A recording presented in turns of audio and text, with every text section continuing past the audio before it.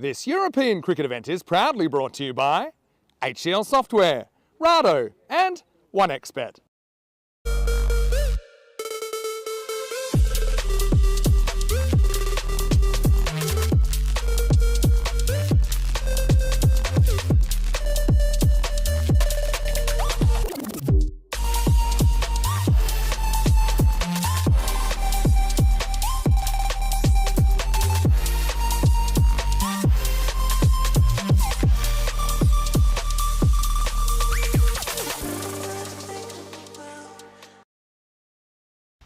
And it's a warm good morning to cricket fans from around the world. Welcome to the Mladost Cricket Centre here in Zagreb for the continuation of this European Cricket Series here in Croatia. And what a series it's been so far. A bit of everything yesterday.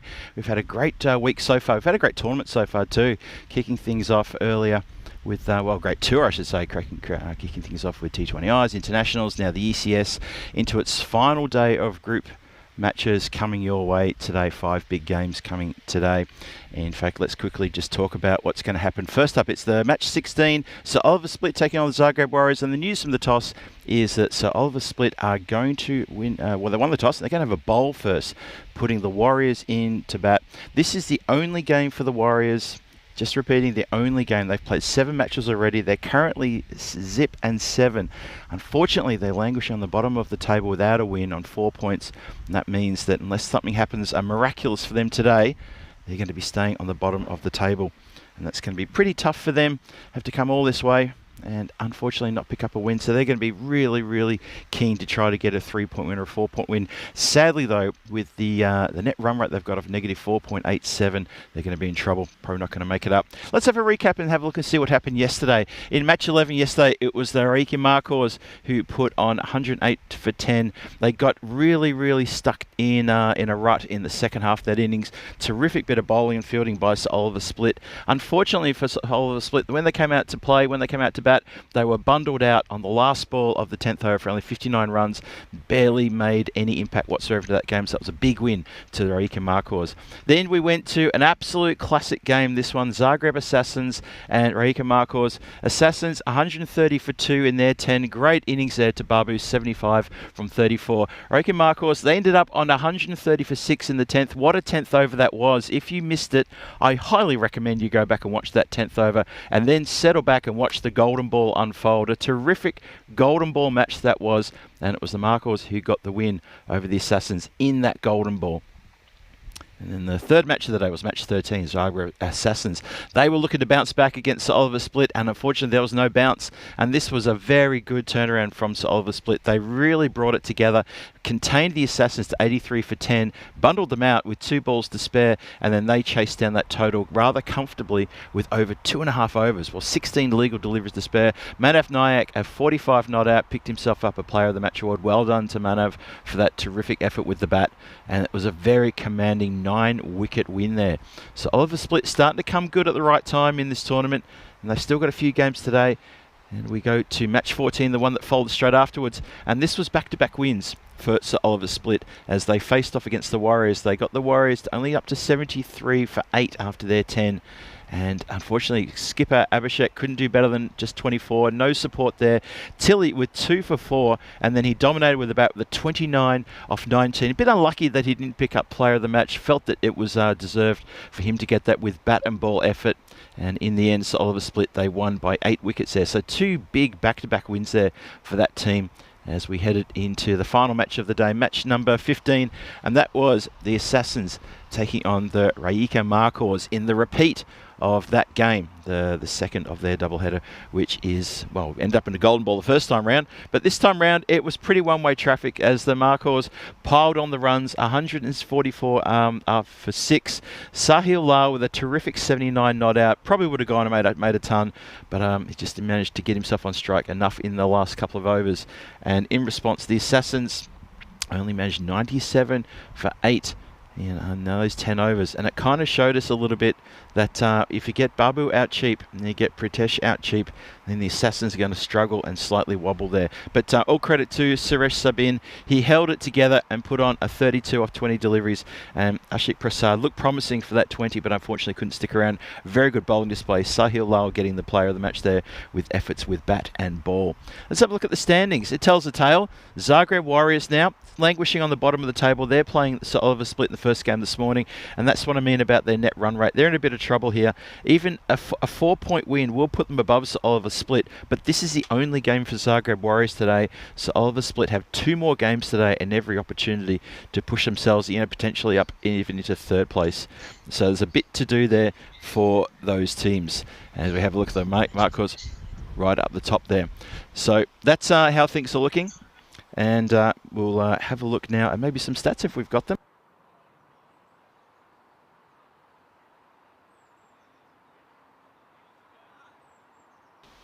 And just a bit of news coming in from the officials that the first match will be delayed by a few extra minutes, I think 10 minutes. So let's have a look at some of the stats here. If we have a look at the Maximo rates. So overall, 6.9 sixes per 10 overs there, and as you'd expect, the Reika Markos at the top there with 10.8 and Sokol 7.7. You can see there it all comes down the line.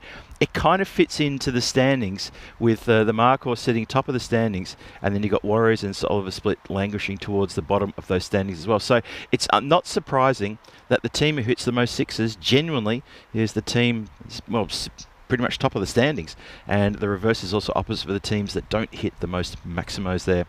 And that is a really good stat to see. That's after 15 matches too, by the way. So up until the end of last night, 3,145 runs. That run rate, the average run rate, 10.7. It's an interesting one because we've had several first inning scores that have been really quite high, pushing into 160s, 140s, high 130s, that sort of thing. But also shows that we also have gone the opposite way. Teams have been bundled out for very low scores. So that average of 10.7, it's kind of skewed, if you like, because we've had some very extreme scores, both low and high, and that's why we're ending up at 10.7 there. Interesting to note. The Maximos aren't outpacing the fours are outpacing them. There you go. So the scores batting first. Yeah, the highest score of 163 and the lowest is 73. That's quite a range. Anyone who's done a bit of studies in statistics will look at that spread and sort of say, well, after 15 games, that is quite a spread. Very unusual to have that kind of gap between that 73 and the 60. That's a 90-run gap between the lowest and the highest. The team batting first generally is winning here. That's 11-4. That's also worth noting as well. For the first 7 matches, it was 7-0. 7 times the team batting first was winning, and so that got changed around on Tuesday. And obviously we had twice yesterday where the team chasing successfully chased. The highest successful chase, 109. That's interesting to note as well. So chasing here is difficult. It's probably down to the weather and also maybe a bit of play fatigue as well. It's been incredibly warm here at the Mladost Cricket Centre here in Zagreb. Zagreb, Croatia and all Central Europe, and even all Europe is suffering under a bit of a heat wave at the moment. I know there's been, I was reading the news last night, and there's been a bit of a few bushfires around a few countries. I know Spain's suffering as well, Croatia's suffering, Romania as well. So thoughts go out to people who have been hit hardest from these events, and we hope that they can recover quickly and get back on their feet. But that's interesting to note though about the scores there. The highest successful chase 109, the lowest score defended 108. Have a look at the hat-trick Hall of Fame there. And we did get a hat-trick yesterday. We did indeed, and the next page is going to show you. And we should sing the praises of that man there, Wasal Kamal, captain of the Reika Markos. He stepped up and picked himself up a hat-trick, a very good hat-trick against the Sir Oliver Split team. And he and his fielders and the rest of his bowlers absolutely demolished Sir Oliver Split, put them to the sword, and it was a massive win they had yesterday in the match. Which match was that? That was the start of the day, the first match of the day, where we had the Markos getting 103 for 7, and then they bowled out Sir Oliver Split for 59, thanks pretty much to that sensational hat-trick there. We also had a golden ball yesterday. Wow, we had a bit of everything yesterday. It was sensational. So yesterday, the Zagreb Assassins and Reika Markos, they went head-to-head in the second match of the day yesterday, and they had the 14th golden ball for the year. Massive game that was. Golden Ball 82. The Zagreb Assassins, they did well. They held on in that Golden Ball. They were the fielding team. Reka Markos were the batting team. The Golden Ball was smashed out towards the cover boundary. It was fielded successfully, very well. It was Ashik Prasad who picked it up. He steadied himself, and his throw back to the keeper was sensational. And in the end, it was a comfortable run out as they were coming back for the second. And it was a win to Zagreb Assassins. Well done, the Zagreb Assassins, for picking up the win there in that Golden Ball effort there. In the return match, though, when they came back, Reka Markos got their revenge and they destroyed the Assassins, got themselves a big win. And that was the last match of the day last night. So there you go, Golden Ball, hat-tricks. We haven't had a century yet. Babu got close to a century, but we haven't quite had the century yet. Maybe we might get something today. You never know. It's 5 more matches today of the group stages, so we've still got a little bit of cricket to go through today. Finals tomorrow, of course. Don't forget the finals coming your way tomorrow. And looking at the standings, it looks like, well, the Reka Markos have booked themselves to Friday action. I think Zagreb Sokol can pretty much prep themselves up to get into there as well. And of course, the Zagreb Assassins, they should get into the finals as well. Here we go. Let's have a look at this. There he is. There's the new icon for European Cricket Network. The duck with the bat and the ball. Probably need to try to get that stitching on the ball looking a bit better, because I mentioned to Rico yesterday that when I first viewed that from a bit of a distance, I thought that was an egg. It's not an egg. That's a cricket ball. It's a white cricket ball. So what should it be named? Hit the QR code, have a look at the options there, and strike a vote if that tickles your fancy. Why don't you have a look at that and give us your thoughts on the voting on the name there. It's not always the most popular names there, but look, it's there, and if you want to be a part of it, please feel free to enjoy. If that's not something that's going to tickle your fancy, hey, that's okay as well. We know our fans are very passionate about the sport and about the European Cricket Network, and on a personal level, I thoroughly appreciate that for everybody when they drop in their comments in the chat, and they're dropping a little private message to me as well. But there it is. There he is, looking resplendent there in his blue outfit, and he's got a bat and a ball. He's ready to rock and roll. Those big eyes. You look into those eyes, how could you not love him? So get a chance to have a say in the naming. Click on that, get that QR code up and running, have a look at those names, and jump in there and get involved. And we can see what we can do with that, and I'm sure there'll be much more of that icon being talked about later on in the year. I know we'll see a lot more of that, and also find out how it's going to be used, how it's going to be utilised, in what sort of parts of the European Cricket Network we'll see it. And speaking of ducks, I can tell you now that Sir James Pond is having a lovely day off with Rico Full today. They're going to be touring around the lovely city of Zagreb, exploring all the little nooks and crannies and that wonderful city. I had the day off on Tuesday and found a few bits and pieces. The Museum of Broken Relationships, Museum of Hangovers. There's actually the solar system. I'm not sure if Rico and I talked about that, but the solar system is here as well. And so that's really interesting as well. Yeah, so they've got the moon. They've got the sun placed in a main road. Then from the sun, you go outwards, and you find all the planets, and they're the miniature distance away from the sun. Let's have a look at the fantasy dashboard for the up-and-coming match 16. So Oliver split with one change. Matthew Johnson comes into the side to strengthen the batting. And on the Zagreb Warriors, they've had a few changes. They've just struggled to get a team together on the board, which is a bit disappointing for them. That's pretty tough that they have to sort of bring in a couple of new players. But they've got a team here, which is the most important thing there. Armand Kumar comes in the side. Ramzan Khan comes back into the side. That's good. That'll help strengthen things for them. Hossein Mohammed as well is back into the side. So the 73% chance for a win here for this team from Split, and Zagreb Warriors only getting a 27% chance of picking up the win here, according to our supercomputer.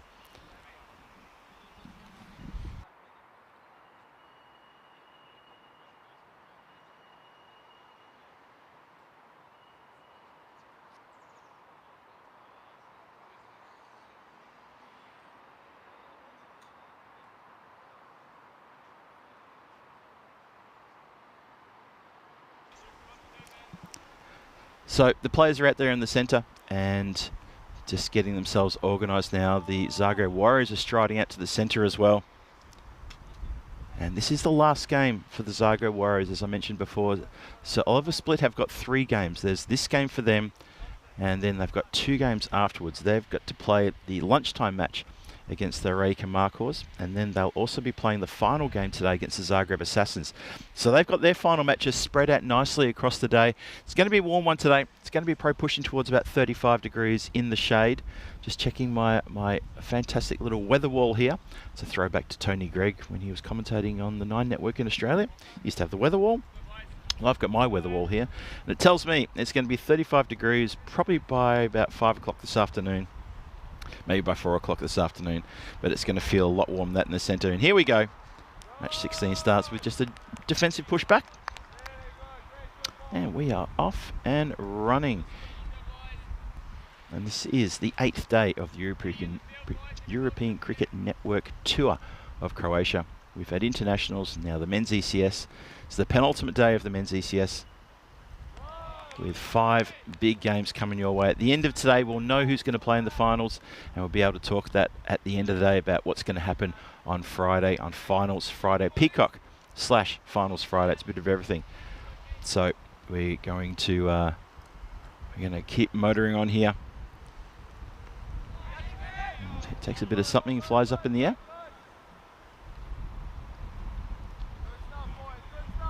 So it's good to see Luke Vukuzic. He's got the ball, bowling nice and tight already.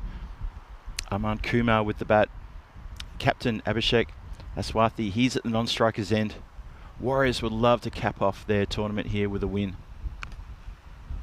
Unfortunately for them, as I mentioned before in the introduction, the win will probably not have anything to do with the placings in terms of the standings. I'm not sure they're going to be able to do enough today to try to force themselves into 4th place. And as we know, when there's 5 teams playing in an ECS, the team that comes 5th, unfortunately, does not take part in Finals Friday. Well, that's going to help matters. That's going to boost a bit of confidence. A nice early morning strike for a big 6 there towards a very squarish deep mid-wicket. Vukuzic just straying there towards middle, slightly slower as well, didn't have a lot of pace on it, and that's been picked up nicely from by Aman Kumar.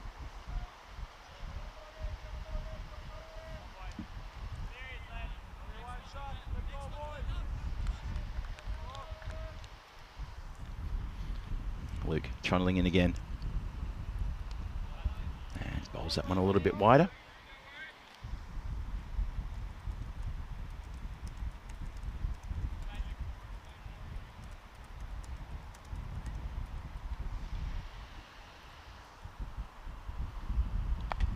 Uppercuts, and uppercuts beautifully. Couple of bounces. I think that's just inside the line. Yep, it is just inside the line. And that's going to go all the way for 4 runs. Nice shot that. Nicely struck. So a good positive start here from Aman Kumar. First over is done and dusted. It's 11 runs on the board. Zagreb Warriors with a couple of boundaries in that over, and there was a wide ball as well. Just have a look at those Maximo rates. So the Zagreb Warriors averaging 4.3 after 15 matches, averaging 4.3 Maximos per 10 overs. So they've already picked up 1. They love to push down the accelerator and get a few more in these in the power play. They just put a little bit of a scare into Sir Oliver Split, who looks like they will qualify for finals. They would have to drop all 3 games badly today in order to not make it to finals tomorrow. And they are the reigning champions too from 2024. As we look to start the second over,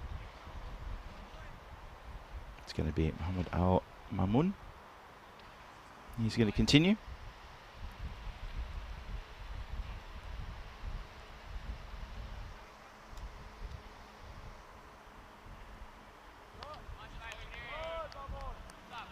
Get through with good dot there.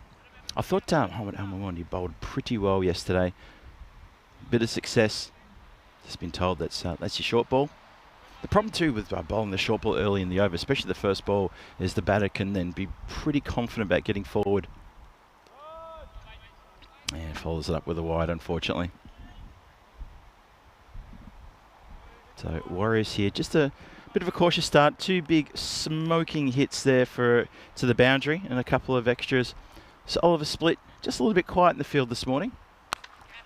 Miss hits this one, does get over the infield.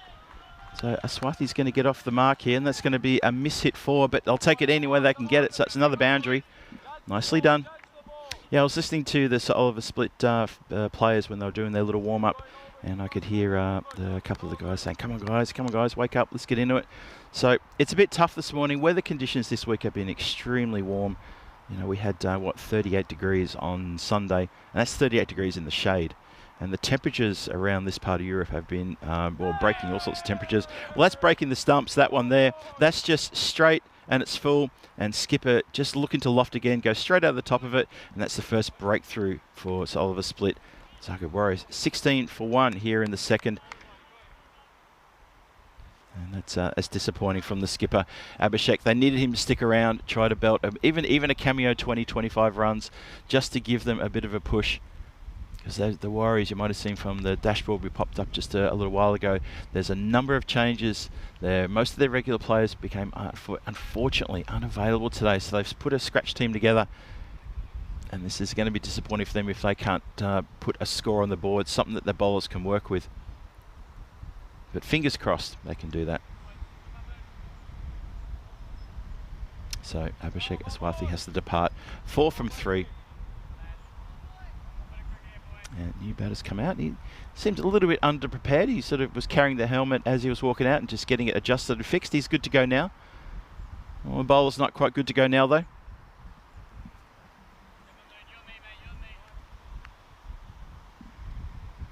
$16 for 1, halfway through the second.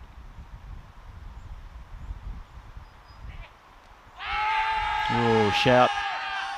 And they're going to, oh no, now they're going to take a quick single here, and they might as well, because the ball has just waddled its way down towards third, and nobody was really awake to that except for the play at the non-striker's end. That was Aman Kumar. He said, come on Ramzan, let's go. Let's at least take a single. Ramzan's just wandering off to a square leg, just sort of trying to have a think about the appeal and trying to consider what would happen if I was given out maybe. You need to be onto that bit quick there. Just a bit of a slow start. A few cobwebs in the players this morning. Just a few little funny old moments there. 17 for 1. Last ball of the second coming up. And good morning to everyone in the chat as well. I'll get to you guys in just a minute.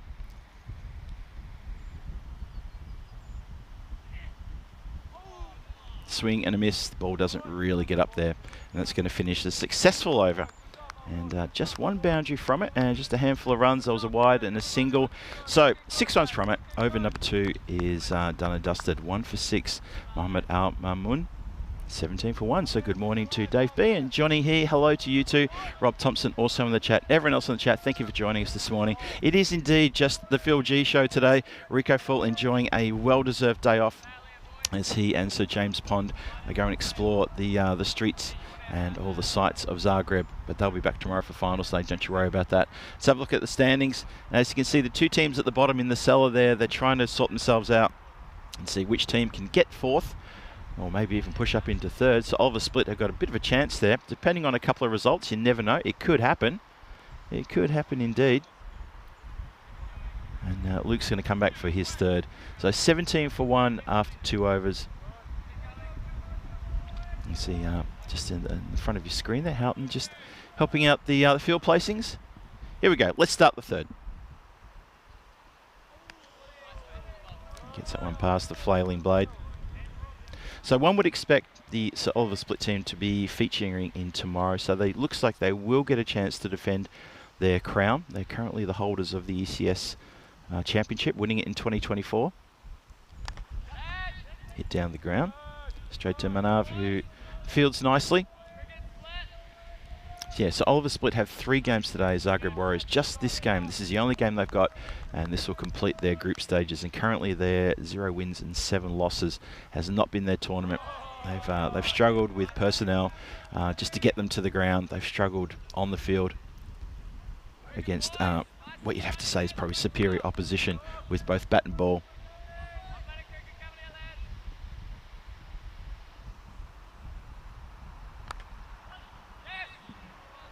Nicely played for a single there. Also worth noting, in the game that they played yesterday, these 2 teams, that was the 4th match yesterday, Zagreb Warriors and Sir Oliver Split. The Warriors went into bat. They put 73 for 8 on the board after 10, and the team from Silver Split, they chased that down quite easily, in fact, with a loss of only 2 wickets. That is a good shot. That's a really good statement of intent there from Khan. Lovely strike. Ramzan Khan has hit that one beautifully. Look at this one again from side on. This is going to look good. And he goes crunch. Sort of ducks the head a little bit. And it's all just swatted out. Wasn't a full-blooded hook shot. It was a nice shot nonetheless. Well played. Oh, I got my first wasp in here today. All right, going to have to go to the manual wasp remover, the old fly swatter. Yeah, that ball's got a long way back. I can see there that there's an ECN official plus a player there, and they're giving the wave. They've given up. They've said, no, it's definitely gone. It's definitely completely and utterly gone. And a new Grizzly is going to be summoned to the centre. 25 for 1. Last ball of the power play pending. They've been hitting boundaries in every over, so that's a good sign. And you saw in the stats earlier that Zagreb Warriors are only averaging 4.3 maximos per innings, per 10 over innings. So what have we got? We've got 2 already. So that's good. That's a good start. Oh, looks to put a third one on the board. Looking to go downtown is Ramzan, and he misses that one. And that is going to complete Luke Vukicic's spell. He's got none for 19 from his 2 there. 25 after 3 with the loss of 1 wicket for the Zagreb Warriors. Got a bit of a slight little platform here from which they can probably kick on. 25 runs is not the best, but it's not too bad. They've only lost 1 wicket as well. But a fair bit of work still to be done. Have a look there. Started with 11, a couple of boundaries off that first over. And a nice quiet over for the second. That was Mohammed Al Mamun who bowled a terrific second over. And Luke's next over went for 8 runs. So it's a tough old morning here. Just repeating again that the 5 matches we've got today under very warm conditions, expecting to get to about 35 degrees. Probably by the time we get halfway through the 4th match today, that's probably the peak of the heat of the day, and it sort of sticks around. And also, just to the viewers outside of Europe and outside of the EU, just remind him that it's very, very warm conditions in Europe at the moment. It's been a very hot August. Apparently, high temperature records have been broken here in Croatia and in a couple of neighbouring countries as well, in Greece and in Romania and a few other countries. So it's very trying and testing conditions in this part of the world at the moment. And obviously we've got a fingers crossed for a bit of respite, maybe towards the end of the month. I think from what I've seen from the weather forecasts around Europe, it looks like we could have maybe a bit of a swing around of the weather. Maybe the wind will move around from the south to maybe to the north, and we get a bit of a chance for a breather. As we're about to start the 4th, here we go. That's the stretch for that one. Stretches for it, looks for a wide from the umpire, but I think the reality is that the batter was just stuck on the crease. And Ramzan just, he had to stretch for it because it was a good delivery.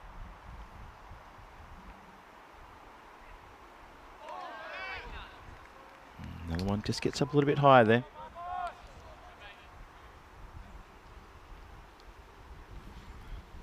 So hello to Rico and Sir James Pond if they're currently having breakfast, maybe back at the Diamond Hotel at the moment.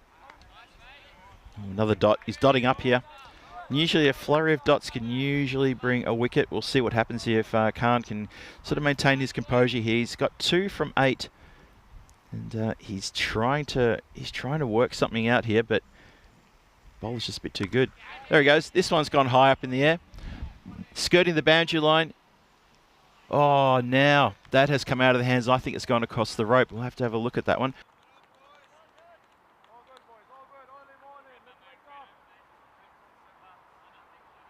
Let's see as it comes down. There's the fielder into the hands, and oh, it's gone over for 6. It has gone for a maximo. Good work there from 2 circles. You can see there very clearly. Hits the hands, bounces over the rope, and that's disappointing. Almost taken. Swing it.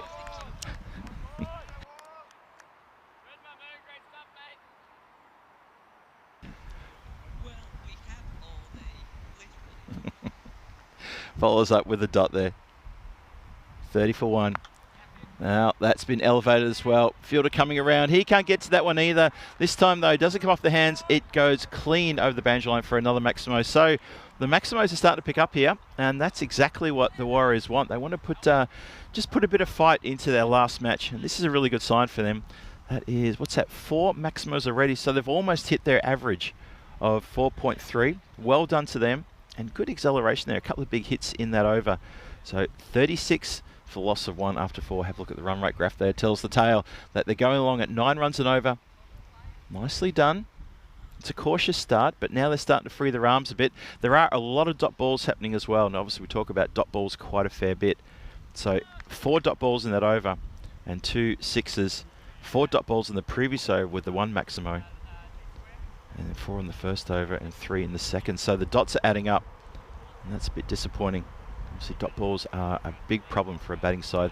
That's 15 dots out of 24 deliveries. That's a lot of dots. 36 for 1. We start the 5th, and Nayak's going to come on. Slow things down a bit, completely take pace off.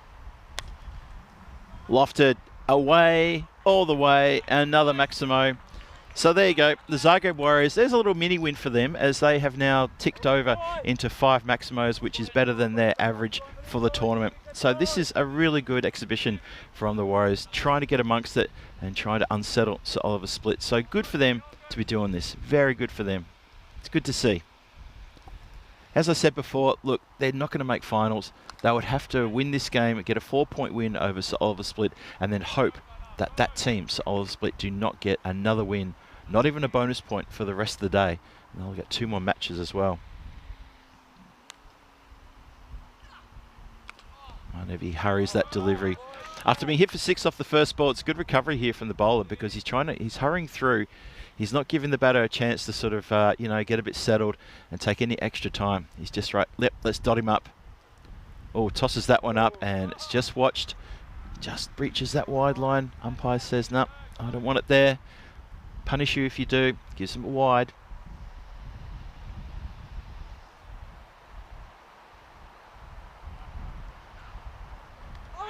Oh, now there was a something on that. There was indeed.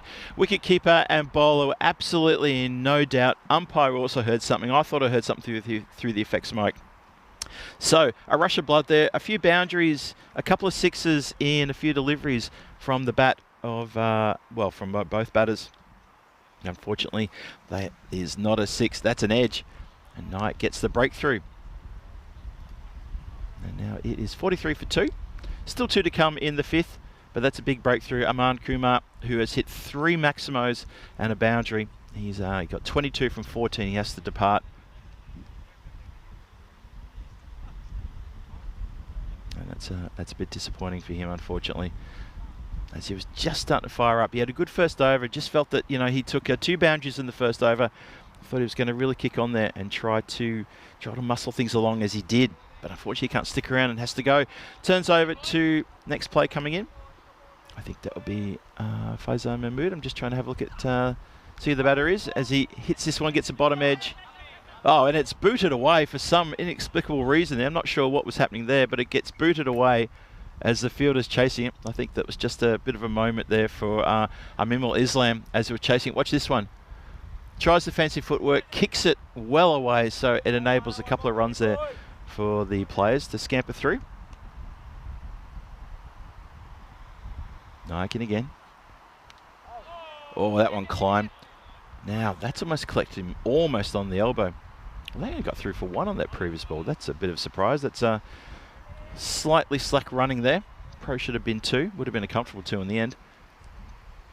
But Naik finishes with a very good dot, and it's only 8 runs from his over, and he picks up a very important wicket as well, the one of Aman Kumar. So it's halfway through the innings now. Oh, that's me. That's because I'm going to give you a quick little analysis here and say how things are going. Well, look, the Zagreb Warriors, they've got 44 for 2 on the board, and I think this is actually, so far, I would call this above par from what we've seen from the Warriors in this tournament already. So there's every chance to try to kick on here. However, things will be made difficult as Oliver Tilley gets the ball. And he played a couple of good games yesterday. I think he's come really good with the bowling in this tournament. Up in the air, chance for catch.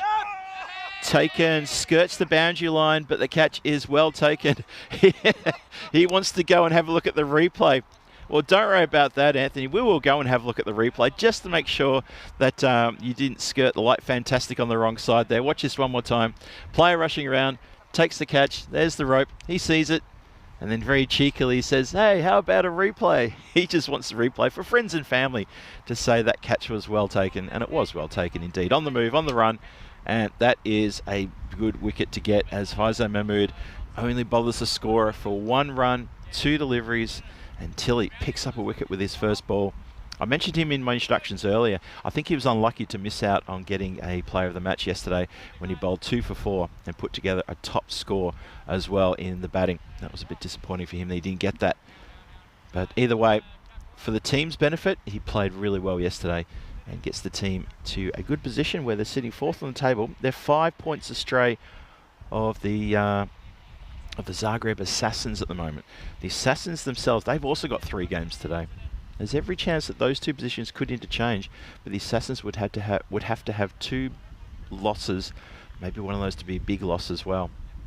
So still a few positional changes. Obviously, whoever comes 3rd and 4th, it's academic because they both play the Eliminator on Friday. That's how we do the finals. Just a bit of a recap quickly for you as we have that wide delivery bowled. The teams finishing 1st and 2nd will play Qualifier 1. The teams finishing 3rd and 4th in the standings at the end of today will play the Eliminator tomorrow. And the loser of that will bow out of the competition. Nicely tucked away off the boots. It's going to fly away. That's going to go all the way to the boundary as well. Nice shot indeed. Well done. 4 runs.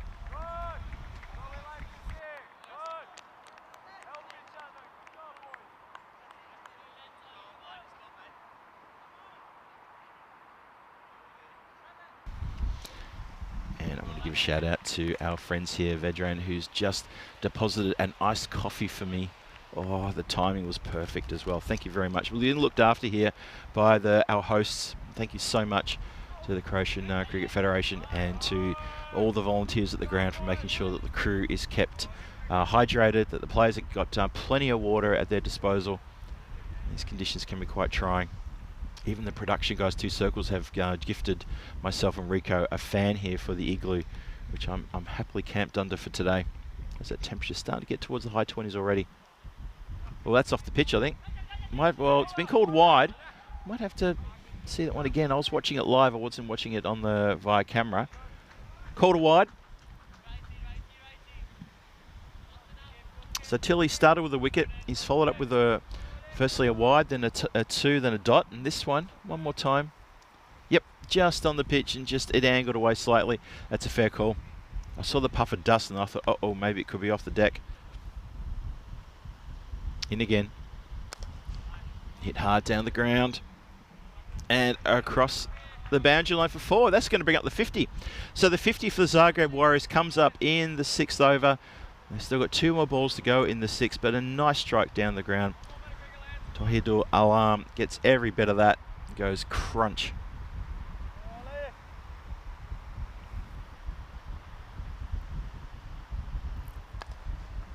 This time he goes through the covers. Boundary rider out there makes no mistake. And it looks like that's just going to be the one.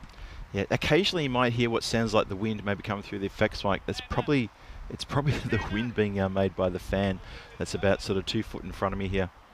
So they're going back and forth. So apologies if that's a bit too loud. If it is a bit too loud in the chat, let me know and I can turn the fan down or I can try and sit back a bit further. Don't want to have the sound of like a breeze constantly going through the effects mic there. There's another wide there. Tilly's losing his radar a bit.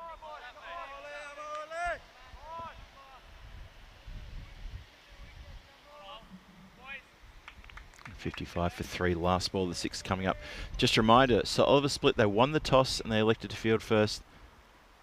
And so far, I think they'd be pretty happy so far. This is definitely in their arc, if you like. That's a great shot. That's in the batter's arc, that shot there. So Alam here has played a lovely strike. I think that previous 4 was actually credited to Ramzan. Apologies for that. I think in the scorebook it was around the wrong way, but that's been fixed and that's been rectified. So it's Ramzan Khan who's at the non-striker's end, who's been belting the ball around a little bit this over. But that 4 was a very nice strike, and that was definitely from the blade of Alarm. Now, there's a bit of discussion here. Maybe have they lost count of the wides and lost count of the overs? I'm not sure here, but I think the over's done. I'll add up what I can see. I can see 1, 2, 3, 4, 5, and that last 4 should be the 6th ball of the over. That's how I see it. Nicely done. We're a few down here in the blue crew today, so the scorers, I'm trying to help them out with as many replays and as many hand signals as I can possibly do from the other side of the ground. But they are doing a terrific job up there in that little white tent. It sometimes pops into the screen. Here we go. Let's start the 7th. Good delivery to start the 7th too. Sidhu gets it right over the top of the stumps. Close. Close. Dave B saying, I can't hear your fan over the noise of my fan. Fair enough, Dave. Fair enough. Yeah, it's a bit like that, isn't it, on continental Europe? I'm sure everyone's got the fans and the air conditioners going, but especially even at this time of morning, it's been a real blistering heat wave that's been hit the continent. That is blistering as well. That's a lovely strike. Well, I got to say, I'm getting very impressed very quickly with Ramzan here. He is stepping up to the plate and he's delivering it piping hot to the table. This is a lovely strike. Gets every bit of that and it goes for full value for shot there. And so at the risk of making a bit of a Star Trek reference, I've got to say I'm enjoying Khan. Give me a nod if you get that. And again, go straight this time. Oh, a bit of work for the players to do here. Nicely done. Manav gets around, he's very quick across the ground and his throw is excellent back to the bowler as well. Sidhu just straying pretty much towards middle stump there and gets taken down the ground. Nice shot, but well fielded. Equal to the task was the fielder. 66-3, halfway through the 7th. Expected score says 98. I tell you what, if the Warriors can get 100, this will be really, really huge for them. Just on a real personal level for them, because they have toiled, they've struggled. It hasn't been their tournament. They have made scores in the hundreds. On Tuesday, they made 100 for 6, and then they made 103 for 4 in both losing efforts. This one's gone up in the air. Now, has it got the legs? It's just, there was a bit of a moment there where I thought, oh, player's going to set himself for the spoil. And it was Mohammed Al Mamoun. He can't quite get the reach on this one. It went very, very high. You see there, it comes down on the opposite side, so there you go. Yeah, the Warriors haven't made huge scores. 97 for 6, and then 72 for 9. And then they were bowled out in the last match on Monday on day 1 for 48.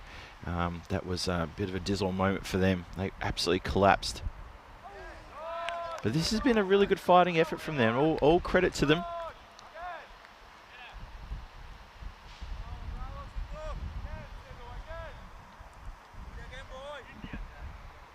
So one more to come in the over. The players are having a little chat, maybe about the dots.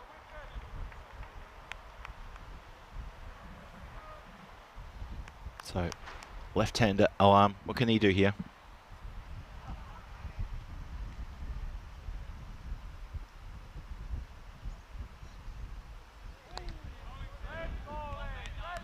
That's a good lifting delivery. And it's going to get through for a dot. Umpires are happy with that. Umpires having a little chat with bowler and with also, I think maybe the batters involved in the conversation. Not sure why. Maybe it was a bit of a talk about bowling on that angle and the fact that you were running right in front of him there, and I don't like that. Umpire quite within their rights to just remind the players about that. We saw that quite a lot over the last few days. The right-arm speedsters who are bowling around the wicket to left-handers, and they're just, on their follow-through, they're drifting right in front of the umpire. There's not much the umpire can do if there's a leg before wicket shout, and we've already seen that happen over the last few days. And I think that happened on Monday, and you felt that was a clear leg before wicket shout, but the umpire said, look, I can't see. If I can't see, I can't give it. So umpire Popovic there, just not quite ready to go. Helen is standing at square leg. So it is actually still one to go because that was a wide that was shown earlier.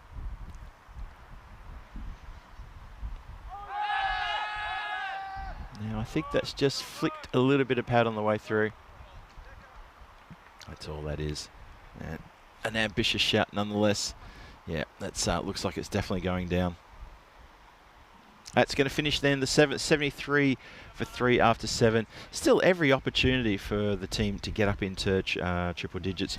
Yeah, just sort of just going through the last couple of days of scores for the Warriors and just trying to find what's their best score and can they equal that or do better. Looks to me like the best score is 103 for 4. That was in the match of match 10 against Rijeka Markors. They went down to that one.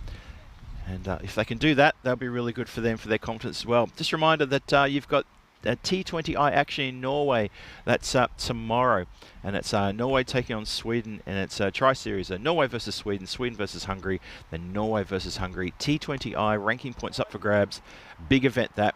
And that'll be on the European Cricket Network from tomorrow. Same with our Finals Friday, our Peacock Finals Friday. Oh no, that's gotten through a few players. Boundary rider can't stop it. Sticks out the mitt. That's a little disappointing there. Angus McMahon maybe should have done a bit better there on the boundary. And he'll have to make up for it when he comes to bat. Have to hit a boundary himself. You see there just a little touch of the fumbles. A touch of the Thursday morning jitters possibly. They're trying to muscle that to leg side. It's another miss hit. But the intent shown by Zagreb Warriors is very good, very positive. I'm liking what I'm seeing. I hope you're enjoying it too. Wherever you're watching from around the world, I hope you're enjoying it as well. There's a good intent here from these batters. They're struggling with personnel. Haven't got the full strongest team available to them. Unfortunately, they've had a few issues with that. Only because people are unavailable because they've got prior commitments. Just a few little problems there. Had a lot of change. I think there were 6 changes into the side as well. So a few problems. And if Nayak's bowling pretty well. He's been very economical.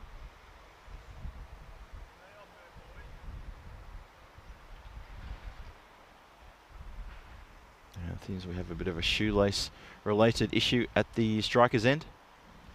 Sam Houghton testing his shoelace tying abilities for the batter. Gets a smack on the shoulder for a thank you. Ramzan Khan, he's got 31 from 19. He's looking like a real bright spark here for the Zagreb Warriors. It's a shame that this is their last match. You feel like Ramzan's just starting to come good here. Halfway through the 8th, 2.5 overs to go. Now I'm just waiting for Sam to get his gear on after clearly the wicketkeeper doing the shoelace tying means he has to remove his gloves and the inners probably as well. Elevates up and it lands on the other side of the rope just next to the comms area, and that's a big 6 down the ground. Nice shot there from Ramzan. So once again, Khan has delivered a big powerful blow here against Nayak. He doesn't mind his bowling. He's hit a 4 at the start of the over. Now he's belted a 6. Stepping up here. 37 he's got now off 20. It's gone leg side. I think it's missed the lot. Lock, stock the lot. We have to bowl that one again.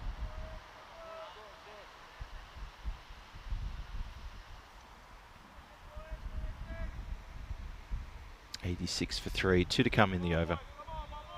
That expected score now, just with a big couple of hits in this over, that expected score has jumped from 99 to 109 in the blink of an eye. That goes quite wide. Houghton takes it one-handed and threatens to knock the stumps down. Flirted with the wide line. Umpire Helena says, no, that's fine. I like that. Last ball of the 8th coming up. Last ball for Nayak. He gets a little bit of jump there, a bit of a bump, courtesy of the pitch. Houghton tries to effect a stumping, and that is going to be the end of the over as the stumping is has nil effect. 86 for 3 after 8. So Ramzan Khan, 37 off 22. He's batting really well. A couple of big, clean hits as well. That one down the ground that landed next to the comms area was quite a big shot. Really nicely hit. I think without him, they'd be in a world of trouble. But it's also good from Alam. He's sticking around. He's giving good support. So the Warriors look like they could post a score. Well, I'd say probably they should be aiming for over 100 now. Look at that run rate. the graph is ticking up nicely. It's gone from the third over. It's pretty much gone up all the way, just ever so slightly, but that is a definite inclination of that line, which is always positive. Down the ground from Alarm, picks up a single, does the right thing, gets Ramzan on strike. And this is Angus McMahon now, who had a bit of a touch of the fumbles in the previous over, let a boundary get through. Let's see if he can make up for it, maybe pick up a wicket for his team.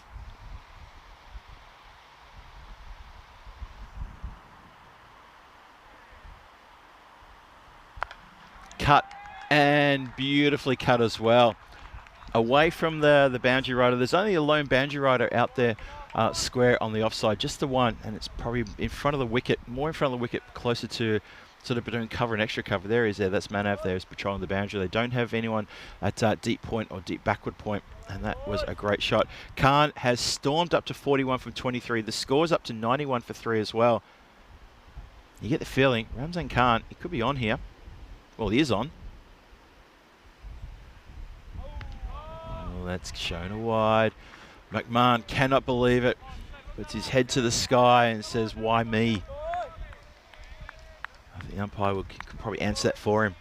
Say, well, it's probably because you're the bowler. Good morning to Liam O'Donnell. He joins us in the chat as well. Hope you're well. That's a much better delivery. Bowls it one beautifully. Houghton knocks the stumps down just to be sure, just to keep the batter in the crease as he went for a bit of a dance down the wicket. Watch this. Here we go. Skip, skip, and miss. And down goes the bat. And in a moment, there goes the stumps. Good work though from Keeper, just to keep the batter honest and say, there you go, that's where you play and this is where I play, so make sure you stay there. 92 for 3. You'd think they should get to the 100. They might be on the cusp of actually getting their best score of the tournament, the Warriors. Swings hard at this one. It's going to fly out to deep mid-wicket.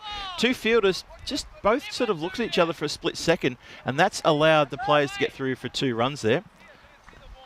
Interesting little moment there. The shot went right between the two, but then both of them, I had a really good vision there. Both of them just took an extra, just an extra beat before they took off. Just in half a second. And they ran in there, but they'd already done that. Good morning to Martin.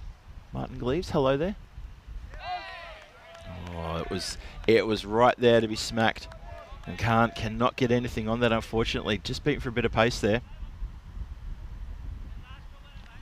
Not a bad over from Angus. He got hit for 4 off the second ball. The next ball went for a wide, and he was a bit upset about that. But since then, it's been pretty good over. Full, hits the stumps. This is a very good over. That changes from a pretty good over to a very good over. And the players are having conversations. What's going on there? What's the batter doing? Umpires need to probably just explain to the players to just get on your way. Come on, guys. You got the wicket. The wicket's good. You're good to go. I think the batter's just saying, look, you gave me a send-off. I'm just giving it back to you. That's all that is. Yeah, hits the stumps on the fall. Yeah, look at there. You can see Angus walking over to him, maybe just exchanging a few pleasantries there. So I think it's quite fair that the batter has right of reply. But yeah, Angus with a bit of a mix in the field there. But he's come back with a very good delivery, good strong statement there at the end of that over. A full ball, it disturbs the stumps, gets a vital wicket as well. It's a big, big wicket. So well done to McMahon, picks up the wicket. But Ramzan Khan, let's just talk about him for just a moment. 43 from 27, 3 4s and 4 6s, striking just below 160. That's a pretty good innings. In a team that is really struggling in this tournament, he's pulled together a very good innings. So well done to Khan. But he gets clean bowled by Angus, who had a couple of words or a few expressions. I couldn't see. He had his back to us, back to the camera. But yeah, there was just a little bit of heat there, a little bit of spice here early in the morning. It's just gone 9:30 in the morning. It's probably a bit early for that sort of stuff. Not quite handbags at dawn sort of stuff, as my good friend Danny might describe.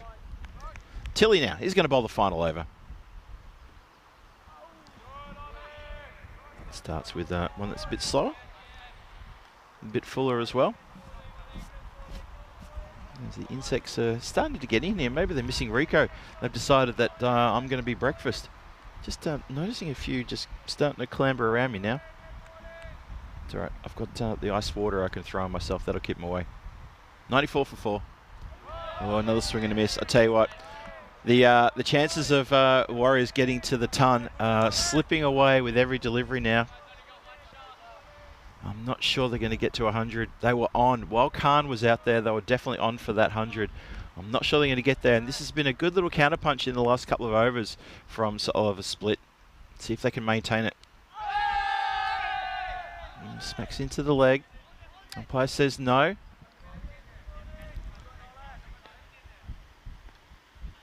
Umpire doesn't show leg by. She's comfortable that there was a bit of bat on that. Oh, no, there it is. There's the leg buys.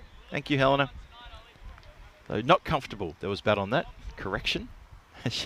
Umpire does show that was indeed leg buys. Swatted down the ground. You know what? That's going to go for 4. Well, suddenly we're back on century watch for the team. Nice strike out of the blue.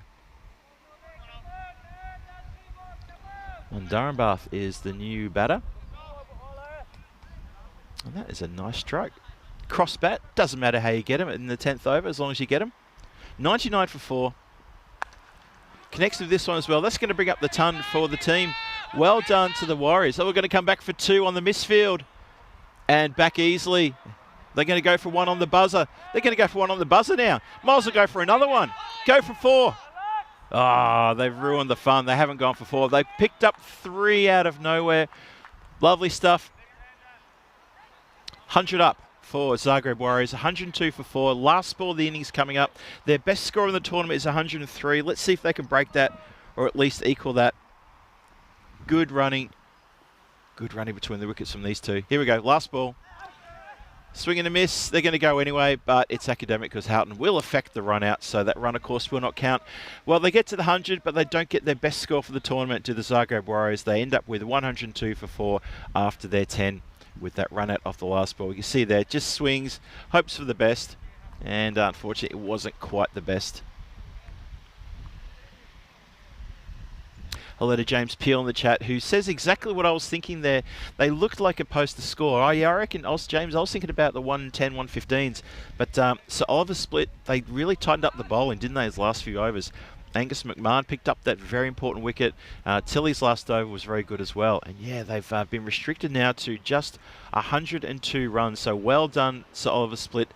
They walk off looking a bit happy. This is a total that's well and truly in their arc. It's definitely easily gettable for them, and it's going to be up to the Warriors to see what they can do with the bowling when they get their opportunity in about 10 or 12 minutes time. So let's have a look at the highlight package and see how it all unfolded for the Zagreb Warriors as they post 102 for loss of 5 wickets in their 10. And it was a bit of a struggle along the way. The first over was not too bad. 11 off the first over. Luke Vukovic got sent downtown a couple of times, one for a big Maximo, one for just the 4. And the first wicket fell on the second over, though, and that's when Mohamed Al Mamun came under bowl. I was impressed with him. I thought he bowled pretty well in that first over. He did go for 12 off his second over, but his first over only went for 6, and that was not bad at all. However, I was talking about the Maximos that were being scored in the innings. Let me just quickly do a count up just while the highlights are running here. So we've got 1 in the first, 1 in the second, 1 in the third, 2 in the fourth, then it's 5, 6, 7, 8. 8 Maximos in total. They're averaging 4.3 a game. So that kind of shows us that they came out with a bigger heart and a lot more intent in this game and try to put a better score on the board than they've done previously. Unfortunately, there's also a lot of dots in there as well, and especially in the first 5 overs, a lot of dots going on there. There's a lot more activity in the second half of the innings. But in the end, they get 44 in the first half, and then they end up getting, what's that, in the second half? Another, 58 runs in the second half. So better second half for them. Just a lot less dot balls as well. Less sixes, but less dot balls. And they have lost a few wickets as well along the way. Only losing 5 wickets along the way. So not too bad, really, for them. You can see here in the package highlights how it's all going there. Not going too badly. And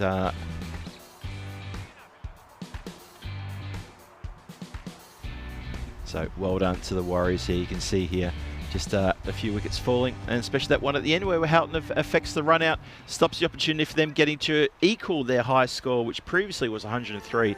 They end up with 102 for 5 after their 10. It's still a pretty good score, all things considered. The Warriors came into this match with less of their regular players than usual, but they've made a real fist of it and they've tried their hardest. Ramzan Khan, that 43 from 27 was an excellent innings from him, showed really good aggression, swinging hard, getting boundaries, getting sixes as well, until he was bowled by Angus McMahon. Then the two of them had a little bit of a funny old staring contest, which was a little bit high school playground kind of thing, but hey, what do you expect from the kids? It's all good, it's all fun, it's all gravy. And have a look at the bowling card there. Wicket shared around there. Unfortunately, Vukovic at the top there doesn't pick up a wicket, and Sheikh Sidhu also just goes for 14 from his single over till he picks up a wicket. Nayak, Mamun, and of course McMahon gets that wicket, the one I just talked about there, the very important wicket that he picked up of Khan. So we're at the halfway point of match 16, the first match of the day. Zagreb Warriors in their final match of the tournament. They've posted the score on the board. It's up to them to try to defend that score if they can, to try to get their one and only win here in this tournament. It'll be token. It won't be anything that should affect the standings. You would think that they have not got enough in terms of net run rate to affect them to try to bounce up to 4th place, so they should probably stay in 5th. But you know what? Let's give them a bit of a rev up. Let's see how they go, and let's see if they can put a bit of a scare into Sir Oliver Split when we come back here in about 8 or 9 minutes time. Phil G here for the European Cricket Network, hoping you have a wonderful Thursday wherever you're watching in the world. This is ECS Croatia 2025, match 16 hanging in the balance. I'll see you back here in a couple of minutes time. Until then, grab yourself something cold. I'm going to go for a coffee. Hope you do as well. Cheerio.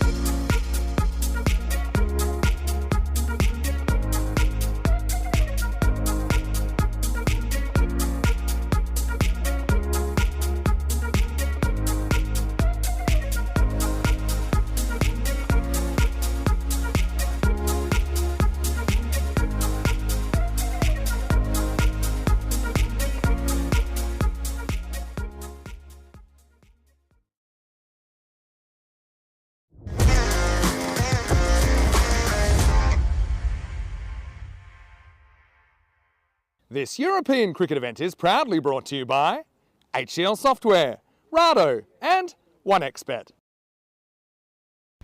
So warm welcome back to all of our fans and our friends and all the ECN faithful around the world as we get back into the groove of this run chase that's coming your way very shortly. You can see the players all getting assembled on the side of the field over there, and the umpires also on their way out as well. There's also a couple of people warming up on the ground. They'll need to move off the ground quick smart. That looks like that's I think it's Zagreb Sokol who are just warming up on the ground. They'll have to get on the right side of the rope there and make sure they don't infringe. Don't need that this time of morning. 102 runs on the board posted by Zagreb Warriors. So 71 is the bonus score total there to keep your eyes on. Zagreb Warriors, if they want to get 4 points, they need to restrict, well, let's put it another way. They'll probably need to bowl out Sir Oliver Split. They probably need to bowl them out to the tune of, well, less than 70 runs just to make sure they get all 4 points. Now, if they do get all 4 points, I guess what that would mean is that they would go ahead of Sir Oliver Split on the standings for the moment. And Sir Oliver Split, that team, they would have 2 more opportunities today to try to push themselves back above there. And we'll see how we go.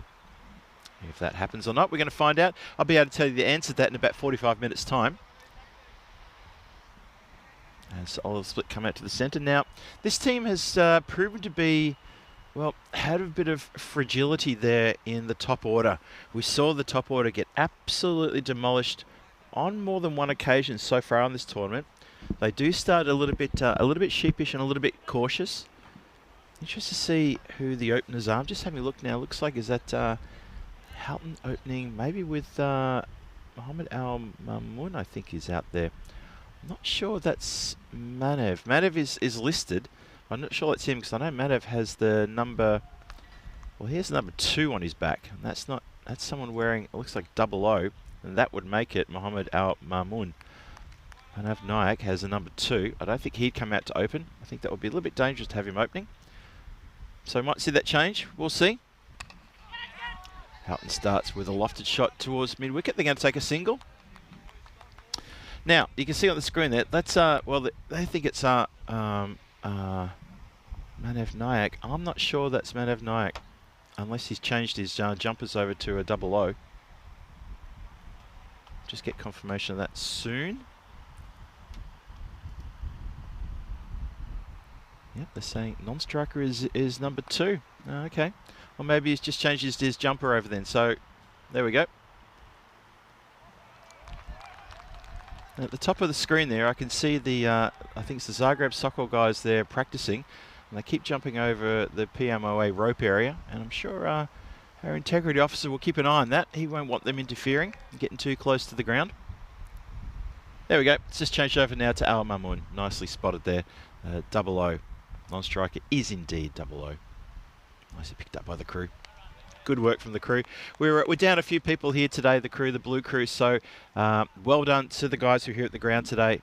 They're going to be persevering through some very warm temperatures. I'm going to give a shout out already to everybody at the crew because there's only a few of us here today. We've got a few people with some days off, a few people from also the volunteers here also taking a bit of time off today because it's been a long old week. We've already been here, well, we've been here for, what, 7 days. This is day 8 of our tour of Croatia. And we haven't had a breath of rain. We've had some pretty warm winds. We've had high temperatures. And it's fair that some of the crew are taking a little bit of time off before we hit the finals tomorrow. And then we've got the ECSW starting on Saturday. We've got, that's right, the women taking centre stage. Oh, Martin Gleaves. Nice one, that, Martin. I'll get to you in a second, Martin, because let's talk about this. This is Khan. Well, you can't keep a good Khan down, and he has stormed into the wickets here with a terrific straight ball. And Mohammed Al Mamun has just completely messed this one up. He takes a slight step out towards leg side. I'm not sure why he'd want to do that. Watch that back leg. There it is. Just that little step back there. And he does that just before the pitch the ball comes in, like he's trying to be ready to shift his weight forward. And in the end, when he swings, it's a nothing swing, and he goes for a third ball duck. Oh, Sir Oliver Split. You've had a few ducks in the top order already in this tournament. Is that going to be living rent-free in your head? Let's see. Let's see what happens.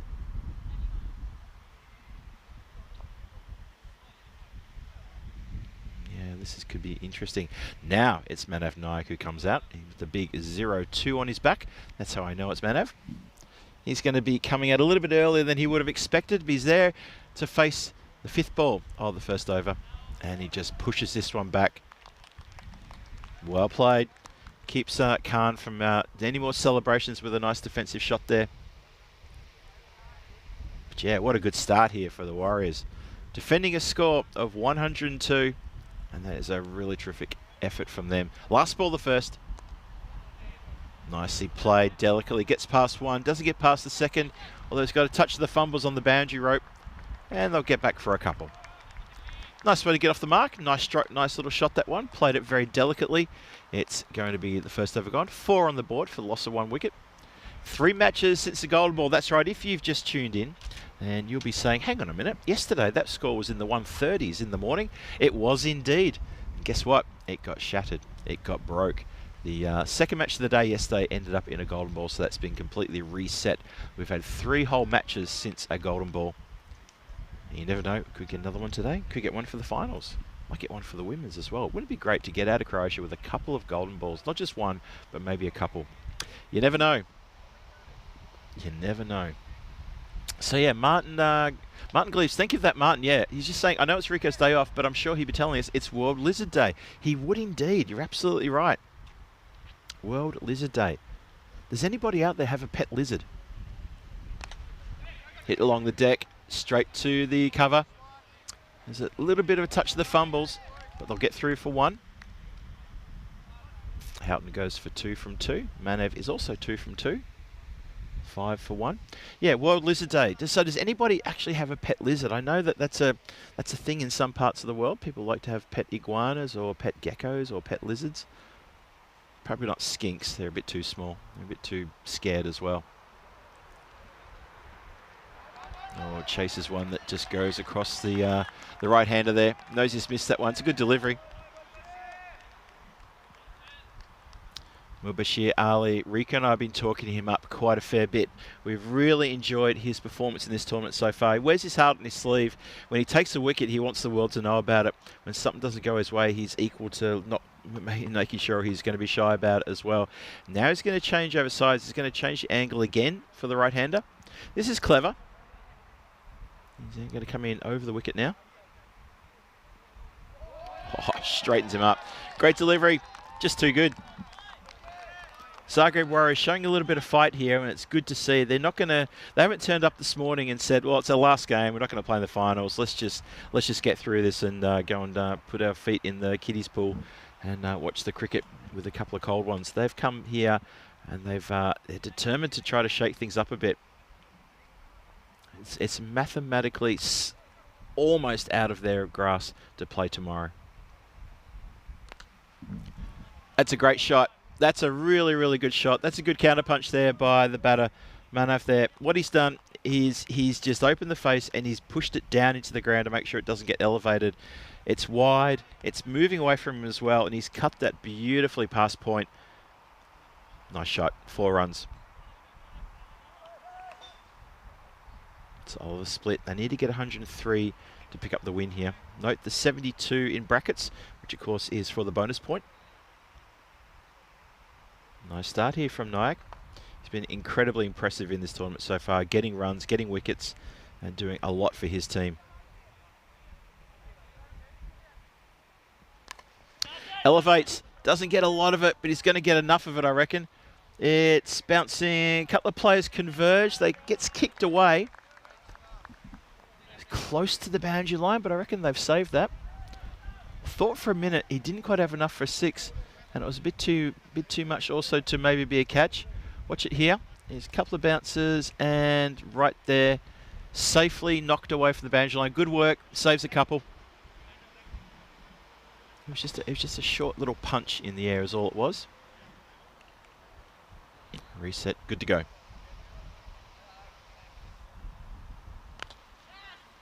That's into the extra cover position there. Good fielding there. Good work. Can't stop the single. They take off straight away. Good running. Sam Houghton is very quick between the wickets. Manav is also very quick between the wickets. So when they play tip and run, you can be pretty sure that that first one's going to get run very fast. Give each other a fist bump and they say, yep, we'll keep that going. Thank you very much. It's 12 for the loss of 1 after 2. And so Oliver Split need another 91 runs. They've got a lot of time to get it though as well. Have a look and see what this means to these two teams. Well, so Oliver Split, they get the win here. That's it. Zagreb Warriors, they'll finish their 8 games with no wins and 8 losses on the bottom of the table there with no point. Well, with 4 points, I should say, not no points. They picked up 4 bonus points along the way. If Zagreb Warriors can pick up 3-point win, they'll be level on points, but their net run rate is quite inferior. And it would be, well, it would be almost impossible for them to try to get a net run rate that would actually put them back into 4th.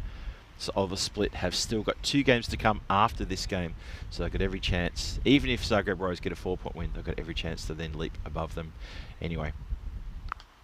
In the air, and that is going to carry the boundary rope, I reckon, over also the ECM banner.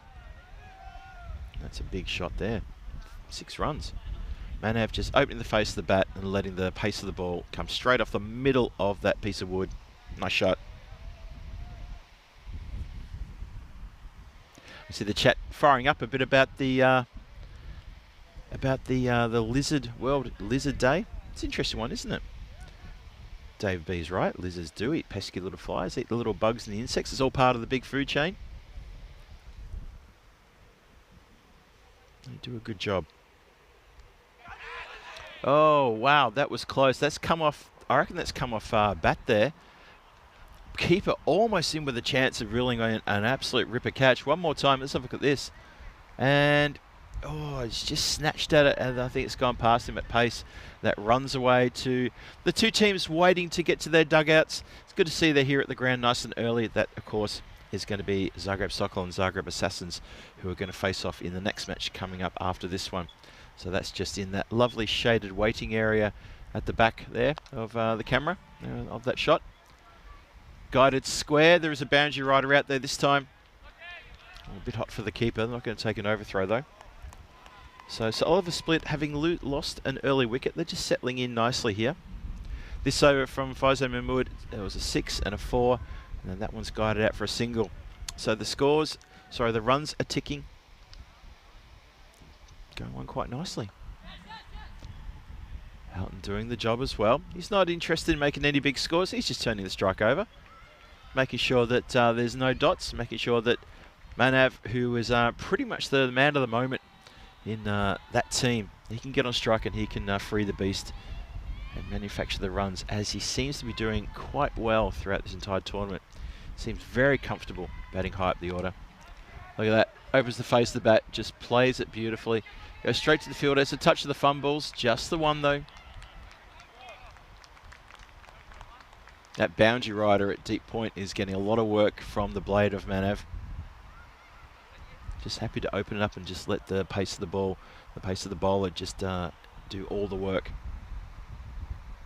25 for 1 coming to the end of the power play now. Last ball of that power play coming up.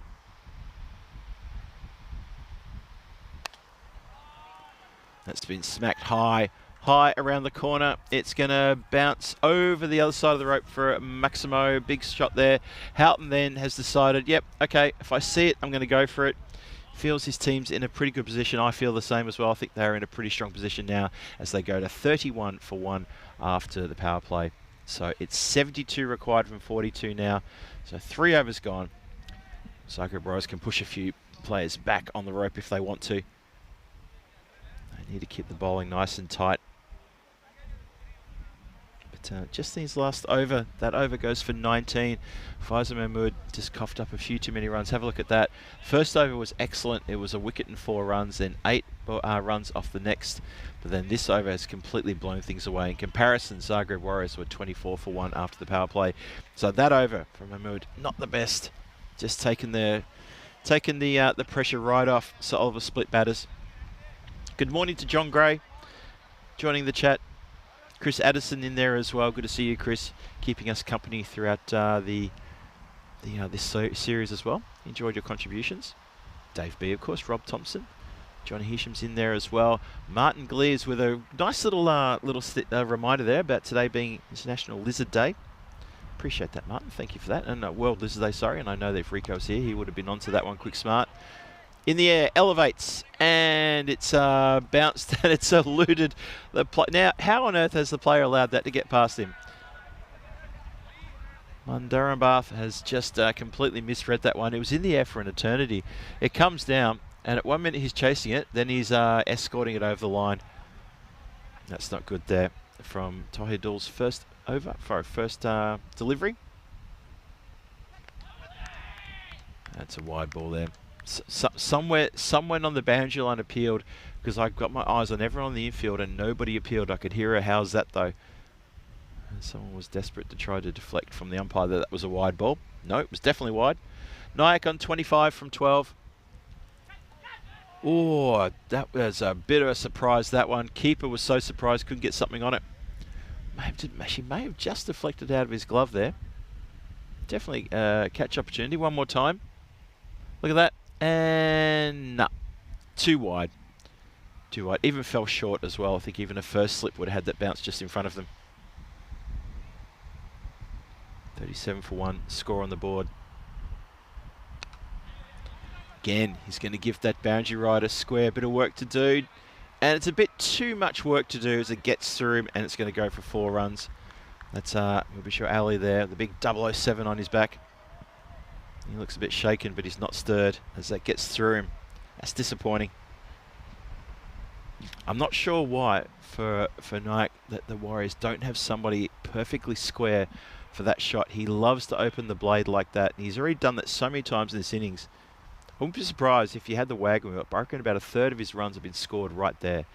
So maybe don't push that boundary rider too far around. Keep him square. Just block that path off and force the batter to have to go finer, or maybe a hit in front of the wicket.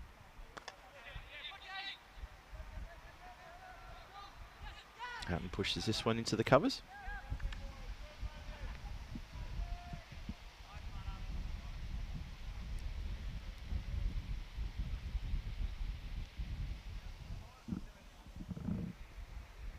.43 for 1. 2 more to come.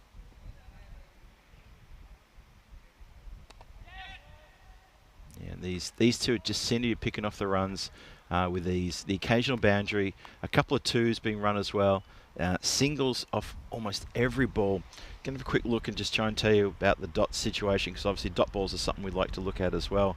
But so far, I think Oliver Split have been very good at that. This one's hit around the corner. There is a player there on the 45, but it goes straight past that player. And also the deep backward square leg has to then get the ball from the other side of the boundary line. Nicely done. So yeah, the dot ball situation, what are we? We're now at the end of the 4th, and there has been no dot ball since the 2nd over. How about that? So we had 1, 2, 3 dot balls in the first over, 2 dot balls in the second over, and since the 3rd ball of the 2nd over, we have not had 1 dot ball, and that's why the scoreboard is constantly making that ticking noise, as these two are just doing it really easily right now, just doing it their own way. Their current run rate's at 12. They need to go at 10.2, so they're well ahead here. So Oliver Split, and only losing 1 wicket as well. Makes a big difference. Yeah, just looking at those numbers in front of me here. Mubasha Ali, he had 2 dot balls in his over, and that was the last time we saw a dot. So good work here. Houghton on strike. Again, just happy to do that. Singles everywhere on the off and the onside, no problem at all. The bowler's just not causing enough discomfort for the batters. So 57 from 36 is what's needed.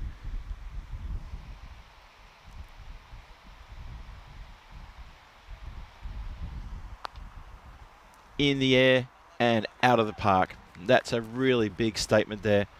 Nyack is playing another terrific innings here. Doesn't matter who his opposition is. He can play against the team that's on the bottom of the standings, the team that's on top of the standings. He is growing in confidence every time we see him play. I obviously had the pleasure of working with Manav last year in the Portugal Night Series, which was my first gig for ECN, my first commentary gig. First paid commentary gig, I should say, because I've done a bit of work with ECN in Czech Republic over the years when ECN comes to town. But yeah, that was my first call-up off the interchange bench at Coimbra last year. A few eagle-eyed people might remember that one.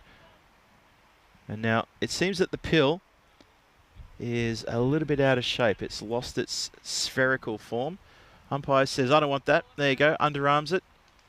Not quite Trevor Chappell style, but still underarms it back towards the scorers. And he's saying, hey, can I please get a replacement? And here it comes. I think that's a case of you've given us the wrong ball. That's what that is. I think it's exactly what's happened. That when the ball was retrieved from the undergrowth, the wrong ball was found. A bit like when you're playing golf and you look down and you go, oh, is that a Spalding 3? No, it's a Schlesinger 9. I'll play it anyway. Leans into this one, and that's going to find the boundary line as well. So Oliver split here. Maybe they've got a bit of a morning tea booking on their minds as they started to accelerate here in these middle overs. And the foot is being put down. Looking very strong indeed. Oh, poor little moth. There was a moth hiding underneath my computer. I think it was just trying to get out of the, trying to get into like a cool part of the tent. Oh, that's not cool under there. That's warm. You don't want to be there. Shot. That's pulled with absolute style and finesse and strength there. That is a lovely strike. And this game is slipping away very quickly now on this over. Abhishek, he's coming under a bit of an assault now. It's 15 off the over so far, still 2 to come. And Manav Nayak, he's up to 44 from 17. He's blasting his way through these runs. Oh, he goes to play something just a little bit of a touch here. He almost gets a feather edge. Now, if he gets a touch on that, you've got third who's just up inside the circle. Get it past third, it will run away for 4. But also, got to remember, Abhishek, he's not express. So maybe it wouldn't quite get through there.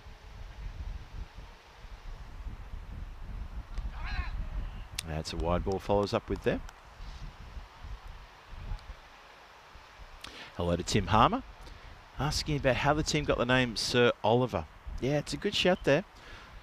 Maybe after this match, I'll try to catch one of the guys. Maybe I'll try and catch Sam or Ollie and ask them what the answer is to that one, because it's a good question. I know Vinny would know. Vinny's enjoying a bit of time off here.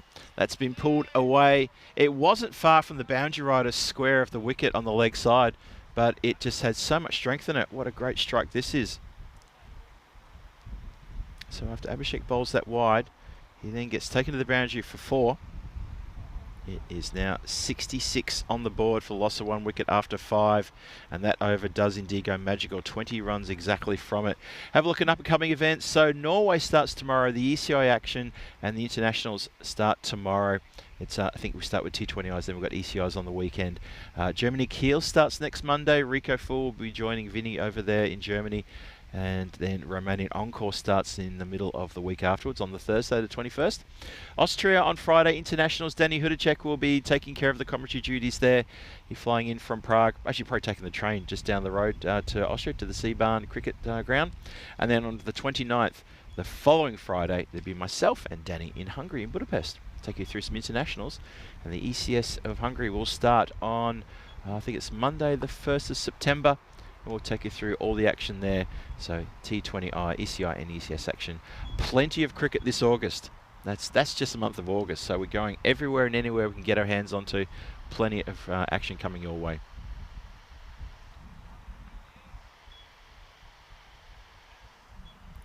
So Warriors here up against it. They've just had just a short break there, a short drinks break, as the temperature's starting to rise into, can you believe, into the 30s already, and it's just gone 10 o'clock in the morning here. That's how warm it is out there in the centre. So the players have taken some liquid refreshments and they're good to go. The umpires also had a bit of a drink as well, and I'm sure most of the crew did too. I was lucky enough to get myself an iced coffee at the start of this match. Well, actually, it was the end of the previous innings, and I managed to demolish that one quick smart. As we start the 6th over now. Got him. Well, I tell you what, Houghton is going to be a little bit disappointed with that shot. It was a little bit just slightly languid there, just a bit of a nothing shot. He was already sort of giving a bit of a dance and just swinging to the leg side. Not really sure what sort of shot that is. One more time. We might be able to see it again just with the full shot there, but it's just a case of, you miss, I hit. Ramzan Khan, he's standing tall for the team here. Unfortunately, there's only one of him. They can't Control C, Control V to try to duplicate him, unfortunately, but he's played so well. But Houghton's been bowled. He's given his team a good start. He's been giving good support to Manav Nayak. He's gone now, though, for 15 from 9 deliveries faced. So a second wicket falls. So Oliver split. They still need 37 from 29.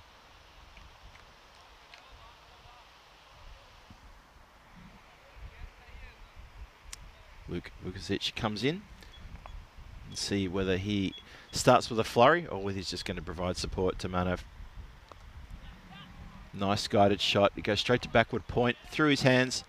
Ends up being a pretty easy single. Manav turns down the chance of a second run, says, nah, that was a bit too hot, we won't do that. But Luke's off the mark straight away. Good work from him. Ramzan Khan, he's got 2 for 5 now. He would love to try to maybe pick up another scalp if he can. Maybe try to upset the apple cart by getting Manav's wicket. Manav's 48 from 19. Can he pick himself up a half century here? Missed it down the ground, probably just the one. So he's going to keep that question open for now.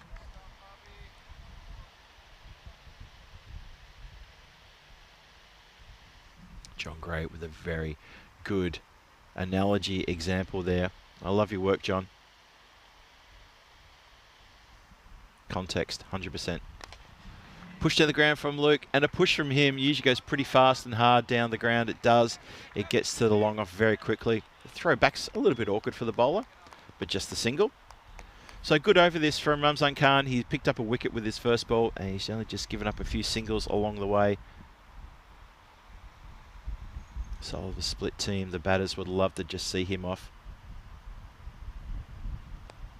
Clipped nicely, elevates. That's going to go all the way, I reckon. That's bounced just next to the scorer's tent as Manav Nayak brings up his half century, 55 of 21 deliveries. Well done, Manav. Picks himself up a well-deserved half century here. And he's leading from the front here and dragging his team up towards the required runs needed. Only 28 more runs off 25 balls. And you think that they should nail this one. Well batted, Manav. Raises his bat to the dugout, says thank you very much.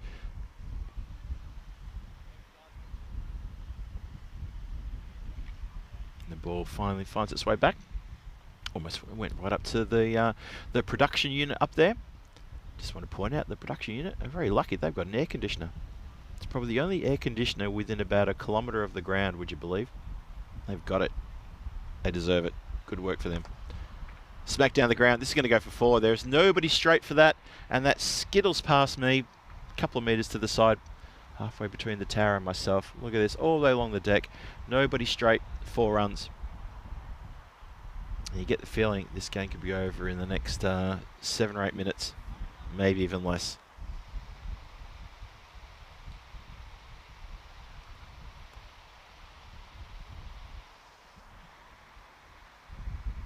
Yeah, there's definitely no 4-point win here, as they're not going to be able to reel in these runs in the next over. You just feel that's probably a bridge too far. It's 24 runs required of 24 balls. Unless Luke does what his brother did, his brother Zach, who captained Croatia in the internationals. We saw Zach hit 6 sixes off 1 over from Scott Austin against Cyprus. And Scott Austin was on the absolute hammering receiving end. He went for 40 runs off his over. There was a couple of extras in there as well, hence the 40 runs. But it was 6 sixes. All the legal deliveries found their way over the boundary rope. Here we go. Mobisha Ali is going to come back on. And it's no ball. Early signal there from umpire Popovic. Look at the replay here. Just keep an eye on the umpire. I think he's gesturing and saying, look, something about that foot of yours. Just didn't catch any part of the line. And free hit signalled. 81 for 2. Free hit coming. Manav Nayak with a chance to, well, carte blanche here to do whatever he likes to this delivery from Mubashir Ali. Steps across, as he often does. He loves that shot. Steps across, makes room. It doesn't matter where the ball is, as long as it's not going wide of the off stump. But as soon as he sees it coming straight, he just makes that room, makes that space available. And this helping shot around the corner is a very, very high value shot. And he gets 6 runs for it. Scares some of the spectators hiding under the trees there as well. Bit too good. Simple as that, just a bit too good. 87 for 2. Warriors are unfortunately going down in flames here. They posted a half-decent score of 103, and when you looked at the stats at the start of the day, you saw that the par score was actually about 108. The average score was 108. We feel par is actually a bit higher than that, only because we have seen scores higher and lower, and the range of scores is the range is probably about 90 runs as that goes through for buzzers. Yeah, the range of scores that have been made here, quite a wide range. Hence the average, the mathematical average was about, I think, 108. But we've had scores in the 160s and the 150s, and we've also had scores where the teams have been bowled out for 40 and 50 odd. So that massive range brings the average quite down, quite a ways down. 89 for 2. Get towards the halfway point of the 7th. Well, that is a statement of intent if ever you've seen one. That's going to go into the jungle, into the mighty jungle where that lion sleeps tonight. That is a long way back. What a big strike that is. Manav Nayak putting his hands up here for player of the match. Well, his hands are not just up in the air. They're on the actual, well, there's no trophy, unfortunately, but he just gets the mention. He races 73 not out of 25, and he is motoring along. And it's just now 8 off 3, and that's now for the bonus point. So at the start of the over, well, that's pretty bad for me to say there's no way they'll get the bonus point. Well, I didn't say there's no way, I just said it's highly unlikely. And now it's incredibly likely that they will pick up all 4 points here. And of course that means that Warriors are bundled out of the tournament without a win. And so Oliver Split continue on their way to try to march up the standings. Coming around the wicket now. It's a good ball. Swing and a miss. It's a very good ball. So, bonus point now. Ooh.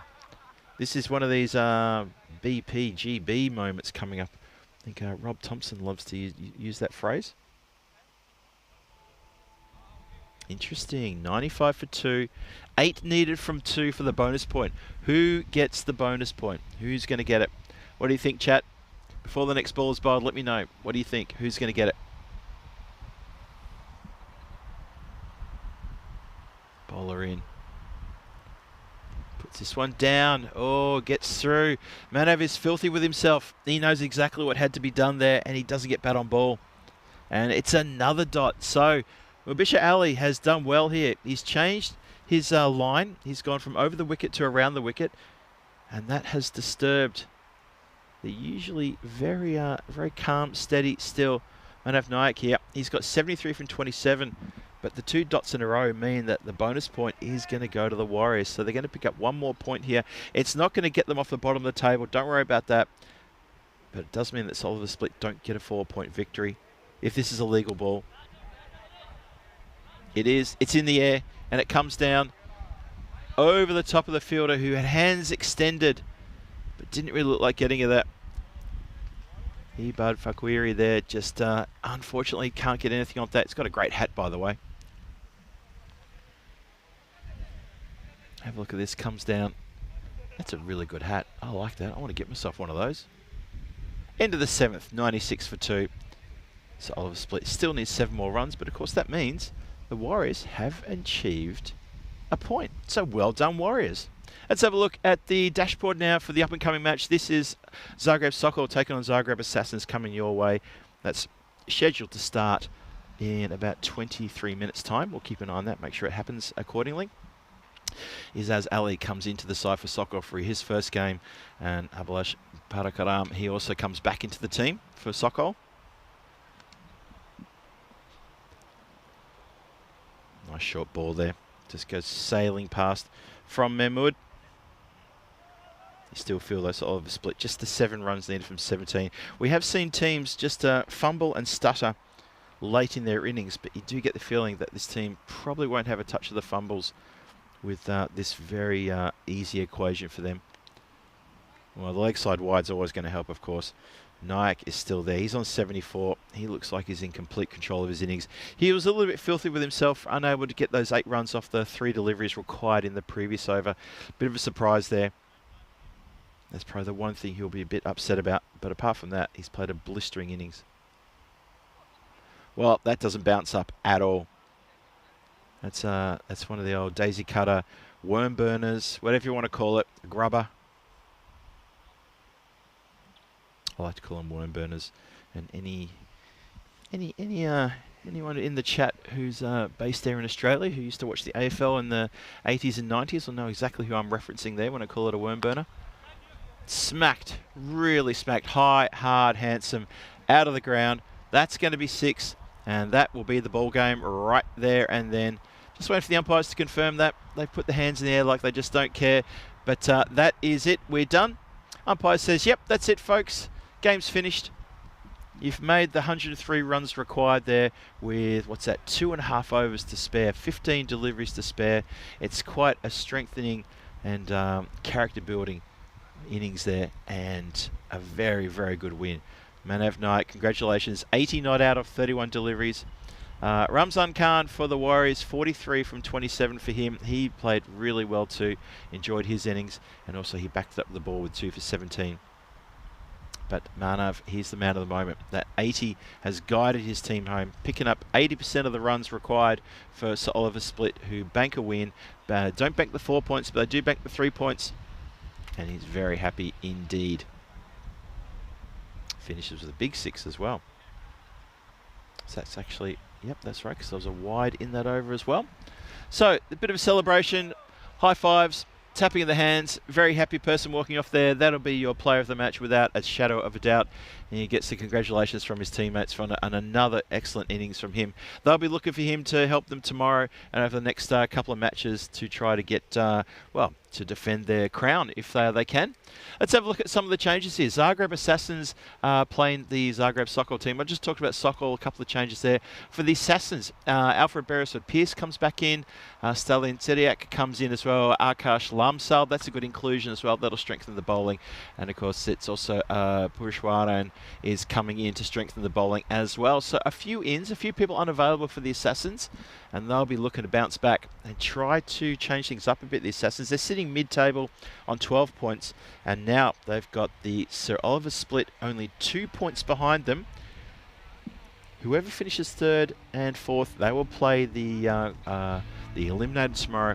So the only thing that these two teams will be thinking about is there any way they can knock off Zagreb Sokol and try to move into 2nd place? Well, the Assassins are in with a chance. They've got 3 games today.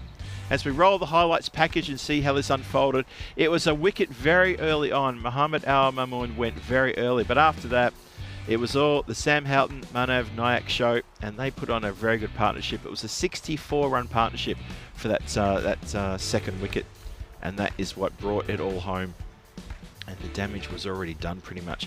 And Nayak there just got stuck in it straight away. Some of his shots towards the to the offside, just opening the face of the blade and picking up 1s, 2s, 4s, even 6s with consummate ease. It was a bit of a cakewalk, you just felt. And the Warriors just struggled. Apart from Ramzan Khan, who did show a fair bit of fight, a fair bit of tenacity, unfortunately, the rest of the bowlers weren't able to really sort of back up and help there. And that's a bit disappointing. Mubisha Ali, he bowled okay. He was a little bit expensive though. He got none for 25 from his 2 overs. And unfortunately, the rest of the bowls all were quite expensive. Abhishek, he went for none for 20. And the bowling, well, they needed someone else to stand up with Ramzan Khan. It's not enough if only one bowler is getting wickets and being economical. In the batting department, though, you've got Manav running amok there, hitting 80 off 31 deliveries, striking at around 250 with 8 4s and 6 maximos, doing so well. Wasn't too much asked of Luka Vukovic. He just came in and held down one end and let Manav just get about his business. Sam Houghton did pretty well at the top there. That 15 from 9 gave good support and held down an end all the way through the innings until he was dismissed at the start of the 6th over. And the game was chased down halfway through the 8th over there. You can see there the bowling card, a bit disappointing there. 2 for 17 to Ramzan Khan. 103 for 2. They get there with 2.5 overs to spare. It's a pretty one-sided game, pretty emphatic victory. The Warriors showed some glimpses, but you know what? A glimpse is not enough. You want to see the whole thing, and unfortunately they weren't able to deliver that, and they suffered their 8th loss in this tournament. But for the Warriors, we thank them for bringing some competition to this tournament, albeit it was disappointing for them. I know they'll be disappointed with not picking up even one win, but they're a nice bunch of guys, and we wish them well in the domestic tournament, as well as I can see them departing the ground. It's a big win, 8-wicket win. So Oliver Split get the win. They get the 3 points. That puts them now on 10 points, and they've locked in finals action tomorrow. Zagreb Warriors, just repeating, they go 0-8, and they will bow out of this tournament, as that is their last game. But we do thank them for bringing the competition to this ECS. So I'm going to be back here in about, let's call it, say 12 minutes time for this next match coming your way. Zagreb Sokol against the Assassins. This should be a good match.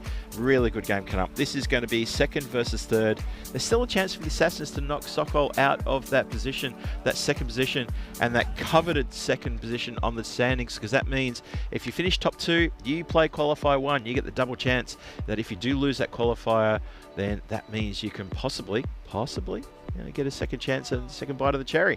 So we're going to see how that's going to go. Phil G here for the European Cricket Network saying thanks for joining us for that first game this morning. I'm going to be back with the second game of the morning. That's match 17. And I'll see you here in about 10 or 12 minutes time. Cheerio till then.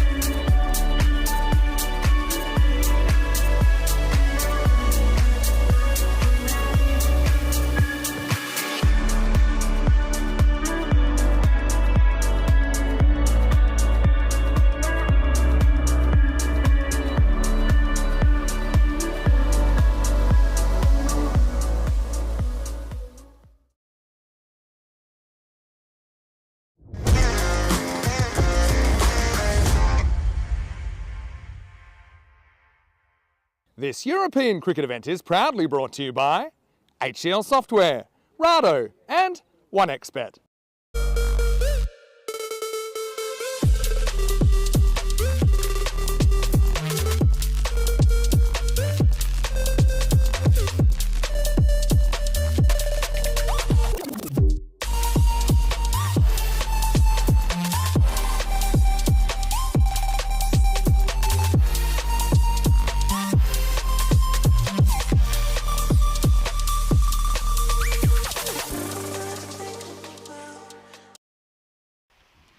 Good morning and welcome to all of the ECN faithful, the fans, the family, the friends for this next match here on day number 4 of this European Cricket Series. Croatia coming to you live from Zagreb.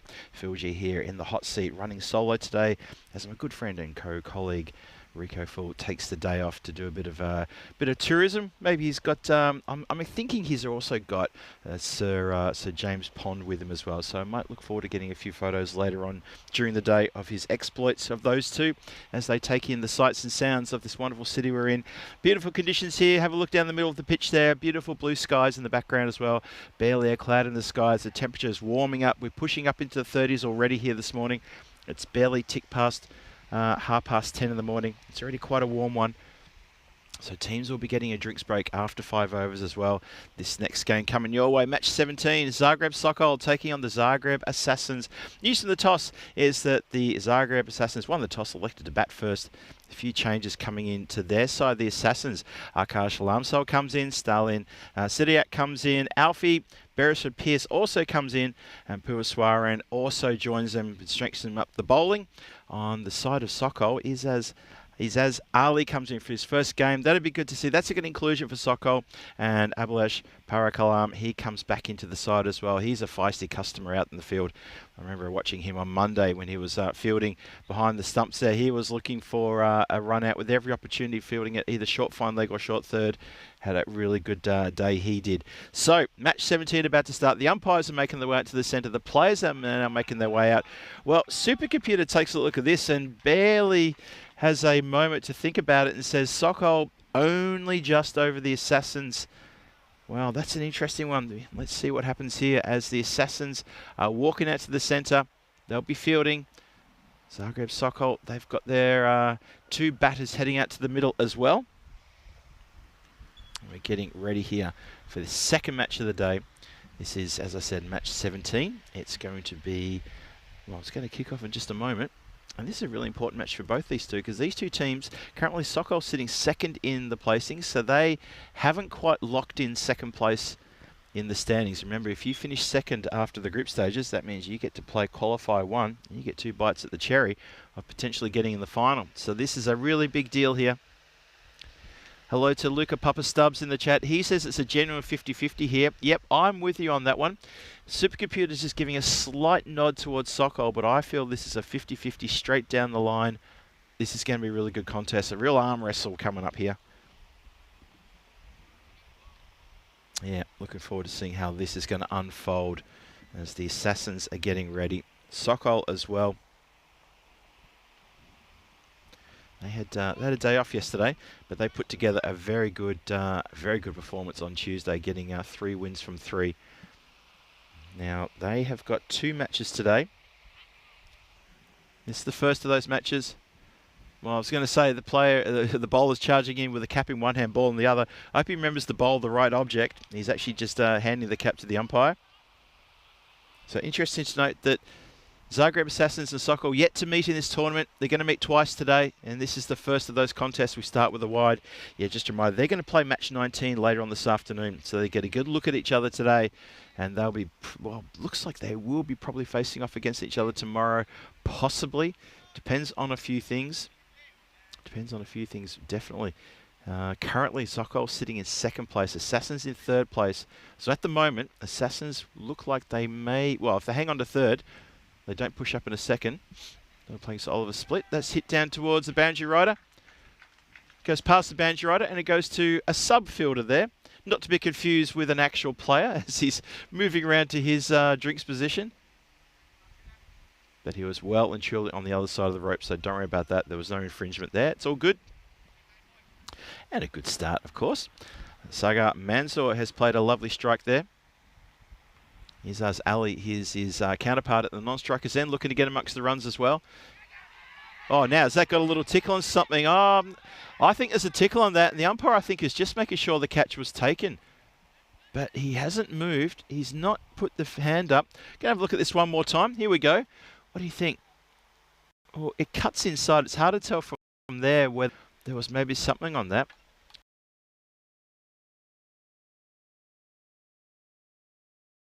Let's have a look here. This is a good angle. Have a look at this. Long way away from the bat. That's a long way from the bat. There's so much daylight between bat and ball. No chance there. I thought maybe the umpire was hesitant and trying to see if it was gloved cleanly. Well, there's no doubt about that. Top of the stumps is knocked back. Crunch, bang, power. Shows the power and goes, you're out of here. Didn't get you on the court behind. Just missed that one. But there's no doubt about that. Top of the middle stump is rocked back. There you go. One more time. Smack. Bales go flying in the air.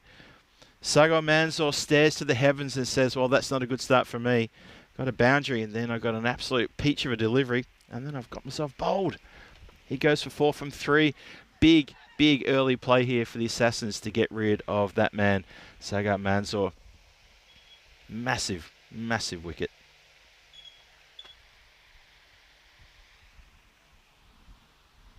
Five for 1, halfway through the first. Well, we said this game at the top, it's a pretty genuine 50-50 encounter. But, yeah, well, advantage Assassins already in this first over.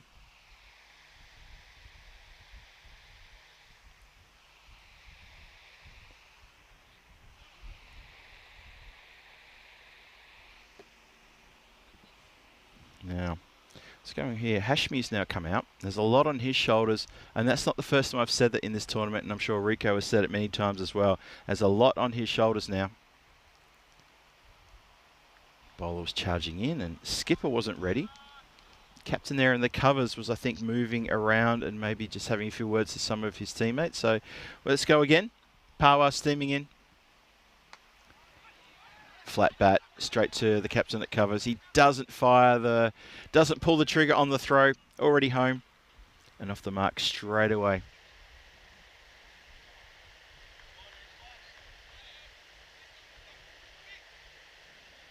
Hello there to Scotty from the European Cricket Network Supporters Club Australia, tuning in from Melbourne. Dave B, Rob Thompson also joining in, Johnny Hewson as well. Good to see you all. John Gray still with us. And everyone else in the chat, hello. How are you? Hope you're well. Phil G here, running solo today with Rico and Sir James Pond taking a well-deserved day off. And a couple of the other crew taking a day off as well. And yells and screams, how's that? Batter just obliges and says, here you go, I found this. It's on the ground in front of me, have that, and try again. Yeah, a couple of the Blue crew are also enjoying a day off today, so I hope they're having a wonderful day off as well, maybe just relaxing maybe in the air-conditioned comfort of the Diamond Hotel, who of course is our travel accommodation partner of choice, and they have looked after us all week. They've been sensational. I was lucky enough to stay there a few days before the tournament started as well. Called that my home away from home for the last 10 days now. They've been looking after me, doing a terrific job. There's something very comforting about walking into the breakfast room and having the first person to meet you say good morning. And Phil, would you like your black coffee straight away, or would you like to wait a moment? And I always say straight away, please. If you've got an IV drip, hook it up. Premier Division, ECC, right there. The ECC is coming your way starting on the 25th of September, the Premier Division. We start with the Premier Group A, Group B and Group C. The winners of those groups, not the runners-up, but the winners of those groups will go to Championship Week, which gets played a few weeks later, starting on Thursday, the 16th of October. So there's no second prize for the group action. You win the group, you go into the Championship Group, and in between those group stages in the Championship Group, of course, is the Challenger Division. We'll talk about that a bit later on. But 3 big groups there. Can't believe we're already, well, we can say it's next month. It's literally, well, 6 weeks, 6.5, no, less than 6.5 weeks away, 5.5 weeks away. It's almost upon us. Wide ball there to start the second over. 6 on the board for the loss of 1 wicket. Rashid Hamshi has just come out there to join Izaz Ali.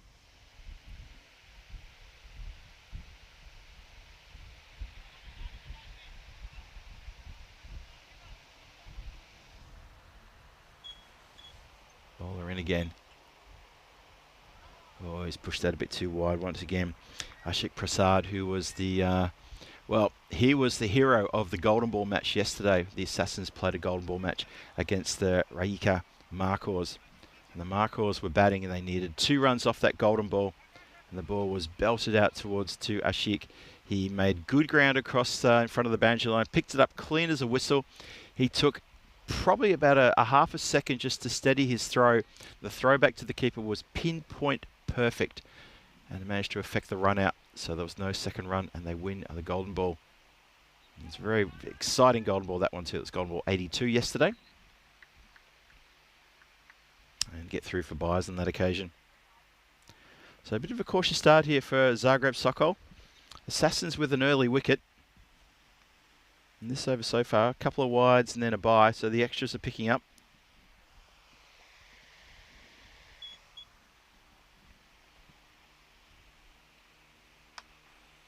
Clubbed, and that's going to go straight to the fielder. Shite the stumps is wide. Ooh, ouch. Ashik puts his hand out to stop that one getting through, and I bet he wish he didn't. It's funny, usually we talk about the cricket ball slamming into cold hands and how that can really sting. Well, that one didn't slam into a cold hand, it slammed into a warm hand and it still stung. It would have really, really not tickled at all. Naushad Babu fires a throw from very close in. Hooked around the corner. Has he got a little something on that? They're asking the question. And the question is, well, the answer is not given because they're saying, no, play on. Let's have a look at this one more time. Yeah, they think there was a little bit of glove on that. Now, the umpires are coming together. There's been no request for... Babu's trying to get in that conversation as well, trying to crowbar himself into there. He's wandered straight over there and said, what you guys talking about? I'm not the captain, but I'm interested. Oh, sorry, that is Hari Prasad there. Sorry, Babu was over to the bowler. Got the wrong tall fella out there. And that's your short ball for the over. So nothing on that one. Umpire doing their duties here and explaining about the short ball. Well done. We continue. Oh, that was so close. So close there. I think it's got a little bit of clothing on the way through. The only person interested in the catch is the keeper. He's saying, I heard something. He's pointing to his ear, which is usually a way of saying, check out my lovely new earring I've got. Or he's trying to say, I heard something there. I think what he's heard is something off the body. That's what I think he's heard. There was no other support with the appeal whatsoever. Yep, there is distance between bat and ball once again. And the players have to remember we've got the luxury of the replay. That's definitely been edged, but that has gone a long way across. Now, has that been stopped? Oh, it hasn't. Just hasn't. Got fingertips on it. Almost stops it there, but doesn't quite get enough on it. And that is Anupam Singh. Now, Anupam Singh, you watch. If he gets a catch, I guarantee you, he will start to do a few little jives and a few little dance moves. That's his celebration in the field if he can do something amazing. And I know on Monday, when they finished the last game on Monday, they got the whole team together to do a dance in the middle of the pitch. That's a nice shot. That's going to be escorted across the line, all the way across the line, and that's going to go to the boundary for 4. So back-to-back 4s here. Starting to get the run rate going. So Scotty from down there in Melbourne, from my old stomping ground, he's telling me that you're coming my way next year, using some long service leave to ECM visit. Looking to you're going to come to Czechia, whatever is close in 2026. Awesome. Keep me updated on that, Scotty. I would love to show you around Prague, around my hometown, my new adopted hometown. Obviously, you know Danny's here is there in Prague as well, and occasionally you get Vinny there in Prague. And there's also Charles Croucher. So if you do get to Czechia, please, Scotty, let me know. And that applies to anyone in the chat too. If you do find yourselves in Prague and you're just looking for a place to hang out with a couple of cricket fans or a couple of the ECN crew, drop me a line. More than happy to oblige. Julian Dawson, who's one of our regulars in the chat, good friend Julian. He was up there in Prague a couple of months ago now. Caught up with him at the Down Under. Did one of Danny's quiz with him and Sarah. It was terrific. Incredibly ambitious appeal there. And I mean really incredibly ambitious there. Akash Lamsal Well, Akash needs to be probably told what the LBW laws are, because that is crazy. Maybe 3 sets of stumps continuing outside the leg stump might have got something there, but no. 18 for the loss of 1 wicket inside the third. Akash in again. Swing and miss. That's going to go wide. Hey, I know Rico is he's off today and he's having a very well-deserved day off, but just want to give a little nod to Rico, because I'm gonna hit you guys with a on this day, just a little bit of trivia, and see if the chat eats it up, or if you guys give me a little bit more information, because I think it's a kind of a cool one. Well, cool one, albeit slightly disappointing, melancholy. Anyway, dot ball there. So on this day in was it 1988?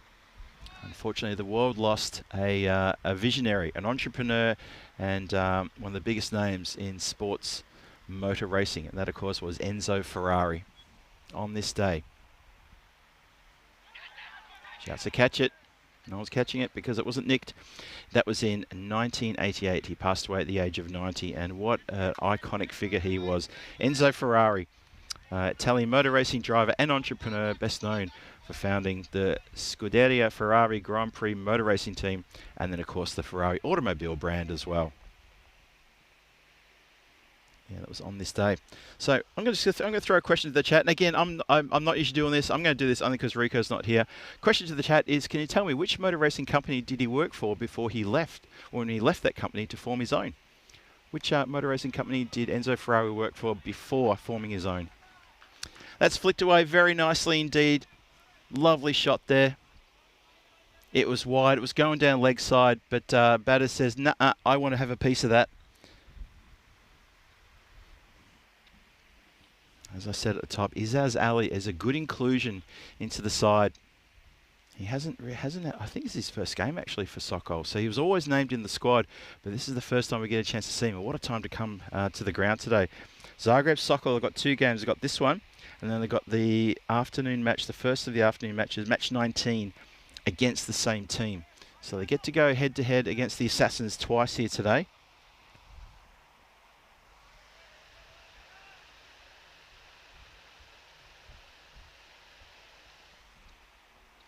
Here he goes, charging in.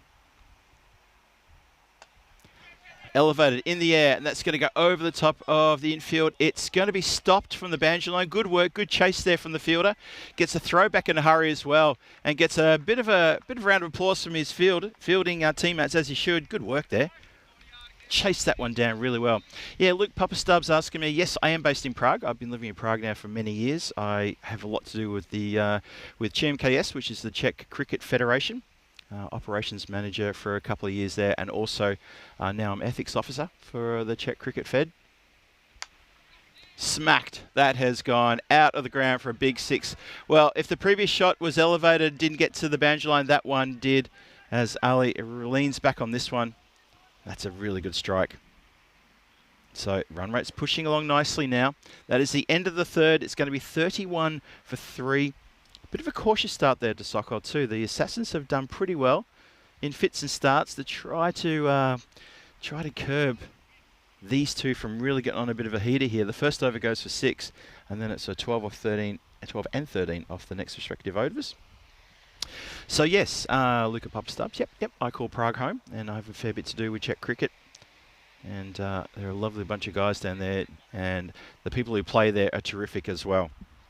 A lot of teams, a lot of clubs, all around the country as well. Ostrava, there's a team at Olomouc that we're trying to bring together. Pilsen, Brno have got, well, the Brno Cricket Club's a massive club, fantastic club too. A lot of good friends who play there, and of course the team's based in Prague as well.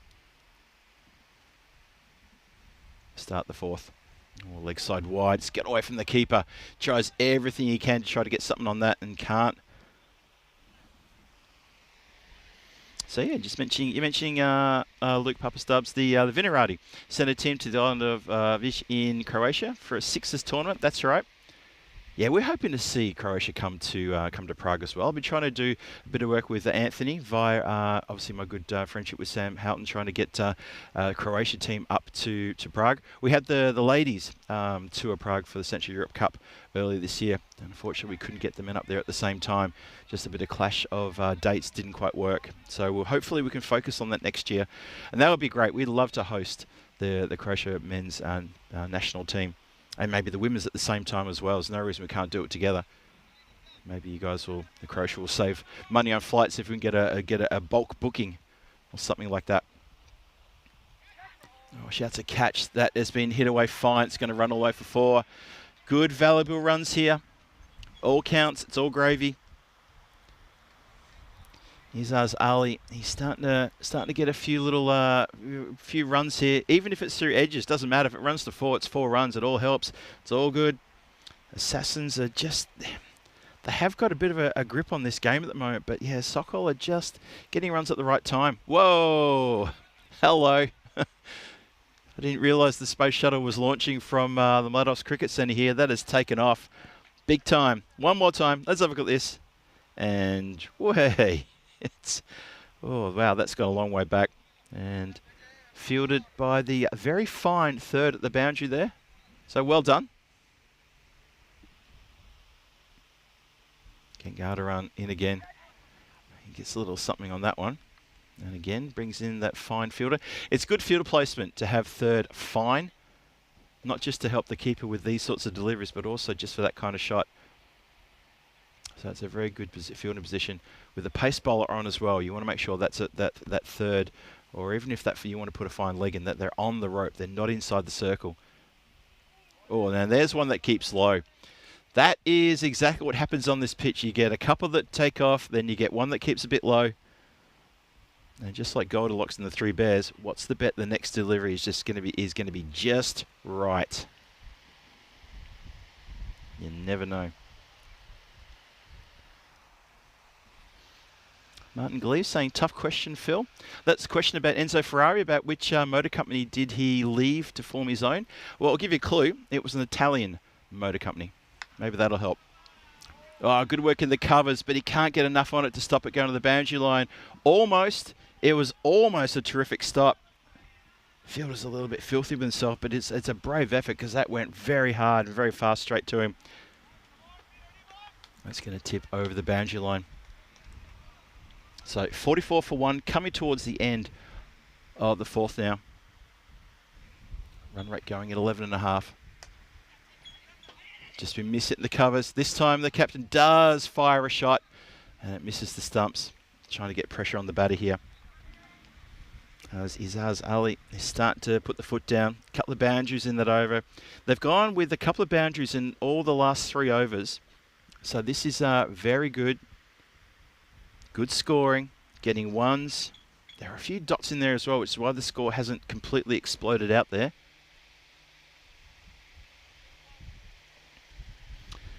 Luke Askin did. He's just play that through his legs. I think he did on the shot you're talking about. I think he did do that. You're absolutely right. Dave B's asking, is it Bugatti? No, it's not Bugatti. Good guess, though. Good guess. I reckon somebody will get this. It's not, I wouldn't call them obscure, but I'm talking about an Italian motor racing company. And I think it was in 1947 when he left that company to form his own brand. And actually, when he formed his first company, who obviously called Ferrari, it was actually an automobile parts company. It wasn't even a motor racing company at the time when he first formed it. Quite incredible, that. John Gray with a good answer there.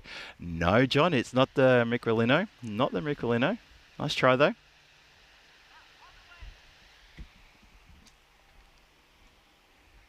Alfred Beresford Pierce now with the ball. Keeping pace on here.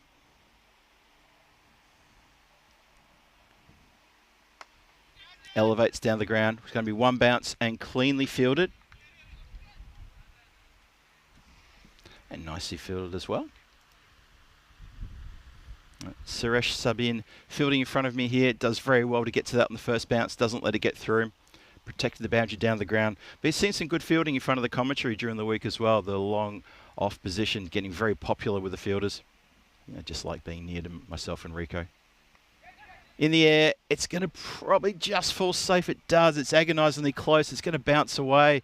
And, you know, the bowler's asking the question. He's saying, why is he not on the boundary line? And I would agree with Alfie there.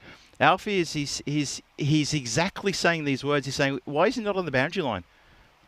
You're absolutely right. That's a fair call. Should have been on the boundary line. That would have been gobbled up. Would have been a catch.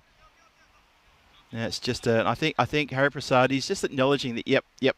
They had another player up, another player out, and they've just switched that around now. So that's been fixed. I think one of the leg side players has now come in. But it may be too little too late, as that is punishing the fancy footwork. And Alfie is again a bit frustrated there, and he's saying, use your hands. He's literally saying, use your hands. Yeah, disapparent there. The Robin Reliant, says Paolo Campini. Not the Robin Reliant. Not Maserati. Julian and John Gray both saying Maserati. Oh, hang on. There is a correct answer in there. There's a couple of correct answers. Luca Papastubbs, Alfa Romeo, you are 100% correct. Well done. He worked for Alfa Romeo. He was a driver for Alfa Romeo in their racing team in the 20s. Lefted and out of the ground. Big Maximo there. Well, Zagreb Sokol, they're starting to put the foot down, and the Assassins have to be careful here because this could get away from them in a hurry. Look at that crunch. Big hit.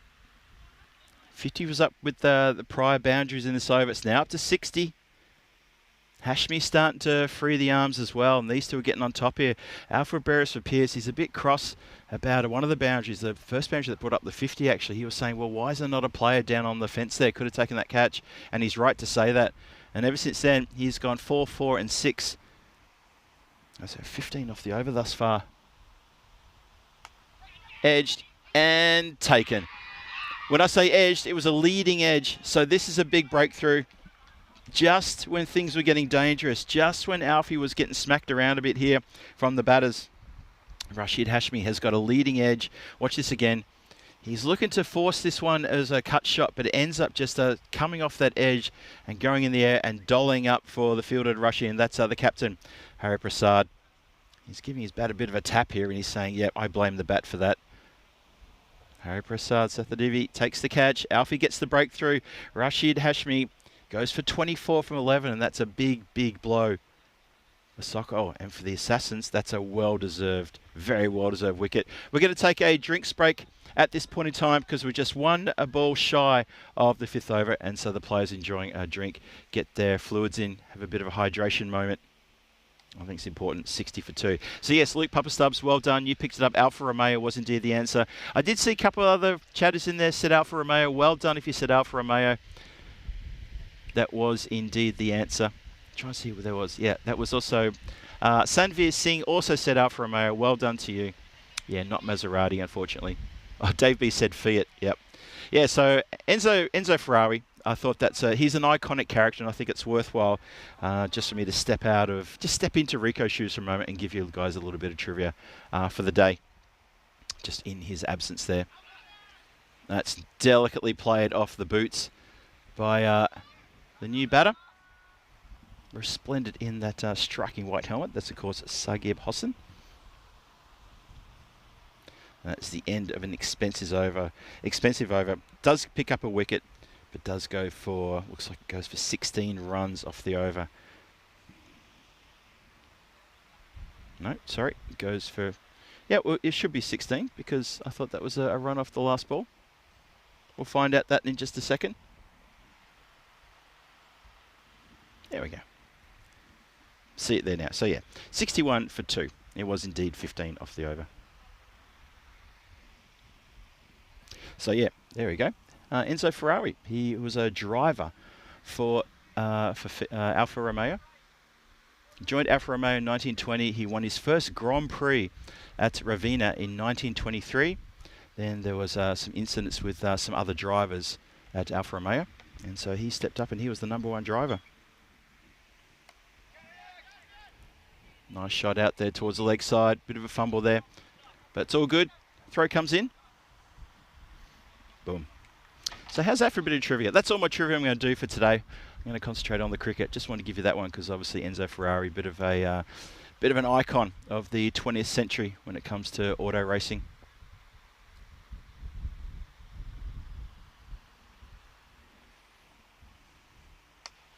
Lofted out of the ground, big 6. Ali is stepping up here. Izaz has put that one over the cover boundary for a big 6. It's wide, it's in the slot, and it got the treatment. Crunched, absolutely crunched.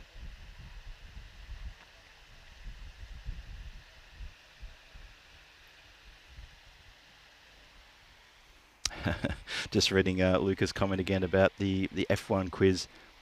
You remember that about Enzo Ferrari, but you didn't get it right on the night. Nice one, nice one. I tell you what, I didn't realise until I read it just then that when he left Alfa Romeo, he started his own automobile parts company. He didn't create the brand of the Ferrari car brand until a few years later, but he started as an auto parts. Incredible, incredible story.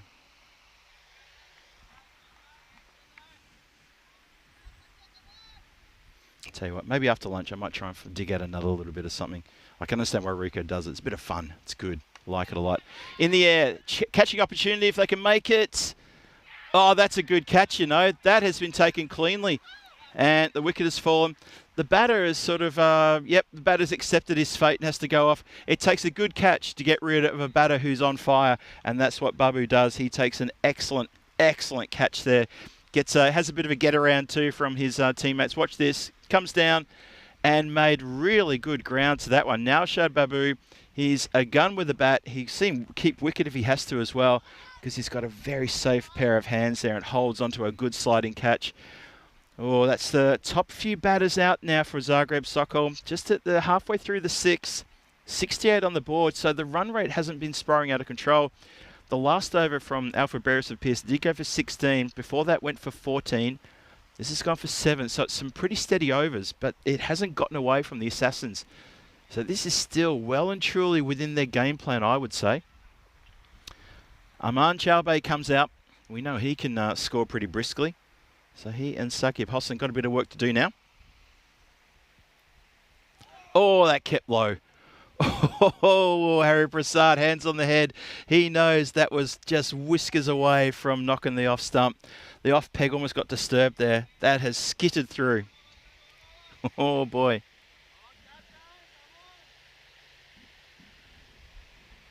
Incredible stuff. Shout out to Martin Gleave saying thank you. Thank you to me. Well, thank you to you too, Martin.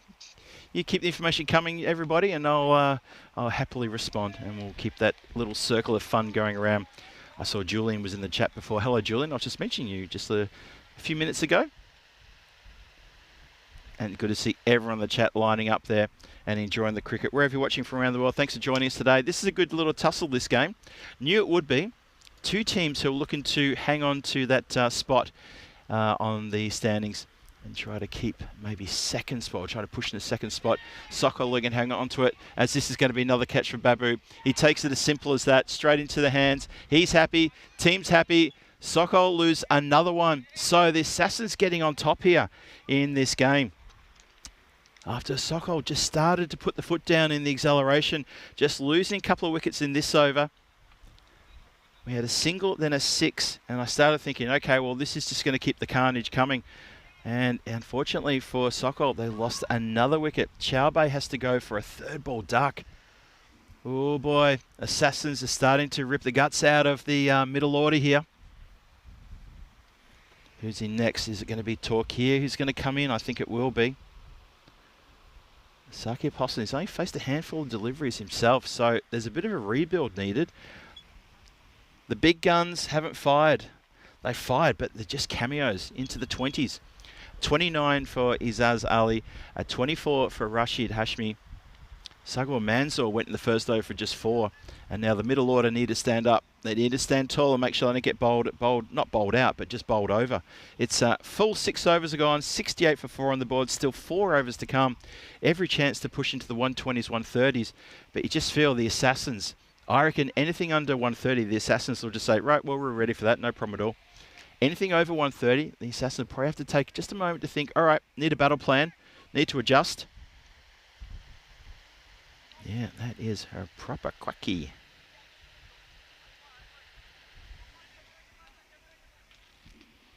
Okay, chat. Keep your ears peeled. I'll throw something else trivial your way, maybe in the lunchtime game. Keep me company while I munch down on my lunch. Swings hard, goes towards leg side. Deep backward square leg has the touch of the fumbles, but it's just the one. So these big swings and strikes from Hosson, they're going straight to the players, straight to the fielders. Jalal Mia now with a chance. He's facing his first delivery. Ashik Prasad steaming in. Oh, well bowled. Very well bowled. I was about to say he's steaming in from the northern end, which technically that's correct. Looking down the pitch, I think we're looking towards the south from here.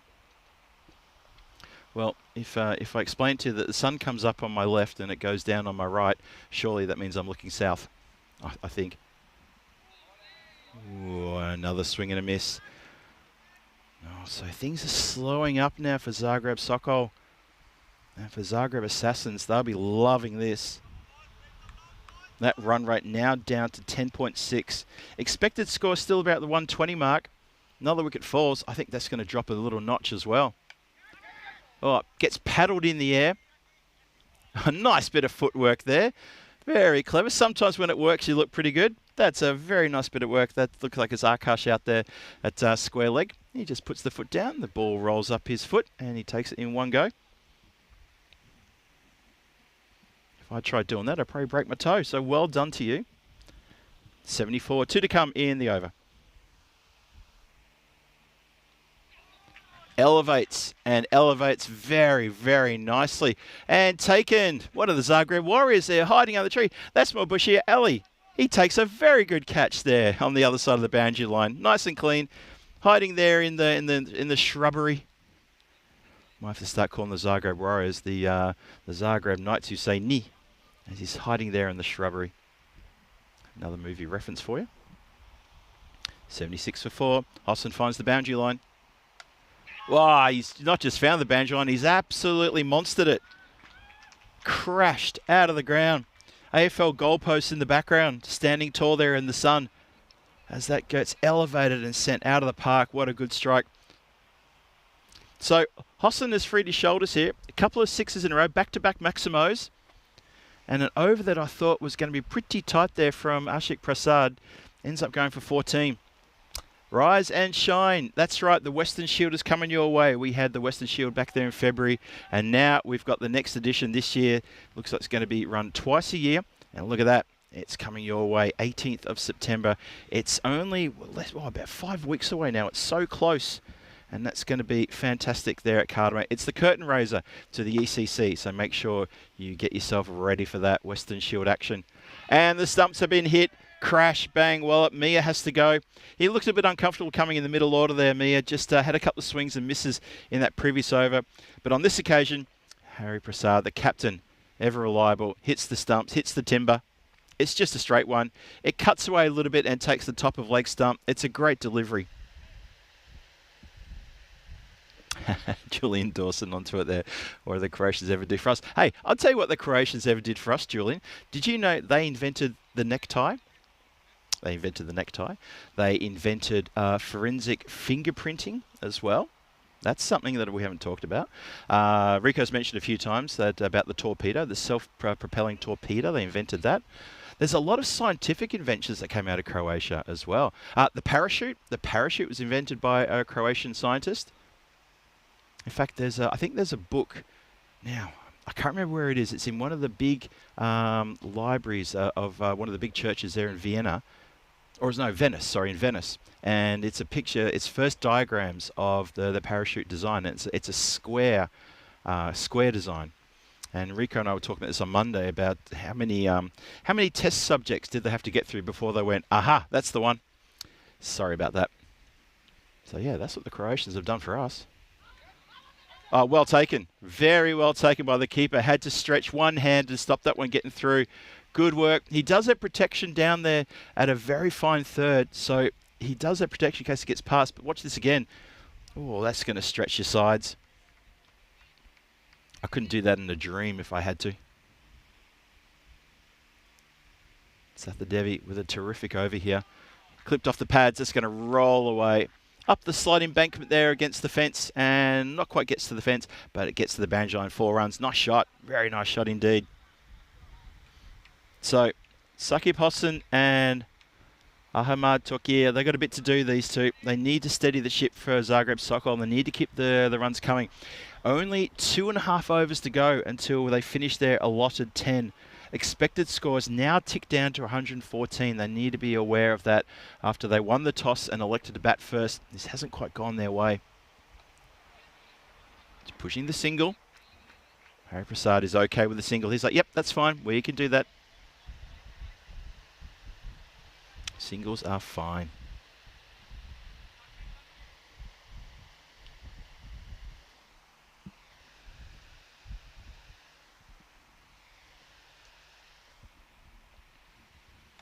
Oh, I'll tell you what, that's not fine though. When you put it short like that and the batter immediately leaps into action, Hossain has absolutely monstered that one out of the ground too. He got onto that so quick, saw it early. That's a lovely strike. Gets his team up into the 90s now. I think Sakib has got a bit of a job to do here. Hari Prasad, the captain, he's got 3 wickets. He's gone for 18 runs. This over's gotten a little bit expensive though since that first wicket on the over. Sorry, the first ball of the over went for a wicket, I should say. Still got one more to come. Warm conditions out there again today. Bright sunshine, glaring skies, top temperature aiming towards 35. But that 35 top temperature, that's according to the Bureau of Meteorology here, and that's in the shade. Out in the centre, add another 5 degrees to that easily. It's very warm conditions out there already. Muggy this morning when we got here. Last ball of the 8th coming up. Good delivery. Yorker in at the feet as well, but it's played really well.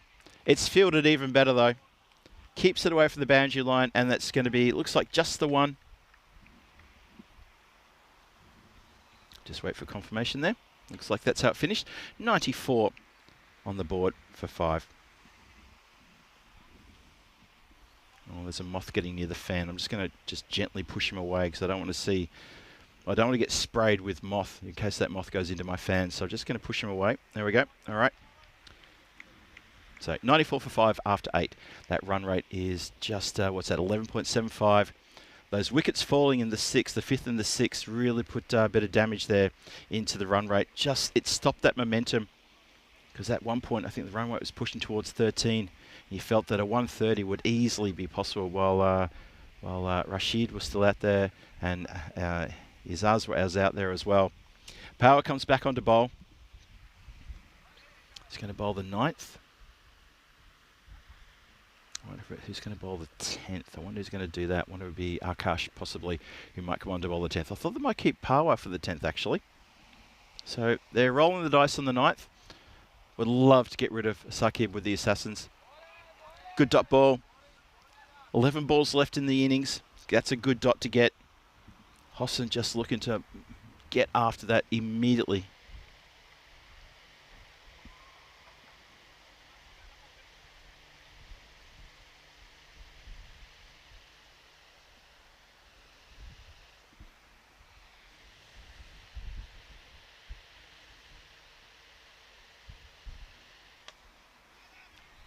Sit down the ground, just going to be the one. Good work from Babu there, gets the body behind it, does not allow that to get through any further there.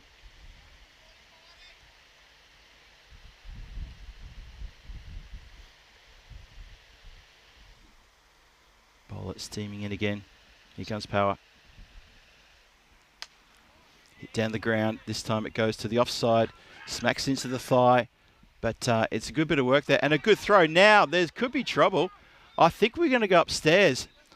Sakib, he's left the ground. I think he may have just gotten back in time, but the throw was pinpoint. The throw from right in front of me here was absolutely pinpoint. There's not a huge celebration all around, but we will have a look at the replay here just to see, did Hossain get back in time? Because he comes in, makes his ground, but then he leaves. Now, oh, can we go back on that, please? Just a tad. Just slow it down here, please. Oh, no, I think he's in trouble. Okay, let's just get this one right. Yep, it's been given out, and it has been done. Have a look at this again. Watch the bat and watch the ball comes in here. That's how good the throw was. And bails off there, and that's about 6 inches there. So really good there. Good vision there from Two Circles. Thank you very much. And yet, given umpire quite rightly goes upstairs because it happened very fast. So against a bit of the run of play there. Against the run of play, that's a big, big wicket for the Assassins. Oh, they'll be very happy about that. What a good throw there. That was Sub-In, who's just fielding in front of me here, and he has thrown a lightning bolt straight back to the bowler, who only had to move probably about 4 inches to his left to affect the run out. What a good throw that was. Out of nowhere. You felt that almost shouldn't have happened. That was a really good throw. Very, very well done. That was a big, big wicket. And that just in the ninth. We all said it happens in the ninth, but what a moment in the ninth that is to get rid of a set batter who was looking to light up the skies. Talkir now. He's got 5 from 3. What can he do? Swings hard at this one. I don't think he knows where the ball's gone. He gets called through as Osama says, come on, come on, come on. Just run. Don't worry about it. I'm on this. Watching the shot clock too. The shot clock should be fine. It's 2 minutes 30 seconds. There's only 2 balls left in this over. So it's nicely done by the Assassins. Very nicely done. But yeah, just that run out before, the lightning throw from Sub-In and the very good take from the bowler from Parwa, who only had to move, just literally just flicked it to the stumps. He was right next to it. Such a good throw. Osama swings at this one and goes out leg side square. Just going to be 1.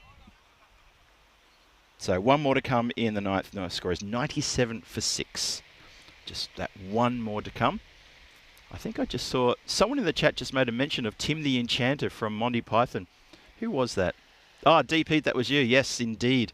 Well, unfortunately, I keep dropping the Monty Python hints, so I'm glad you've picked it up.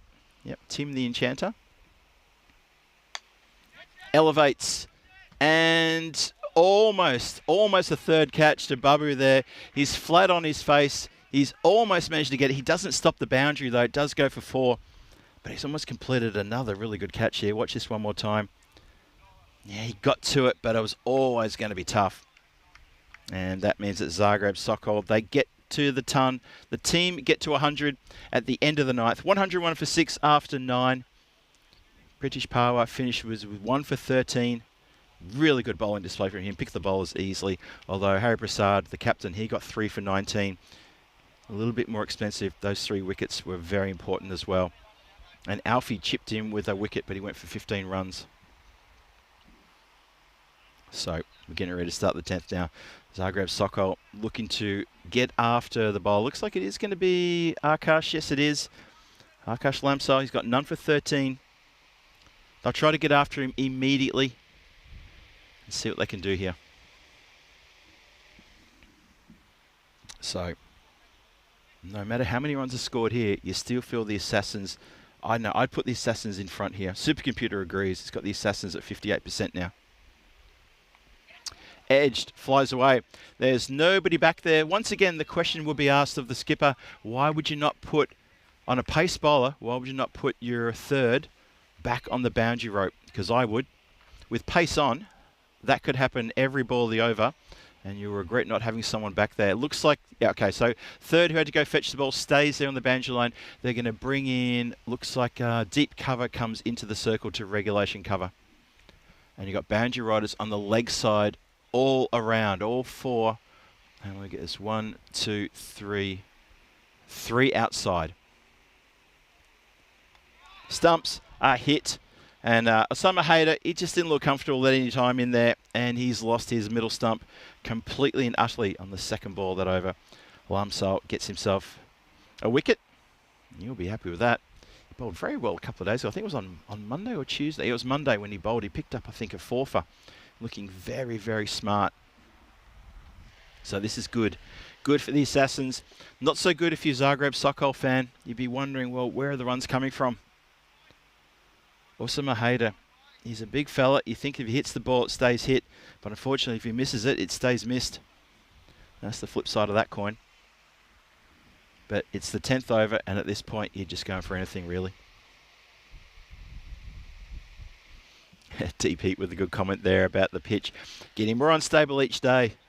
I tell you what, it does get, it surprises us every single match, Deep Heat, I've got to say. It surprises us so much with its variation. And that is a good example, that delivery. That's such a good delivery. Good lift off the deck. Don't be surprised if Akash puts one maybe just literally a few inches longer than that, puts it on the deck, same pace, and it will probably skitter along the ground and grub. He pitches it a few, maybe 6 inches shorter, and it will probably rise up. Similar delivery, that one. Just one of those things. But everybody has to play in it, so that is.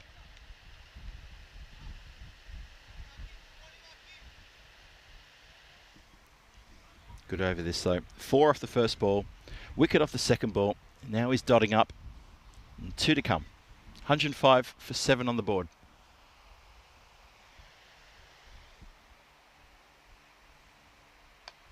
In the air, shouts to catch it.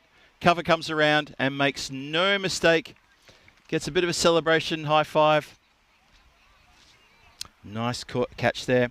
That's Ashik Prasad, who's a very reliable fielder. And so that's another wicket fallen, just swinging for the rafters here. Gurpreet Singh has a couple of dots and ends up getting himself out, and he can't do anything to help the score along, unfortunately. And you feel that Assassins are all over this. Obviously Gurpreet Singh, he's the captain of Zagreb Sokol. Shouts around the ground of last ball. They know exactly what it's at. It is indeed the last ball. It's 105 for 8 with 1 ball to come.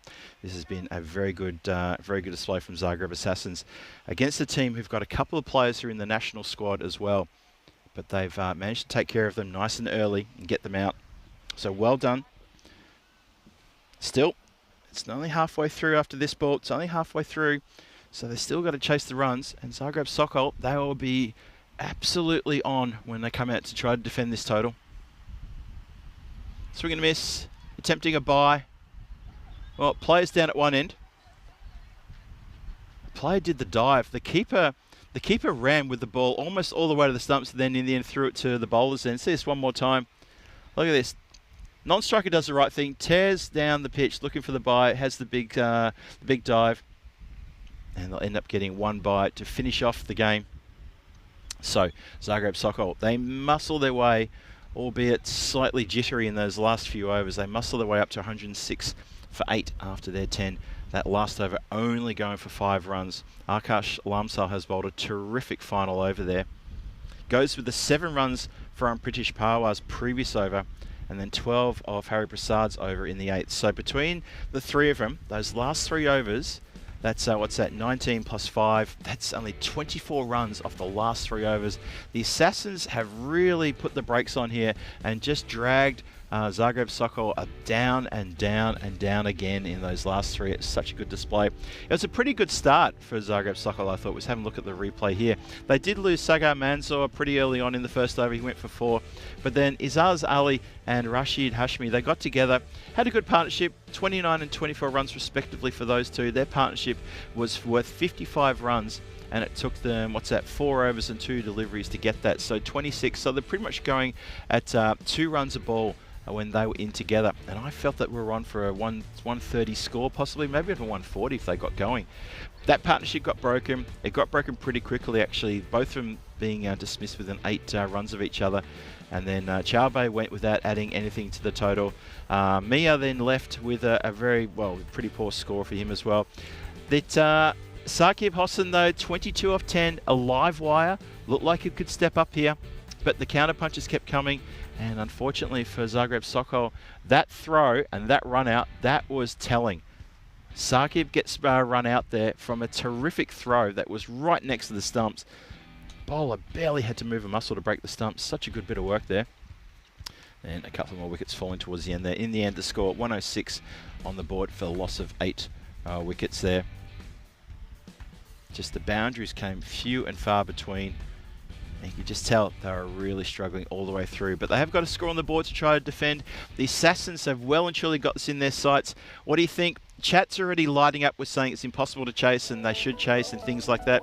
It's going to be an interesting one. You'd like to think this could be defended, but at the same time, the pitch itself has always got a role to play, so it needs to be careful about that one as we have a look at the batting card here. So a couple of scores in the 20s, Izaz Ali, Rashid Hashmi and Saqib Hossain with scores in the 20s.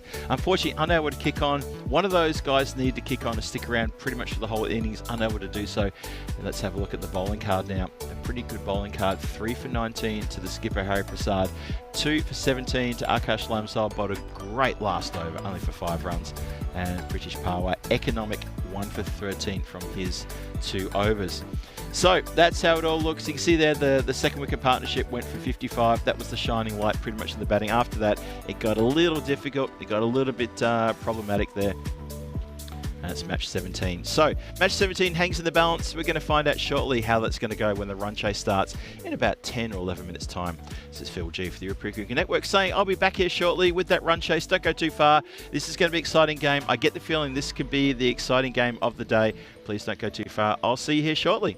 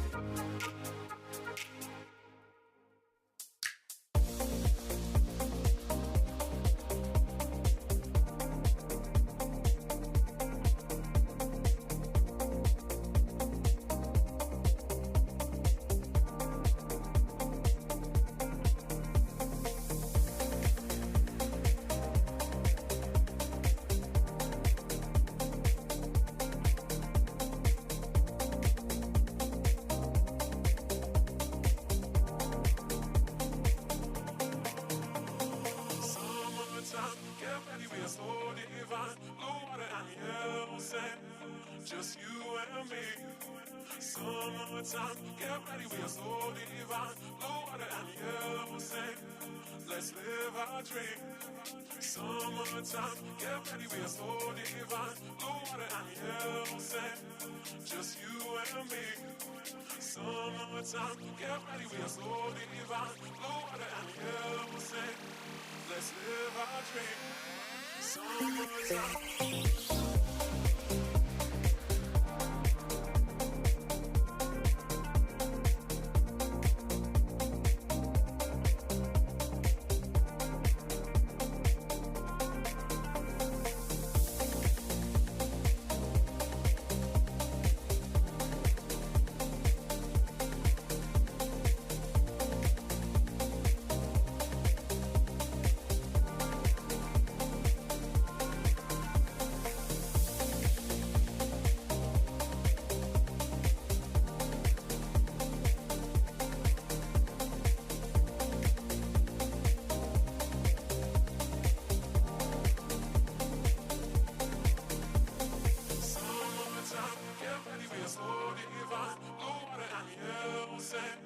Just you and me. Summertime, get ready, we are so divine. Blue water and yellow sand, let's live our dream. Summertime, get ready, we are so divine. Blue water and yellow sand, just you and me. Summertime, get ready, we are so divine. Blue water and yellow sand, let's live our dream. Summertime.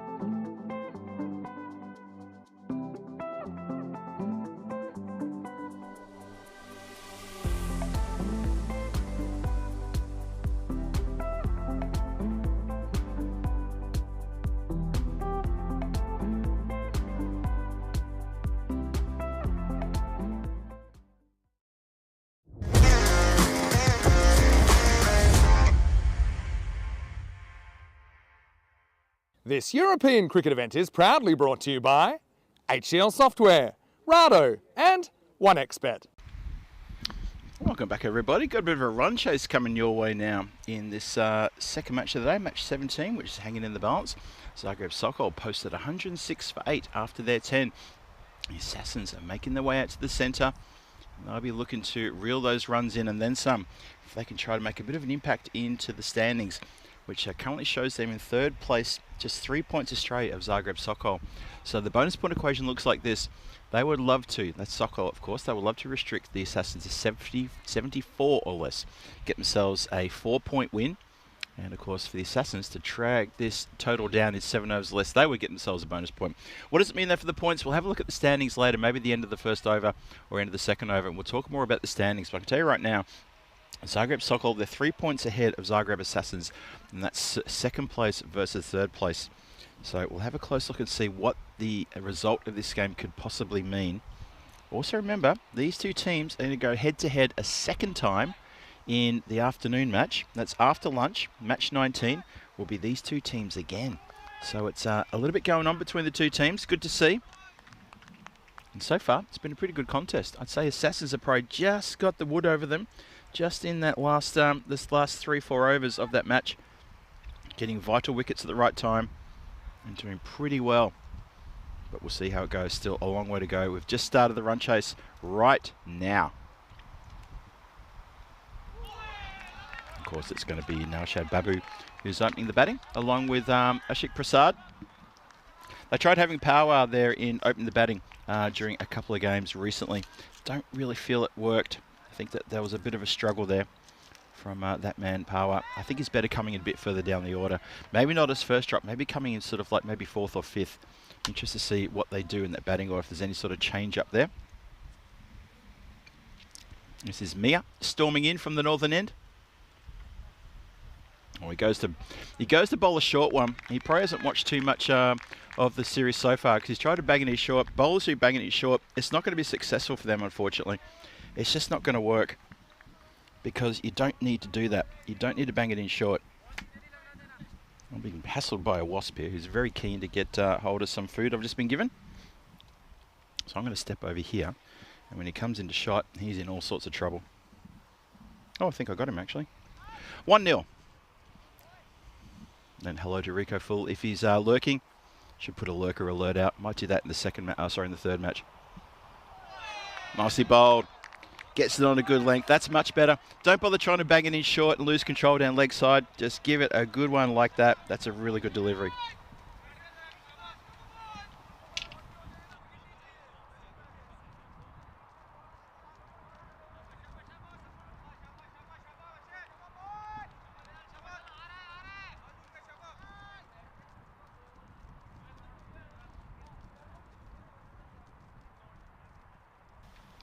Mia into Prasad.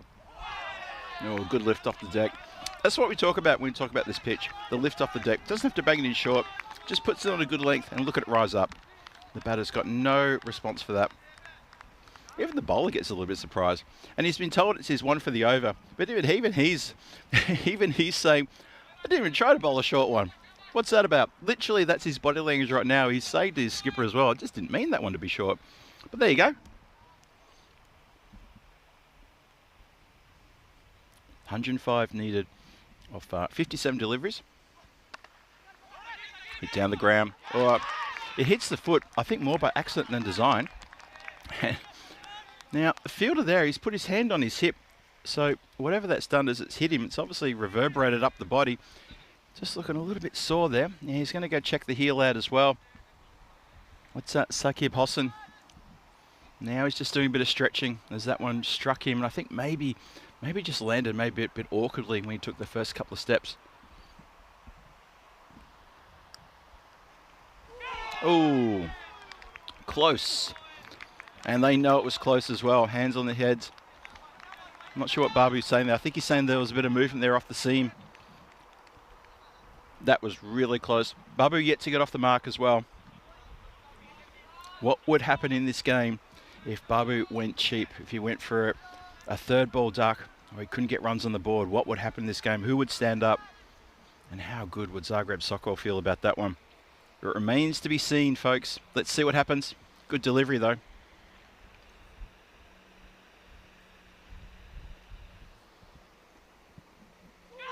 Oh, good delivery again. Well, Luke is telling me this is the first time he's bowled on this pitch, and after that short ball where he tried to bang in his short and didn't work, he's corrected himself very quickly, and that is 3 cracking deliveries to a class batter who is the kind of batter who puts the scare into players around Europe. That is very, very well bowled. Good comeback there from the bowler. Just after that short one that went wide down leg side, everything after that was almost perfect gravy, that one. 4 matches since a golden ball.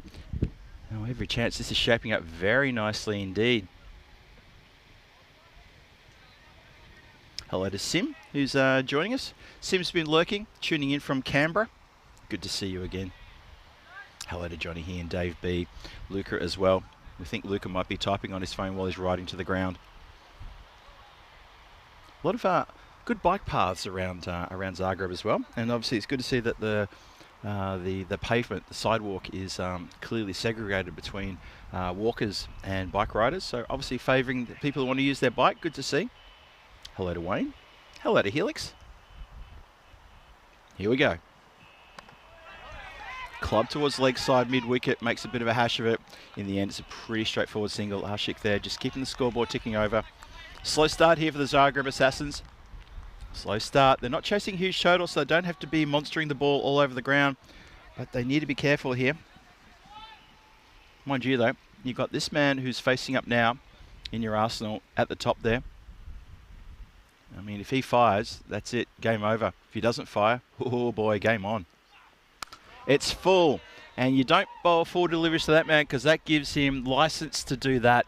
And he has done that without even breaking sweat. Bang, out of the ground. Big hit. Watch this from side on. Was it too high? Oh, I reckon that's okay. Only just though. But it's not okay for the bowler. Gurpreet should know better than that. He's the captain of Zagreb Sokol. And that's a bit of a gift.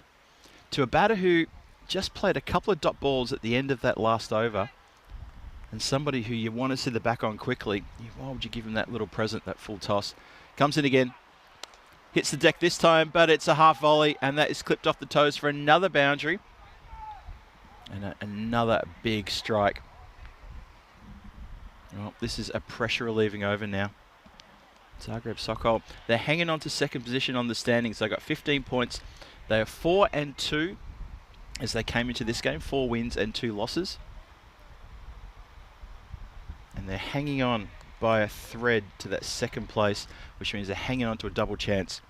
But you don't want to hang on. You need to get it. You need to nail it and hold it. Comes around the wicket now. So, of course, what does Babu do? He then goes to the offside. Of course he does. He adjusts. And that's how good he is. That's how damaging he can be.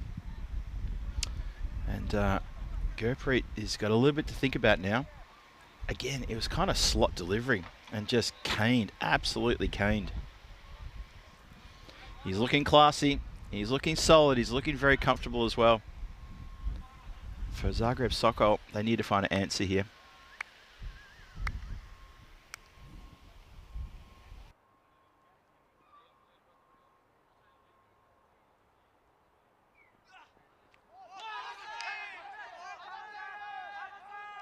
Well, they're asking the question. Not sure why, though. It's just a good delivery.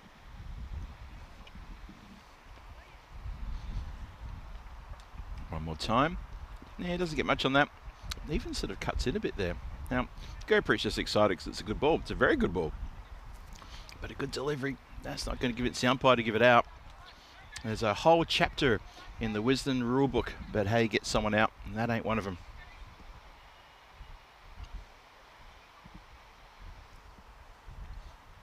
Steaming in again. Last ball of the over.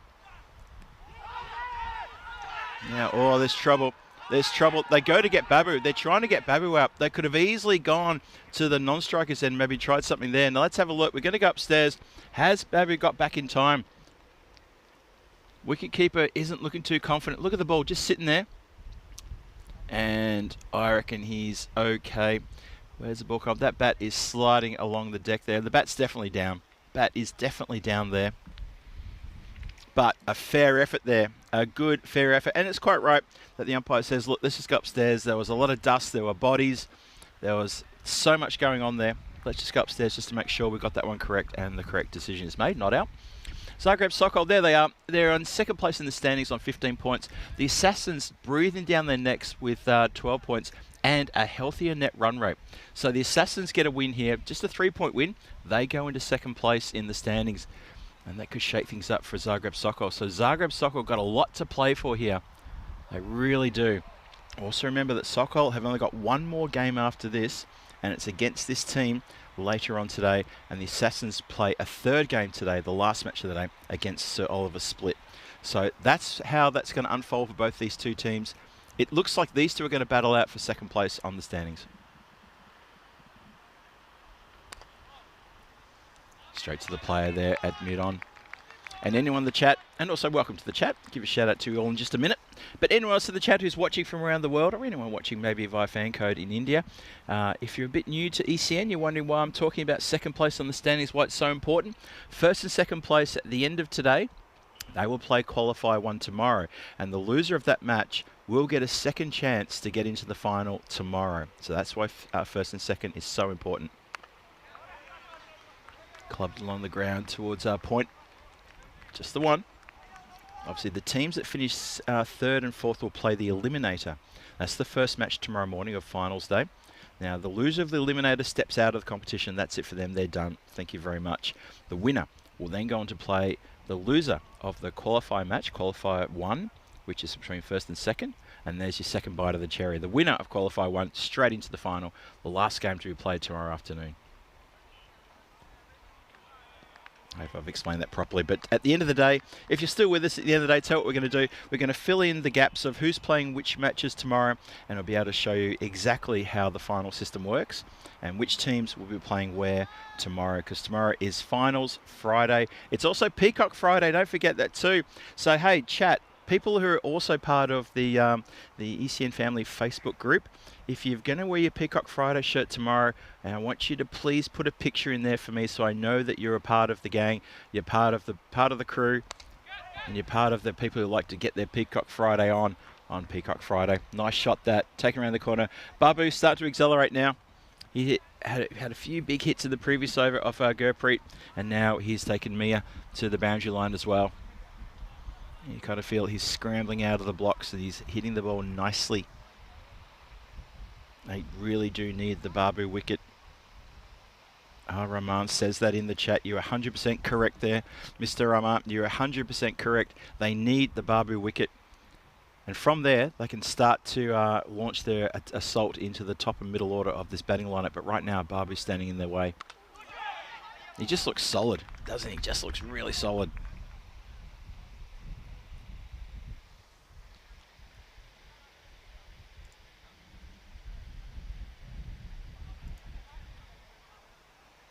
Good to see all of our mods in the chat there, all lining up. Hello, Ash at Save Derek, Dave B, Wayne, Helix, John Gray, of course, and everybody in there today. Hello, Johnny Heesum as well. Martin in there. Love to have your company. Of course, Rob Thompson tuning in from New Zealand. Good to see you all in the chat, keeping me company, keeping me company today on a special day because the catch has been put down. Hit straight back to the bowler. Red hot chance there. Mia can't hang on to one. Babu just has a momentary lapse of concentration, hits it straight back, straight through the hands. It was red hot, but it goes as a chance. So I was about to say, the guys in blue, the blue spanners keep me company because Rico Full, my co-commentator and good friend, is enjoying the day off here in Zagreb. He and Sir James Pond are off there doing their sightseeing around the city. Well-deserved day off to him as well. Babu advances down the wicket. He's advancing, trying to change the length, and all you do by that is, well, you're shortening the time you've got to adjust to the pitch of the ball. Not sure what that's supposed to do. Just attempted a little bit of intimidation there for the batter. Fails, gets a swing and a miss. 28 in the power play, 28 for no loss after 3. So it's a pretty even sort of start, really. Have a look there. The Zagreb Sokol, they were 31 for 1 after the power play. Just that one big over so far here in this innings, just that 19 runs off Gurpreet Singh, who just bowled a few too fuller deliveries to Babu, who really got into his mojo there and punished the bowler. Hello to Paul as well. Good to see on this sunny Thursday a whole bunch of familiar names jumping into the chat. Good to see you all. Whether you got a blue spanner or not, doesn't matter. Please jump into the chat, get involved. Tell us what's going on. Chris Addison, I can see you in there as well. Snookum Spooky, good to see you as well, Snookums. Haven't seen you for a while. Loving all your work, everybody in there. And of course the mods looking after the chat. Keeping it clean and healthy and happy. And that's what we like to see. So well done to everybody out there. So it's 3 overs gone, power play done. And the fielders have just stretched out a little bit here for Sokol. Bowlers still just getting things organised. This is Izaz Ali, who promised a lot with the bat, but unfortunately didn't get a really big innings in.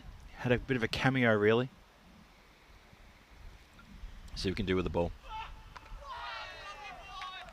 Oh, that's a good, quick, sharp delivery. Gets Prasad a little bit tangled there. Wasn't too short to do. He's a bit quicker than I think batters realise. Is Ali.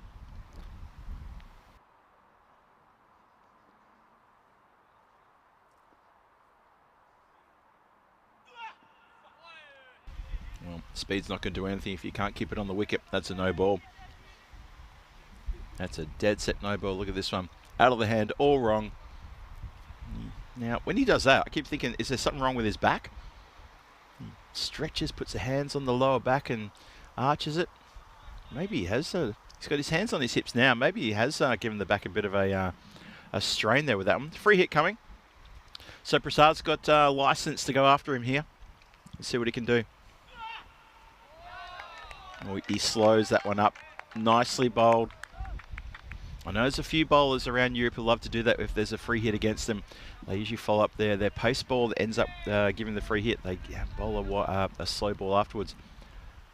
Sub-1 Divisi in Czechia, I know he loves doing that when there's a free hit against him. Is it down the ground? Shouts to catch it. Well, the length was there, the line was there, and the batter was equal to the task and puts that out of the ground straight as you like for a big 6. So Isaz Ali just not testing the batters as well as you might like to.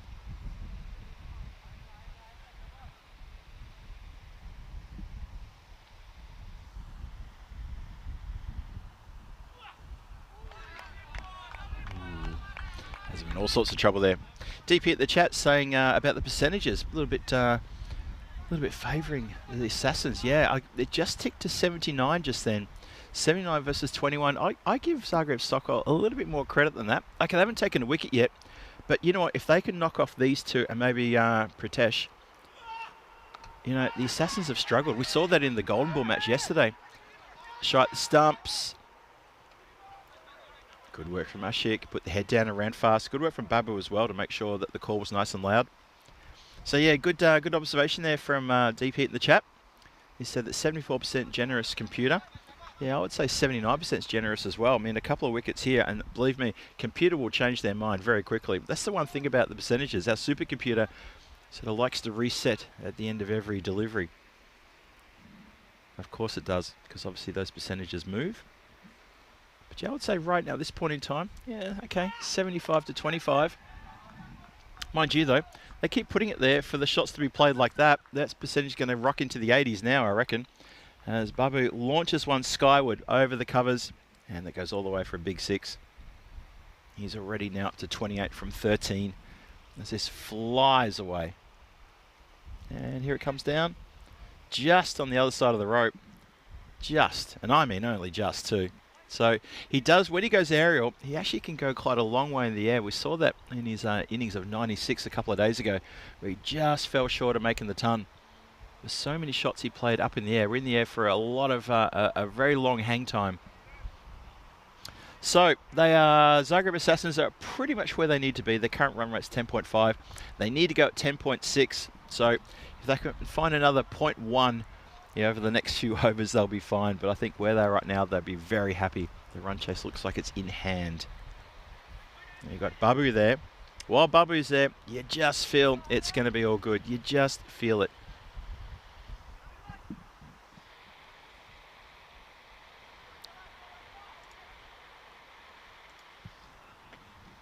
Sokol, I've got a lot to do here to try to remove these two. In the air, shouts a catch. That's also going to go all the way as well. No chance to stop that one. You see, the fielder was trying to set himself for a jump and maybe trying to flick back. He was already over the wrong side of the line, so that doesn't help.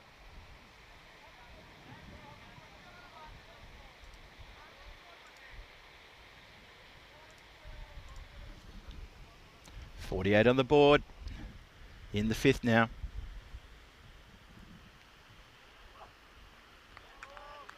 And a wide shown there. Just trying to keep it away from the swinging blade, but yep, that's not going to happen.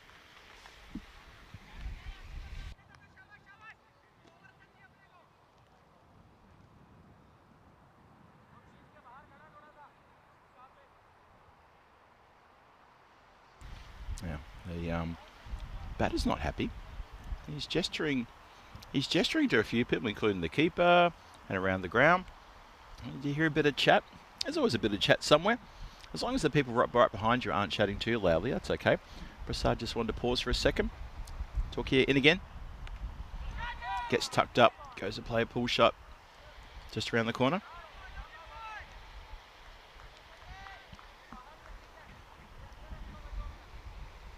And the 50 up with that as well too, by the way. 50 for loss of no wicket. Zagreb Assassins look like they're doing this quite comfortably without losing wickets so far in the first 4 and a bit overs. Just need another 57 from 34 deliveries then for the win. This has gone high up in the air. That's going to stay in the field of play, I think. Oh, just out of the reach of the hands now. Might have to look at that one up close. Up close and personal. Yeah, I think the umpires want to just check where that's landed. Did it end up outside the rope or not? As I said, Babu, he hits very high. Really high. Here it comes down. And with the blurred vision, I can see the white balls landed on the other side of the rope. And that has gone all the way for a 6. 56 on the board. Babu is looking quite comfortable. Even chases a wide ball.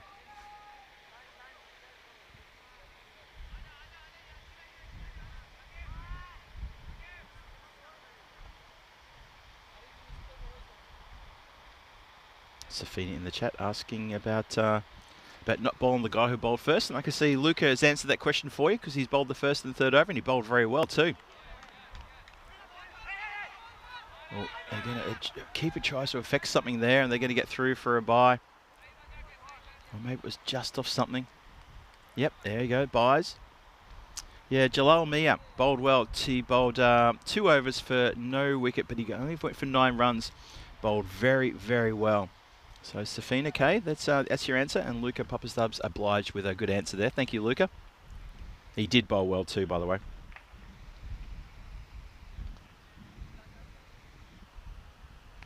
Oh, has Ashik reaching for one there. Just footwork going the wrong way. 58 for no loss. 1 more to come to halfway through the overs, the allotted overs for this run chase. The score is over halfway there, so you feel that they got the noses well and truly in front now. 49 from 31, that run rate required is just at about 9.5. Gets away from the keeper, they're going to get through for another bye. Yeah, a bit of the sting gone out of the game. The fact that no wickets have been taken, you just get the feeling that Zagreb Sokol they're just pondering who's going to get the wicket, where we're going to get the breakthrough, how we're going to do this. Yeah, it's a good question as well. It's a very good question. 50 was up before as well, so it's a good question. Where's the wicket going to come from?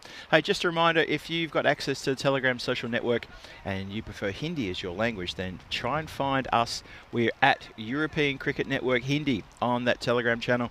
Join in the fun, have a little catch up with us about all the information coming from the European Cricket Network in your preferred language, and of course, interact with us as well. That's the most important thing. Get all the updates on such events as the Meltle Shield and the Western Shield, and of course ECC. There's not been a better time for the whole year than right now to get involved in the European Cricket Network, because we've got some big marquee events coming up, and we can't wait for that. And August is a bumper month of cricket, and mid-September, Carter Mania is going to kick off. Nabil comes on now. Let's see what he can do. Trying to change things up. Who is he going to be the one to find a wicket here? They need to get at least 1 wicket. They need to find a bit of a spring in this step. Just looking a bit flat in the field here.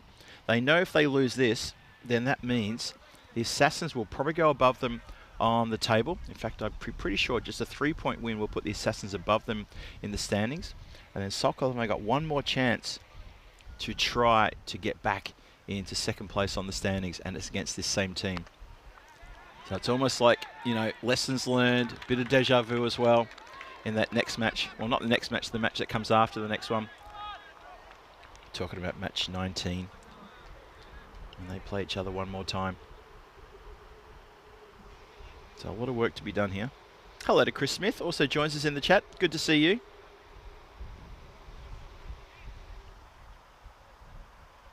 I was thinking about you this morning, Chris Smith, and I'll tell you why without, you know, letting that comment just sit there on its own.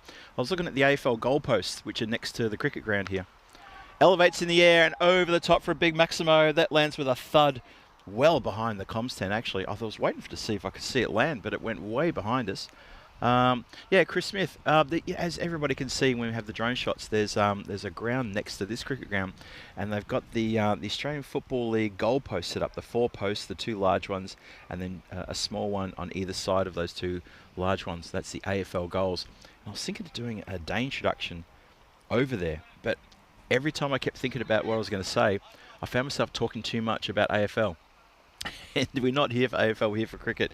So I was thinking, that's right, Chris Smith, he loves the AFL. He always gives us good updates on the Friday and Saturdays and the Sundays for when the games are played down there in my old stomping ground, which is southeastern Australia. And of course, games are now played in the north around Queensland as well, with the introduction of a couple of teams up on the Gold Coast. Bowler in again. Club down the ground, shouts to catch it. That could be caught this time. Oh, it's gone through the hands. That was the breakthrough they needed. That was the breakthrough they needed and wanted. Oh no. Babu gets a life. One more time. He's mishit this one. He's on the back foot, so his weight isn't coming forward. And that clips the hands, and it's going to go over for 6. That's really going to hurt. Oh dear, oh dear. That's the game, I reckon. Going to get another chance. This time he just has to stop the ball. That's actually good work. Gets the body behind the ball this time and stops it. So Sakib Hossain there, he puts the catch down, but then he stops the next one coming at him. But all day he will lament on that opportunity that's been put down. Mind you though, Zagreb Assassins are within 35 runs of a win here. Now it's within 34 runs. Not sure about the bonus point though. However, while Babu's there, anything's possible.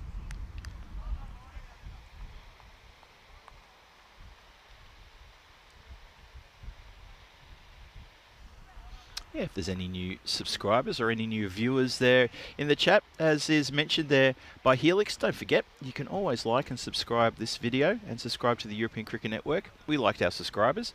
We always like to check that number and see how you're all doing. So yeah, if you're liking what you see, or if you're a fan of European cricket or becoming a fan of European cricket, don't forget to like and subscribe. It's always a good thing. And maybe you'll see catches that was unfortunately just put down there by Sakib. Might get caught next time. More subscribers means that more of these players will step up to the mark, and that's what I'd like to see. That's what European Cricket Network does. We showcase the development of cricket throughout Europe, and it gets better and better every year we go on tour all around the ground. We're literally on tour for every week of the year, barring the 6 weeks around sort of the end of the year, when we take our Christmas break and our New Year's break. Shouts to catch it. No one's going to catch that. That went like a rocket. Unfortunately, the fielder who was at long off was pretty wide. There was no one straight. And Babu has crashed that down the ground for his half century. 53 from 19 for another half century to that man now, Shad Babu.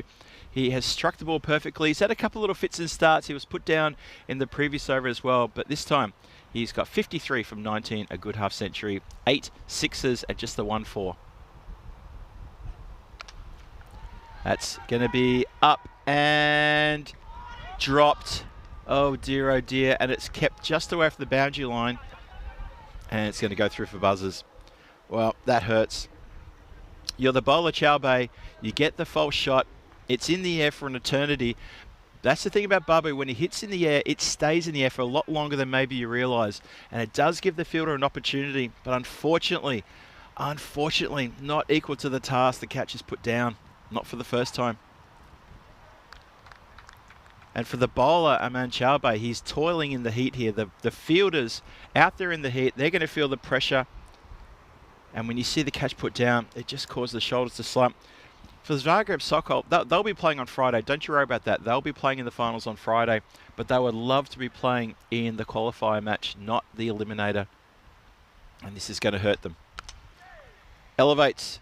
And no one's anywhere near that one. That's gone pretty flat. I've got a funny feeling it might have gone all the way. We're going to look at the replay on this one more time, just to try and see, did that go all the way? Tremendous power here off the back foot.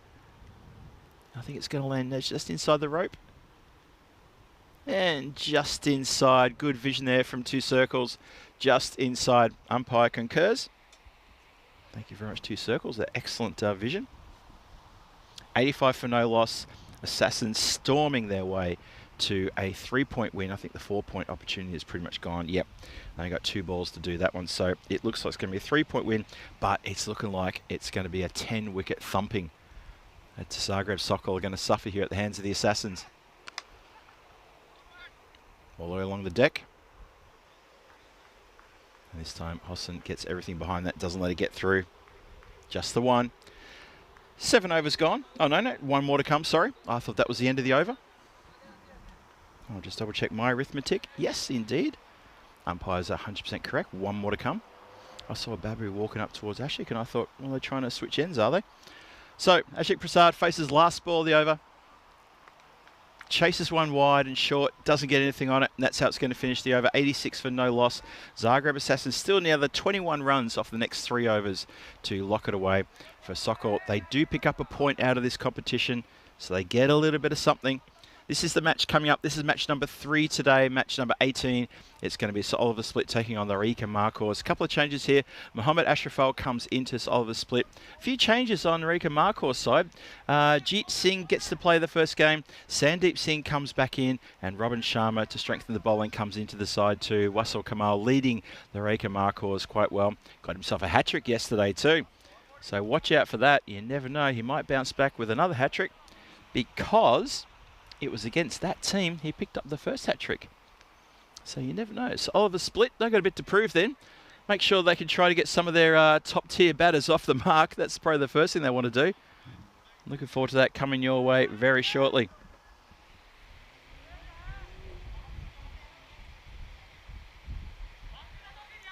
So it's going to be Hossan gets a chance now. Sakib's got the ball. Going to start the 8th. They've got 21 runs to play with here. Umpire set. Here we go. Elevates. Just didn't sound sweet, but that's the power of Babu. It didn't sound good, but it's still Maximo. It still goes for a big 6 down the ground. Gets it on the full. If it doesn't hit the deck, the ball doesn't hit the deck, well, you're in trouble. You're absolutely in a world of trouble straight away. Got to hit the deck. Sakib in again. Flicked off the toes, and he's found the gap. The placement is perfect. So Babu's showing us that he's definitely got a lunch appointment around the corner. He wants to get to that restaurant on time. As he decides, come on, enough of this, let's do this. That's a very nicely placed flick off the pads. So the first 2 balls of this over have gone for 6 and 4. We know Babu's hungry for more. He's already muscled his way up to 70. Oh, it's full again. It's full, and that gets the treatment. That is not a good delivery. So pressure completely off now. The pressure's off everybody because that's easily going to be the game. There's no competition left in this match whatsoever. That delivery was not good at all. Watch Babu from side on what he does here. Just a little shuffle. Steps to the line. Raises the knee. Just a nice little bit of poise there from the batter. 100 up, by the way. 102 for the loss of no wickets. Gets up on him a little bit there. Just has to defend this one, and he walks it. He's not interested in running. He's still not interested in running. He's walked that single in its entirety. He hasn't jogged. He hasn't broken stride. He's just walked it all the way. Some might see that as an act of arrogance. I see that as a bit of a commanding moment there. Just other players looking at him, just going, well, look at him. He's not in a rush. He knows what has to be done. He knows what's been done as well. Good afternoon to Jacob Blake Stewart, who joins us as well. How are you? Good to see you again.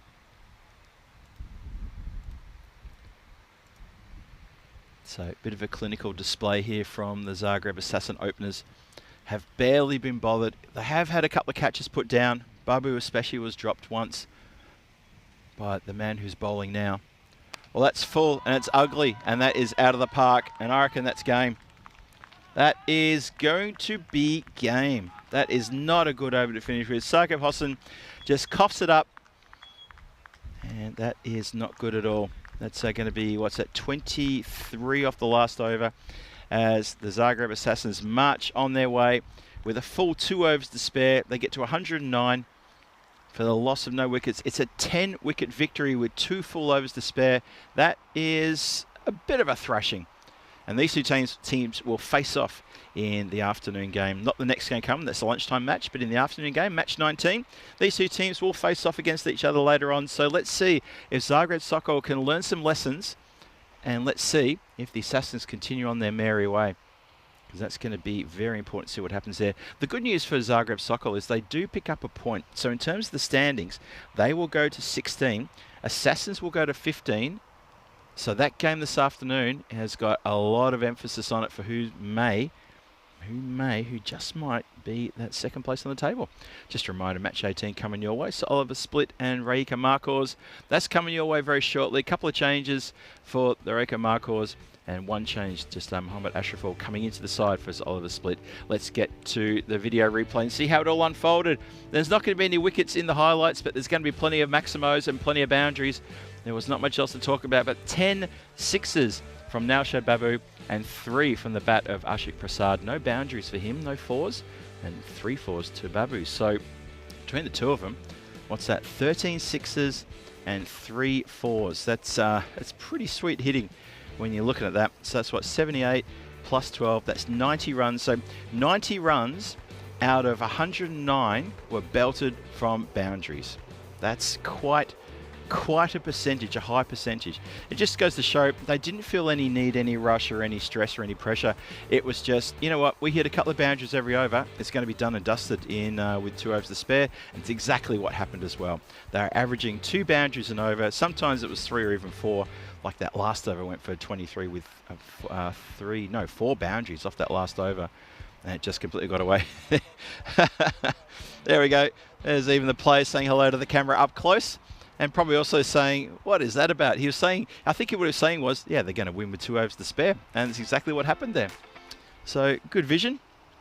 And good vision also to 2 circles. A couple of really good replays there for the tournament referee and for the umpires. So thank you for that as well. 109 for the loss of no wicket there. It's a 10-wicket victory there. 77 not out for Naushad Babu of 27. And for Ashik Prasad, he put together a good innings himself. That unbeaten as well of 22 deliveries. So well done to Ashik Prasad. Well done to both of them. Have a look at the bowls there. They tried a few bowling combinations, a few extras as well. Couldn't find the breakthrough. So the captain did the right thing. Gurpreet Singh himself went for 19 off his lone over. And then he pretty much shared the whole bowling duties around. Unfortunately, they needed another Jalal Mia because he bowled so well at the top there. Really economic. Didn't get a wicket. Was unlucky. Got past the blade so many times, a lot of dots in those 2 overs as well. So the ball was shared around, but unfortunately no luck, no love, no success. And the final summary looks like this. Zagreb Sokol, they get to 106 for 8 after 10. Zagreb Assassins equal to the task and then some. Takes 8 overs for them to muscle their way up. They don't lose a wicket, so it's a 10-wicket win for them. 3 points go to the Zagreb Assassins, 1 point goes to Zagreb Sokol as they manage to prevent the Assassins from getting that win within the 7 overs. So that is it for match number 17. Match number 18, the lunchtime match, will be starting a bit later. That's coming your way in probably about 20, or call it say 22 minutes time, I think, by my clock, because of the slightly early finish here. So we're not too far away from that one, but we're going to take a bit of a break now. I think everyone's going to get a chance to maybe have a bite to eat and a bit more fluids. I know I've got a massive bottle of water. I'm probably going to chug the whole lot right now because I feel like I've been talking non-stop for 4 hours. And I'm going to need a little bit of something. So thank you to everyone for that. Yeah, we're 21 minutes and 30 seconds away from the start of the next game. So thank you everyone. Thank you everyone in the chat for keeping me company during that game.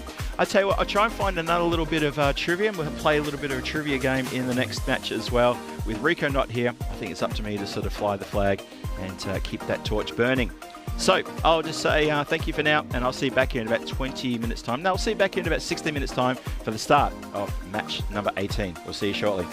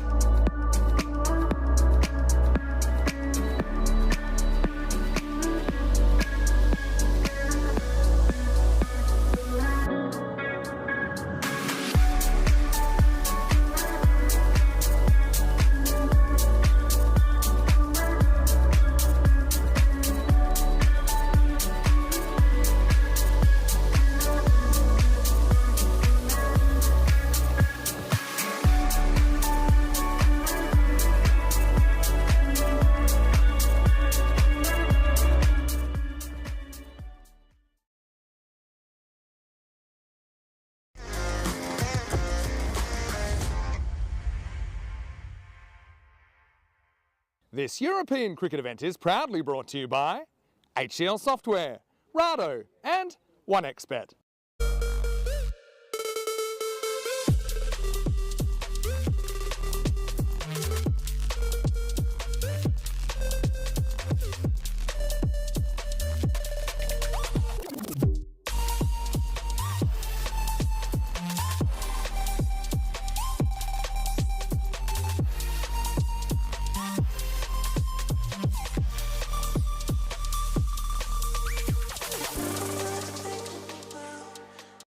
Hello everybody, ladies and gentlemen, welcome to this next match. It's the third match of the day. It's match 18 and it's time to see Sir Oliver Split taking on the Rijeka Markhors here. Now it's going to be the top of the table versus the team that's battling to maybe try and push up into second place if wins go their way. And also if a couple other results go their way as well, you never know, they could possibly do that. Remember, Sir Oliver Split, they are the reigning champions. They're the reigning ECS champions here in Croatia, battling against the side that I think has been pretty much the pick of the teams here, Rijeka Markhors. They have played so well in this tournament so far, only dropping one game along the way as well. And the game they dropped was a golden ball match as well. Speaks volumes in my opinion, that's for sure.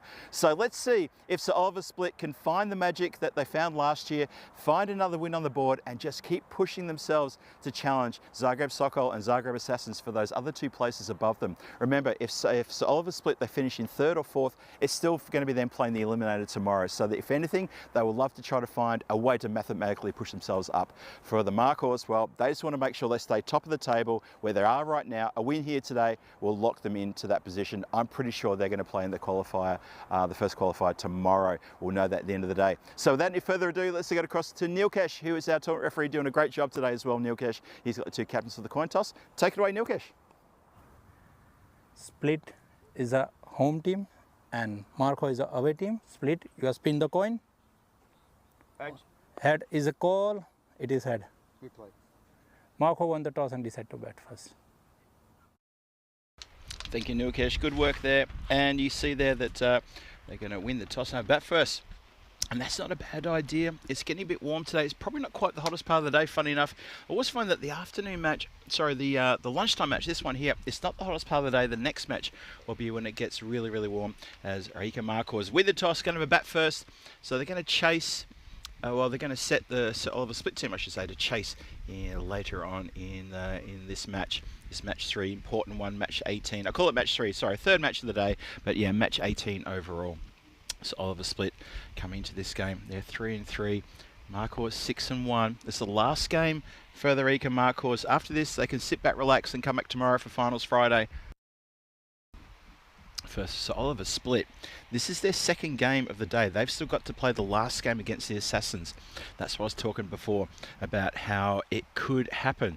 Could possibly happen. It's an outside mathematical chance that things could maybe happen for them, but the way I see it is, you know what, I think that Sir Oliver Split are going to settle into probably third or fourth place on the table. Rijeka Markhors are going to secure a top spot, especially if they get a win here. They'll definitely secure a top spot, and they're not going to be threatened by either Zagreb Sokol or Zagreb Assassins. So they will go into the qualifier one tomorrow. We're going to get that all sorted out before the end of the day, obviously, and towards the end of the day, we'll see exactly where everything is going to fall. The news, though, is that with Zagreb Warriors in that previous game, sorry, the early game this morning, losing to Sir Oliver Split, that they are going to bow out of the competition, not going to take part in finals Friday. We know that for a fact. So it's still for these teams, maybe just to sort themselves out. I think the battle really now is second place, and that's going to be Zagreb Sokol versus Zagreb Assassins. That's something else. We'll talk about that in the next game, because those two go head-to-head for the second time today. That's going to be a great conversation to talk about that. For this game, though, Rijeka Markhors on 22 points in the standings, Sir Oliver Split on 10 points in the standings. Even if they get a 4-point win here, they would have to do something special to try to upset the Assassins, who are sitting just above them. I don't think they're going to do better than third place. Here we go, as we kick off with the start of this match. And that's nicely tucked around the corner. That's a good start. And it has indeed gone all the way. Just watching that go across the banjo line. Also watching a very nice butterfly flirt with the fan here. Please don't go into that fan. I really don't want to have to clean that up. Got the desk fan here, which production, the Two Circles team here very happily lent us. And if you're thinking that's great, yeah, give a shout out to Two Circles, everybody. They do have an air conditioning unit though. And that is elevated. Wow, get out of the way in the dugout if that's coming your way. I think that's just gone between the tents. No, it's gone into the dugout of the Oliver Split team who are out on the field, so their sub-players have to run for cover. As this goes in, you can see there a bit of movement there. That was from the previous boundary. That was, I think that was Shub down there who was chasing the ball. So the runs are coming already. Oh, there we go. Elevates this time to the other side of the ground. So this is what you call 360-degree belting here. This is going everywhere. Anil Kumar just saying, all right, we want a big score. We want to get a nice warm-up for our finals campaign tomorrow. This is the last game for Areca Marcos, the last group game for them, as they have done extremely well in this competition so far. And then the short ball is defended quite nicely as well. Yeah, the last game for Areca Marcos, they're 6-1. They lost one game yesterday, and that, of course, was that terrific game against the Zagreb Assassins, which went to a golden ball 82 that was. So just dropping one game the whole way. They are the pick of the bunch at the moment. And obviously when you go into the finals Friday, oh, you know what, doesn't really matter what's happened before, it's about what happens then on the day. Boundary protection there on the offside. They get to that one, just goes through for one. Anil Kumar just has a look at the bottom of his bat, realise he didn't get enough out of the meat of the bat. 17 off the over so far. And Sahil Lal, who lit up the ground yesterday with a sensational 70-odd not out, he gets the bat now. And he just hits into the ground. It's going to be a dot ball as it runs into the covers. So 17 of Luke Vukasic's first over. Oh, that's telling. That's going to set a bit of a story. And with Areca Marcos, they're winning the toss election to bat first. They're going to really try to grind a bit of advantage here and really trying to weigh down So Oliver Split with a fair bit of heat here in the middle of the day. Challenger division of ECC is beckoning. It's starting on Tuesday the 7th of October. Group 1 and Group 2 action, and then finals day straight afterwards. No delay between the Group 1 and Group 2 action and then finals day. And you're going to see the Group 1 winner, the Group 2 winner, the Group 1 playoff winner, and the Group 2 playoff winner. They're going to make a group of 4 for finals day. So big action there. That's the filling of the sandwich, which we like to call the ECC. And that's coming up next month. I love that we can say that now. It's next month. It's almost here. Hello to everyone in the chat who's joining us. Great to see you all fronting up there. John Gray, Chris Smith, who dropped in with just some update of the football games tomorrow. Thank you for that, Chris. This is in the air. This is going to be taken. Easy as you like. The man with the gloves, Sam Houghton, just goes, hang on, I got this. I have indeed got this. This is a big wicket because Anil Kumar lit everything up in that first over, but his job is done. He's got no more to do here with the bat. And he would have loved to have stuck around, made a good 40, even maybe a 50-odd. But unfortunately, he has to depart in the second over. And so early success here for Muhammad Al Mamun. He bowls it with a wide, and then he comes back with a good wicket. Just gets a bit heavy, a bit big on Anil, and he can't do anything apart from spoon it up in the air, and a nice catch taken by keeper Houghton. So going to bring Vashisht to the crease. Let's see what he can do. Yeah, Areca Marcos, in case you missed it, they've been live wires in this tournament. Really enjoyed the way they've gotten about their business. They've played well. They've been very dominant. Just dropping that one match I mentioned before, the Golden Ball against the Assassins. They got revenge against the Assassins though and demolished them in the afternoon game after that. Vashisht very correct with his forward defence. Always looked like he was going to play that shot.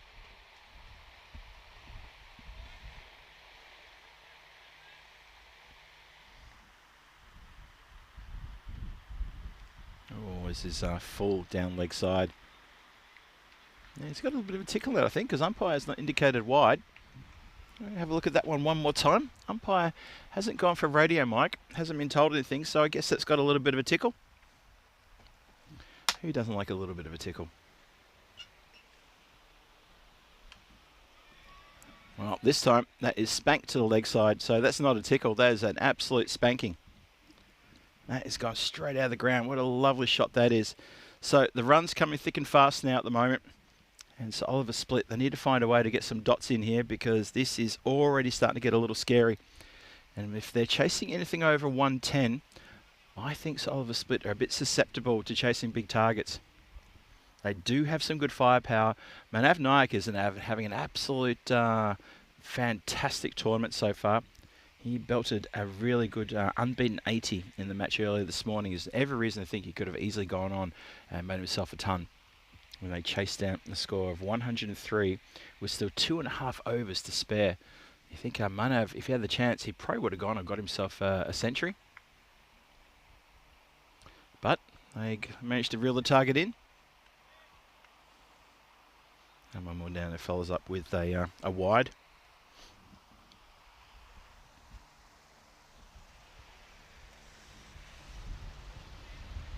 Hope all of our viewers in Europe are finding ways to stay cool as the conditions here on the continent really pick up. The temperatures start to soar. A few records been broken as well with regards to these temperatures around Europe, all around the continent. It's all happening. It's a dot ball there. No, it's shown as a wide. My apologies. I thought it was going to be a dot. And that is lunch prepared. Thank you so much, Shub. Has brought over lunch for me. He's one of my best mates here in the European Cricket Network. He's awesome. He gives me a wave. Well, that smells actually really good too. Looks like it's a sausage and bean stew. Oh, that smells good. And we just put there, Shub. There he is. He walked right in front of the sight screen as the bowler's about to charge in. So a bit of a brain fade there by my good mate, as he brings me lunch and then just slowly walks in front of the sight screen. Well done, Shubby. Never shy. And the batter quite rightly says, hang on a minute, there's a big white thing moving in front of the sight screen there. I can't see what's going on. Hard to distinguish between that crew member and the white ball. 26, 1 wicket down. 2 to come in the over. Someone's happy. Not sure though if that's really worth a shout. Looked a little bit off there. Now, how do I keep that food covered so the wasps don't get anywhere near it? As I'm just been... Oh, here they come. Where's my little hitter? There it is. You can go. Oh, got him. Got him. Got him again and again. There you go. Thanks very much. Thanks for coming. See you later. 2-0, everybody. Just in case you're wondering, 2-0. The score is 32 for 1 as well, by the way. Too many wides in that over. Just a lack of pressure completely. And that is one very unhappy wasp right there. Bye. Sorry, folks. I just had lunch brought at the really wrong time, right when the game starts. Unfortunately, lunch has arrived at a time when I can't even touch it for the next 40 minutes. And, oh well. Never mind, it's not the most important thing. What's most important is this match, because this match is really important for both these two teams. Markhor sitting there on 42 points at the top there, looking very happy. They get the win here. They've pretty much locked in top spot. I can't see anyone dislodging them from this point onwards. Even the Zagreb Assassins, who've still got a couple of games to go, even if they get 2 4-point wins, possibly they could dislodge them, but I just can't see that happening. They just look too powerful. You would expect them to at least get a point out of this match from Sir Oliver Split. Well, they keep belting it like that, then it's going to really, really put paid to that comment, and they are not going to get anywhere near it. Big 6 there. Poor old Luke Vukovic, he gets taken out again of the ground. Not for the first time, not for the second time. I've got to say, we're at day 4 of this men's ECS. Some of these players played internationals on the weekend. A few of these players have played cricket every day in either T20s last week, I know, and then T10s over the weekend and T10s this week. They played days in a row, and there must be some very sore and tired bodies out there. That's another Maximo. Vashisht is getting on his bike and pedaling hard. Poor old Luke is getting some treatment. Luke's one of those players. He didn't play in the T20Is, but he played in the internationals, ECIs on the weekend. I don't think he's had a day off since probably last week. And I reckon he's just looking a little bit, probably a little bit battle weary. Actually, so Oliver Sokol, apologies note, they had the Monday off, so he didn't play on Monday. But just a couple of players, you just see this this heat is really starting to get to them.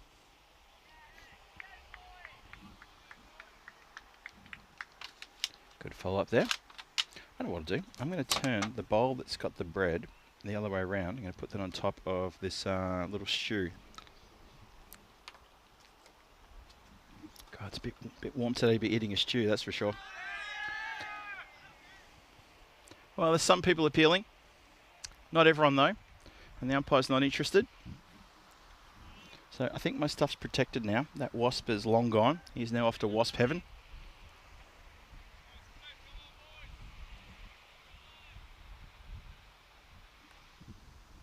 Luke in again.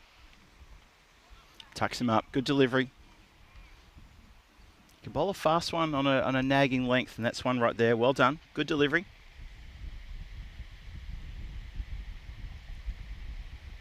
Oh, Luke Papa Stubbs telling us about the time he got bit on the lip from a wasp. Really? Oh, you got an allergy. Oh, that's no good. You know, I got to say, I've never been stung by a bee. I've never been stung by a wasp. Never. So I don't know if I've got an allergy to them. I guess that's one way to find out. If it does happen, I'll let you all know. I'll give you updates. I'll take photos in case it does happen. But so far, myself and this little €1.99 swatter I've got have been doing the job.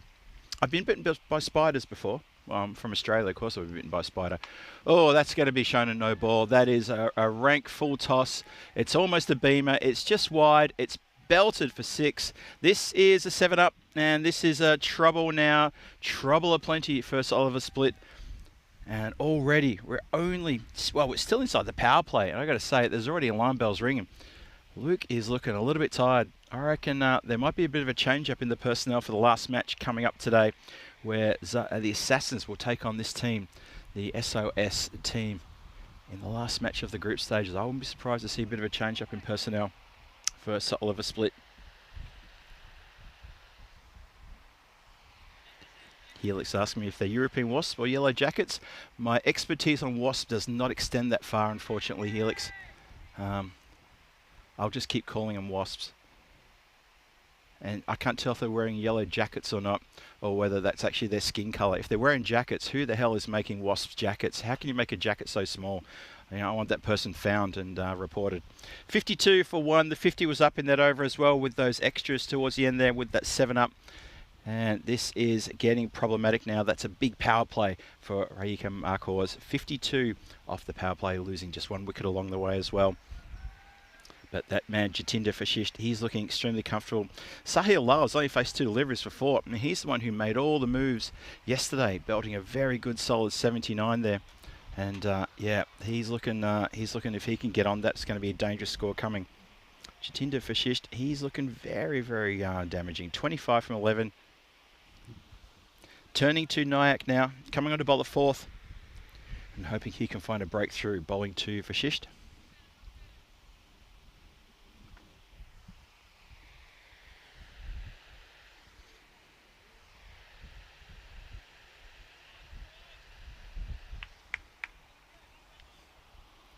Here we go. Start of the 4th. Tosses it up and taken down the ground. Should be just the 1. That's looks like is that Tilly down the ground who's fielding in the long on area? Of course it is.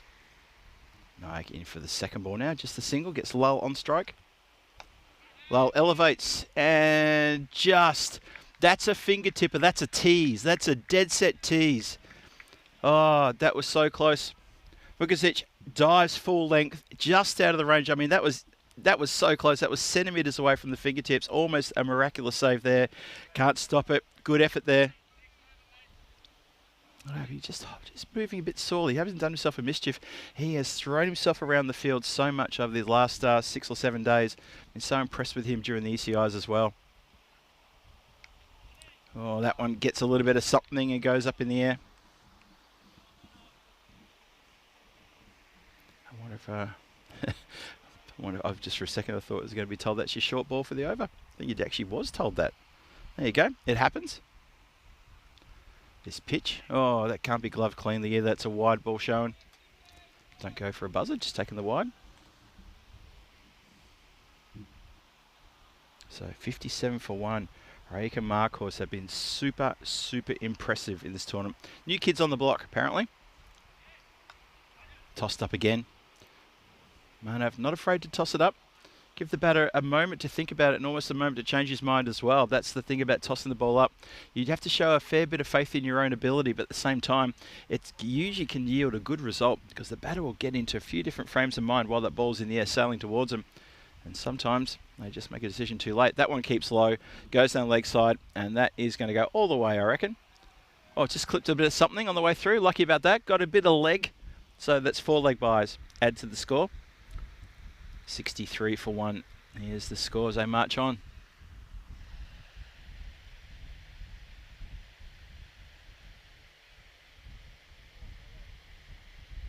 Hello to everyone in the chat. Thanks for joining us as well. Love to have your company on this very bright, warm, again, another warm sunny day. I was having a bit of a wide ball there. I was having a messenger chat with Vinny just during the match break there.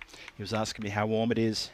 I told him it's very warm. Gave me a bit of information, and it turns out that back home as well, it's really currently warm. It's almost identical situation back home as well. Swings into this one. It's going to go out to the player who successfully fields this one at deep mid-wicket. Clean pick up and throw back, just the one. And we're also talking about, I know who's going to remember this. This is a very select few who will know what I'm talking about here. I talked a bit about the Tony Greig Dulux weather wall. And I said the player's comfort level is currently on 42. Now, anyone who doesn't know what I'm talking about, that's fair enough. Maybe have a look at it on YouTube. See if you can find that on YouTube. The Tony Greig Dulux weather wall on Channel 9 when they used to do the cricket back in the 90s, or 80s and 90s. And Tony Greig had a weather wall. And he used to give a player's comfort reading. That comfort reading had no description. There was no relevance to the number he gave versus anything else. It wasn't the temperature. It wasn't the humidity. It had nothing to do with the chance of rain. It was just a number. And no one ever understood what the hell that number meant. I didn't understand what it meant. No one knew what it meant. Even Tony Greig didn't know what it meant. And they got rid of that after about, I think, maybe 3 or 4 seasons. It was a bit silly. But it was a bit of fun when you think about it now. Have a look at that for a shot, though. That's not silly. That is commanding. That's a great shot. 71, the score is racing along now. 71 for 1. And just started the 5th over. This is starting to get a real problem now. Hits it well in front of square. Middles it as well. Jatinder Vashisht is really showing his value here. Helix saying, oh God, I remember that one. I must be old. Helix, we're all getting old. No one's getting any younger. Lofted and shouts to catch it. And taken inside the boundary rope by about 2 foot there. Nice catch. If someone's going to take a catch, it's probably going to be that man there. Middle of your screen. Takes it comfortably. Manav Nayak holds his nerve, holds the catch, grasps that ball and says, yep, there we go. There's the breakthrough. Jatinder Vashisht has not gotten all of that one. Slight little miscue. Didn't sound crisp. And sent it straight down the throat of a long on. Who's Manav Nayak, who doesn't make a mistake. Holds it. First wicket down, 70, what's it? No, sorry, second wicket down, 71 on the board. Yeah, so anyone who remembers the old, what do you call it? The old Tony Greig Dulux weather wall. Anyone else remember that one as well? Surely there's some Australians out there who are over the age of 40 who may remember that one. Maybe you did. Yeah, astonishing stuff that, and obviously remember Tony Greig very fondly for all the work he did on commentary, especially when he was commentating with his good mate Bill Laurie there in Australia. So the Marcors, 71 for 2. Taking a drinks break now. Good opportunity for the umpires and the players to all have a little cool drink of something refreshing, keep their hydration up. It is very warm out there in the centre. As I said, the players' comfort level is on about 42, maybe 43. And remember, that players' comfort level number, that's nothing to do with temperature. It's nothing to do with anything. It's some calculation which I never ever found out what it was. At no time was it ever explained. It was just a number. And all you know is if they came out the next day to play and the number was less, you would say, okay, does that mean they're more comfortable? Are they less comfortable? There's a good question for the chat. The player's comfort, anyone who remembers that player's comfort wall or the comfort level on the weather wall, if that went higher or lower, does that mean you were more comfortable or less comfortable? I don't remember how that worked. I'm gonna have to watch the YouTube video on that and see what it was all about. Anyway, I digress, because we're about to start now. The drink break's been taken. Big gust of wind comes up to the ground as well, and that's actually quite welcome, as a little bit of cool air comes flying across the ground and upsets a few things in the comms area, but I'm not upset about that, because we need that sort of gust of wind to keep the temperatures reasonable and keeps the wasps away as well. Tilly in again. hits the top of the stumps, as he always does. There's something about Oliver Tilley's bowling. I really like it. He gets a breakthrough at the start of the over. Well, he went for 6 off the first ball, and then he got the breakthrough, got the catch down the ground from Nike. Now he hits the top of the stumps, and it's Sohail Ahmad. His dismal tournament with the bat continues. He's done well in the field. He's been such an exceptional fielder, but he's just not clicked with the bat, and he's come undone here. Rake and Marcos lose another one. So good fight back here from Sir Oliver Split. Really good fight back. Helix trying to explain to me that the temperature wall could actually work with the feels like temperature when you add the temperature, humidity and the wind together. Yeah, I hear what you're saying. I'm suddenly confused though. I feel like just crawling into a corner and crying because it's just, it's a lot of information that tells you something like it's hot. You know, Tony Greig, just say it's hot, it's warm. It's tricky, it's windy. Instead, he gives us players' comfort level, it's 45. Anyway, it's all good. But thank you, Helix. Yeah, I hear what you're saying. So, Tilley with another breakthrough. Sequinder Pal comes in. It's the Pal and Lal show, and it's not the first, second, or even third time I've been able to say that this week. Often they find themselves batting together. Interesting. And they're going to be batting together again. Sequinder facing. As Tilley throws up one, which just breaches that wide line. Marcos, remember, they won the toss. They elected to bat first. You saw the coin toss at the start of the match. And so far, 72 for 3 now. Still got 2 to come in the 5th. So that run rate going like over 15 and over, although this has been a very good over from Tilley. Now he's just breached that wide line one more time, but only just. Close, very close.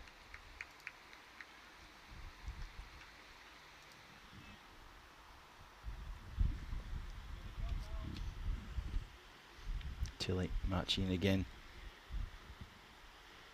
Oh, I think he's got 3 in a row there. No, this time it's off the pitch. Oh, Tilley. I give him a rev up because he picks up a couple of wickets and suddenly that's what happens. Oh dear. Deep heat, I love that. Late 80s science, it's pretty much it. And I attended high school in the mid-late 80s. I can tell you right now, that's pretty much the extent of my 80s science. But I think you're onto something there. I think it's a really good description.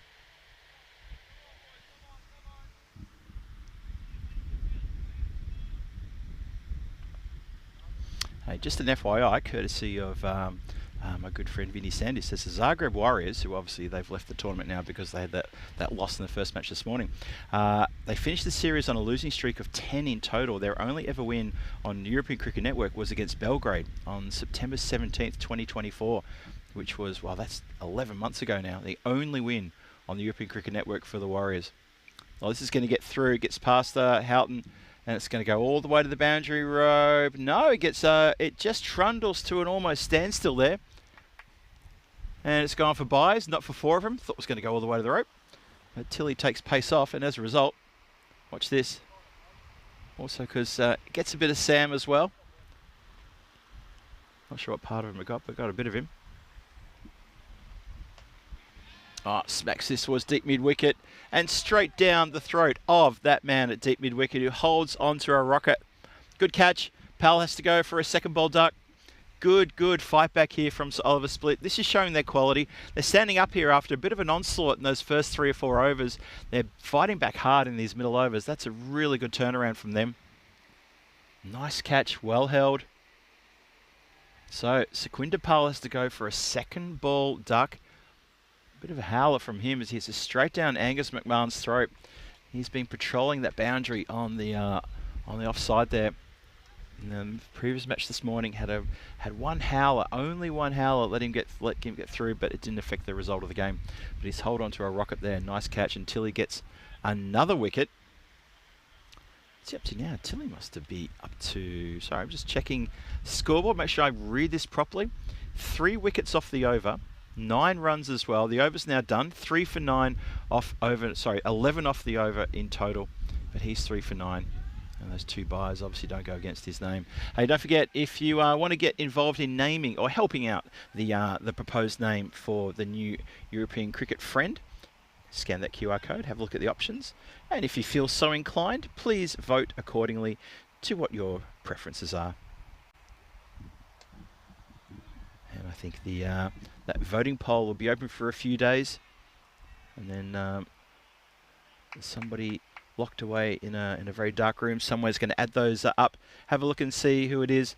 They're going to release the white smoke from the chimney, and they're going to announce the new name, and that's going to be exciting for everyone, I'm sure of it. So keep your eyes on that. And if you're interested in doing that, please go ahead and check that QR code. If that's not your thing, for any reason you're feeling like, we liked what was there previously, then you don't have to vote, that's fine. But if you want to, it's there for you to do so. It's like putting a sign up in a town square where you say, hey, guitar lessons if you want, take them if you want, but if you don't, that's okay. Probably means the sign wasn't for you, so it's okay. We all just keep going on with our lives. So 77 for 4. Just started the 6th now. Angus McMahon gets a reward for that catch with an over. He's pretty handy with the ball, actually. Pretty handy.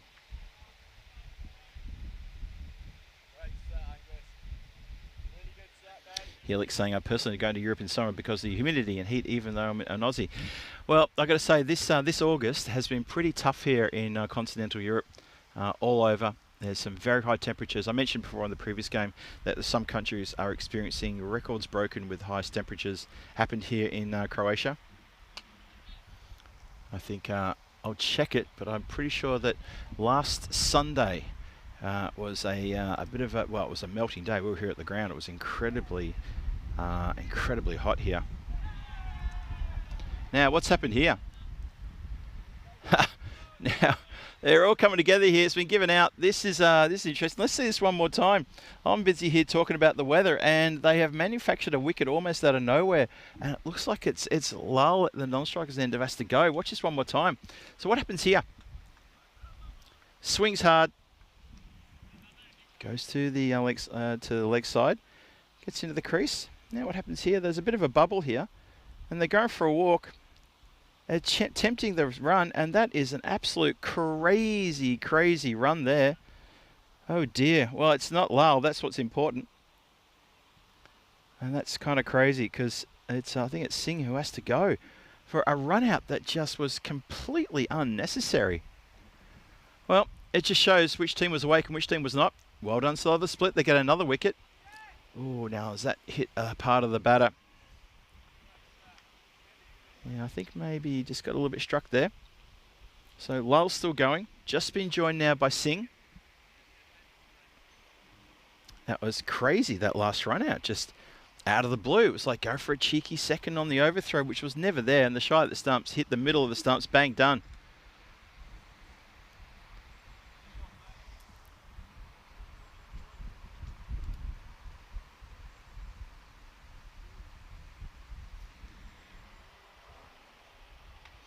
Or elevates, goes downtown and then some.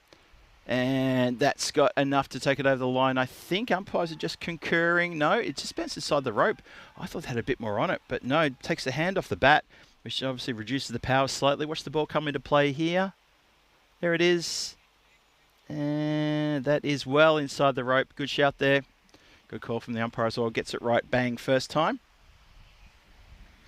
So yeah, just on the back of what Helix was saying about temperatures in Europe, summer here can be quite warm. It seems to be getting warmer every year.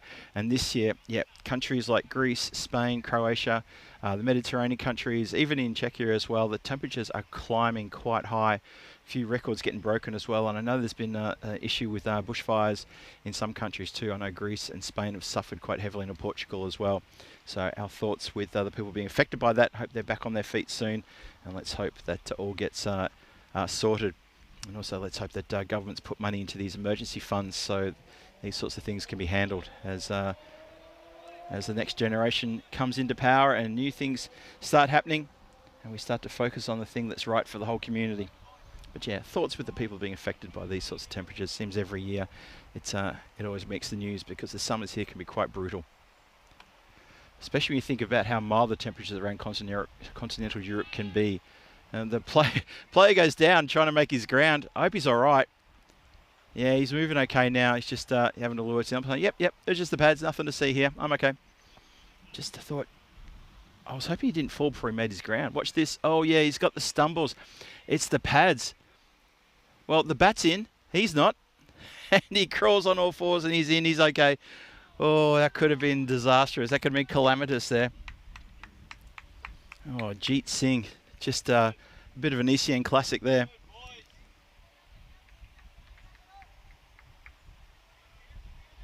.84 for 5, halfway through the 7th.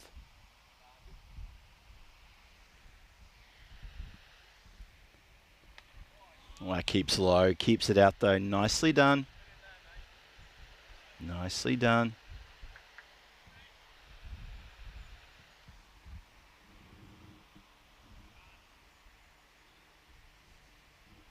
So good over this. Al Mamun. Just put the wides away, which is good. Good work again. Nayak on the boundary lane, gets down to the ground to stop that getting through. Every run, super vital and important here. Every run you save is an extra run you don't have to get. I know it sounds pretty academic, but it's true. Every run you save is one we don't have to get. Swings, ambitious shout for leg before. Umpire stepping away, which tells me he's not interested in the appeal. 7 overs gone, 85 for 5 on the board. Have a look at calendar for 2025. Now remember, this calendar doesn't always contain all of our events. This is predominantly the European Cricket Series that are coming to your screens over the next, well, all the way through to the end of the year. There's a couple of international competitions going on. Obviously, we've got Norway starting tomorrow. Then we've got Austria in a couple of weeks' time as well. But for now, ECS Croatia, ECS Germany in Kiel, Romania Encore, Hungary, Switzerland, and then it's time for the Melton Western Shield there in Kardamar. The road to Kardamar, it ploughs its way through August into mid-September. What a year. Oh, what a shot. How about that? Well, I would say for Sahil Lal, normal service is resuming. After a couple of tight overs, that one previously from Mohammad Al-Mamun just went for 2. But that is the kind of striking to bring them back to the fore. I reckon Marcos, this innings has been interesting. They were going at 15s after about 3 overs. During the third over, I was calling. I was saying, wow, 15.5. They're really mounting a big score here. It's dropped back a bit now. It's 12.7, but that 6 is going to help things along. 91 on the board, loss of 5 wickets. Oh, this time he goes even square. He goes backward a square, actually. I think it's 1 bounce, 4 runs. No, it's bounced over the rope, actually. Shot. Great shot. And I've just noticed, just behind the scorer's tent, there's a white car. Now, I've already seen one shot go over the scorer's tent on the full, and I think was it from Babu, day before yesterday, and it landed right where that car is. So I'm going to keep the watch on the white ball and the white car and the white tent. We've already had one big 6 hit a car on the bonnet. That was parked way over the fence on the left of screen. That happened on Monday. So it just goes to show that these batters, they can hit cars if they have to. Another shot straight up in the air. It's gone very high. Tough chance. Tough chances, doesn't matter. Tough chances taken. Nice one.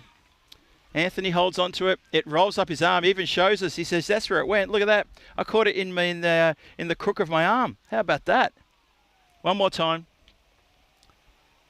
Yep, into the crook of his arm, just into where his elbow is. And he says, look at that. Hey, you can catch him, but I catch him like this.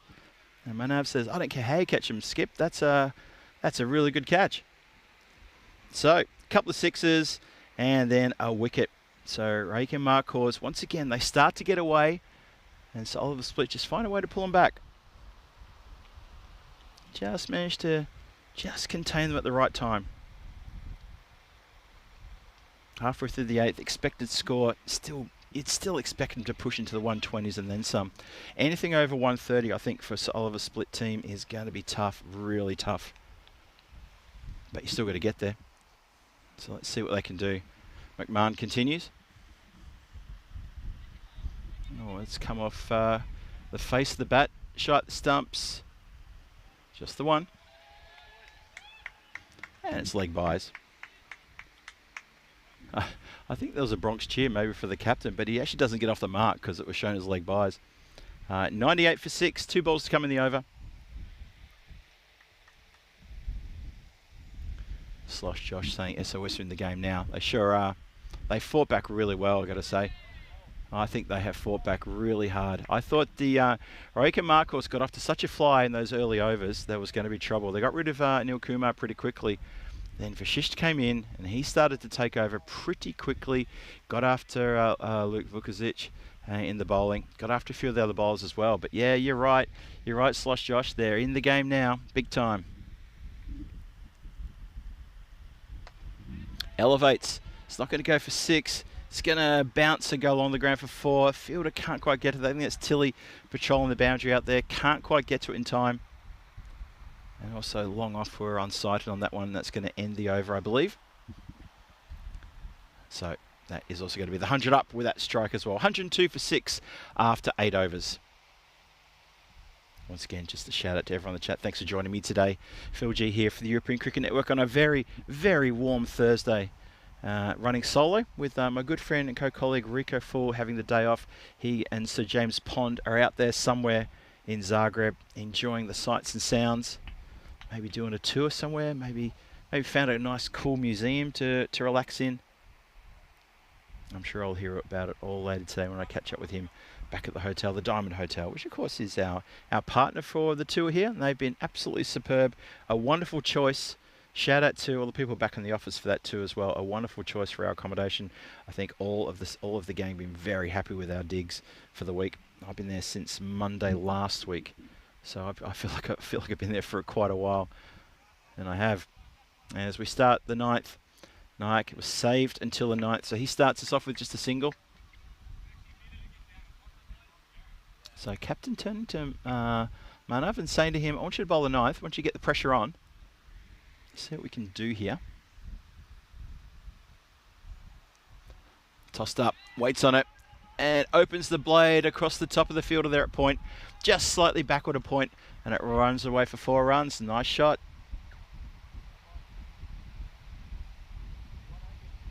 Paul with interesting comments saying the lack of depth of batting in the Marcos is a bit shocking, but the bowling is pretty much best, and the top order very good. Well, this is the thing. The bowling's been good. The catching's been pretty good. The ground field has been pretty good as well from Sir Oliver Split. But yeah, some of the shot selection from the Marcos just leaves a bit to be desired. And I think they've sort of missed a few things here. You know, that silly run out that happened earlier, and a few sort of strange moments there. Just a little bit bizarre. Some strange sort of choices from the Marcos. Maybe just relaxing, maybe taking a bit easy. For Sir Oliver Split, I wouldn't say the top order is great. Manav is having a terrific tournament. Sam is sort of runs a bit hot and cold. Tilly's just out of touch. Luke hasn't had a good innings as well. And we've already seen the Sir Oliver Split team get 4 ducks against this side when they played a couple of days ago. Well, actually, it was yesterday when they played and they had 4 ducks. So, yeah, the top order for Sir Oliver Split, they need to knuckle down when the run chase comes. They're going to be chasing the score around about the 110s. Or call it 120s. The score is now 107 for 6. But yeah, it's one of those little tantalising scores where you sort of think, oh, yeah, you better reel this one in. But sometimes they lose a wicket, and if they lose Manav early as well, they could be in all sorts of trouble. It's a good contest, though. I hope you're enjoying it wherever you're watching in the world. But good to see you in the chat, Paul, as always. Now, what's going on here? We're just pausing for a moment. I see the umpire's just waiting for acknowledgement from TR before he continues. That's ECN talk for tournament referee, in case you're wondering what on earth I'm talking about. Okay, Phil G, what's this TR business? We're good to go. 2 balls to come. No, 1 ball to come, sorry. Swing and a miss. Good over from Manav. So there was a 4 off the second ball of the over and a couple of singles. But that's it. That's a terrific over there. Very economic. Doesn't get a wicket, but when you're bowling dots like that, it's just as good as wicket sometimes because they're not scoring and they're absorbing pressure as well. So 1 more over to come. I've got the bowling there. That bowling got good. Luke Vukovic at the top there, suffering at the hands of Vashisht in their first couple of overs. But after that, the bowlers have really knuckled down. 3 for 9 for Oliver Tilley. He's bowled so well. A few wides in his over too as he comes on to bowl the 10th. So it wasn't all gravy. He had a couple of funny moments, bowling a couple of wides and some byes here and there. But ultimately, getting 3 wickets and over, I'll take that any time.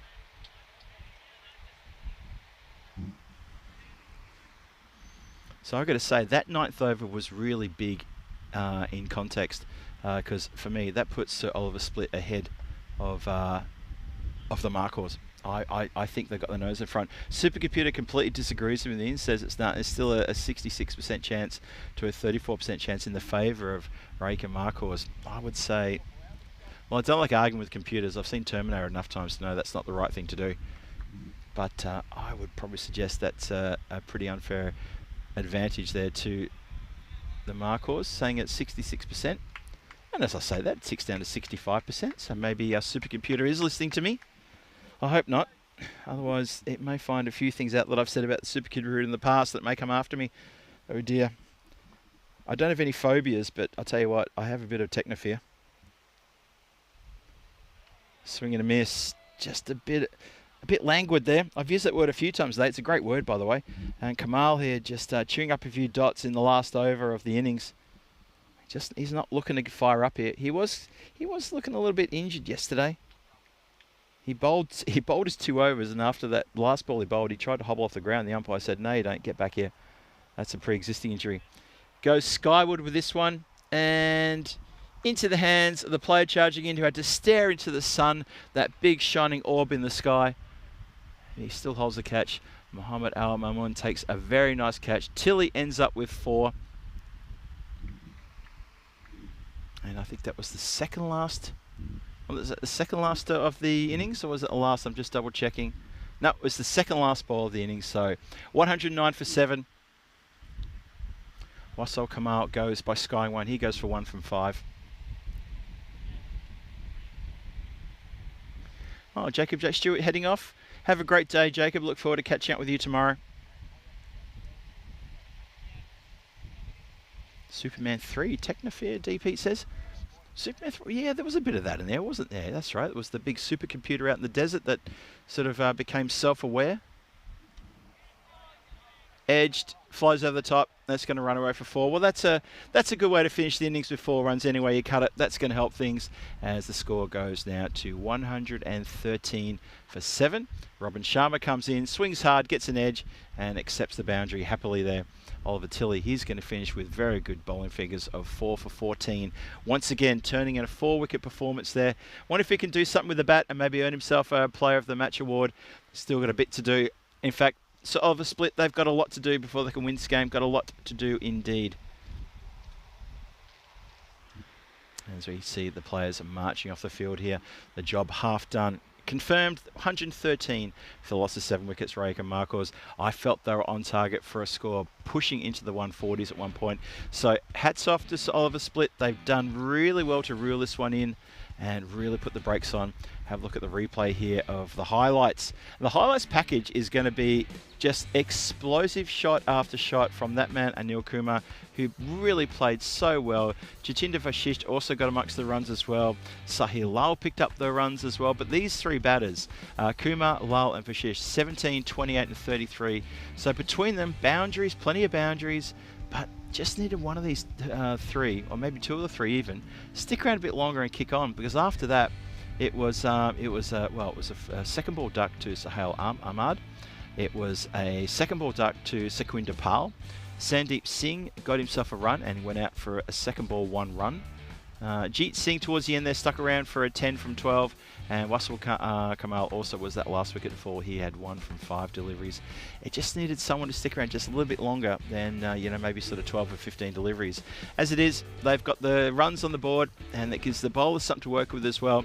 For the team who are going to be coming out to bat in about 10 minutes time, so Oliver Split, you know what, they haven't really set the world on fire with their batting so far. They've chased low targets comfortably, but they've also been bowled out for a low target before as well. And so that remains to see what's going to happen. Against this team, they were bowled out for 59 on the last ball of the 10th over, chasing a score of 104 for the victory. Just keep that in the back of your minds.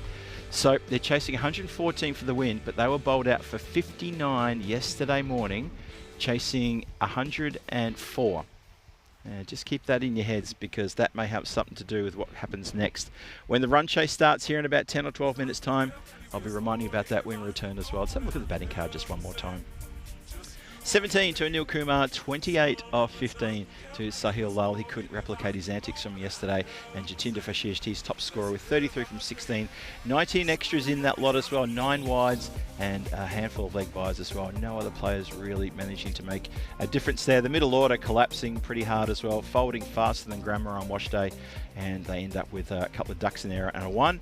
In the bowlers, well, bowlers, let's talk about that one man, Oliver Tilley. I thought he bowled sensationally well. He did bowl a few wides and got a bit wayward in his first innings, but look, it's on the board that he's got 4 for 14. That is really very, very good from him. So well done. And of course, Manav as well. He went wicketless, but also went for only 14. So very economic as well. And the other wicket there, well, 2 wickets. 1 wicket going to Angus McMahon and 1 wicket to Mohammad Al Mamun. That's how the bowlers went. So the final summary is this. It's Rake and Marcos. They win the toss and they say, let's have a bat first. They start well. They fall a little bit to the wayside after a couple of wickets. They right themselves up again, but in the end, it was Oliver Split who I think gets the advantage going into the halfway point of this. And it's 113 for 7. So Oliver Split need 114 when we return here. I'll be back here, Phil G here for the European Cricket Network, saying to you, grab yourself a nice cool drink or something, or a nice warm cup of something. Depends where you are in the world. And depends what the environment is like there as well. I'm going to have a little bit of lunch as well, as I've got about 4 minutes to try to scoff some food before I join you back here for the introduction into the run chase. Don't go too far. I'll see you shortly.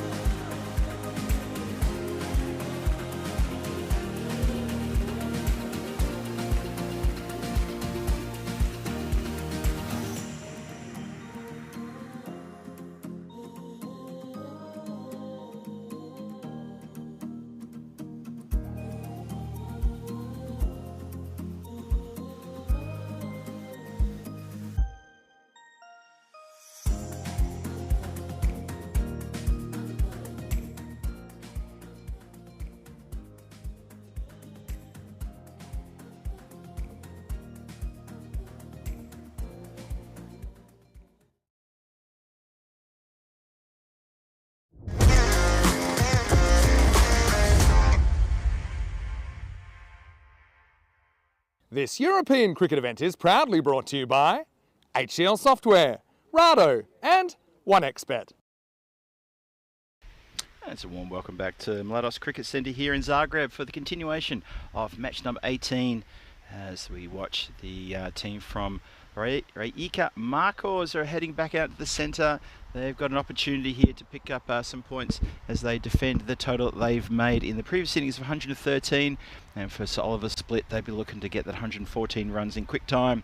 Maybe get a 4-point win if they can. But it's up to the teams to also focus on that score of 79. And the Markos, if they can restrict the Sir Oliver Split team to 79 or less, they're going to get a 4-point win here. They're already sitting top of the table on 22 points. They're definitely playing in that Qualifier 1 on front tomorrow. They can't be removed from playing Qualifier 1. That's the good news for them. And there's pretty much no bad news as well. So I don't have good news, bad news. I just got good news that they are definitely confirmed. Even before this match started, they were confirmed as taking place in Qualifier 1. For Sir Oliver Split, I would say that they're pretty much locked in to the eliminator. I really don't think they're going to make that much of an impact into the top two positions above them as this is placed down the ground just for the one. So the score is on the board, as I said before. It's 113 for 7. Rijeka Markos, they get that. And so it's 114 for the win. So Oliver Split start off with a single as well. Houghton and Luke Vukasic are opening the batting there. Kamal, captain, is bowling. Digs out of Yorker, well done. So eagle-eyed people who are saying, dropping a message saying, hey Phil, haven't they played already, these two teams? They did indeed. Good question. Very good question. Yes, the Rijeka Markos yesterday took on Sir Oliver Split in the first game yesterday morning, match 11. And the Markos made 103 for 7. Nicely driven again there from Houghton. Just getting in singles at the moment, getting their bearings in. Good to see. Yeah, the Markos made a score of 103 for the loss of 7 wickets in the corresponding match yesterday morning. Good score on the board. It was a very modest score as well. It was an excellent bowling display as well from Sir Oliver Split. See Captain Kamal in again. This one's chopped. This time it's going to get through the fielder. That's going to go for the boundary for 4 runs. Nice shot that. 4 runs. So it was a good display, good game yesterday where this happened. 103 for 7 were the Markos yesterday against this team, Sir Oliver Split. Sir Oliver Split came out and they were bundled out for 59 on the last ball of the 10th over. So it just goes to show these two have got a bit of a history already, these two teams. And so far, the Markos have had it over Sir Oliver Split, especially in that match yesterday. That's where this man picked himself up a hat-trick, the first and so far the only hat-trick of this tournament.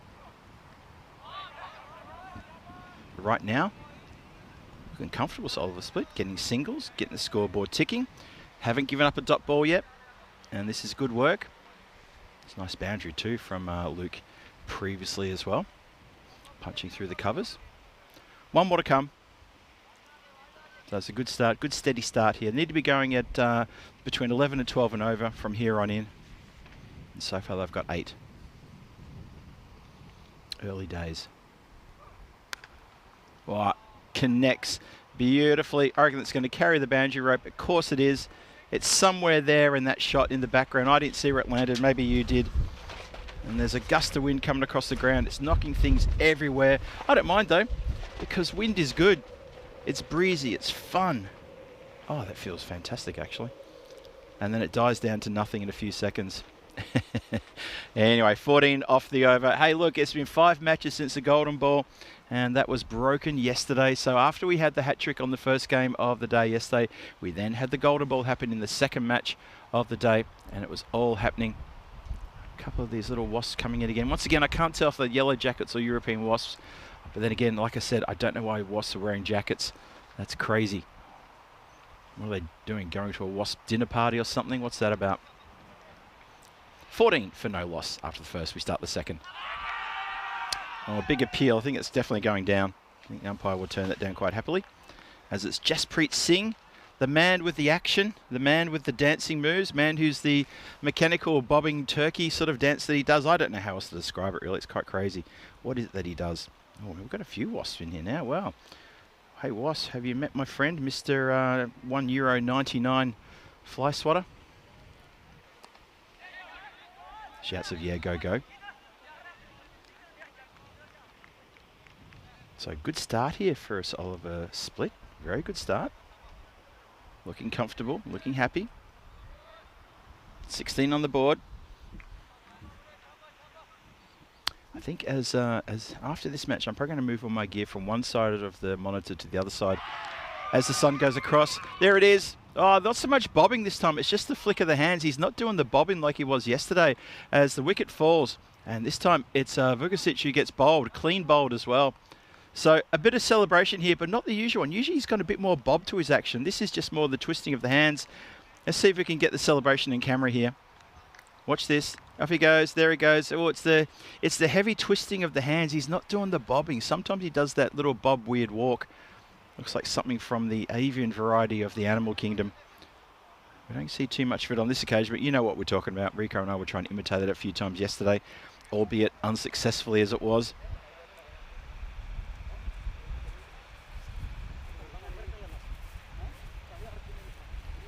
Johnny here saying, after that, the remains of your dinner. Oh, no, that's okay. Actually, the thing is that, look, the dinner wasn't too bad. It's like a sausage and bean casserole, but I've got to say, it's about 47, no, it's about 47. It's about 37 degrees out in the centre. I'm getting the heat blasted right directly into the comms here, so I haven't actually touched that food because it's just too warm. Now, ask the question. Thought they might have had edge on that. Keeper wasn't too convinced, didn't really appeal too much. Jaspreet was keen to do the turkey dance again, but he doesn't. He's turned down. Yeah, I think that's just bat hitting the ground at the same time. Nothing there. They were just keen to put pressure on the umpire because they know that this is the wicket. This is the big one. They can get Manav cheap. They're in with a red-hot chance here. Oh, he has a bit of a look at that one and pulls the back bat. So yeah, Johnny, that's what I was. Yeah. So yeah, the remains of my dinner. No, it's still there. It's just I'm probably not gonna eat it. And all due respect to whoever's brought it over, and well, should be brought over, but who's supplied the dinner as well. Been fed well. We've been given a lot of liquid refreshments as well. But I'm sorry, it's just a little bit too hot to be eating a stew and a nice hot casserole. I just can't do it on a day like today. It's not going to work. Oh, they keep appealing. For something close, they're appealing. But you know what? If Nayak isn't hitting it, then there's no point appealing. That's the end of a good over, though. 1 for 1 in that over. What an over that was. And the one was just, well, there was a leg by, then there was the single, then the wicket fell. And after that, it was just dotting up. Have a look at the table here. The Markhorse sitting happy on top, 22 points. They will not be dislodged because Zagreb Sokol have only got one more game to go. Zagreb Assassins do have a couple of games to go, but you do not expect the Rijeka Markhorse to be knocked out of that top 2 position. It cannot happen. No possibility for that to happen. And for Oliver's split, well, maybe they can push themselves in a third. I'm not sure. A lot would have to go their way for them to get into second place. But you know what? We'll obviously play the games out and see how it goes. Kamar brings himself back on. Oh, hits it straight to the man on the 45. It just hits him. And the throw is awkward. The keeper can't glove it, but the backup does.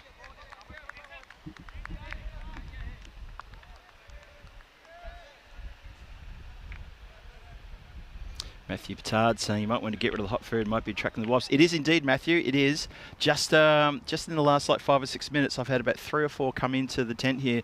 Very keen to see what's going on. And not just talking about the cricket either. That's a nice lofted shot that's going to end up going across the boundary line for 4. So Houghton taking a bit of a full roll here. Well, that was Nayak who hit that one. I just saw for some reason the asterisk was on him to say he was on strike.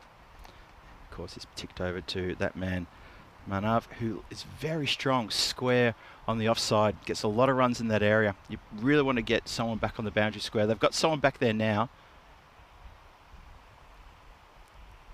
And the other fielder back on the boundary line rope is that third, a very fine third as well. Yeah, not fine leg. Not that fine leg would be able to do something about that because that's gone all the way for 6. That's definitely in Manav's hitting arc. That's one of his favourite shots. That sort of shift of the weight and get it all onto the leg side and just crunch it very fine with either a hook shot or a pull shot like that. He's very fond of that shot. Gets full reward for effort. So Oliver's split, mentioned at the start of the day, it just feels like they're coming good at the right time here. Just seem to be doing everything right. Yesterday they had a massive hiccup with that game against this opposition where they had their top order completely and utterly torn to shreds by the bowling attack. So this is much better. This is way better. And they just look a little bit more settled as well in the tournament. And by the way, hello team Matthew Batard, good to see you as well. Yeah, I agree with what you just said there about the hot tea or coffee on a hot day. Yeah, it's kind of crazy. I'm not of that. I'm not like that. I can't do that either. Oh, Houghton, you're so close to giving your wicket up there. He walks and swings the blade as though he's going to go for a run even before the ball's even been hit the bat. Just watch this. It's just this sort of strolling motion and trying to sort of flick it away. He needs to be careful there. Yeah, on a day like today, I can tell you now, it's 32 in the shade right now, and it's 37 out in the open, and I'm getting all of blasted by these temperatures of this 37 right now, so there's no way I can eat hot food right now. That's been hit down the ground. That's another something hot and spicy coming into the commentary area, almost. It just goes to the right-hand side of me here. Nice shot, that one. Stand and deliver stuff. Look at this. Shuffle forward, and then he just swats it, almost baseball style, straight back between bowler and umpire. 4 runs along the deck. Nice way to finish the over. Kamal goes for 30 from his 2. Marcors scratching their heads right now and saying, well, what do we have to do here? That's 16 off the over. We had a terrific second over with 2 runs, but 16 off that over. Kamal going for 30 in total. 32 for 1. Compare that to the Reiki Marcors there, the 52 off their power play for the loss of 1 wicket. Terrific power play. Then everything just sort of started grinding to a halt. And that was the pressure bowling and fielding from Sir Oliver Split that enabled that to happen. It was a very good fight back.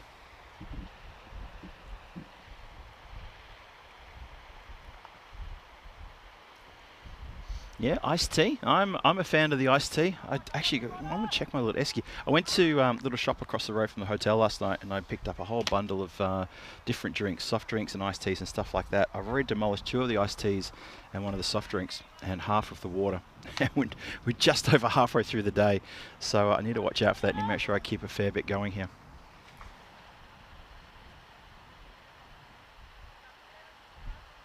I saw Trip Denny in the chat too before. Good to see you, Trip. Haven't seen you for a few days. Hope you're well. Hope the family's well too. Hope everybody's doing well out there on this really wonderful Thursday. Warm conditions here in Zagreb. Wherever you're watching from in the world, maybe you're watching from continental Europe and it's warm where you are. If it is, stay warm and stay safe. I know temperatures are getting a bit silly out there at the moment, especially for some of the Europeans. Now, they're going to ask the question here, and they're still trying to run for a single. Well, the stumps have been broken. The question's been asked of that first attempted run out. I think they're going to look at Houghton at the non-strokers then. Let's go to the replay of straight down the line. Just have a look at this one more time. Ball gets played pretty much straight. There it is. Vashisht runs over. He's underarm. Oh, that's close. Can you roll? Can we just go back? Can we slow this one right down? Right down and stop as soon as it hits stumps. Oh, I think he's short. I think if I follow that line, just one more frame forward, please. One more frame forward. Bale's off there. Oh, I think he's a bit short. TR is having a close look at this one. I think there's trouble. There is trouble at the middle. Houghton's gone by literally centimetres. Centimetres in it. He's not happy, but the replay shows that he's been run out. That's centimetres in it. It's that much, and he's unimpressed. He's had a few words there. I'm not sure what that's about. If you run out, mate. I think even they're even, I think the Marcors are saying, well, what's that about? What's he upset with us for?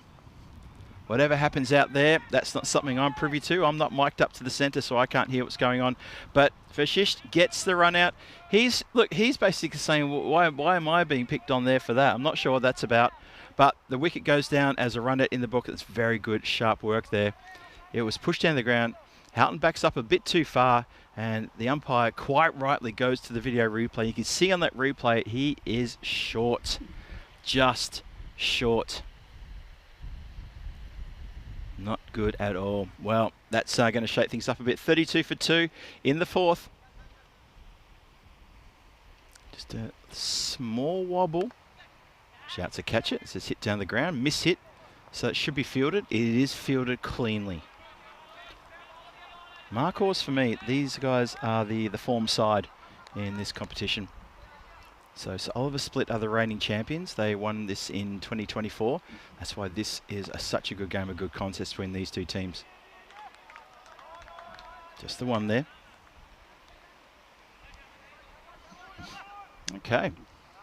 All right, folks, I've got a quiz for you. I don't have a cricket quiz. I'm not going to infringe on Rico's fantastic questions that he does, but I've got another little quiz question for you.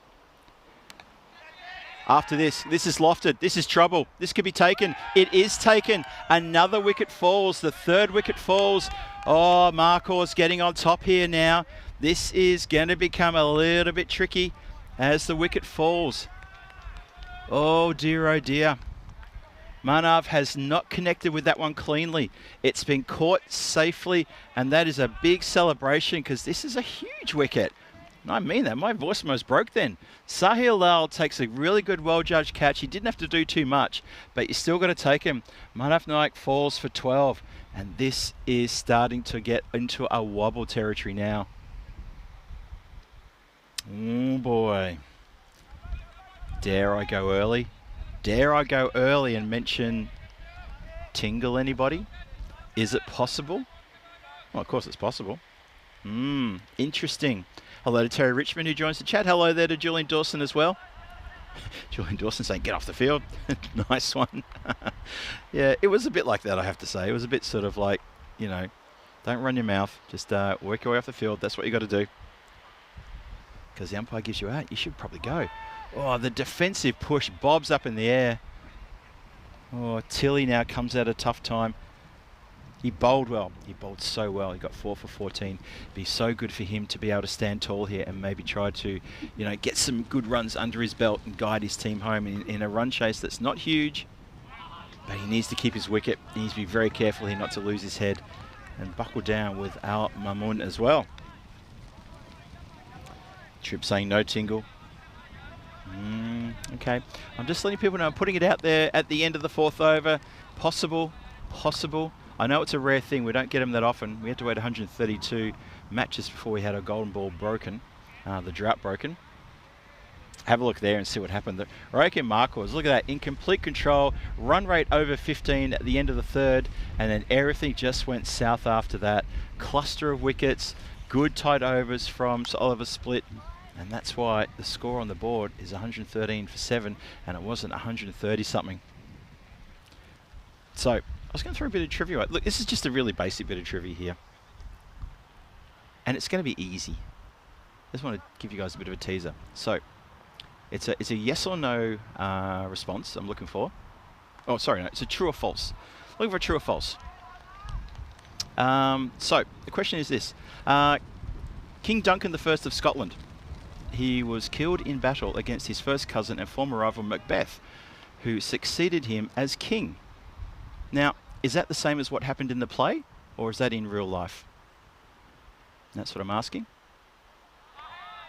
So, King Duncan of Scotland, killed in battle against his first cousin and rival Macbeth, and he succeeded him as king. Now, did that happen in the play, or did that happen in real life?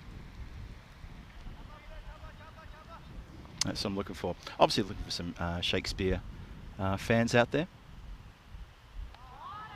And I'll find one more for the non-Shakespeare fans in just a few moments.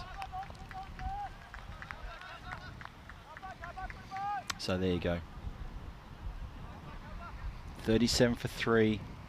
Oh boy. Interestingly poised this game as Lowell comes on to bowl. And he's been pretty tired as well. Just a wide and a dot.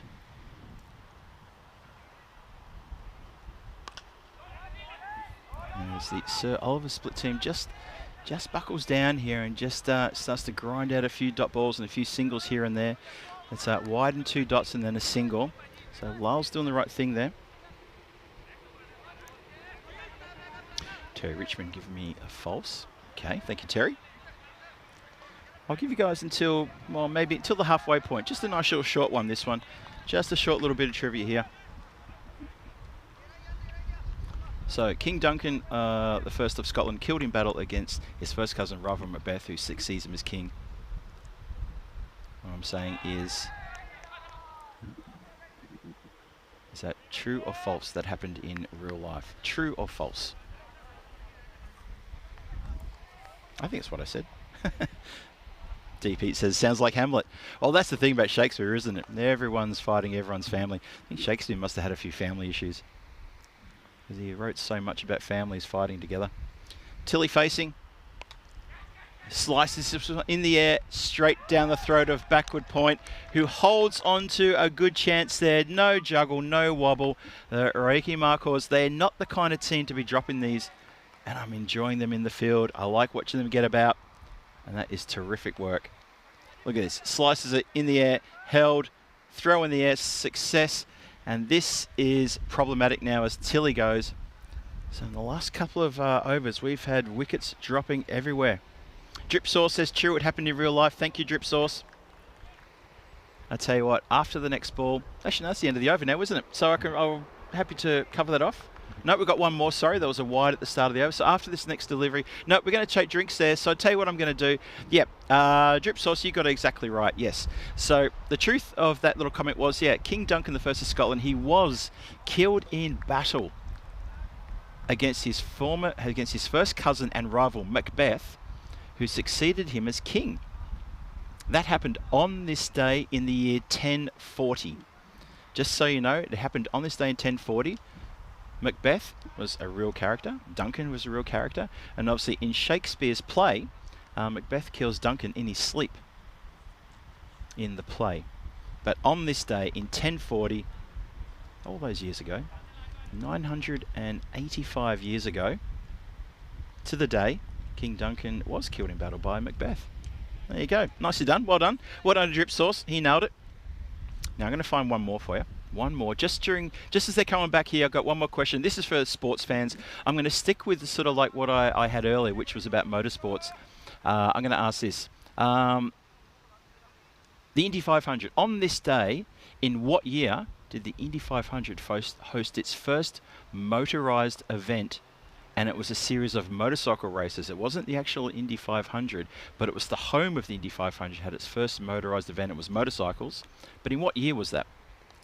The first motorized competitive event at the Indianapolis Motor Speedway in Speedway, Indiana. That's right, it's called Speedway. It's the home of the Indy 500, but it wasn't cars, it was motorcycles. But in what year was that on this day? That was the first motorized event. It was a series of motorcycle races, but try and give me the year. If you don't know it, guess it. If you can guess it, I'll give you a proper shout out if you get it right. If you miss by a year, well, you won't get a shout out. How about that?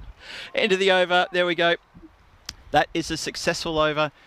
Gets a wicket, does Sahil. It's a very good over as well. It's 2 runs from it. It's a wide and a single. Angus McMahon comes to the crease with the fall of that last wicket, and Sir Oliver Spit in a little bit of trouble now. 38 for 4. Halfway through at the after 5 overs. Upcoming events, well, Croatia ECS concludes tomorrow. We've got the women's ECS starting on Saturday, and then Sunday continuing again and finishing on Sunday afternoon. Best of 7 games over the weekend. Very high temperatures this weekend as well, so we'll be keeping a close eye on all competitors and the players for that. And of course the Norway International start tomorrow as well. Just keep in mind that that is ECI and T20I action there in Norway, in case you missed it. So the action in Norway, and Corey will be there to take you through all the commentary there, so you're looking forward to hearing him again on the airwaves. Oh, that's a good save. I think that's a solid save. Oh, he's come down a bit hard, but I think that's a clean save. I think the player's going to need just a little bit of assistance here because he's come down pretty hard on his back. So maybe needs to have a few people get around him. There's some water on the ground nearby. Houghton comes out with the water from the dugout. Nicely done, Sam. Thank you for that. Look at this on the replay. Up in the air, up on his tippy toes. There's the save, but it's the fallback. He's going to land square on his lower back. And that ball, I think, landed in play cleanly. Oh, that would have really hurt, though. There's a few players, and TR's gone to see if he's okay. The umpire's in there as well. Just needs a moment. I bet he's probably knocked the wind out of himself there. What a terrific effort that was. Wow. Let's hope he's okay. Just having a bit of a sip of water. Tournament referee Shulby's over there giving a little pat on the back and saying, are you okay? Umpire's probably going to ask the players to jump back into their positions. Oh, yeah. He's okay. He's up. He's up. It's okay. Is that Sahil? I think it is. He's still just sucking in some deep breaths there, and he's, you know, need to be careful he hasn't concussed himself on the way down.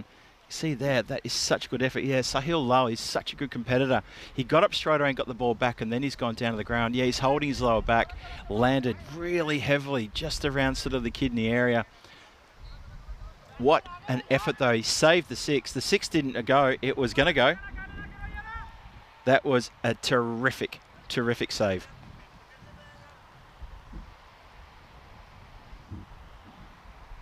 So, Vashisht was one of the first players over there because he's bowling. He went over to make sure his teammate was okay. We continue. McMahon chops down on this one. He's going to get off the mark.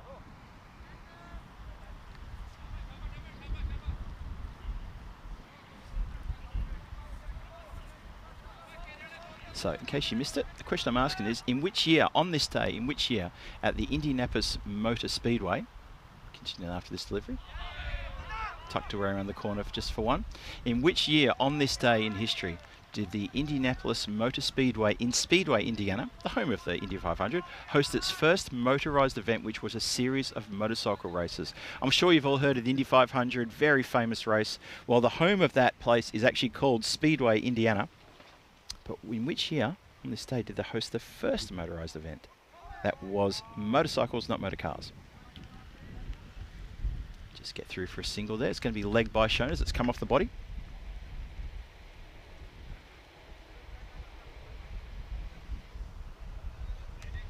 Wayne saying, on my phone, I can hardly see a thing. Getting old sucks. Yes, it certainly does, Wayne. Yep, welcome to my world. Bring yourself up an easy chair and put the Velcro slippers on.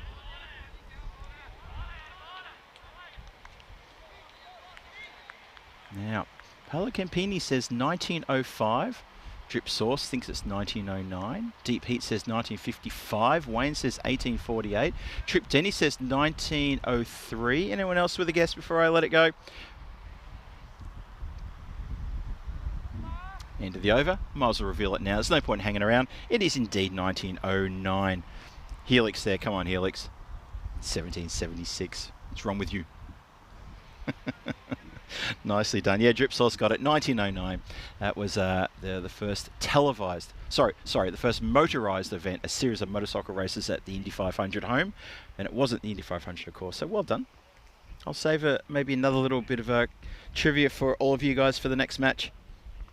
I'll try to get something cricket-wise. I don't want to infringe on what Rico does because his cricket questions are exceptional. And, yeah, I don't want to step on those toes.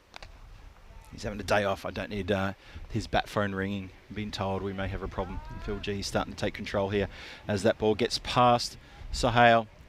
Mr. Reliable on the boundary line, but this time he's undone by the spin as it pitches and turns and gets past him. 34 from 23 for a point. That's just to save face. But for the win, they still need plenty of runs. They need a lot of runs. 72, 68 from 23. And this game is getting too big for them, I think. I think this is outside of their arc. What do you reckon, folks? What do you think?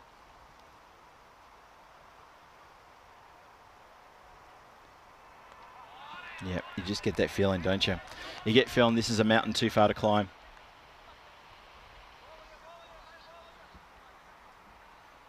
Yeah, I've got to try. I think during the match break, I'll try and think of a question that's ungoogleable. How about that? How about that? That's a good one, isn't it? An ungoogleable question. Oh, I know one. I just thought of one.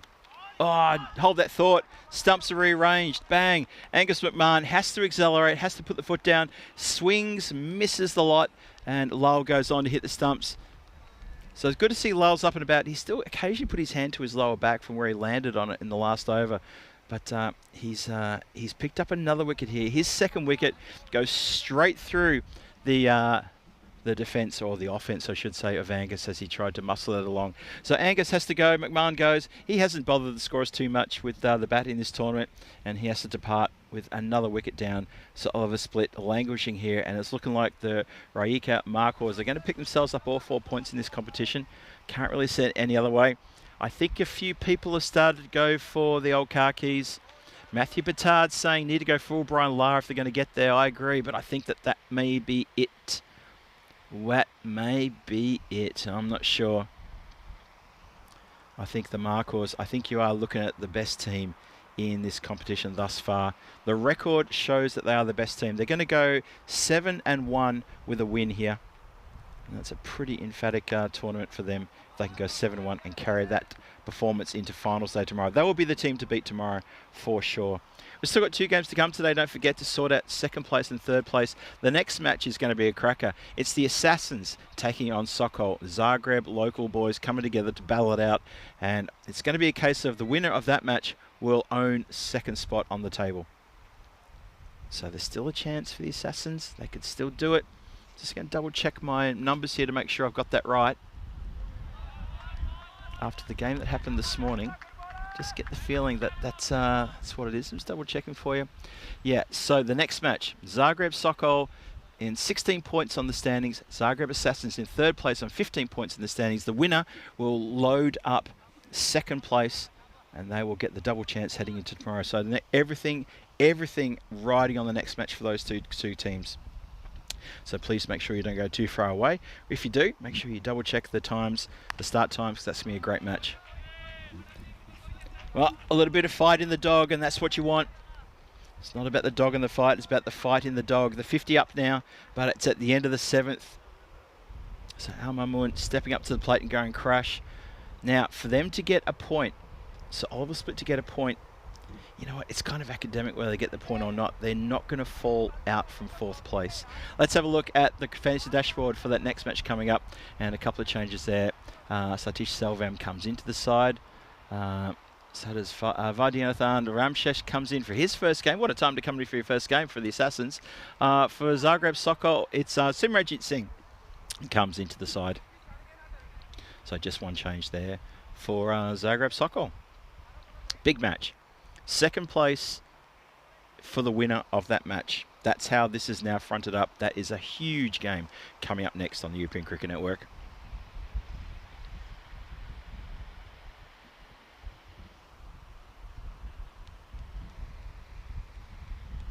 We start the 8th now with a nice cut shot, and that's a nicely placed cut shot too. Well, Al Mamoun has put that one in a beautiful spot. It's tantalisingly close, but no, it goes all the way. Good shot.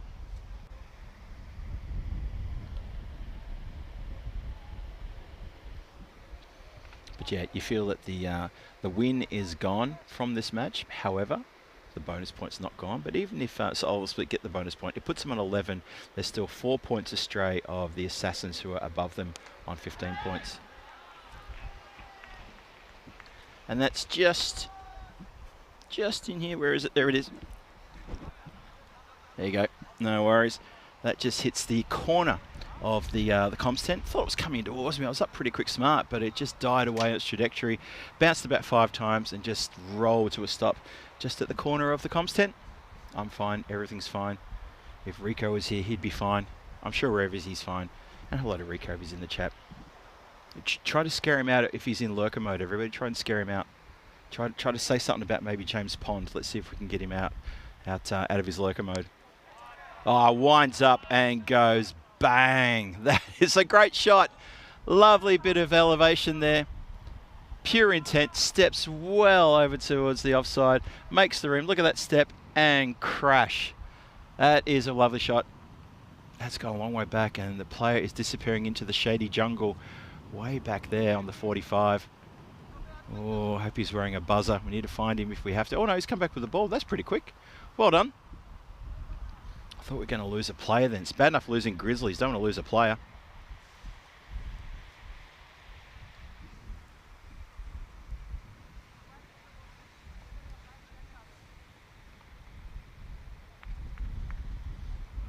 Actually, good news. Vinny sent me a link to a YouTube video, and it's keys, cracks and weather walls. It's the wide world of sports. All those things that Tony Gregg did at the start of the matches. We're sticking the key in the pitch, the weather wall, all that sort of stuff. I'm going to watch that maybe during the match break if I get enough time. But that is going to be classic memories there. I was mentioning the weather wall earlier about the player's comfort level, the fact that it's just a random number. Well, it appears to be a random number with no correlation to anything whatsoever apart from the fact that it's just a number. That's why we don't do it. But I forgot about the key. Remember, some commentators, they used to go out to the pitch, they'd put the key into the cracks in the pitch. They'd talk about how far the key would go in and things like that. I'd love to be able to do an introduction like that. I mean, there's no cracks. I mean, you know, we have AstroTurf across the top of the pitch, but just to be able to do that might be a bit of fun. I'll try and think of some sort of variation that I don't get in trouble for doing. Struck down the ground. It's going to be one bounce and save. Sahale is across the ground like grease lightning, and he stops that going from across the boundary line. Good work there. Rake and Marcos are storming on their way to an emphatic win here. A big, big win for them. They have been impressive today. This is their only match. This is their final match, their 8th match of their tournament, and they have stood tall. So it's hit down towards deep mid-wicket. Just going to turn for 2. Yeah, they'll go for 2 here. Running hard, the bonus points in mind. It's not going to make a massive difference to the standings overall, as I said before.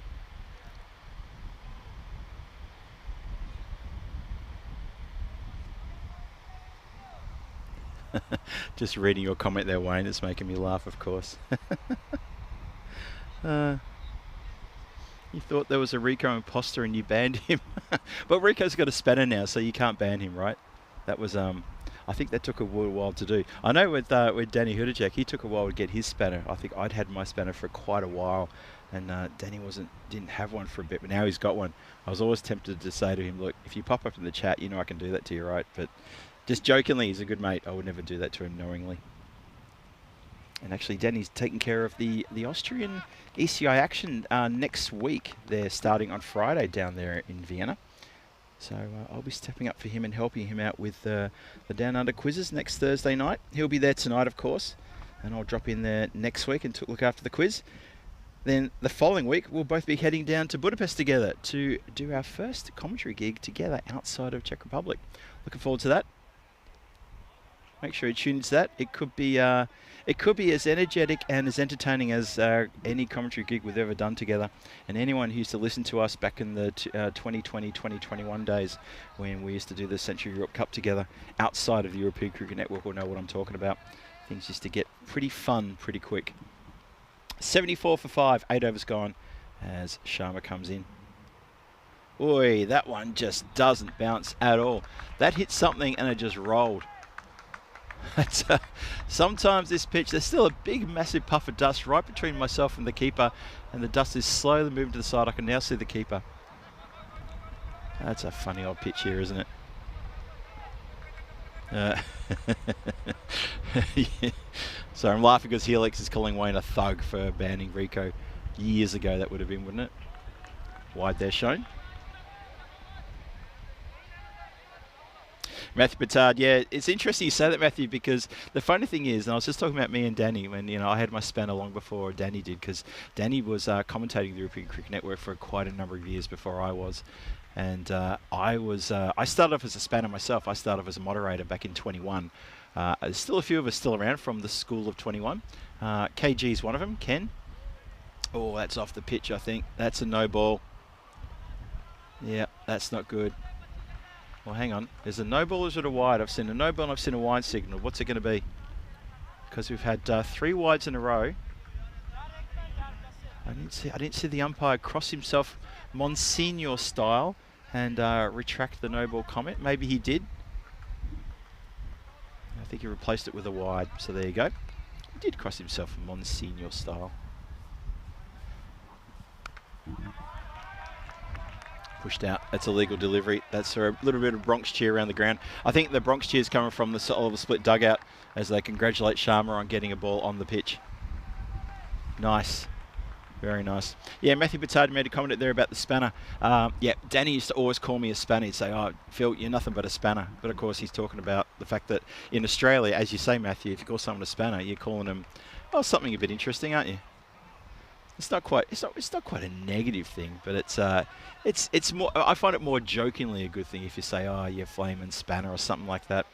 I don't know. Any other Australians want to chime in with that one and tell me what you think if someone called you a spanner? Like if your mate calls you a spanner, you know, it's just a bit of a joke, really. Surely, if you call a stranger a spanner, well, it's hard to keep a straight face, really. I think a few times I used to say, yeah, when I'm online, my friends are all a bunch of spanners. But I mean that lovingly, of course. You know that. Been carved through the offside. Just slowly mishit, goes down the ground, goes a lot straighter than intended. Was looking for something a lot squarer there. This game is just starting to peter out here. The tempo's gone down a few notches. The opportunity to pick up the bonus point has been taken because the score of 80 has been achieved. Now elevates and catch taken. Nicely taken, a fair bit of ground to cover there. A big wicket, that one. Well, it's a big wicket for the two players involved, obviously the catcher and the bowler. Bowler's very happy.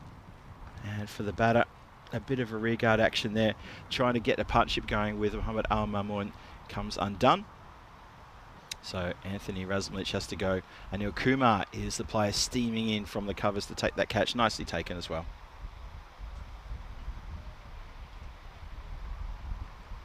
A Wally. Oh, that's Helix. That's a good one. A Wally. I haven't heard that for a long time.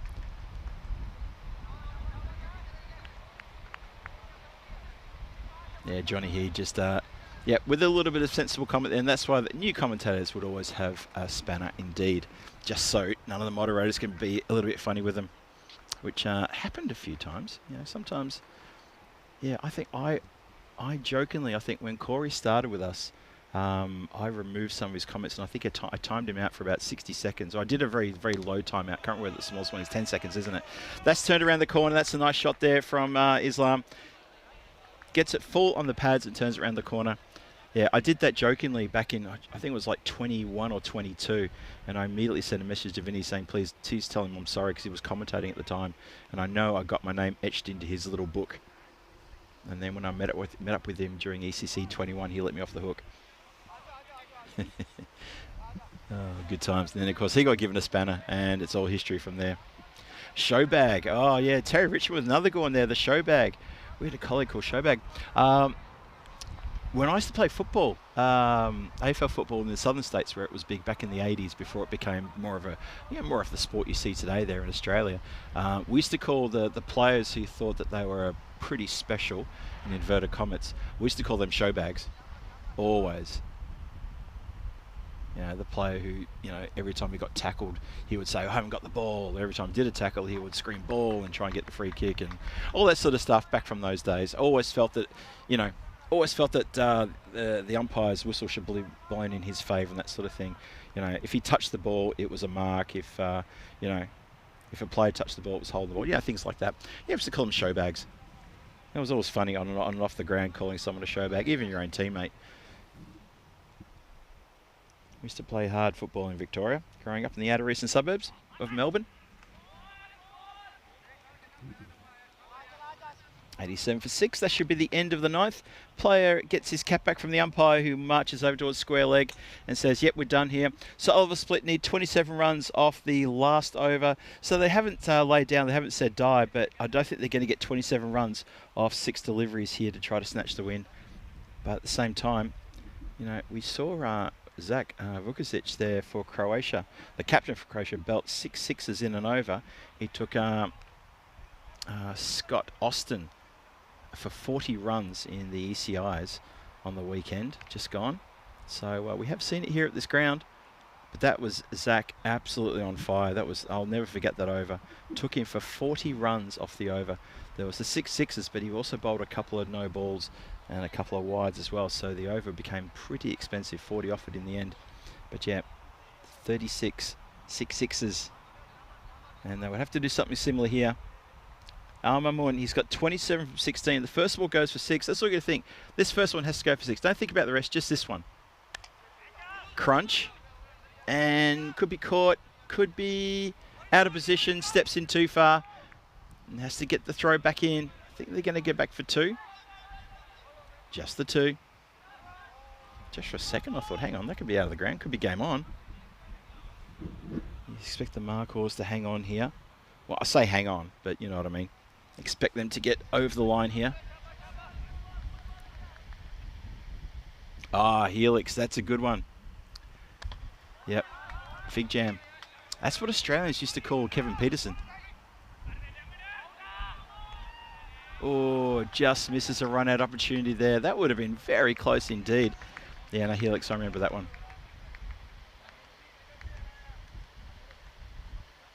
Yeah, Matthew Battard talking about back in the VFL days. Yep, the old VFL. Oh, geez, yeah. I keep calling it AFL now, but it took me a long time to twist my words around and go from VFL to AFL. Now I find it hard to remember back to VFL. I've still got my my DVD of the 1980 VFL Grand Final, which was obviously one of the biggest matches that I remember as a child. And that's why I've got it on DVD. Wayne asking what the score is. Currently it's 91 for 6. And it's 3 deliveries to come in the game.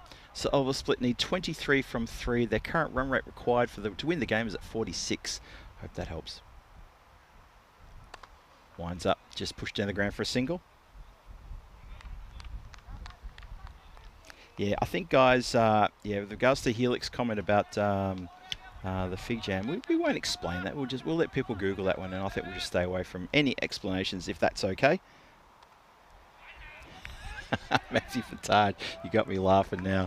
I bet there's a lot of people had other words for that name of that man, but yep, that's what I used to call him. I know a lot of people used to call him that. Yep, Terry Richmond, the show bag, overpriced, full of rubbish, and carried everywhere.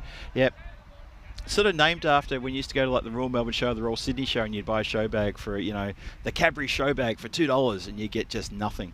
A Cadbury's chocolate bar and some paper products.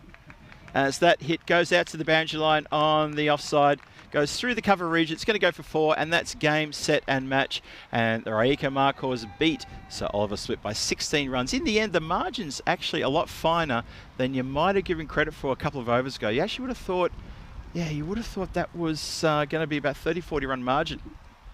Credit to Sir Oliver Split. The couple of players here really stood up tall. Mohammed Al Mamoun, well done to you. That 36 from 21, 3 4s and 2 6s, just kept things moving along. And that's really good to see too. Obviously they want to play themselves in a bit of form, and they do have the final match coming on later today as well.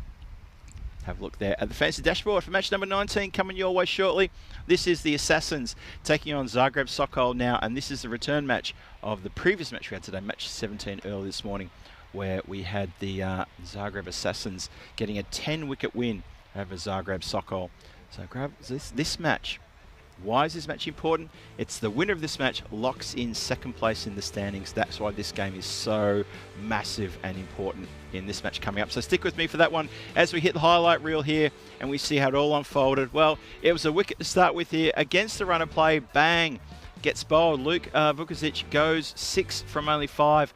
And just for a second I thought, oh, we're really on here. This could get a lot closer than we expected. The run out from Sam Houghton, he wasn't happy about it, but he was indeed run out probably about 4 centimetres there. He wasn't happy. He remonstrated a bit, then he had to leave. And you can understand why I wasn't happy. Manaf Nayak looked very strong once again until he holed out down the ground. And it was Sahil Lal who hangs on to a very important catch. Here it comes. Well, that was his save. That was Lowell making the save. Almost knocked himself out. And then it was another bowled as well. You see the stumps rearranged there. That was Angus McMahon losing his wickets. Manav was trying to keep the momentum going. And, of course, so was that the man who scored the 36. And that was Mohammed Al Mamoun. Tilly gets caught by Robin Sharma off Sahil for just 1. And it was trouble right from the get-go. And they never really recovered from those middle overs, unfortunately for them. But so Oliver Split, they tried hard. They kept at it. Now I can see the umpires are out in the centre, just off the side here. Just let me say, the umpires having a chat there with both players. Sam Houghton's out there. There's the captain over at Raika Marcos, and they're just having a chat amongst themselves. And I think they're just cooling down. A few sort of words were exchanged during that match, and the umpires quite rightly have just got a couple of the senior players together. Obviously the skipper and Sam Houghton, and just say, look, let's just cool it down, guys. You know, we're almost at the end of the tournament. We've got finals tomorrow. There's no need for that. And that's right, because Sam was the standing captain for this match. So the two captains out there having a chat with the captain, and I'm sure the umpires are just asking them just to cool it and take it into the finals day instead. Focus your energy elsewhere. Have a look at the bowling card there. Kamal didn't do too well. He had none for 30. Wickets there to Singh and Vashisht and Sharma, and 2 wickets for 10 runs from Sahil Lal. Bowled very well, fielded well, had a fantastic save on the boundary, and I can see now that Houghton's now walking off. He turned to the huddle of the Raika Marcos, gave him a little clap as he walked past. So good sportsmanship from him after he was run out. He was a bit hot under the collar from the run out. Maybe there was some words exchanged there, I'm not too sure, but it seems to be all cooled down now. We're going to buy each other maybe some presents, and they're going to be Christmas cards at the end of the year exchanged. I know it. Everyone's going to be good friends here. As we're going to go to a bit of a break now as we look ahead to match 19. That's going to be starting in, well, it's scheduled starting 15 minutes. I'll just double check to make sure we're still on that particular time schedule. I'm pretty sure we are. I haven't seen anything to confirm we have a delay or anything like that. Also, just want to confirm that it's Jatinder Vashisht who picks up the player of the match in that performance. I completely agree with that as well, of course. So we're going to take a break now. Looking ahead to the next match, it's going to be the first of the afternoon matches. It's going to be the Assassins taking on Zagreb Sokol. That's coming your way in probably about 13 minutes time. I'll join you in about 9 minutes time for the introduction to that game. In the meantime, I'm going to go drink myself about 3 litres of ice cold water and see if I can cool myself down. You go do what you have to do, but please make sure you're back with me for this next match. It's Phil G here, running solo in Zagreb under very warm conditions for the European Cricket Network as ECS Croatia marches on. Match 19 coming your way shortly. I'll see you back here shortly.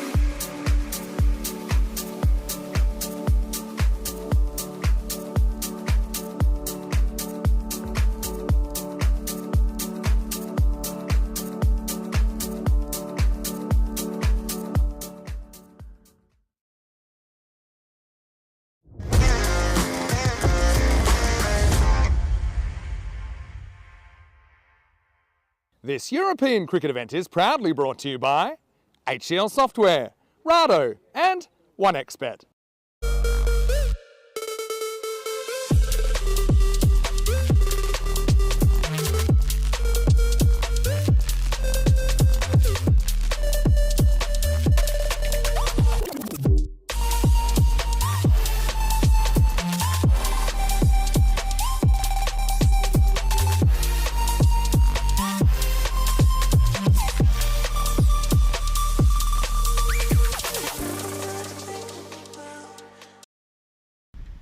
Good afternoon and welcome back everybody to this lovely ground here, the Mladost Cricket Centre here in Zagreb, under sunny conditions, albeit extremely warm conditions. I wouldn't say it's stifling hot at the moment. It was stifling hot on Sunday when we got up to about 43 degrees in the centre and it was very uncomfortable. Here it's probably about 38 degrees out there in the centre right now. But welcome back, Phil G here for the European Cricket Network, welcoming you to the penultimate game in the group stages. That's right, it's match 19 coming your way.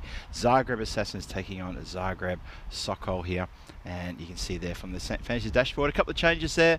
You can see there Satish Selvam comes back into the side, and it's Vaidyanathan Ramesh. He comes in for his first game for the Assassins on the Zagreb Sokol side. Just the one change, Simranjit Singh comes in as well.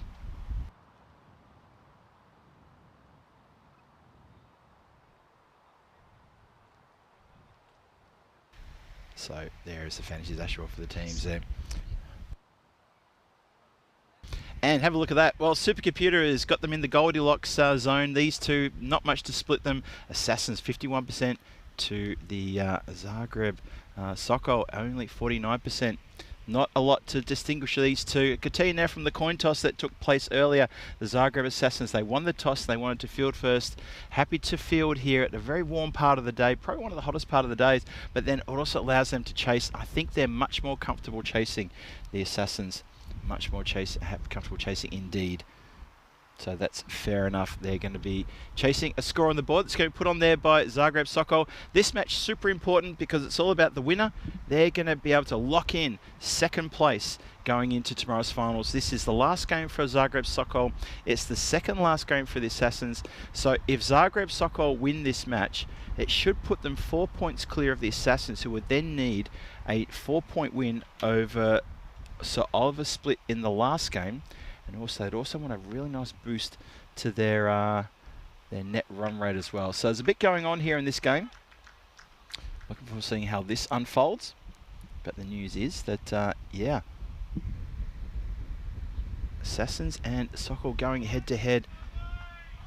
And yeah, they win the toss to the Assassins. They want to have a field first. So they want to chase a score that Sokol can put on, see what happens now. In the previous game that was played here between these two only a couple of hours ago, it was Zagreb Sokol who went into the bat first and they scored 106 for the loss of 8 wickets. That score was overhauled in, well, they overhauled that pretty quickly. They had overs to spare and they did not lose a wicket. And it was Babu who belted a 77 not out, who was the main reason for that result going their way. Hello to everyone in the chat who's joining us as well. See people talking in the chat about the AFL and about VFL. I brought that sort of, I rose that topic up and a few comments still going on there. Is there a few Tiger supporters out there in the chat? I think there are. Oh, hang on a second. Deep Heat and Matthew Petard. You guys all, you Richmond supporters. I've been a Richmond supporter since the age, well, I won't say what age, but ever since 1974. That was when my parents bought me my first Richmond Tigers scarf, 1974. And cut me, and I bleed yellow and black. I absolutely love Richmond. Love the side. Been there through the ups and the downs and the turmoils and the various flags and all that sort of stuff. And I think Richmond are the greatest team on the planet. Go Tigers. Hashtag Go Tigers. That's all I'm going to say about that. This is about the cricket. And also, I love the fact we've got an AFL ground next to us too. I was very tempted to do an introduction from the AFL ground right next to the goalposts for this morning. But instead, I held my nerve. I said, no, I better not, because I know what's going to happen here. I'm going to start doing Matthew Richo chants and things like that. But so Matthew Petard and Deep Heat in the chat. You guys are Richmond fans. That's good. Got a couple little nuggets for you to talk about in just a few minutes as we start this match 19. And it starts off with a wide plus almost a run out. Now that actually might be a run out. Oh, we're going to go to the video replay early here. Oh dear. Oh no, I think Sokolov gone early. He knows he's gone. He's already run to the dugout. We're going to go to the replay. Now watch this. It's the wide plus. And bang, go the stumps. You are gone. No wonder the batter kept running. He knew it. That is a wicket off the first ball. How about that? That is something else. Oh, that is going to be confirmed any minute now. Well done to the Assassins. They get first blood. Oh, this is huge. Absolutely huge. Can you believe it? Trouble aplenty. Assassins get in a huddle, and they are absolutely getting around themselves here. This is huge. Massive, that is. Wow, that is astonishing. Wide, takes the run. Can you believe it? It's a run out off the first ball. We've barely got our scorers up and running, and it is Rashid Hashimi who just gets run out of the first ball. Could have just taken the wide, accepted it, moved on, taken the next one. This is a really, really bad start here for Sokol. Assassins got a spring in their heel. They're up and about now. Good fielding, such good fielding. Well, tell you what, blink and you miss it. A run out off the first ball. Capital Gorne, gone. He is on his way. Mansour and Izaz Ali have to just bring it back together again, because that is a massive wicket. Hashmi goes. Well, that's not what you'd expect, not one bit. Big guys in the chat. Wayne's just asking, is KG a Tigers man? Yeah, Ken, I think Ken is a Tigers man. I know he used to play cricket for Richmond Cricket Club back in the day. But I think that would make him an automatic fan, and probably a member of the Richmond Football Club as well. Oh, drama aplenty here in the first over. That's astonishing. It's a wide. It's they go for a run. It's a run out off that as well. Oh boy, oh boy. Assassins up and about in the box seat straight away. This one's crunched through the covers. Absolutely monstered along the ground. They're all along the deck. It's good to see Mia is out there, standing umpire there, with Dhananjay Singh at the square leg position. Looks like it's going to be Vedran is going to be the third umpire for this match. So good to see Mia out there giving the signal there and doing the right thing early on, and seeing that very close run out, saying let's go upstairs. That's what the technology is there for. We used it. Good replay there as well from across two circles, and out was shown. Oh, drama aplenty.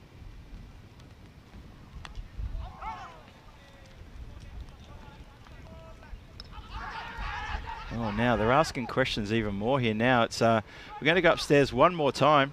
Oh boy, it's all happening out there. So let's have a look, see what happened here. So there's it, hits the leg by, shouts of no. Now, a bit slow to get back. Bowler picks up and notices. Now, oh, I couldn't quite see the bat. Umpire was just between the camera and the bat. Let's see it one more time. Slow it down, see if we can find one more frame. And Bales dislodged there. I can't see the bat behind the umpire. That's inconclusive for me. I can't see. What do you think? What do you think? That's probably about as good as we're going to get. I don't think we can get a better replay. I think the umpire, I think the official's going to have to go with, well, unless you can see something there. Oh, it's been given out. Well, now, I'm not sure what they're working on there. Maybe there's a shadow that they suspect is above the ground. Either way you cut it, it's another run out. And apologies to Rashid Hamshi, because he was not run out off the first ball. It was actually Sagar Manzoor. They got them there in the wrong way.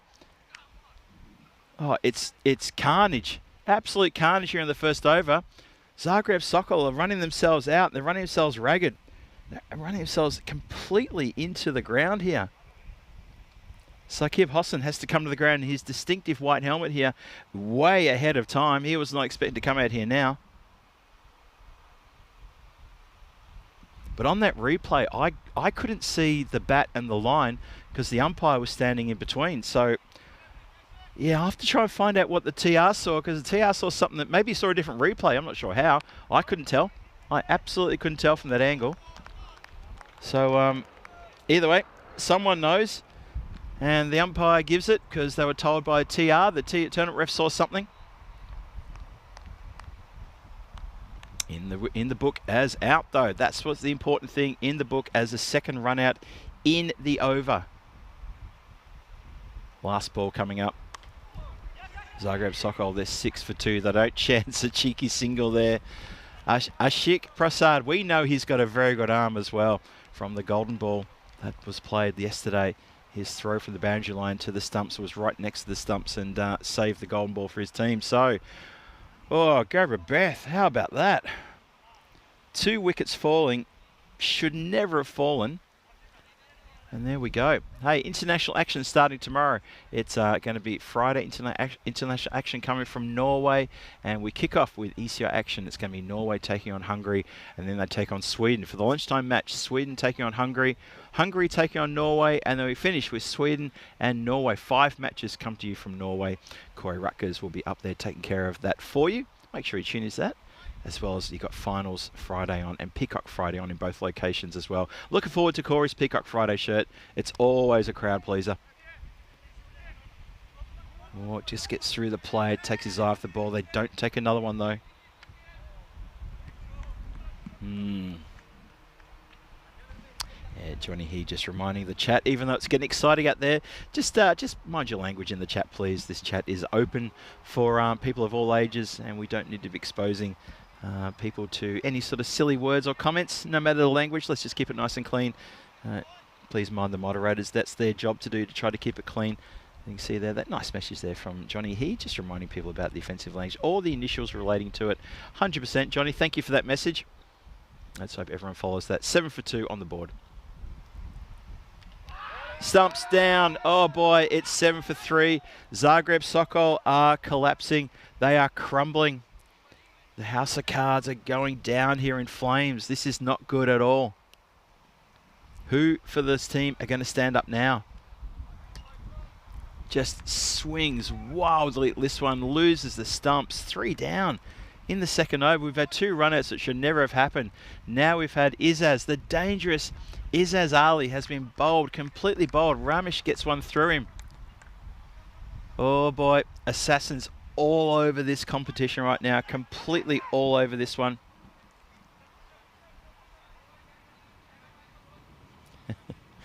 Julian Dawson, nice one there. Language, Timothy. Oh, it gives me a giggle. Well, everyone just catch your breath here for a moment and just need to reset here as Ahmed Thakur comes in. He's going to face the music. Saqib Hossain at the non-strikers, and he's 1 from 1. And we have had the Assassins go through the top order of Zagreb Sokol like a hot knife through butter. This has just gone absolutely wrong way for Zagreb Sokol here. The winner gets to hold on to second place. The loser of this competition falls into third and possibly would stay in third place as well. So that's why this was such an important, massive game for both these teams. And it looks like Assassins are going to hold their nerve here. I know it's early. I know we've just started, but it feels like we're almost done here. This is probably going to be too much. That's a wide there. That's going to help things along.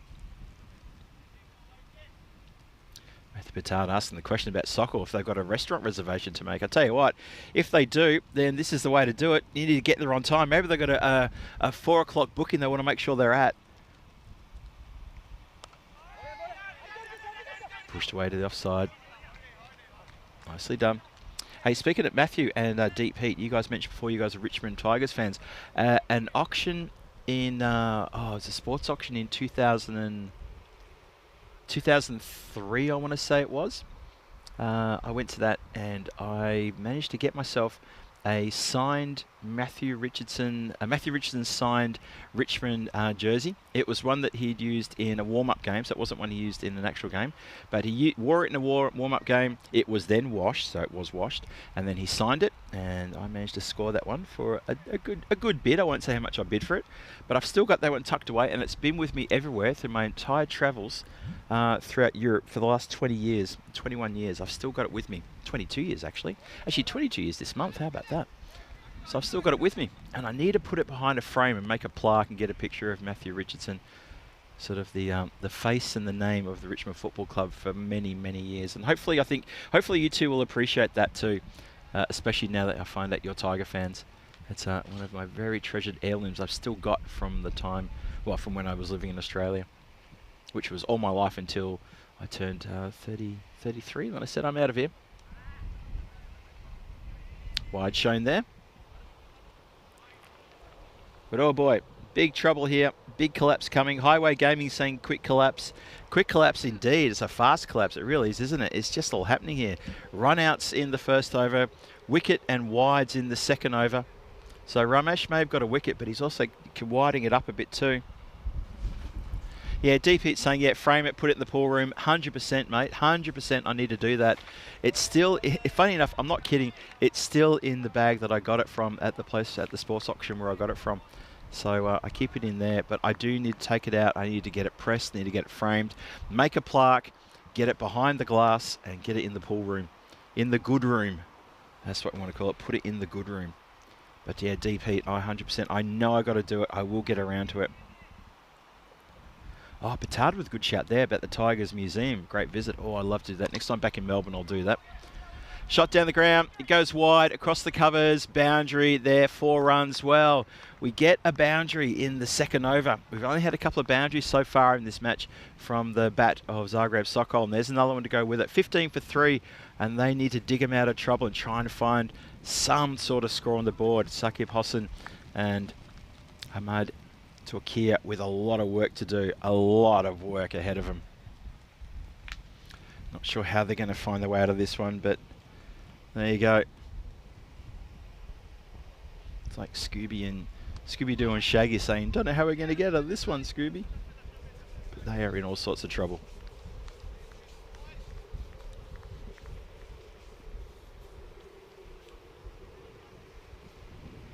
That's going to be the end of the second over. 16 for 3. That's right, 16 for 3. Zagreb Sokol. And they're in a bit of trouble. Anyway, cut it. They're in a little bit of trouble.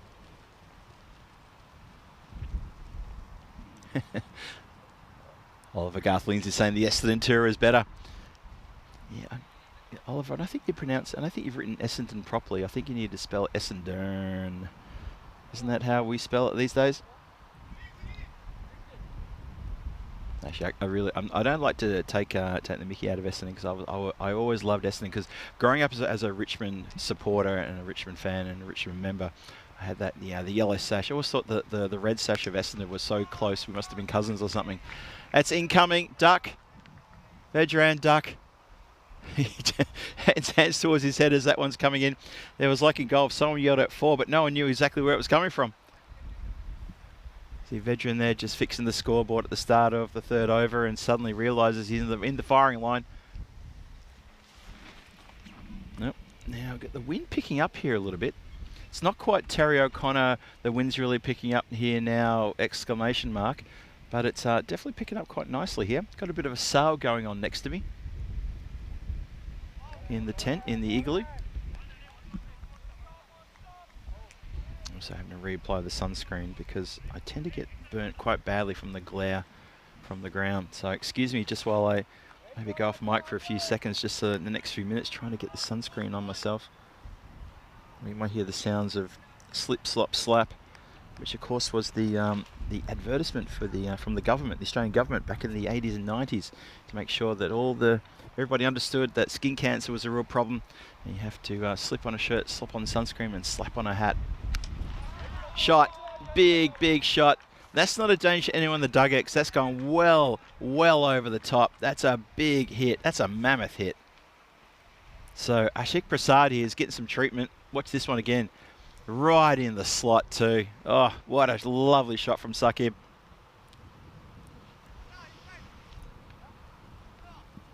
That's incredible. Oh, Deep Heat saying the rest of the family barrack for Collingwood. Yeah, my family barrack for Hawthorn. Because my father worked in Hawthorn, so that was a big deal. So my mum was, my mum wasn't really much of a fan of sport, full stop. She didn't like the fact that her little boy would every Friday go to sports day at his primary school and then at the high school, and always had played cricket in summer, where I could get hit by a cricket ball, or played football in winter where I might get run over by someone bigger than me. And let's face it, I was the smallest person on the team. Either played rover or I played forward pocket. That was pretty much my remit. Every single time, without fail, it was just like, right, Yowers, come here. You're going to play rover, then we're going to move you into the forward pocket, then we'll get you back on the ball. And fair enough too, because I was the guy in high school who always sat in front of the whole class and held onto the chalkboard, which told you what the photo was about. That was my job back in the day. And that's going to be the... Well, we're still going here. I think we should have a bit of a lost ball situation here, because that shot did go quite a long way back. I said that 6 was massive. It was mammoth, I think was the word I used. And I'm not kidding. That went a long way. I think we just got it back. I think it's just come back. And we're not quite ready to start with bowler charging in a bit ahead of his time. Here we go. Let's try again. Two balls into this over. Goes inside out this way. Oh, just gets past the cover fielder. The anticipation from the cover fielder was not great. Sort of ran in and realised it was going past him. In the end, he just had the turning circle of a Mack truck and just couldn't get to it. And it's gone straight past him for 4 runs. Oh, score goes up to 33 for 3. This is a good little moment here for Zagreb Sokol. Never mind the fact that they've lost 3 wickets. Just consider these two came together at 7 for 3. Score now is they put 22 runs on. I know it's not a lot of runs, but they've steadied the ship and they're scoring. So 22 runs in 7 balls. That's not bad. 7 legal deliveries. So there's been wides, there's been some leg bys, there's also been some very big hits as well. So nice little moment here for Sokol, just to sort of like draw a breath and just come in with a bit of a counterpunch here. Oh, this has gone up in the air. This has gone higher than that across. Steadies under it. Doesn't steady. I thought that had so much hang time. That was ridiculous. 3 players standing around with hands on hips, and the player puts the catch down. That could have been massive. Oh boy, so close. So close.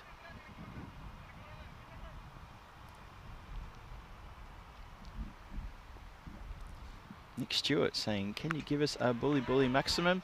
Not really. That's not my thing. I don't like to infringe. I've got my own little phrases I'll come out with, or I'll just call it as I see it, or I might say something I shouldn't. This has happened from time to time, that sort of thing. Just ask Danny who to check. He'll vouch for that.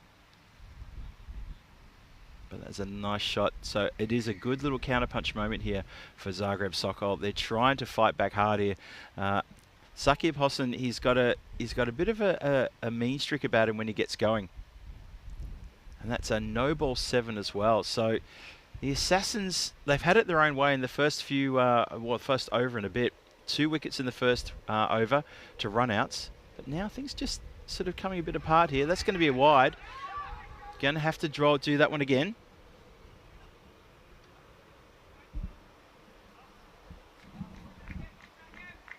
Going to have to bowl that one again. So free hit still in play.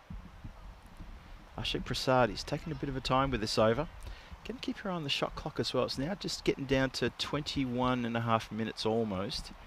I know it's early, but I'm just saying these couple of overs, there's been a number of wides, there's been a number of times the ball's taken a while to be retrieved. I know we've lost 3 wickets, but just, yeah, we'll keep your eye on that towards the end of the innings. Edged, flies away. Well, third is up inside the circle. I mean, you've got a pace bowler on. That's not the place to put third.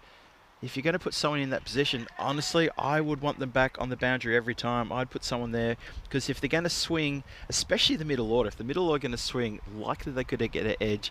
You probably want your third back on the boundary line. Just something to think about there, but it does finish the over. It's 47 for 3. So, look, you lose 3 wickets in the power play, but you put 47 on the board. Here's a question for the chat. As a captain of a team playing a T10, would you take that? Would you take 47 for 3 in the power play? Or would you choose what's behind door number 2? Which could be anything. Oh, it's a supersonic over as well. It goes for 31. So there's a good question for the chat. You're the captain of a T10 squad. I offer you the power play of 47 for 3 for the power play. Will you take it? There's the question. Get a bit of a wave there. Hello from the Assassins. Good to see them. Good to see him here. They've still got big smiles on their faces. They should too. They're in the box seat here. And that was just coming towards me then. That was good to see Ramesh just give me a wave. He just sort of looked around the corner of the tent just to see if Phil G's still there. Then he gave me a bit of a smile. And I was like, oh, yeah, there you are. Hello. There's little wonder why he's happy. He's picked up wicket. He's done well. Here we go. Alfie comes on now. And that's been taken around the corner. That's a nice shot. Played off the toes. Just strays into a nice spot there and comfortably does the Talkia go crash. Goes square as well and elevates. Nice shot, that one for 6.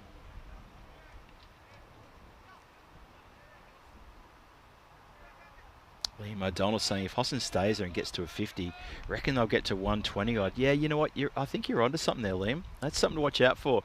If Saqib can stay there, you're right. If he can stay there, belt up his way towards a 50. He's on 33 now. He's at the non-striker's end, but if he gets a chance to pile on some more runs, there's no reason to say that Sokol can't recover. Have a look at that for a shot. Have a look at that. That is a lovely strike. The 50 up, by the way, of that previous 6. And this is another one. So back-to-back, Alfie's copping a bit of treatment here. And suddenly I'm looking around the ground and the Assassins have forgotten that they've got Sokol 3 down. They're sort of just retreating a little bit slightly here now. This is a really good movement here.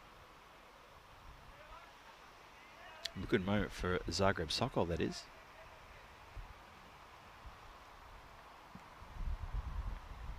Oh, he goes to play it again. He's almost off the deck. He's almost thrown himself Steve Smith style at this ball to try to elevate it, and he's missed it. But oh boy, just for a moment, everything was off the deck, I reckon. Don't do yourself a mischief going for the hit that with that much gusto. I mean, it looks good, don't get me wrong.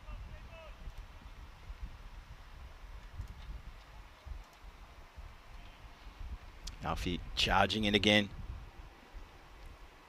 Oh, that doesn't get up at all. A couple of these deliveries that have landed there on that side of the stump. So for the left-hander, just probably about 3 or 4 stumps outside of the off stump. For the right-hander, going down leg side. We don't have to worry about too much because obviously that'll be called a wide. But for the left-hander, it's an area on the pitch where it hits and it just grubs. No bounce whatsoever. It's a dead-set worm burner, in the words of Rex Hunt, one of the greatest AFL, VFL commentators of all time. This one goes in the right place, and it's smacked into the right place as well. If you're Zagreb Sokol, you love that. That has gone across the boundary for the 3rd time in this over. 3 boundaries in this over, 3 sixes. And that's from Turkia's bat, and he has absolutely laced this one. Good counterpunch here. Well, 3 overs ago, you'd be forgiven for thinking the game could almost be over when it was 2 run-outs out of nothing in the first over. 2 crazy run-outs to dismiss 2 absolutely fantastic red-hot batters. And now, middle order, countering here. Oh, that's a crazy swing there. He got nowhere near that one. Liam O'Donnell saying, commentators, how many runs exactly do you think they get? I choose not to answer that question. I choose to go behind door number 3 and see what's the prize. Drum roll. Oh, there's no door number 3. Never mind. Sorry, Liam. Commentators, we don't do that sort of stuff. Nick Stewart. Nick Stewart saying, Hamish and Andy reference with gusto? Yeah, pretty much. I'm a fan of Hamish and Andy. Big time. I've got all of their gap year DVDs at home. Love their work. Yeah, I grew up watching D-Generation back in Melbourne and sort of stuck with that kind of line of comic genius, including, you know, shows like Thank God You're Here, The Panel. What's the other one? Have I Got News? Not Have I Got News for You. What's the other one they've got now? Have You Been Paying Attention? Frontline, all that sort of stuff. The Late Show, of course. Oh, that is getting through. The keeper dives desperately. Can't get anything on that one. Shown as buys. It's 4 buys. There's a lot of boundaries popping up in the last couple of overs. Ashik Prasad, his over number 3 went for 31. Alfie's over went for 18. And this over has not started auspiciously at all. That one gets through as well. Oh, I tell you what, the score is building. It's building and this game is bubbling along nicely. Cameron Stewart, can you please have the commentators' names? Well, Cameron, I can tell you there's just one commentator in the house today. And that is me. This is Phil G. Rico has the day off today, so it's just me. So if you think there's two commentators, it's probably just because I'm changing my voice up every time something exciting happens, which has been happening quite a lot here, you have to say. Yeah, Phil G. I know Dave just put my whole name there, but I'm known as Phil G throughout the European Cricket Network universe. Edged, flies away. Oh, great bit of work down the boundary line. Just gets a bit of a backhander onto that out of nowhere. And the keeper can't get it. It's too hot, but saves runs. Well done. Very well done. Thanks, Dave. Nodded. Oh, Petard, Martin Malloy fan. Loved Martin Malloy. Yeah, very good work indeed. Yeah, Tony Martin and Mick Malloy, obviously, got to know those two from the early D generation stuff back in the late 80s, early 90s. Yeah, good shout there from Matthew. Thanks, Matthew. Appreciate that. Charging in again. Clips this one nicely. This is going to run away towards the scorer's tent for 4 runs as well. Boundaries coming thick and fast, be it through buys, extras, big strikes down the ground or big edges that go behind the wicket. Doesn't matter. There's a lot of runs flowing out there at the moment. When Zagreb Sokol were down, 3 down for 7, they were written off. A lot of people in the chat, including myself, said, well, this is going to be trouble aplenty now. The Assassins, ever since then, have not put a foot right. And Zagreb Sokol, thank you to Sakib and Ahmed here. All the 2 of them have done really well. Just this counterpunch is continuing here. Jay jumps in the chat. Oh, great to see you there, Jay. The office is busy all day today. Of course it is. Office is always busy. You do a great job there, Jay. Loving your work as always. Thanks for dropping in and saying hello. Nice to see another familiar face in the chat, keeping me company throughout today. The chat's been very, very good today. I've been very, very lucky to get a whole bunch of people in the chat and giving us a yell. So thank you very much to everyone in the chat who's joined me today. We've still got this game to go as that goes along the deck. This score building. The Assassins are not going to be chasing a small total, you feel. You feel this total is heading towards the 130s, 140s possibly. If these two can stay together, the partnership I think is worth, what, about 70... Let me just look, it's 72 right now, I think it is. Yep, came together and the score was 7 for 3. It's now 79 for 3. It is a huge partnership. After this ball, we're going to have a break. We're going to have a chance for the umpires and the players to grab themselves some water, keep themselves hydrated. It's very warm out in the centre. It's probably pushing about 38 degrees there in the centre. And they're going to finish with a dot. And at the non-striker's end, Talk here just gets the bat back and says, no, I'm not going anywhere. We've already seen too many run-outs in this innings already, and it's time for a drinks break as the water and refreshments come on for both batters, fielders, and umpires as well. Gives me a chance to sort of address some of the people in the chat who are doing really well at the moment. Thank you to everyone in the chat, keeping me company, as I mentioned before. It's so good to have so many people in there today. I can see there's a big bunch of people, not just the moderators with the blue spanners, but also a couple of the other guys as well. Thank you so much for jumping in and saying hello to everybody. Nick Stewart, Liam O'Connell, Deep Heat as well, and of course Matthew Petard keeping us all company and keeping us just up to date with a few fair bits and pieces of interesting comments talking about the comedy of the 80s and that sort of business. Nick Stewart says, big dog Phil. Thank you very much, big dog. I don't know about that. Maybe you see me on camera somewhere. Anyway, it's wonderful to have everybody there. Thanks very much for that. Let's have a look at the in-game analysis. Thanks to 1xBet, our partners here, and they do a fantastic job with us. We're lucky to have them as our partner as well. 79 for 3, Zagreb Sokol after 5. They're just enjoying drinks break now. And, well, you got to say, when they were 7 for 3, and that was when it was, 1.2 overs when we lost the 3rd wicket. And that was Izaz Ali, who was bowled by Ramesh in that 2nd over. And we thought, when I say we, I'm talking about you, me, the chat, everyone. We thought Zagreb Sokol in an absolute world of hurt. They were struggling big time, losing their top 3 batters in the first 8 deliveries of this match. A run out off the first ball, a run out off the 4th ball as well. Completely unnecessary run outs as well. Just a really bad calls. I thought Sokol were gone. I was guilty of thinking that. Here we are. 5 overs gone, 79 for 3 on the board. Hosson is on 38 from 15. Toke is on 23 from 9. And this rebuild continues. And they're doing very well indeed.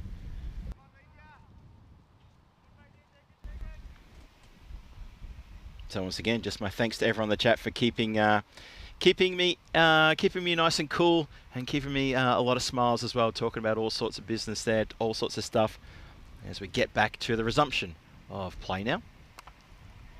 It's been clipped nicely, just down the ground, should be just the one, and is just the one. Cleanly field there, that's Pritesh Parwar down there. He went for 15 off his previous over. He's just having a bit of a rest down there at long off. I'm sure he'll be back on pretty soon. Thanks to Deep Heat. He's just saying thanks for commentating through the heat and the wasps. Whoa, that's up in the air. That's gone. That is out of here. See you later. Bye-bye. Capital G-O-R-N-E, gone. That is monstered out of the ground, way behind the tournament referee's tent there. Nice and square. Launches that one. I tell you what, Saqib Hossain, he's playing an innings and a half here. When he comes out, there's 3 wickets down, there's 7 runs on the board, and he just says, shrugs the shoulders, says, whatever, going to play my natural game here. And he is getting on the job. 44 from 16. Loving his work. That's been pushed a bit wide. He just goes down on one knee, trying to stretch for that one. Nick Stewart saying, Big Phil got his shirt off, soaking up in the Europe sun. Oh, I tell you what, Nick. It's tempting, it really is, because it's so warm here. I wouldn't do that though. I need to sort of stay in control. I can't afford to let that big green giant inside of me come out and rip the shirt off and start menacing the innocent public. Edged, flies away. Oh, just gets away from the boundary rider, who's very fine behind there at third. Doesn't quite get around to stop that one. Watch this on the replay. Look at that. Just, he gets to it, nutmegs him through the gap, Sydney Harbour Bridge style, and it gets through for 4 runs. And at this stage, Zagreb Sokol, they will not care how they get it. Come hell or high water, they're going to get a good score on the board. It's 91 for 3, we're in the 6th. This is a big score coming from what was a shake, rattle and roll moment. The first 8 deliveries of this innings, they've come back well. Smack, down the ground. Good work there. Oh, it hit the stumps. Now, there was an appeal. I heard an appeal. I'm watching the umpire to see what he's going to say. Are they going to come back for a second one after he hit the stumps? I think the umpire's saying that's clearly not out, unless he wants the replay. Okay, I'm just going to check this. We'll have a look at the replay anyway, just while he's on the walk. Yep, we're going to go to the replay. Let's have a look at this one. I need to slow this one down, just see if it comes in. I think he's over the line. I think he's okay. One more time, if we can just bring it down frame by frame. Thank you. Great work, 2 circles. Clearly that's in. That will be given not out, but a great throw nonetheless. When you hit the timber, you always think you're in with a chance when you hit it on the full like that. Great effort.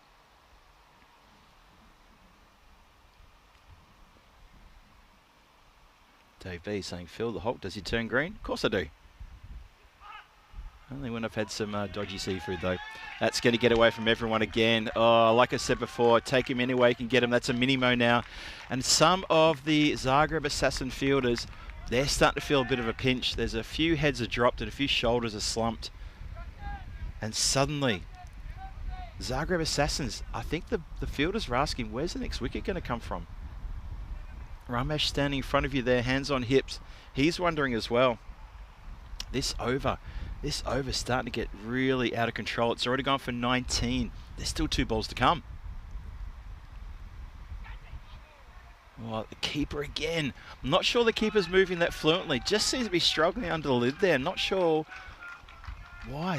Stalin Sarayak, he's had a pretty good tournament. He's only played a couple of games, to be honest. But he looks a little bit out of sorts there with the gloves. Not moving briskly, not anticipating, and getting caught in that same position every time. You can see there for the 2nd time in a row, he sort of goes to ground and slides as he has to put his hand out to the right. So he just needs to sort himself out there. Up in the air, elevates. Has this got the legs? It doesn't. But neither does the fielder have the catch. Oh, it goes down, never looked comfortable at all. Satish Selvamu comes back into the side for this match. He's put it down. It's a red-hot chance. That could have been a huge breakthrough there. Talk here, he gets a bottom edge. It goes straight up in the air, and it comes straight back down again and out of the hands. Just flicks the fingers, hits the deck. 100 up as well. 101 for 3 after 6. Oh, these next 4 overs are going to be huge, absolutely huge. This game is going to be massive. This game is absolutely huge. We all know what's in the balance here. It's second place in the standings, which means you play, if you hold second place, it means you play in the qualifier 1 tomorrow, and that means you get second bite at the cherry should you not win that qualifier. If you win that qualifier, straight to the final for tomorrow afternoon. But if you lose it, you get to play the winner of the eliminator. There you get a second bite of the cherry to try to get into that final. That's why that is so important. The winner of this match should, I reckon according to my maths, will lock that in. Hooked up in the air, catching opportunity, and this time it's taken. This time it is taken. There's not a big celebration at all there, not one bit. Sakib Hossain, who just got his 50, his half century in the previous ball, goes for 50 from 20 deliveries, come undone there. Well, it's a great 50 he's played there, but you feel that the job isn't done. There's still the best part of 4 overs to come. And how bad would Zagreb would have loved him to stick around. Hossain walks off. He's going to get a generous applause from his teammates. I can see at the corner of the igloo here, he's getting a generous applause. I call it the igloo. It's the sauna igloo this week. And it means it's going to be a new batter comes in. That looks like, if my eyes don't mistake me, that's going to be Jalal Mia, who didn't have a lot to do in the previous match he played early today against this side, but he's got a fair bit to do now. 101 for 4. The 100's up. 50 also from Saki before he gets dismissed. So that's all happening here. And Mia is off the strike straight away and off the mark as well. Nick Stewart asking for some trivia. All right, let me try to dig something out here, Nick. Hold that thought. I should have something here for you. I want to give you guys something else to try to think about. Remember, this is not a test of your Google skills. This is a test just of your knowledge skills. See if you can pick something up here. Okay, here we go. Here's one for you. This isn't cricket related though. I'll give you a trivia question after this ball.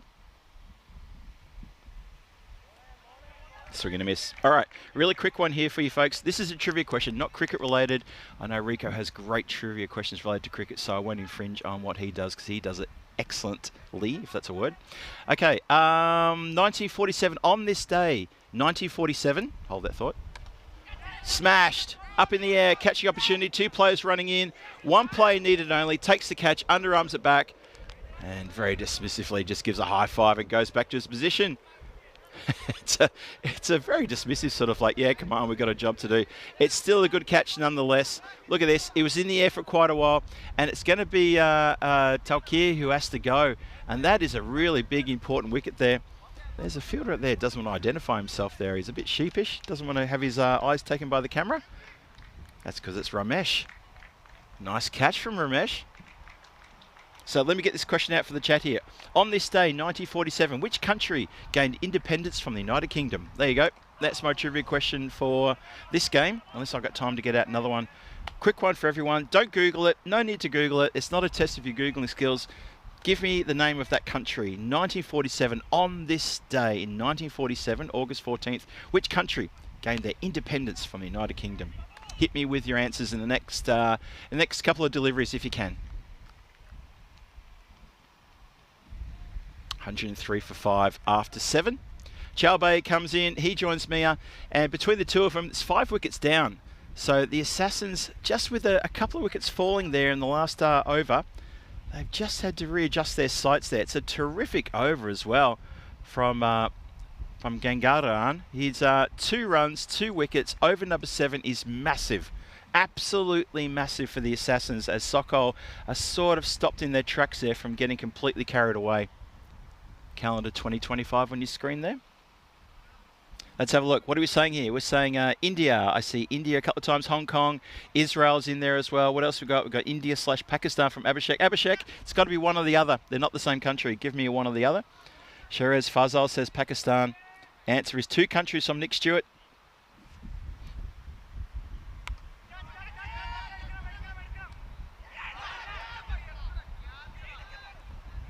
It's all happening out there.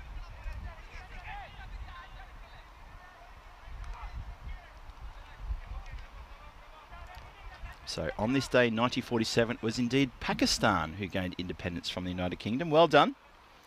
I can see a few people got that one. Well done if you got that one. Just a quick little bit of trivia there for you. Nick Stewart says 2 countries. Which was the other country? I didn't have that in front of me. I'm not saying it wasn't, just saying what was the other country? Definitely Pakistan. That's the answer I was looking for. So well done if you did that. I'll try and come up with one more before we get to the end of this match, just to keep you guys interested and keep you thinking.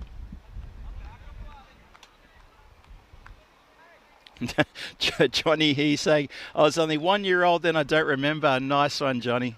Nicely done. Oh, boy. Okay, I'll try and think of another question that you can't Google. I usually like to do questions related to on this day. Let me see if I can find that.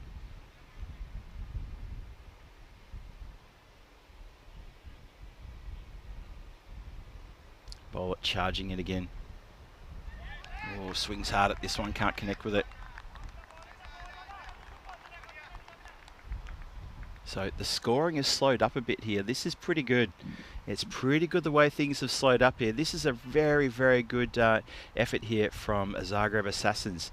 They've just reeled in Zagreb Sokol here. After Zagreb Sokol, they got to the 100. The brakes have been applied. There's been some dots. There's been some wickets.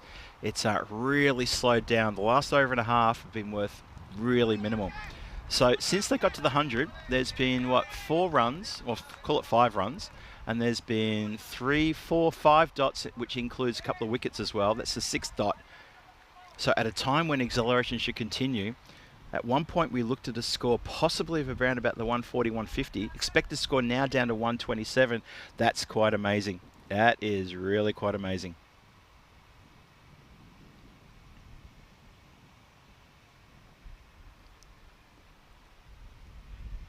Bowler charging in now. Swings hard at this one. All the way along the deck, just going to be the single. Babu fields it. And the Zagreb Assassins will be looking to that man, Naushad Babu, to open the batting when they get their chance in about, call it, say, 20 minutes time, maybe 25 minutes time. Naushad Babu, who resides now in Poland, played a lot of cricket in Czech Republic as well. And obviously, with my involvement with Czech cricket, being the ethics officer and the previous operations manager in the last couple of years as well, I've seen a lot of him come and go and play a lot of games there in Czech. He's a wonderful, wonderful competitor, great player, and just a really good guy to sort of have a chat with about cricket. Loves the sport he plays. And the good news from Poland is that I can tell you now, everyone in the chat, hopefully this will light you up as well, is that Poland are in very good focused discussions with the ICC about being reinstated as an associate nation. How good would that be? I'm thinking, and the word and the whisper is next year, mid next year, maybe July or August, the final steps could be made, and maybe the ink may be put to the paper to make that happen. So that would be huge if that can happen for Poland. I would love that, because Poland are obviously our neighbours. I reside in Prague, obviously, and I would love to see Poland get their status back, and we can start having some regular T20Is and good international matches with our neighbours to the north. And a lot of their players like to come down to Czech during our domestic season and play their cricket. This one's elevated. This is all the way for a big 6. Look out in the scaffolding. I heard the crash, the crunch. I think that's Indulis up there. Tell us you're okay. Give us the thumbs up. Want to make sure he's okay after that one. This has been powerfully struck down the ground. I think that's hit the scaffolding on the full. We get a thumbs up from our cameraman up there, please. There we go. Thanks very much. There it is. Just had to drop the thumb down into the line of sight there.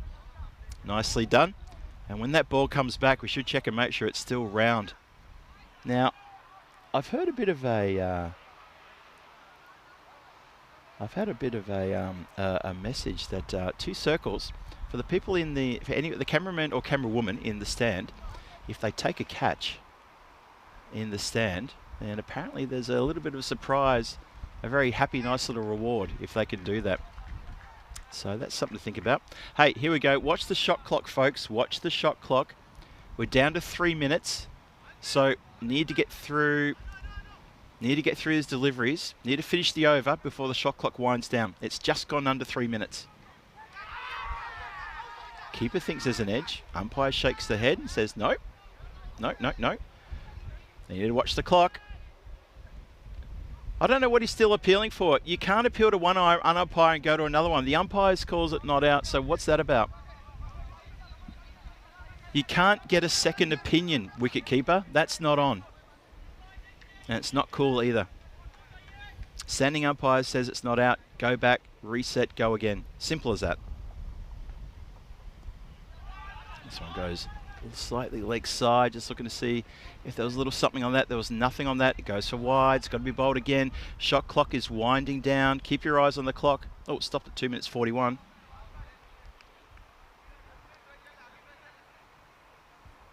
Oh, Dave B with a on this day stat. Thank you, Dave. Wow, you heard the roar there as that goes over the boundary line for 6. Lovely shot, that one. Cameron Stewart saying, can we give Phil some respect for pronunciation of names? Cameron Stewart, thank you for saying that. I do try.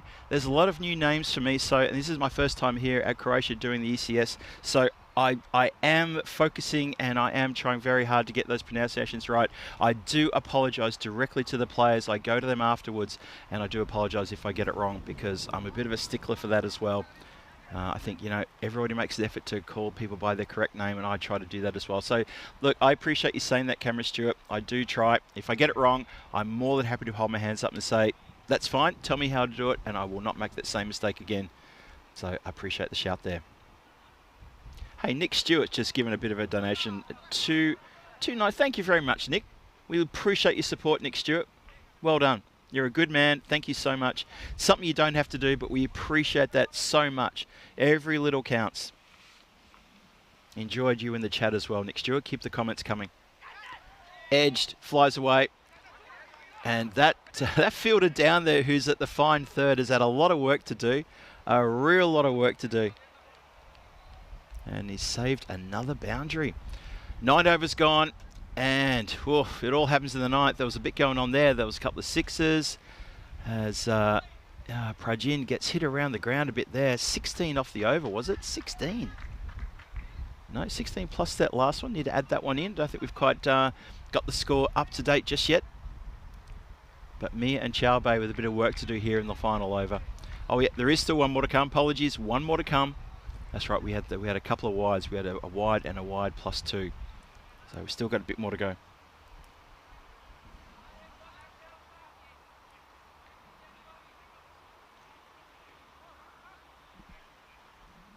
Dave Bodnarasek is asking me to pronounce his surname. Hope you're happy with that.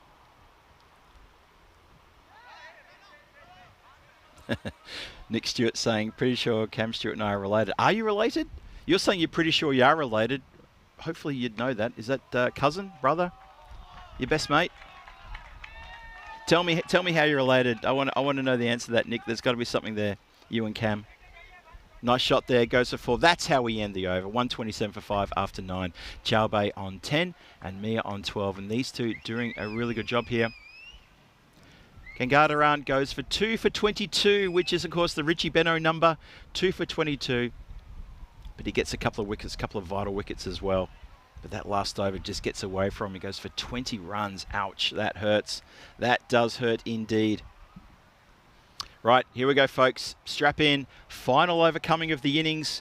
What do you think? Where are they going to get to? What are your thoughts? Shout it out in the chat. Don't be shy.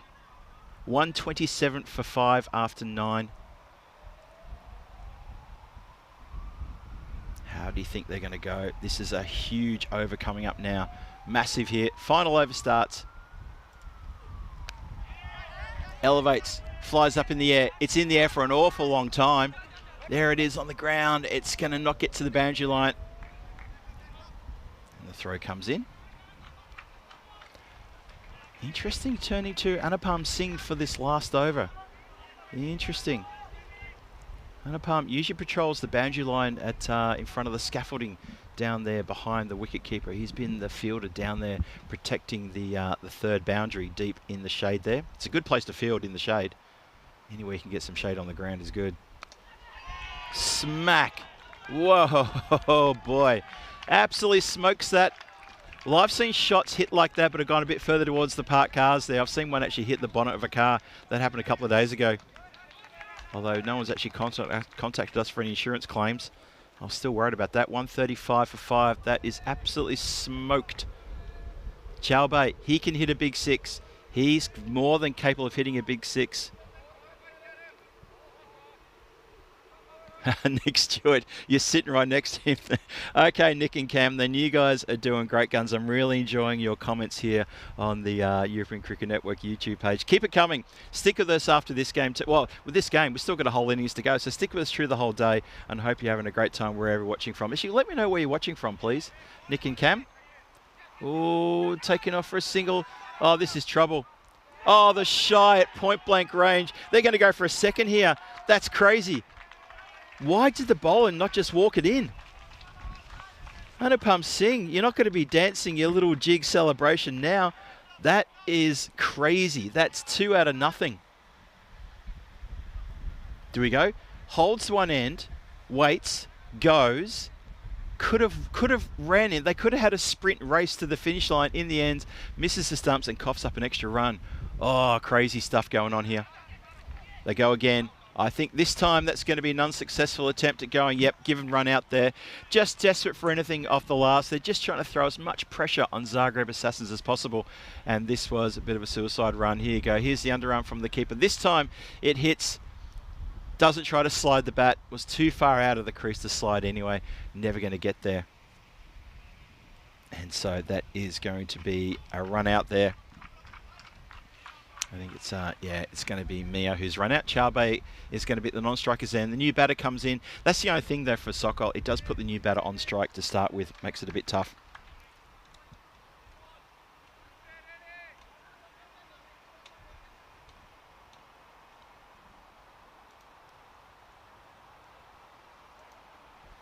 Yeah, crazy stuff from that previous ball. I can see a few people in the chat talking about that.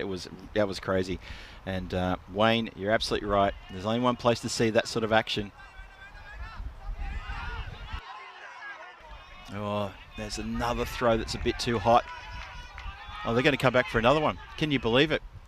Now, that is run out, though. So they do run for 2, but run out going for the 3rd. Why not? There's only a couple of deliveries left. You might as well go for it if you can. Oh, and an iced coffee delivered. Sure, seriously, we should... You're my brother. This is awesome. An iced coffee right at the moment was needed.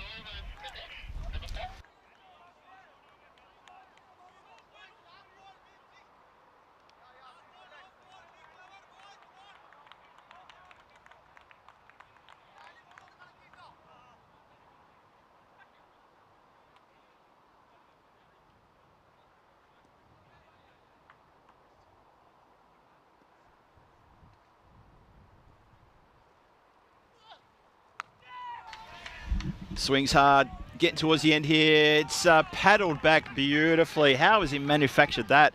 That is an absolutely brilliant save. We've seen a few fantastic saves here at the ground today too.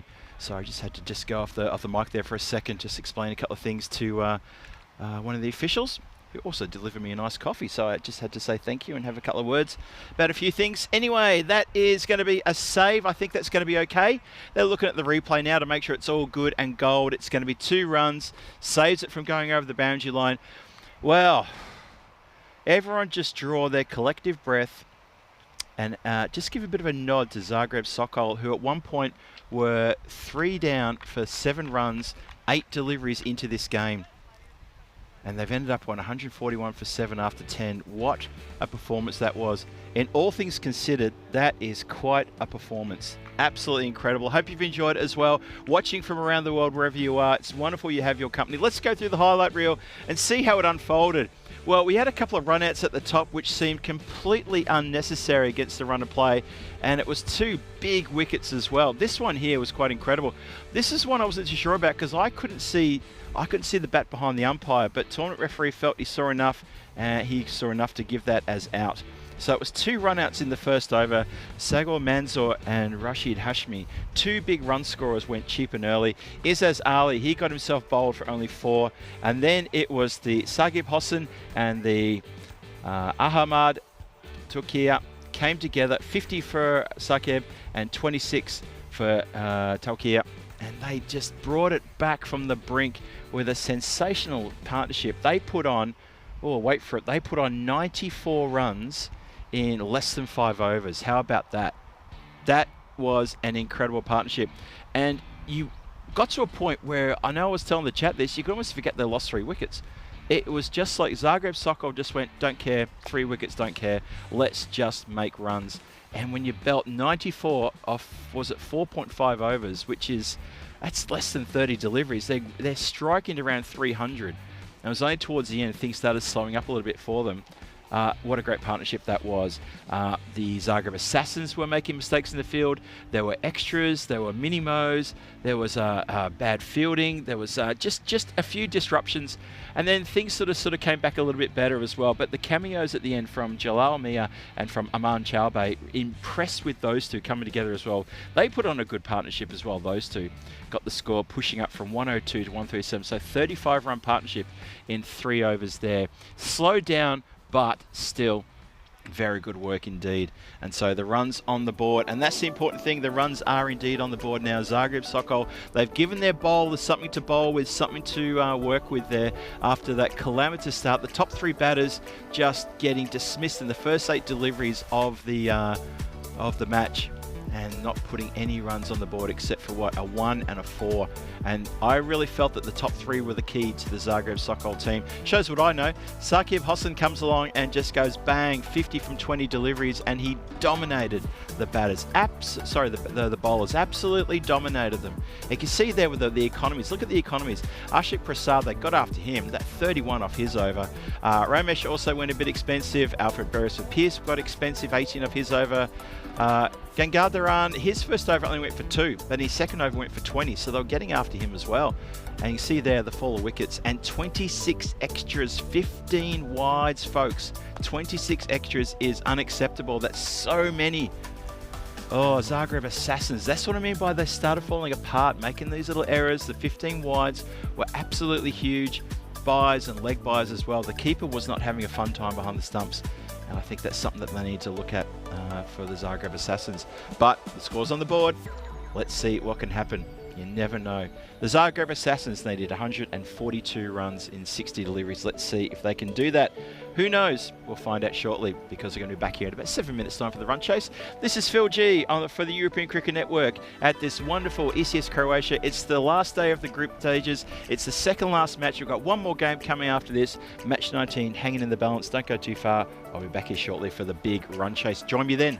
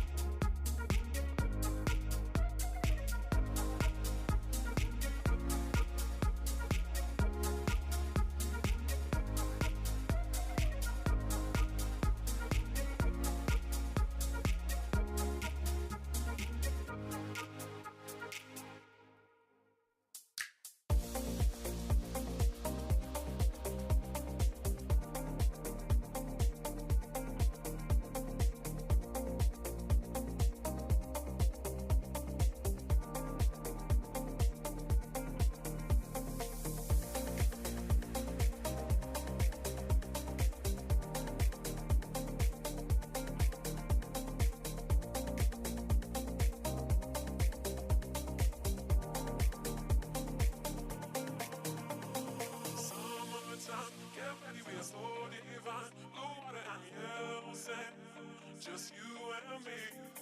Summertime, get ready, we are so divine. Blue water and yellow sand. Let's live our dream.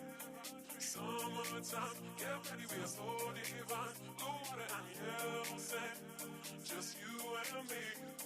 Summertime, get ready, we are so divine. Blue water and yellow sand. Let's live our dream. Summertime.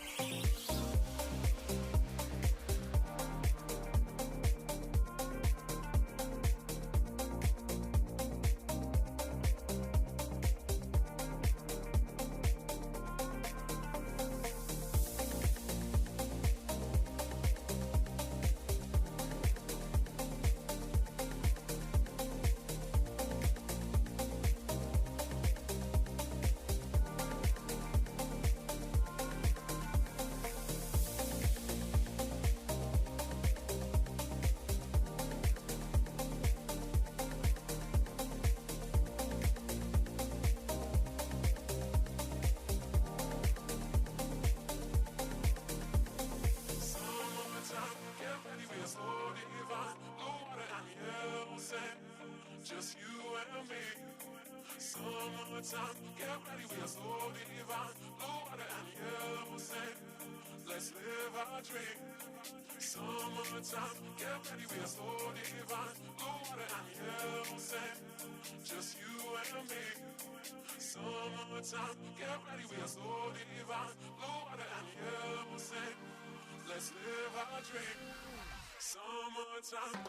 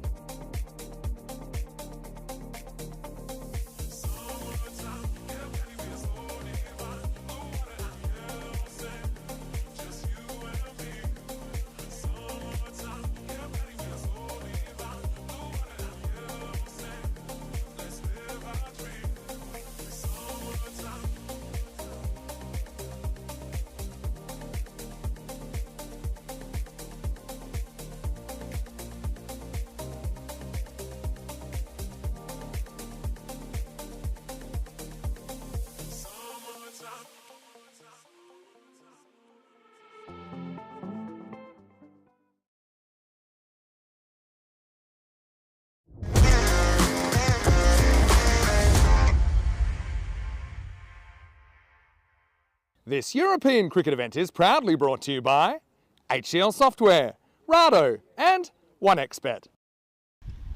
Hello and welcome back to the Mladost Cricket Centre here in Zagreb, in the heart of Zagreb, as the afternoon sun is starting to make its way towards the west, as it tends to do every day. Have a look at what happened here. It's 141 runs on the board. Good score from Zagreb Sokol here after getting off to a calamitous start.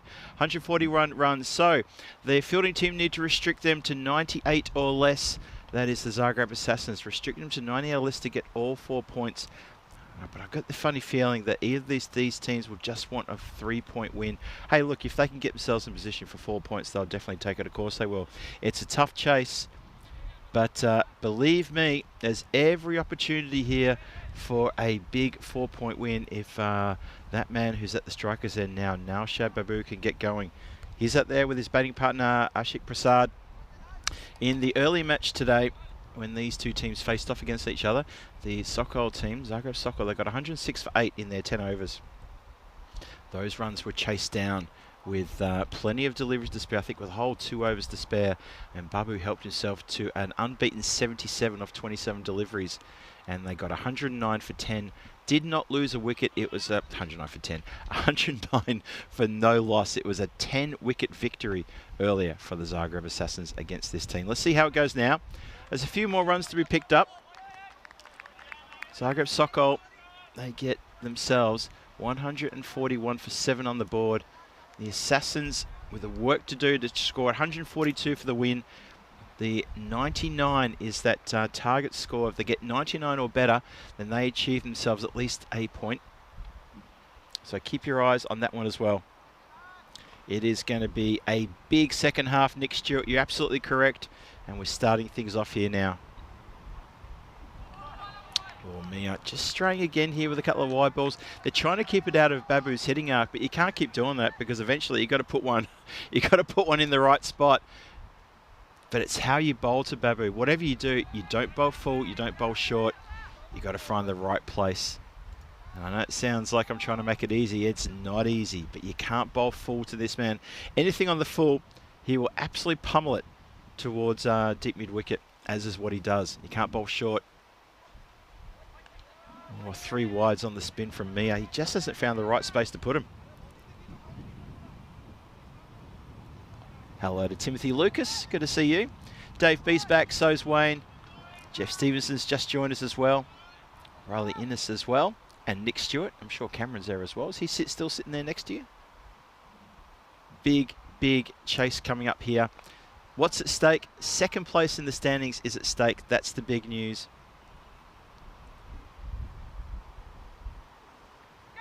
Oi, almost finds an edge. Oh, that gets up. That shocks Babu just for a second, has him back on his heels. He rocks back. He's looking at the deck. He's looking at bowler. He's looking at the keeper. The keeper's having a few words in the ear and saying, yep, more of that, please. We like that. What a cracking delivery to an individual who has already proclaimed himself to be one of the dangerous batters here at this tournament. Oh, that was a cracking delivery. Well done. Bowler in again. Oh, good lift off the deck there. That's a much better delivery. Starts with 3 wides, follows up with a couple of dots. And Babu yet to get bat on ball. Nick, you cracked me up. Nick's looking straight at Cameron. Oh, come on, you two have been a lot of fun today in the chat. We're enjoying it. Keep it coming.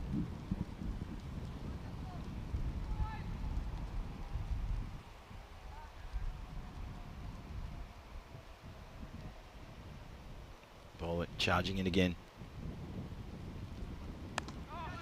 It's played off the hip this time, all the way along the ground. Square leg has a bit of a fumble. Backwards stick, backwards square leg comes in. 5's in a return. They're going to get back for a couple there. Nicely run. Good running between the wickets there. Well done.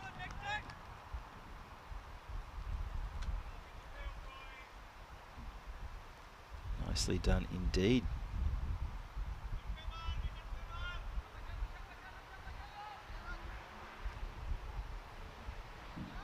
So welcome back to everyone in the chat. Thank you for joining us again here today. And thanks for staying with us throughout the day. It's been a nice, long, warm day here under very tough conditions the players are playing. Clubbed nicely there towards the covers. Good stop. That went very hard and very fast. Fielder gets up, trying to show any sign of discomforts there. There he is. Gurjit Singh, the skipper, just saying, no, I'm fine. Didn't hurt one bit. Ouch, he says.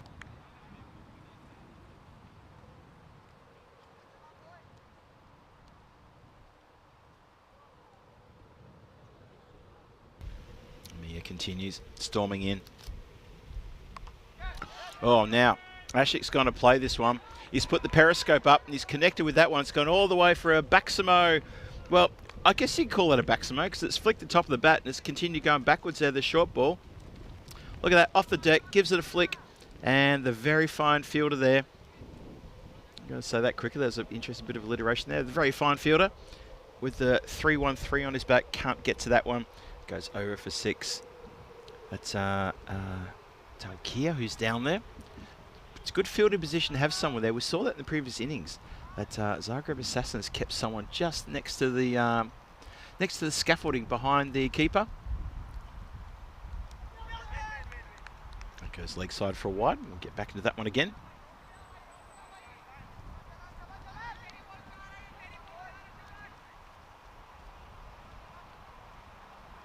Slosh Josh asking, I wonder if they dropped Babu twice this match like the last match this morning.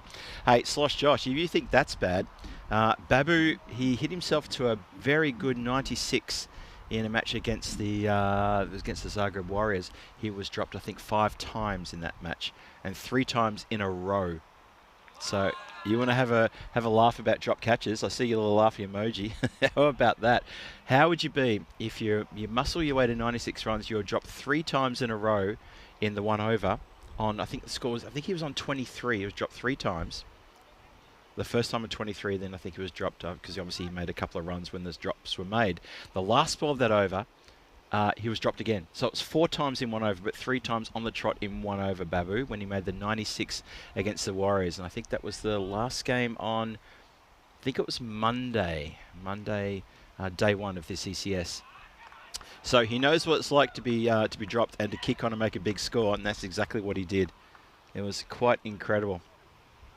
And then, of course, when he got to 96, he tried to smack it down the ground for a big 6, and he got caught on the boundary line, clean as a whistle. It was quite didn't know what to make of that. Quite incredible. Anyway, the first over's done and dusted. 6 matches since the golden ball. We've broken the golden ball cycle. We've reset the clock. That was happened yesterday. Zagreb Assassins were part of that. They were actually the side that won that golden ball confrontation. We went a bit early with the graphic there. They usually they get shown at the end of the over. That's all right. Bit of keenness there in production. We like that as well. 15 without loss. And it's a free hit coming. That's a wide ball, which means the free hit is still coming. This over seems to be... Is it just me? Have I gone through a time warp? This over seems to have been taking a while for Jalal Mia. He started with 3 wides. So far, he's got 3 wides towards the end. We're still waiting to finish this. I wonder why the umpire signalled free hit, though, because I haven't seen a no ball. So, oh, yeah, there it is. Thank you. Just got changed to no ball just then. Thank you.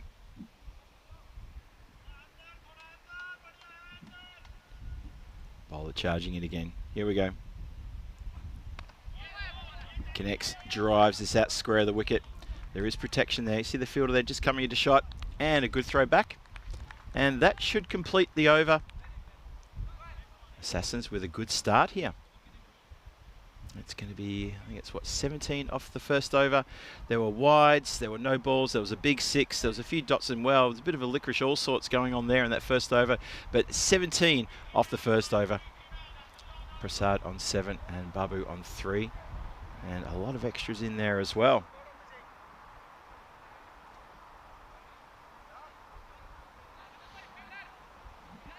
So just a quick shout out to everyone in the chat. Thanks for joining us again. Dave B's in there, Wayne as well, Nick Stewart and Cameron Stewart. Cameron Stewart asking, what's the golden ball? Oh, okay, so Cameron, let me explain the golden ball. Try and do it pretty quickly. I'm sure the mods can help me out here as well in case I run out of time. In the T10 competition, in our T10 competitions, obviously we have T10 games. If both teams end up on the same score at the end of the second innings, we don't have a super over like they do in T20 matches. We have a golden ball.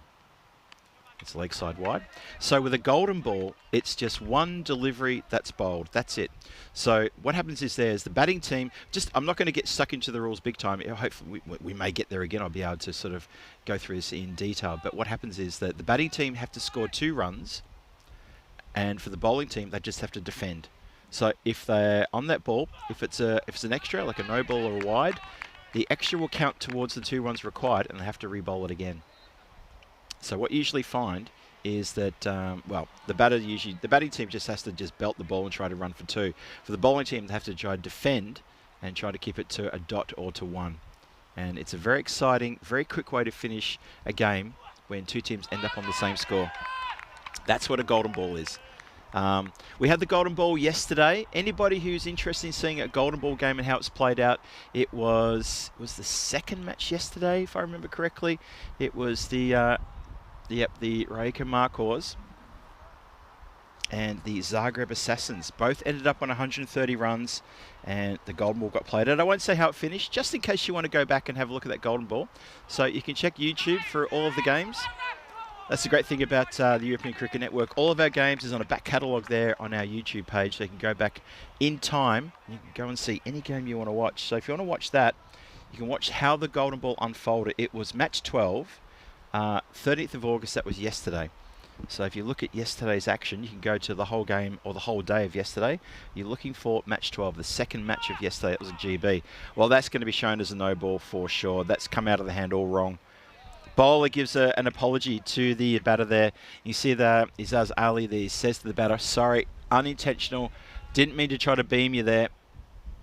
And fair enough too, but that is going to be no ball, so that's going to be a free hit.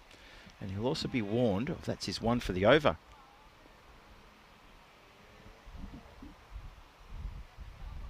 Now, unlike in T20s, if it's a free hit, we allow the fielders to move. That's what the captain's done. He's just moved a little bit here. Crunch goes straight past the captain as well, would you believe it? The captain's put himself in that position, a little bit of a short cover position, and it's gone, I'm not kidding, probably about a metre to his right, and he hasn't shot the hand out quick enough. In fact, it was so fast you couldn't even see him in the camera shot there. He was there though, believe me. I saw it clear as day. That was quite incredible.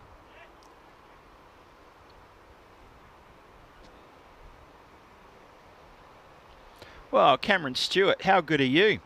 Thank you very much, Cameron Stewart, for your support. That is absolutely gold, what you've just done there. Thank you so much. Aren't you a good egg? You and Nick. Bit of surprise package in the chat today. Lovely stuff. That's lovely stuff as well. That's been elevated and put out of the ground. What a great shot that is. So Ashik Prasad, he's taken a bit of pressure off our Naushad Babu, and that is terrific. What a great strike that is.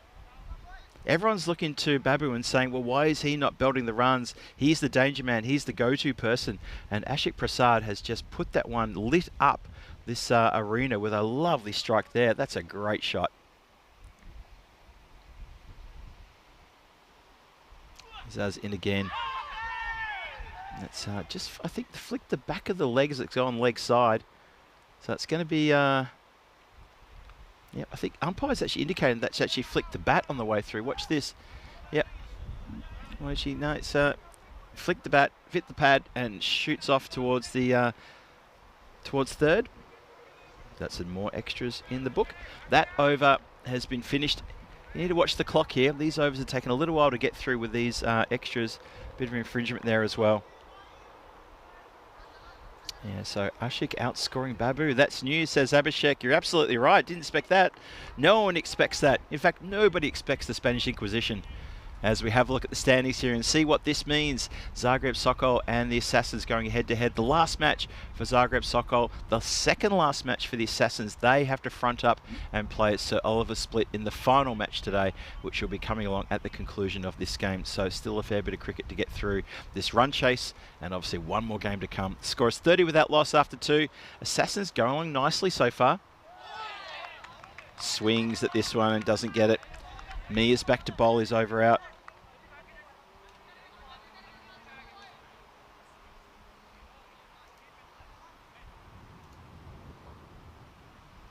And quick shout out to Riley in the chat. Don't appreciate those comments. So keep those ones to yourself, please. Not completely inappropriate, that was.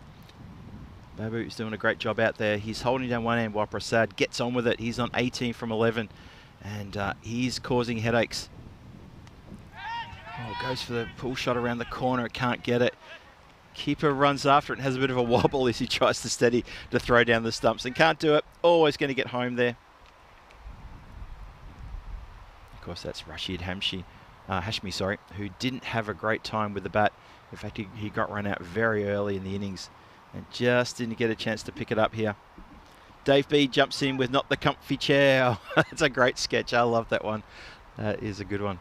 Cardinal Fang with the comfy chair. It's good stuff. Well done, Dave. Bowler in. Oh, caught it a little bit low there. Babu's holding the bat up in the air. He's saying, that got me around the hip. No leg involved. I tell you what, Cameron and Nick Stewart, you guys are absolute gold. Thank you so much for your contributions to the European Cricket Network. That's very lovely of you. It's thoroughly appreciated as well. It's nice to see you're enjoying yourselves here today, watching the cricket. And don't forget, there's plenty more cricket to come. You Stewarts. We've still got one game to come after this, and don't forget, tomorrow it's Finals Friday. It's also Peacock Friday tomorrow as well. Well, I said it before at the top, if you bowl short to that man, he's going to do that time and time again. He will never tire of doing that sort of thing. He won't stop. He can't be reasoned with. He's going to just keep going and keep going. I know I'm making him sound like the Terminator here, but that's what he does. That's exactly what he does. That's been monstered around the corner. And it brings our scorers into his firing line as well. So Zagreb Assassins, they only need 105 runs from 44. So Zagreb Sokol, who put a lot of runs on the board in those middle overs, those early to middle overs after the calamitous start, That's probably fast being removed from their memory now as they're realising, well, we need a breakthrough. We need a breakthrough fast. If anything, they need a double breakthrough to put the brakes on here, or else Assassins could get away from them pretty quickly.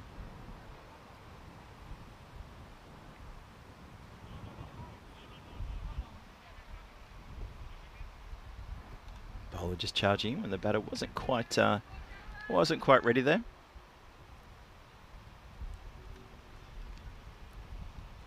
Bowler charging in again. Wide ball there, indicated by umpire Mia.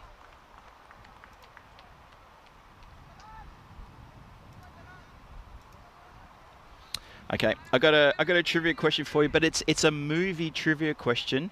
Obviously, I've been talking a bit about movies throughout the day, and I think a lot of you guys know that I like to do the movie quizzes back in my hometown of Prague. I do those at a few different venues, specific movie questions. So I'm going to throw a movie question, a bit of movie trivia, nothing to do with cricket, just a little bit of fun, just as this game is bubbling along. I'm going to do it nice and early because I get the feeling this could be an exciting finish. So I want to get this one out there now. Oof. Babu's lost the bat. The bat has gone all the way to the other end of the pitch. It's picked up by his counterpart. Well, Ashik's got 2 bats now. This is like that scene from Star Wars when Anakin Skywalker gets 2 lightsabers and he fights off Count Dooku. This is crazy stuff. Well, the bat's been returned. That was an interesting moment there. I told you it's getting a bit hot and warm out there as the bat comes flying out of the hands. One more time. Look at that. And it almost rolls to the wickets at the other end. What would happen if that hit the wickets? Is there any penalty for the bat hitting the wickets? Oh, I'd have to jump into that Wisden rule book, the telephone book, and have a look and see if that's something written in there about that. I don't think there is. Oh, has he got something on that? Watching the umpire. Now, Sokol are celebrating. Umpire's shaking her head and saying, no, it's not out. They're trying to goad the umpire here. That's a little bit cheeky from Sokol. A little bit cheeky. And Babu, of course, gives absolutely no indication there whatsoever that there was anything like that at all on the bat. And look at that. Everything he gives a shake of the head. He knows what Zagreb Sokol were trying to do. They were trying to goad the umpire into making a rash decision there, and that's not cool from them. They should know better. You want to get a wicket, need to earn it. Simple as that. Dave V asking me, do I mean break or break? I meant break. You knew that, though. So let me fire this quick question into the chat, and we're going to leave it there for an over. We finished the power play, 38 off the power play. Here's my movie trivia question for the afternoon. Just this one. I know this is all about the cricket. I've got it for you. Right. Everyone knows the movie Speed, starring Keanu Reeves and Sandra Bullock. Came out in the 90s, one of the biggest action movies of the 90s. Tell me very quickly, what was the number of the bus in Speed? Every bus has a number. What was the number of that bus? Go. Everyone gets one guess. Clubbed, bang, crash, wallop. That is smacked with absolute impunity over the boundary line rope for a big square-driven 6. What a great shot that was. Ashik Prasad, he's no slouch. I know we talk Babu up, but have a look at Prasad. Have a look at what he's doing out there. He is making an absolute statement here. That is a tremendous blow.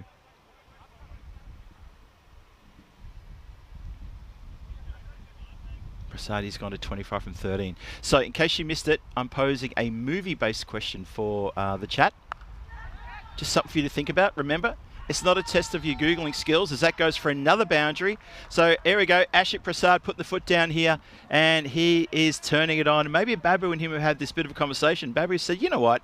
This is your turn. Why don't you do this? And I'm here if you need me. Go for it. And Prasad has said, whatever you say, boss, lock and load. So, not a test of your Googling abilities, but what was the number of the bus in the movie Speed? What was the number? And for a bonus point, tell me why that's the number. There is an answer to that as well. Why is it that number?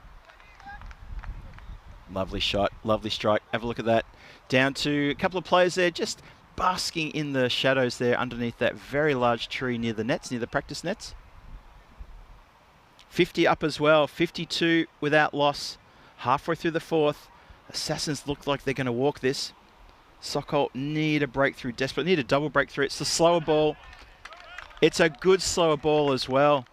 Oh dear. Now, I think we've got a cramp situation here. He's down.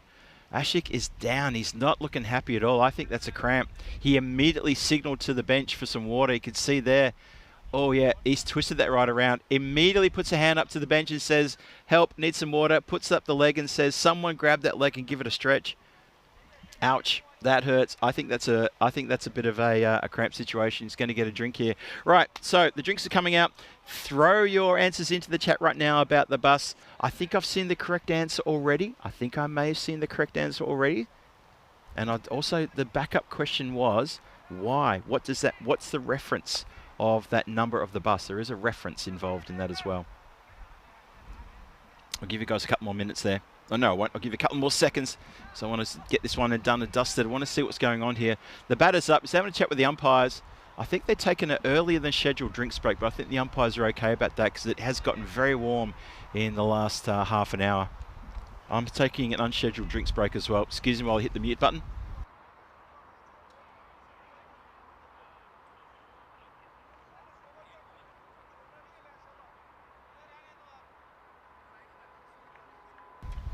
So yeah, I'm taking my scheduled drinks break as well. Wayne's saying, get that man some pickle juice. Pickle juice is good.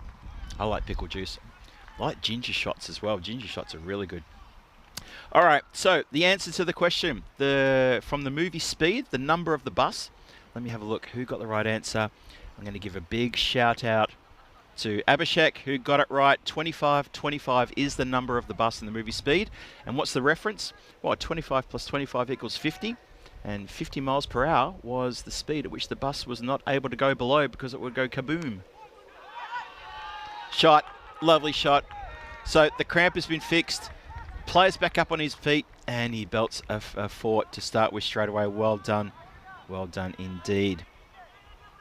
Joan Andrew Gilbert gets close with that 25-25, the minimum speed. Yeah, 25 plus 25 is 50, and that is the speed which the bus can't drop below. Yeah, I'll pay that one to you as well. Yeah, well done.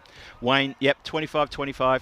There's only a couple of shots in the movie where you actually see it, but there's a lot of these aerial shots from the police helicopter, and you see the 25-25. There's a few references. There's also the badge on the front of the bus, which you see early on in the film. So that's one of my little tricky trivia questions I like to ask in my movie quizzes. So well done if you got that. Great movie, that Speed too. Really good film. Sort of put Keanu Reeves on the map and did sort of catapulted him into, well, the next couple of the movie made after that, not immediately, was Matrix. How about that? So in the air, chance for a catch. Taken. It is a free hit. Get it back quickly. They're screaming. Good work. Oh, it's all happening. We had the no ball 4, we had the catch taken, but the fielder was onto it. He knew after the catch was taken, watch this, takes the catch cleanly and just muscles that throw in straight away. No mess, no fuss. Well done. So I try to think of a, I didn't want to do a cricket trivia question only because, you know, I think that's, Rico does it beautifully. And I'd hate to do a question that maybe he might have lined up for tomorrow. Cameron Stewart saying gonna have to watch Speed now. Okay, chat, help me out. What do you want me to do next? Do you want me to do another movie trivia question, or do you want a general trivia question, or a sports trivia question? Let me know what you want me to do, and if I see more votes for one or the other, I'll do that for you. Well, it's a no ball. Yeah, now this is interesting. Umpires had a bit of a conference here, looked at the replay and said, this is a no ball, free hit coming. Zagreb Sokol, hands on hips. Not impressed. In. Oh, and the free hit becomes a free miss. That is very good temperament from the bowler. Mohammad Nabil keeps his cool and bowls a very good quick delivery. The free hit becomes a free miss. Well done to him. He has not had a great over. It's 6-4-4, then a dot, and after that, it's all gone wrong. We've had a no ball 5, we've had a wide, we've had a no ball 2, and then he dots up. So one more to come, 60 on the board. Almost at the end of the 4th. Assassins all over this game right now.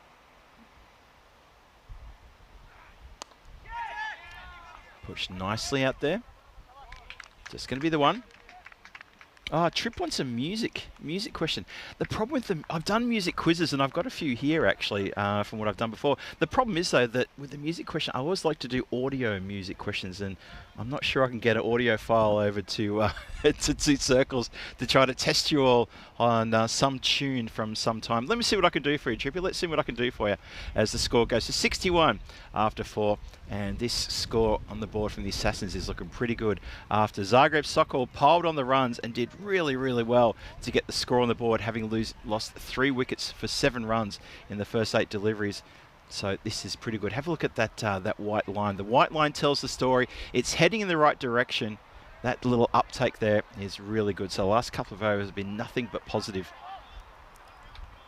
It's tough going out there in the centre. It's quite warm. Assassins need 81 off 36. Oh, it's full. That may be shown as no ball for height. I think it will be. It is indeed. It's shown as no ball for height. This is not good. And Sokol just letting it get away from them here. Not good at all.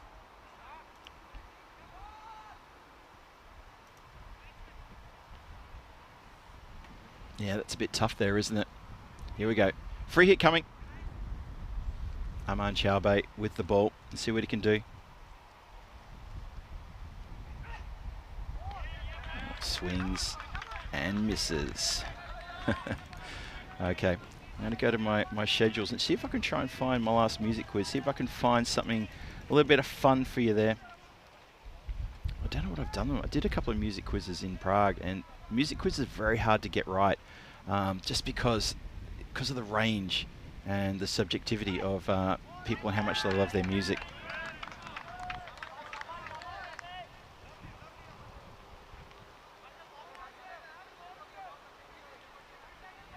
Yeah, Cameron Stewart just saying the boys have been getting into the umpire. I've got to say, the umpires are standing tall, and I need to give a big shout out to Mia, who is doing very, very well. She's been umpiring the past couple of days, just a match here and there, but she's standing up to a fair bit of intimidation from the fielding team when they're charging in with their appeals and making a fair bit of noise, but she's standing strong and she's sticking to her guns, and I'm really impressed with her work here. Very good indeed.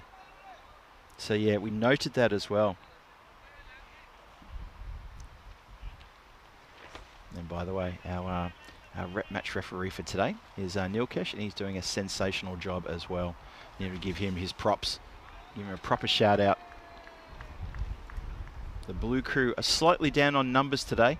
We've had a few people having days off, and as a result, we've got a few less people at the ground here today. But that's okay. Still doing the job, and we're still loving it, and we hope you're loving what we do as well.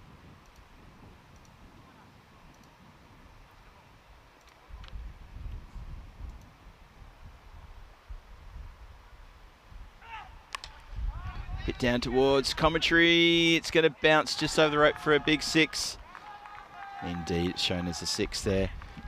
Just goes a bit to the right of the commentary, so no trouble there for me. I just looked up and said, yep, I'm fine. It's all good. Yeah, so Trip, I'd love to do a music trivia question, but most of my music trivia questions are all musical in nature.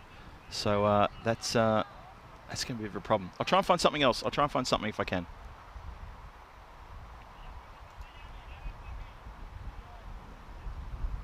Yeah, what's happening here? The batters, what are they doing? Yeah, I think they're just asking for a new bat here. I think that might be what they're doing. Just keeping a close eye on that. Yep, sub is running out a new stick. And it's, I think it's Prasad who's going to get a new stick. Let's see if that helps. He's on 44 from 21. Babu's on 11 from 11. Babu's taking a complete back seat here. He's taking a lot of focus and pressure from the fielders and the bowlers. However, it's Abhishek Prasad who's getting the runs on the board. 71 have not lost a wicket halfway through the 5th. Oh, tell you what, some of the bowling's a little bit ordinary here.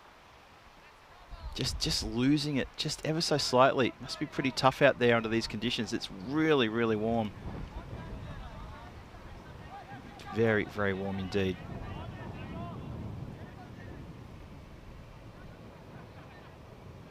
Ederico Jr. says, I have a good cricket trivia that happened on this day long ago, Phil G. Nice one, Ederico. That's a great way of describing it. Very nice indeed. Wayne's saying the clock's going to run out for sure. I reckon it will too, Wayne. I've been keeping an eye on that as well. So many wides and so many no balls and just players taking their time here and a few conversations as well. It's a bit of a worry. Now, Babu's making... Babu's telling his batting partner, you need to get over the other side because he's going to come around the wicket here. Here comes Aman Chowbey, skipping in on his approach. Lofted. Where's that going? Completely lost sight of that. It'll land about 3 metres to my left with a plop. That's lovely. Sorry, Dave B. I did see your... I do see your question about Stanley Kubrick. I'm sorry, I saw it and then I got a bit carried away with something else. Yes, I know The Shining, and obviously a big Stanley Kubrick fan as well. Sensational, absolutely sensational director that he was. Well, you've asked the question about the room 237 in the movie The Shining. Well, the thing was that in the book, in Stephen King's book, and I'm a massive Stephen King fan, it was room number 217. I remember that. And I think the place where they shot the film, there is no room 237. So I think they did that to keep it fictional, if I remember correctly. So Dave, have I got that right? Or maybe you're talking about something in a bit more detail regarding Kubrick. Goes inside out this way, crunch. 4 runs, all along the deck. It's getting out of control here. It's getting completely out of control.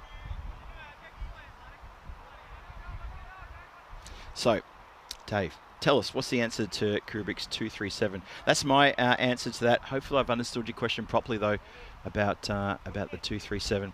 And if you Hindi is your preferred language and you have access to the Telegram social network, please jump onto that and have a look for us. We are at European Cricket Network Hindi on Telegram. See us there. Get all the updates and interact with us and keep up to date with us and engage with us as well, please. We'd love to keep you abreast of all information about what's coming up, including everything about the Meltle Shield, the Western Shield, ECC, any ECS events that are coming in your area, or any ECI action, or even some internationals that we've got coming up. We'd love to keep you up to date with that. So it's a great way to follow us and stay in touch with us.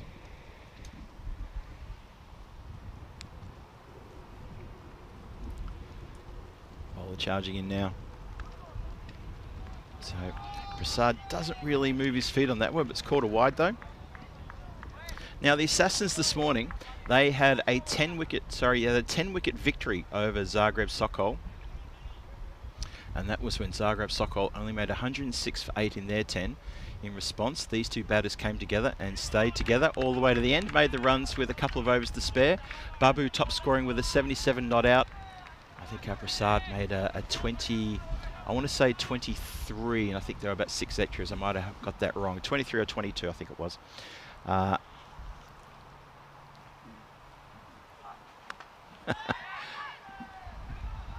Shot down the ground. Nicely done there. Across the boundary line, 4 runs. Nick Stewart, I just saw your contribution to the European Cricket Network. Thank you once again. He's saying, Phil, can you say... I'm not sure if I'm allowed to say that. I know it's only a small thing, but I'm not sure I'm allowed to say certain things on the air. So, thank you. But for a second, I thought you actually said telly. What the telly? That's in short for television. In the air, catching opportunity. Is this the breakthrough? It is the breakthrough, and the catch is taken by the captain, who finally holds onto a catch, an opportunity that skied into the air. And oh boy, did they need that. That has come down in the hands of the captain, who holds onto it and says, there we go. There's the breakthrough. Well caught there by Gurpreet Singh. And finally, they do get a breakthrough, Zagreb Sokol. So hang on a second. Maybe that's the little spurt they need, the little push they need just to try to make things happen here.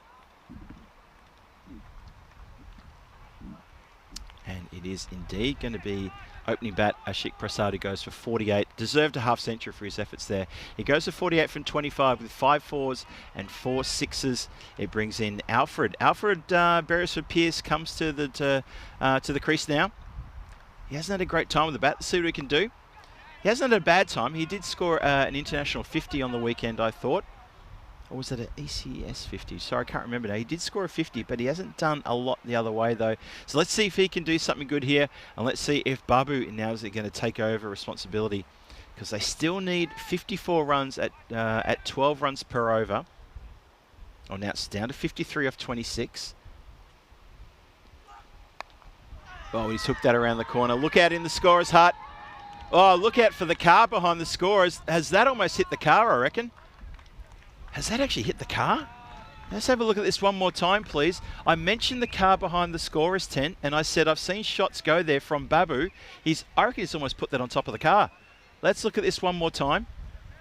Hooked, fine. Watch it. The car, oh, just in front of that nice Mercedes. It looks like an 80s or early 90s model Mercedes. Almost cops a white mark, but it's got white paint, so you probably wouldn't notice it. That's bounced about a foot in front of it. Shot goes the other side of the ground, so he goes from one side of the ground to the other. This time, elevates over the covers for another Maximo. So, oh dear, it's the Babu show. Here we go. Oh boy. Incredible. Oh yeah, Dave B. Thank you for that, Dave. Yep.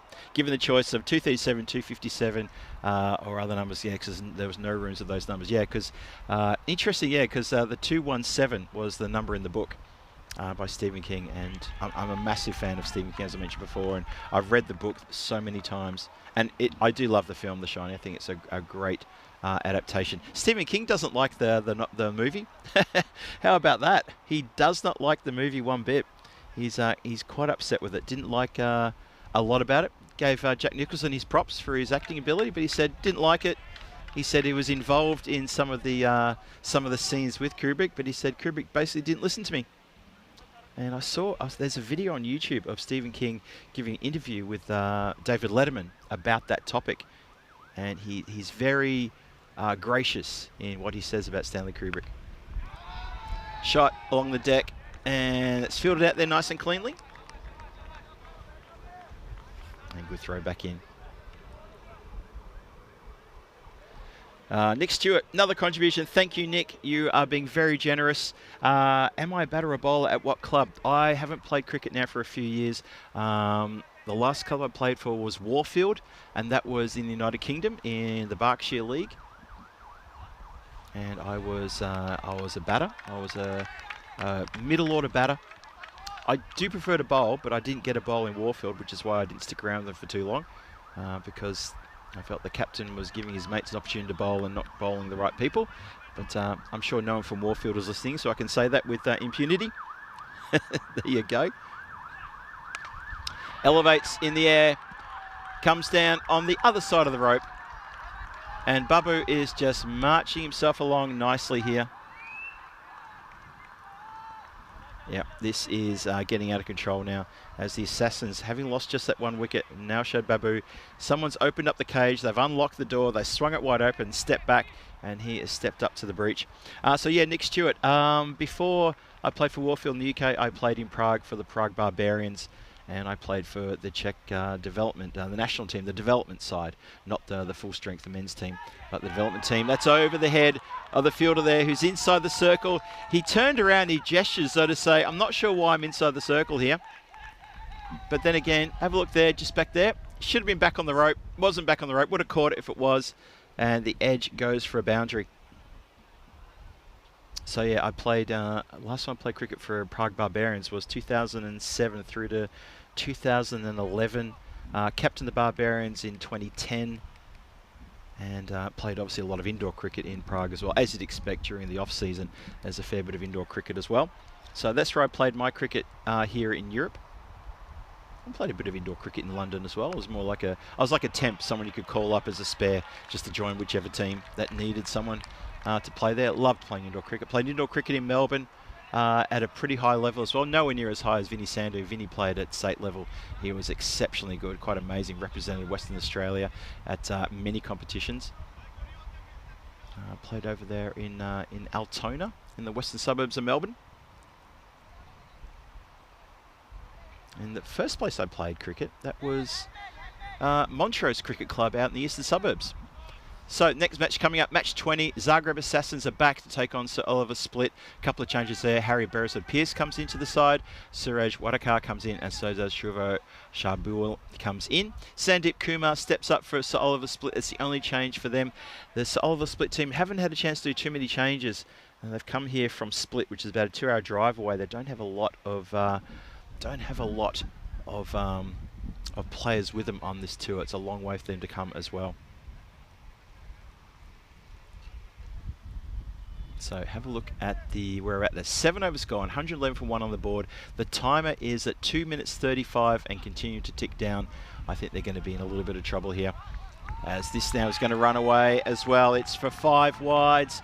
Oh, it's all going wrong for Zagreb Sokol there. They've got a good score on the board. They're going to struggle to defend these runs. Oh dear. 3 overs to go. Well, 1 ball shy of 3 overs. Well, 3 overs still to go, 18 deliveries, and it's 26 required. And it looks like this is going to be just do this. Yeah, Wayne. Thanks, Wayne. Sorry, yeah, Vinny played for Australia at indoor cricket, not just WA. You're right. You're right. Vinny will tell me off for that one. Yeah, I'll get the message in a minute, Wayne. Don't worry about that. Yep, completely forgot about that. I've seen so much footage of him playing for Western Australia, just sort of escaped me there. Sorry, I'm trying to multitask here, doing a few things at once. That's hit uppishly. And falls safely though. And throw back is a bit wild as well. Well, some of the bowling's been a bit wild and some of the throws have been a bit wild. Watching that clock ticking down, there's definitely going to be penalty runs applied here for the against the fielding team, as they're going to run out of time. Shouts a catch. Oi. Now, that was a pretty fair effort. I'd like to see that one more time. It does go across the line. I think we just want to check and see where this lands one more time. Have a look at that. Gets in position. Here it comes. Slow it down. And there. Hands. Oh, it's gone across for 6. It has gone across the rope. That'll be indicated in just a moment's time. If it hasn't been already indicated, that's definitely gone for full value for shot there. Has that gone in the book? Oh, I thought it went across the rope for 6. I think they've just given it 4. Interesting. Anyway, we might argue with the scorers. Zagreb Assassins marching on their way here. It's 20 from 14. That's the bottom line.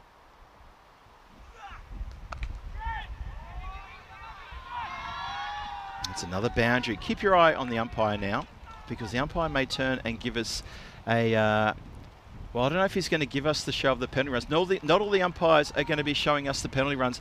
I'm glad to say that both Ivana and Helena, the female umpires, they've been showing the penalty runs towards the comms area. They've been nice enough to keep me involved in that one. There's a wide, and I think the clock has wound down here. So runs will be applied if they haven't been applied already. Haven't been applied already that I can see. Crunch out of the ground, big 6. Assassins marching on their way here, marching on their merry way. They're putting Zagreb Sokol to the sword, and they are now within touching distance of a big win here, a very big win, emphatic win, and this is going to put them up into 2nd place in the standings. There we go. I think keep an eye on that. I just saw that the umpire walking across there has done that. Going to watch umpire Mia. And there she is there, indicating 5 runs penalty. That is fine. She's just indicated to the to the captain of the bowling side. 5 runs have been applied. You saw it just then. Just then it's been shown, and in fact it is being now in the book. So 138 now for 1.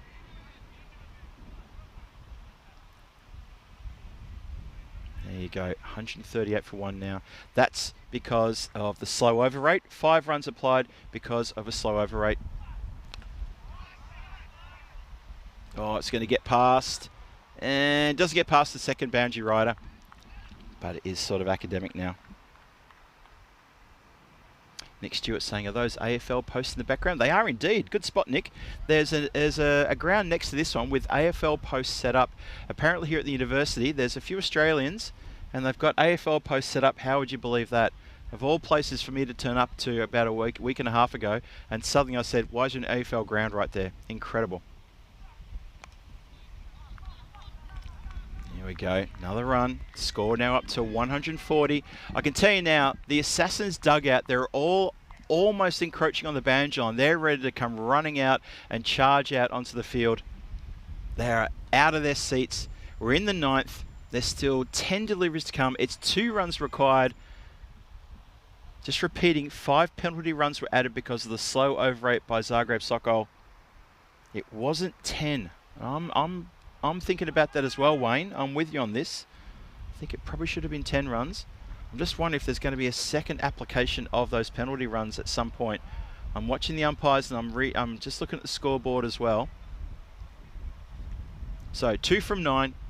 Beresford Pierce with a chance to win the game. Yep, they hadn't started the 8th. You're absolutely right. Yep. Maybe if I get a chance, if I get time during the match break, I may not, because I'd have to go all the way to the other side of the ground to find our TR just to ask that question. So I may not get a chance to get over there, unfortunately. The clock went down before the 8th over was finished, says Dave. Dave, you are correct. That's what I saw as well. That's what I saw.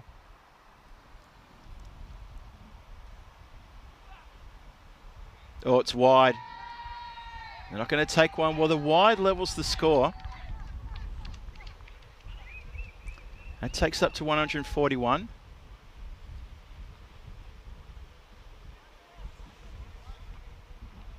Gurpreet Singh, captain for Zagreb Sokol. He's trying to find something here, but it's not worked so well. Yeah, Cameron Stewart in the chat saying Mia's been flawless today. Both of them work so well together. I think Mia has done a terrific job as umpire today. She's been intimidated by Sokol. They've been a bit unsportsmanlike towards her with some very big intimidating appeals, but she's held her head up high and she's umpired a terrific game here that's unfolded before your eyes. The Assassins successfully chased down the score. They do extremely well. They're still on the sidelines. They haven't come on now. They're starting to walk on now, and they're very happy with that as Naushad Babu strikes up a 50 as well. He gets 54 from 25 deliveries. Alfred Beresford Pierce, 8 from 8 as they walk off together. It's a 9-wicket victory, and it's a very big 9-wicket victory here with still 7 balls remaining to be bowled. Score finishes on 145 for 1. Just looking at the scoreboard there.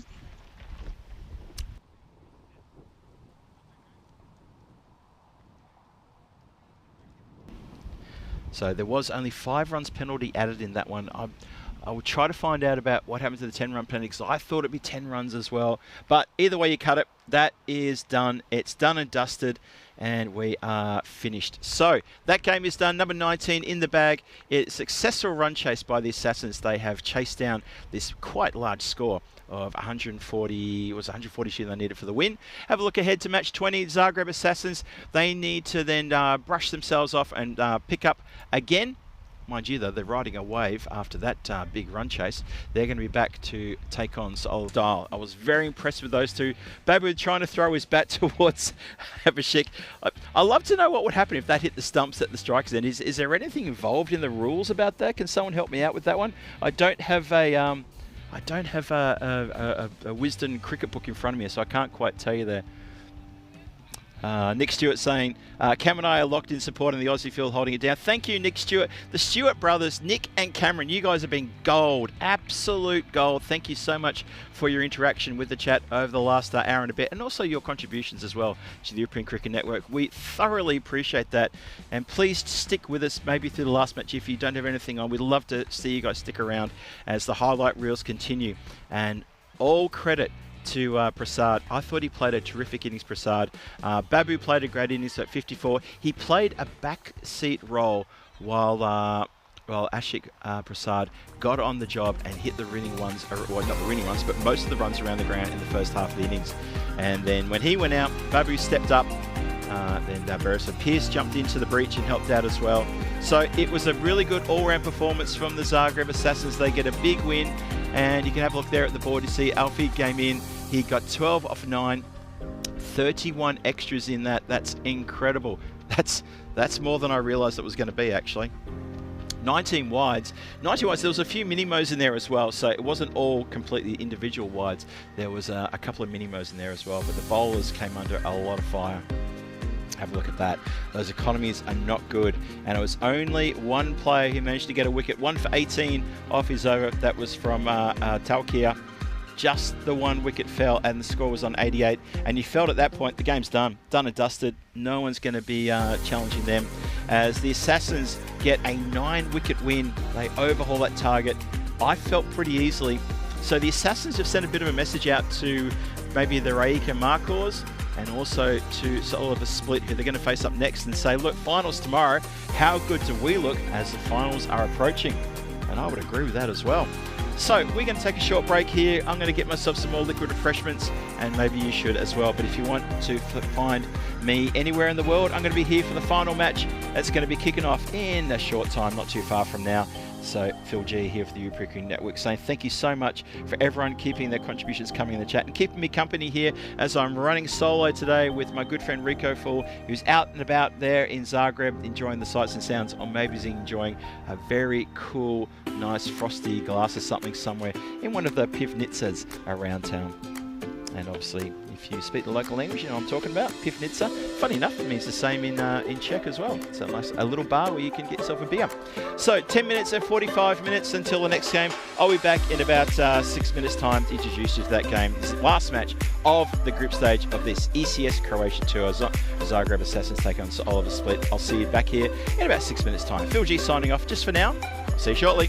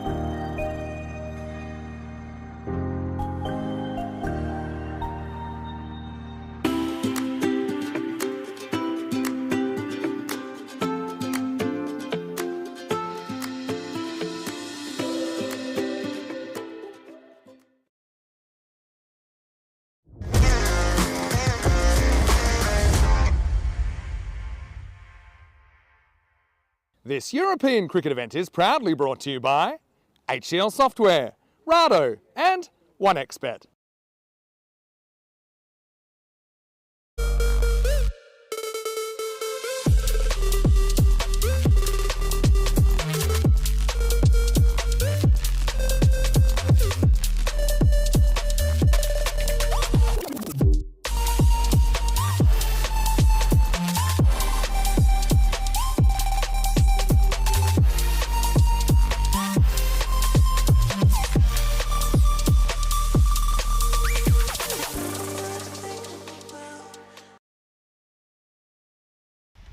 And it's a very warm welcome back to everybody here, everybody there in the chat, and everybody here at the ground who's listening around. I know some of the players like to tune in and listen to the live commentary as well, although they're probably hearing it on delay. I'm not sure they can get the live feed, but either way, anyway you cut it. Thank you, everybody. Welcome back. It's the final match of the group stages. That's right, it is match number 20. This is the final game in this ECS Croatia group stage before we hit finals tomorrow. Can you believe it's gone so quick? Have a look at the teams there lining up. Harry Beresford Pierce comes into the side for the Assassins. Suraj Wadakar comes in as well. So does Shivo Shaboil. He comes in. So 3 changes for the Assassins under very warm trying conditions here today. So I don't blame them for making a few changes, that's for sure. And so Oliver Split, Sandeep Kumar comes into the side. Sorry, just adjust my microphone there. I just knocked it just then so you can hear me properly. So what's the point in tuning into a commentator if you can't hear him, right? And just want to give a shout out to the chat too, and also a couple of players just wandered over and said thank you for the commentary. It means a lot when I get players, and I get also the people who are there in the chat just dropping a nice little message, and also the umpires occasion as well. Yesterday I got a few nice messages too, just to say they're enjoying the commentary. So thank you so much for that. Thoroughly appreciate it, and I take every comment to heart, even if it's a negative comment, something for me to work on. I'm more than happy to work on that. I'm loving what I do. I love what I see.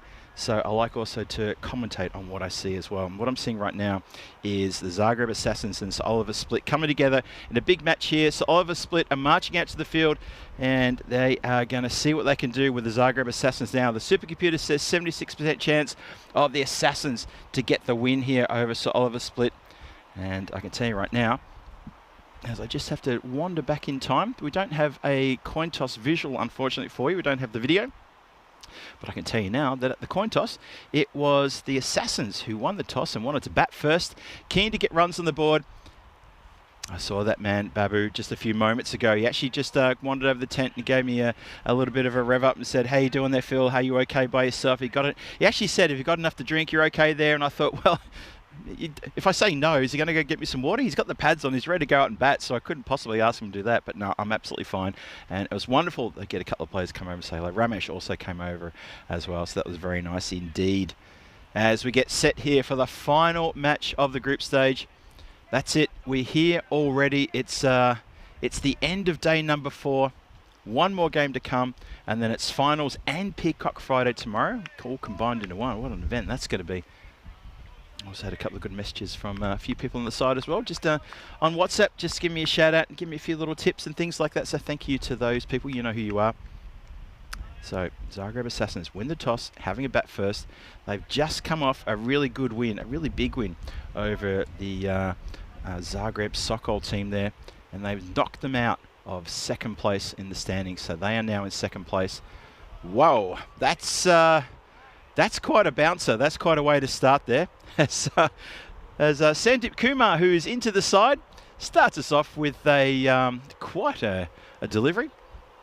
Gurpreet Singh, the captain of Zagreb Sokol, finds it and throws it all the way back to Sandeep and says, "There you go, try again." He comes in with just a shuffling run. Didn't look like it was going to generate much pace, and then the bounce. Well, that's the pitch. That's what the pitch can do. Comes in again. Yeah, it's all in just that last bit of wrist action he has towards the end there, and that one goes leg side for a wide. So we've had a mini-mo. We just had another wide. So extras already mounting up here. Now Shad Babu facing the music. Ashik Prasad. They're probably wondering when they're going to get a break from batting, because this is their back-to-back game. Oh, now that's going to have to be. That's kept wicket by short third, who hands it off to the wicket keeper. Bit of a howler of a start here from Kumar. As I said before, he's into the side. I'm not sure I'm not sure he's had much of a warm-up though, because he's kind of losing it a little bit. Here he comes in again. Let's get this one on the money. Does. And well blocked out. Respectfully shown there from batter Naushad Babu, who says, there you go. I'm going to show you respect. Doesn't try to get after him yet. Let's see what happens here. Naushad Babu is one of the nicest guys you'll ever meet with a cricket bat. He's just one of those fellas. Shuffles through for a quick single there. Now, I need to not retract a comment, but I have to qualify a comment I made about Babu. And Rico and I are both probably guilty of this as well. We were accusing Babu of not really going for his singles over the last couple of days, and I'm going to retract that. And I'm going to tell you why in just a moment. As Akuma in again. And he's just knocked to the side here. They jog through for a quick single into the mid-wicket area. I'll tell you why. Babu came over, had a chat to me a few moments ago, as I just said. He explained the reason why he's not running the quick singles, or when he takes certain singles, he's happy to walk. Because he said, in this heat, he said, I'm conserving energy and I'm absolutely serious about it. He wasn't kidding. He was not kidding when he said that to me. And I thought, okay, well, fair enough, fair call, fair comment. He's got a lot of cricket to play. And that one gets sent sailing towards the boundary in the covers. Couple of bounces and over the rope there for a big 4. Look at this one. When I say a couple of bounces, it's because it did skitter on the ground, but it was a flat shot above the deck just for a little ways. Nice shot though. So yeah, he's conserving energy because he said, look, all the way through to tomorrow's final, because he said, Assassins, we're expecting to get into the final, all the way through. Look at the temperatures. It's so hot out there.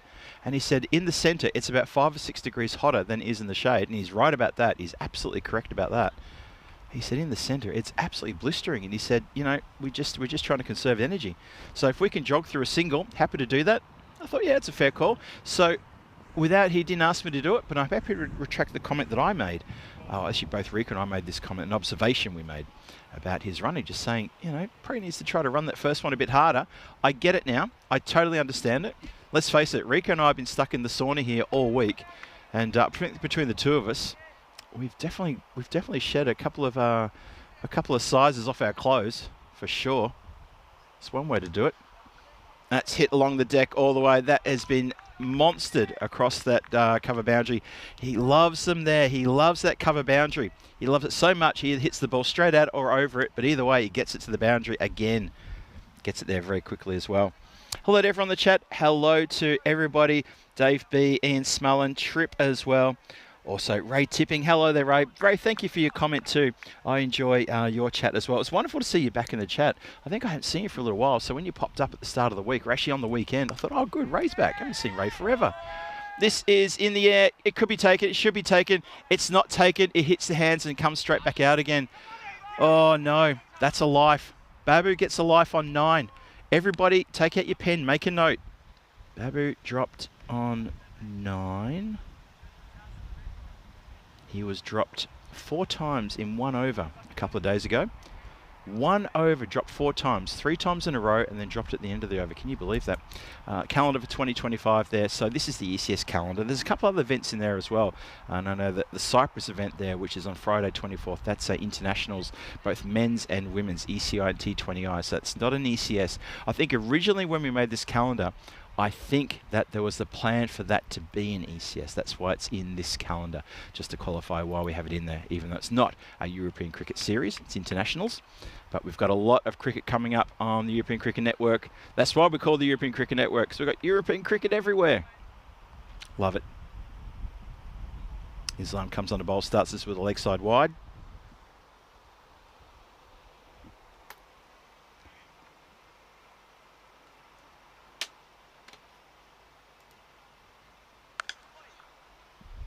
That is hit down the ground. Stunned silence around the ground. No one said a word. Not even a cheer from the dugout. Not even an exclamation from the bowler or from the fielders. Just, okay, he's belted that one out of the ground, has Babu. He moved to 16. I wonder if he's got something on his mind. Now that he's, now that the team's won the toss, they get to bat first. They're not chasing a score, so he's batting first. What do you think, folks? Do you think he's got a certain number in his head that he's thinking of getting? He got perilously close a couple of days ago, 96. Well, it doesn't matter because he's nicked behind and gone. And there you go. Luke has got the duties with the gloves behind. He's looking pretty happy. Takes a catch. And I think that's a good move, putting Luke behind the stumps. He looked a little bit worn just before in the previous match, the lunchtime match. He was fielding in front of me here, and a couple of times he was moving a bit gingerly. I didn't get a chance to ask him, but I wanted to ask, you know, are you 100%? Are you okay? He didn't look 100%. He didn't look okay. So it looks like he said, look, I'm okay now after the longer break. We took a match off.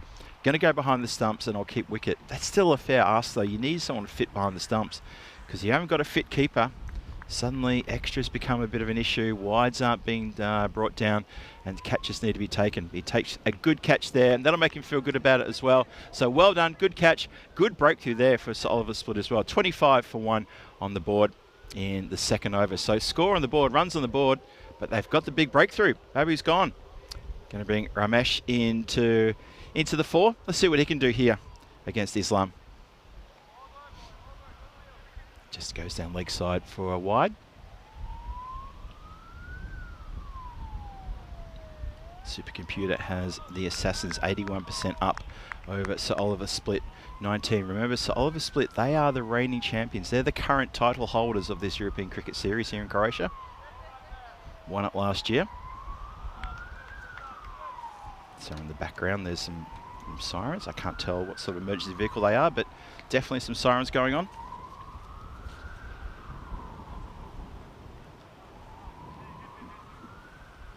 Halfway through the second over now. Just mishit there into the covers. Should be just the one. So in 2024, in the final of this ECS, Croatia ECS, Sir Oliver Split, they beat the Zagreb Assassins by 8 wickets, and it was the first ECS title for Sir Oliver Split. Zagreb Assassins were restricted to 87 for 6 after 10, and Sir Oliver Split, they chased that down with 2 overs to spare, and that's how they got themselves the title of ECS Croatia champions. The year before in 23, the Zagreb Assassins were crowned champions, but that was after the final against Ljubljana that was washed out without a ball being bowled, and it's because the Assassins finished top of the table after the group stage. That series, I remember, was heavily affected by rain. I think that took place in October. I know that locals here might correct me there, but for some reason I keep thinking it was in October. I might be wrong on that, but it was heavily affected by rain. So these two teams playing now, they played the final last year. Zagreb Assassins, as I said, they were held to a very modest total, and that was chased down by Sir Oliver Split with a couple of overs to spare. So I'm sure that's still living rent-free in the head of the Zagreb Assassins, and for Sir Oliver Split, they'll be thinking, well, we need to replicate that. Love to do that again. And they'll both be playing in the finals. They will both be playing in the finals. That's the really big deal. Ray Tipping saying, you hear as often as you can, you just love it. Ray, that's awesome to hear. Love your company here, Ray. Love your contributions in the chat. Keep them coming. As I said, it's awesome to see you back here again. I kind of felt that I'd missed you for a little bit there, maybe because I've been doing a few night series and a few series which maybe the times don't work out. So I kind of haven't seen you for a little while, so it's lovely to have you here. We've got obviously the blue spanner crew there, which, you know, that's where I started. That's where I've always been a part of. Been a blue spanner myself since, when was it I started? 2021, I think it was. When there was myself, there was KG, and a few other names who, a lot of people who've sort of moved on now. Early, very early days. I think Steve McVeigh was one of the early ones as well. But yeah, we've come a long way. Well, the whole European Cricket Network's come a long way from where we used to be. Just, you know, just modifying things, getting things better, just tightening things up, trying a few different ideas as well. And hopefully you're loving the product and you're loving the showcasing of development cricket across Europe, which to me is the big deal. That's the big draw card for me. And I'll tell you the one thing I really do love, and that's the women's cricket. And we've got women's cricket starting on Saturday. Just remember that too. So the ECS comes to a finale tomorrow with finals day. Tomorrow, finals Friday, going along with Peacock Friday. Oh, that's driven away nicely. Square driven, it goes backward a point. The chase is on. Doesn't matter. The ball wins that chase. Tilly ends up escorting it across the line. It goes for 4. Nice shot. So yeah, the women's ECS starts off on Saturday. We've got a best of 7 series between 2 teams starting on Saturday. I'm going to talk a bit more about that tomorrow when I'm here with Rico. And we love to see the development of women's cricket continuing. And it's continuing at a very good pace across the continent as well. Really good to see. Everywhere we go, they just seem to get better and better. And I've been lucky enough to be commentating on some women's tournaments just recently. And I can see it's the quality is picking up and getting better, and I'm really enjoying that. I hope you're enjoying it as well.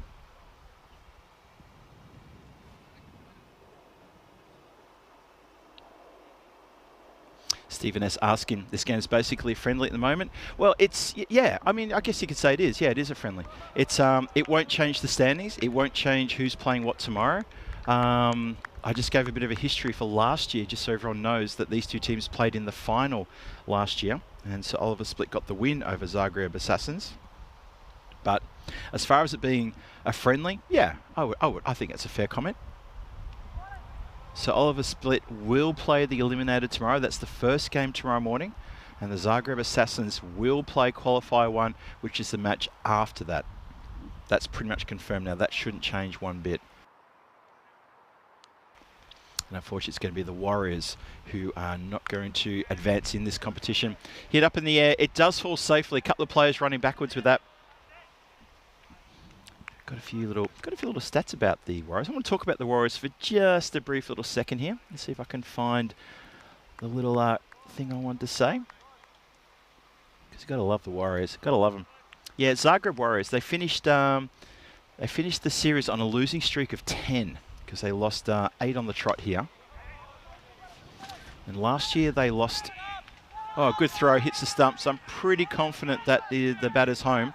They're going to go for another one. This time the keeper's in. The throw is wild as you like and doesn't cause an issue. They're going to go upstairs and just double check the replay on this one. I think the batter's okay. But then again, I'm 40, 50 odd meters away. So let's have a look. Here it comes. Get your bat down. I think the bat's just down in time there. I think it might be okay. Maybe we'll slow this one right down just to make sure we see the bat over the line. Comes in. Batter looking at the ball, gets the bat down there, and then the ball coming in, bounces, and I think he's okay. Yeah, over the line, not a problem at all. Thank you. Good work, 2 circles, very nicely done indeed. And then they get through for another one. So well done. 39 for 1, the Assassins after the power play. It's a good score in the power play. So yeah, Zagreb Warriors, they finished this series on a losing streak of 10. So they lose 8 on the trot in this series. And their only ever win on the European Cricket Network was against Belgrade. And that was last year's ECS on the 17th of September. That's the only win they had. So had that win against Belgrade, it wasn't actually Belgrade, I think it was a team that just called themselves Belgrade. Then they had 2 losses after that, and then for the 8 losses here. So that's a 10-loss losing streak. Before they had that win against Belgrade, they had a 22-match losing streak. Clip nicely. So the Zagreb Warriors, they've got their all-time record on the European Cricket Network is 1-32. There you go. So, got a bit of a soft spot in my heart for the Warriors based on that. They're 1-32. And as far as I'm concerned, it's like that song, The Only Way Is Up. Smashed into the covers just for a single there. And before you ask the question, chat, about is that the all-time biggest losing streak, I can tell you that it's Barcelona International, who are still on a 23-match losing streak. So they're actually one better than the Zagreb Warriors. So there you go. So not the worst.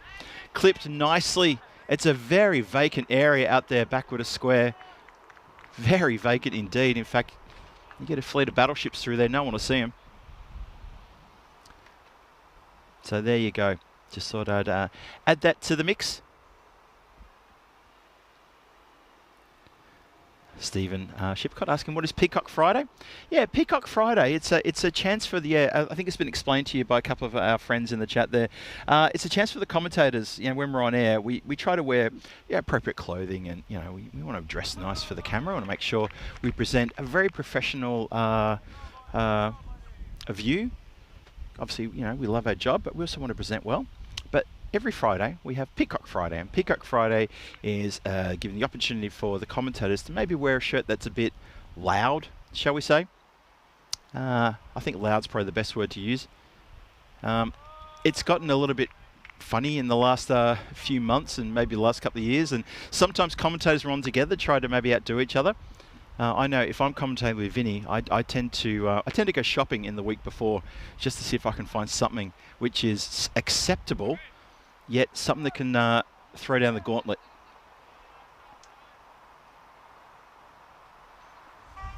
Yeah, you're right, Wayne. Corey kicked it off, but I think we all do it now. Well, Corey just cuts a very professional look on the camera, and he does an exceptional job, and his analysis is second to none. Love his work. And unfortunately, because he's got so many duties with the national team there in Spain, we don't get him on camera as much, maybe as we'd like to. But that's okay, because when we do, we love it. And the good news for the fans out there is he'll be there in Norway for the internationals that start tomorrow. So ECI action starting tomorrow, and I think T20Is on Sunday. So he'll be there in Norway to take you through that. So please make sure you get around him and give him a good shout out, give him his props. And also find out what he's wearing tomorrow too. I'll be interested to see. Obviously, Rico and myself will be here for Peacock Friday tomorrow. And you can be rest assured that we will definitely be doing the right thing for Peacock Friday tomorrow, because we love that opportunity as well. I've got a couple of shirts which defy manufacturing logic as to why somebody would make that. I know Danny's got a couple of crackers as well. And Tina, I know Tina's got a couple of pearlers too. So when she's on, you got to watch out, because she always steps up to the mark. Speaking of stepping up to the mark, it's 48 for 1 after 4. Manav Nayak comes on to bowl his first over.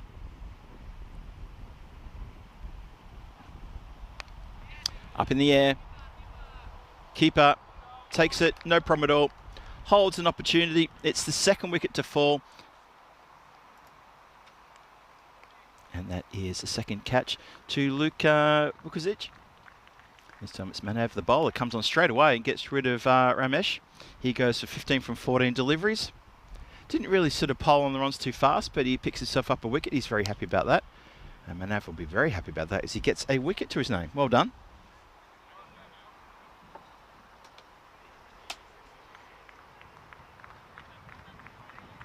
Yeah, the one thing I'll say about the Peacock Friday, and anyone who's connected to the ECN family page on Facebook, and it's not an ECN run page at all. It's run by the fans. In the air, hang on a second. Catch taken, 2 in 2. Oh boy, here we go. Now, Suraj Wadekar comes into the side for this game, and Suraj Wadekar leaves the centre of the ground immediately as he goes out for a first ball duck.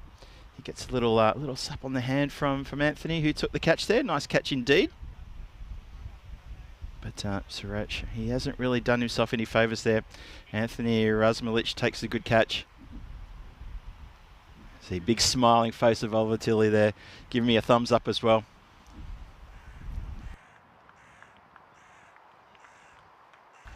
I've enjoyed Oliver Tilley's bowling, I've got to say. I'm not saying that because he's just fielding in front of me, but his bowling has been exceptional.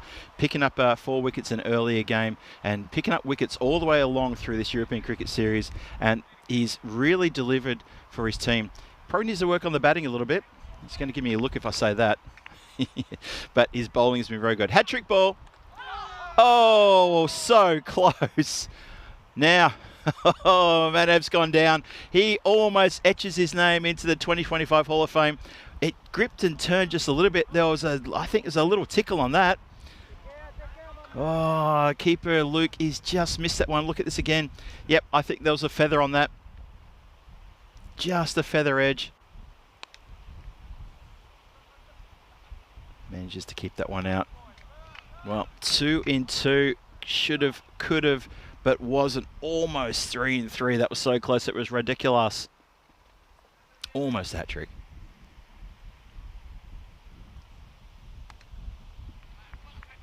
That gets punched out towards the, just towards the point. Who overruns it goes back and says, oh, yep, that's right. That's what I had to do. That was this thing down here on the ground, the pill. Got it. We're all good now.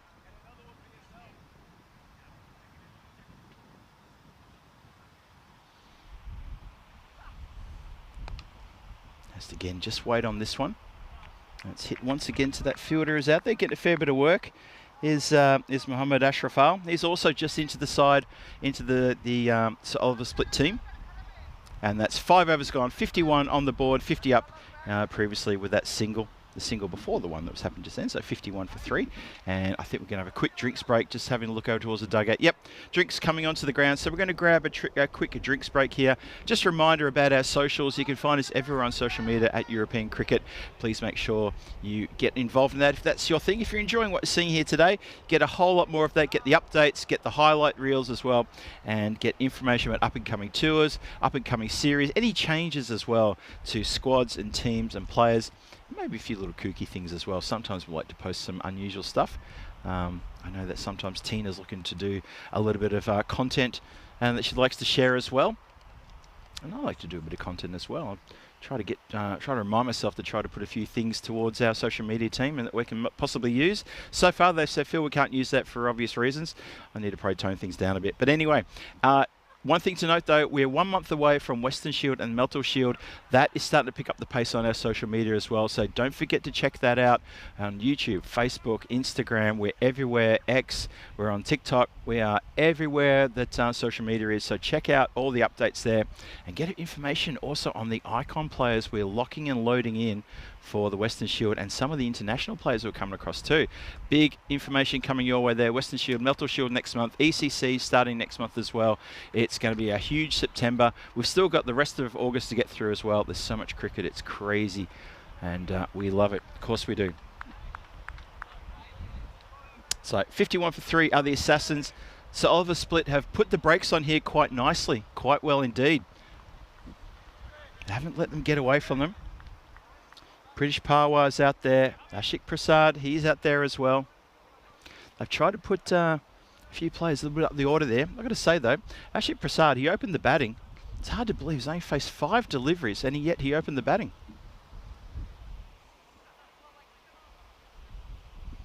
And Tilly's going to come on to bowl his second after fielding just in front of me here. Shouts to catch it and catch taken. Well, you needed someone down there with a bit of height. If it had been me, I wouldn't have a chance of getting that because I'm not the tallest person on the planet. Not even close. Have a look at this again. Tilly just gets this one right on the stumps. It's a swing. Look, the ball didn't do a lot through the air even after it pitched. It was just not a good strike there. And I think it's going to be Pratesh. Well, he's making a gesture with his pads. I'm not sure what that's about. He's a little bit of grumpiness towards the bench. I'm not sure what that's about. He's taken his awful long time to move off as well. Sandeep Kumar completes the catch. Oliver Tilly gets a wicket. Seems to always get a wicket when he comes on a bowl. So this is the start of his second. Picks up a wicket. Pratesh is still making his way off the ground. Hope Ollie doesn't run in a bowl just yet. He's still making his way off the ground. And he's now off the ground. Unbelievable. That took forever. I'm not sure what he was expecting. That somebody was going to say we changed our mind, he can go back. He's off the ground now though. So Harry Beresford Pierce is out there, the big 161 on his back. Not to be confused with Babu, who has the 116 on his back. Just in case people are sort of saying, hang on a minute, that number looks familiar. Shouts of have a go, have a go. I could hear that. No, not sure if you heard it as well, but clear shouts of have a go, have a go.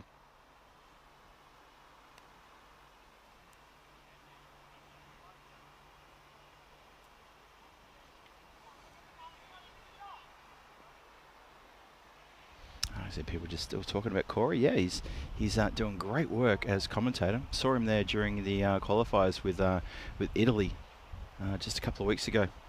Looked like he was really enjoying himself and really getting into it. Good to see. Right, 52 for 4. 2 balls to come in this over. Tilly picks himself up a wicket. He would love to add to that if he can.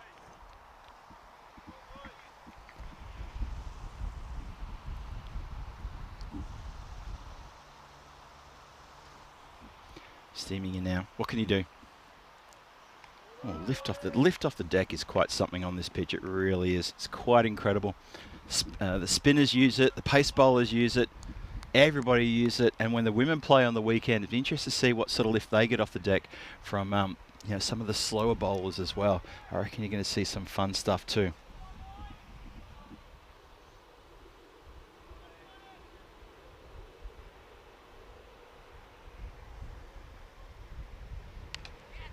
In the air, that is catching opportunity. Manav has pulled off a ripper here. Great assist from Houghton. That is well done. Right in front of comms. That's going to go in the good book. Have a look at this one more time. How good, how clever this was. The good presence of mind from the two fielders to come together like this and combine to take a terrific outfield catch. One more time. Manav safely knocks it back.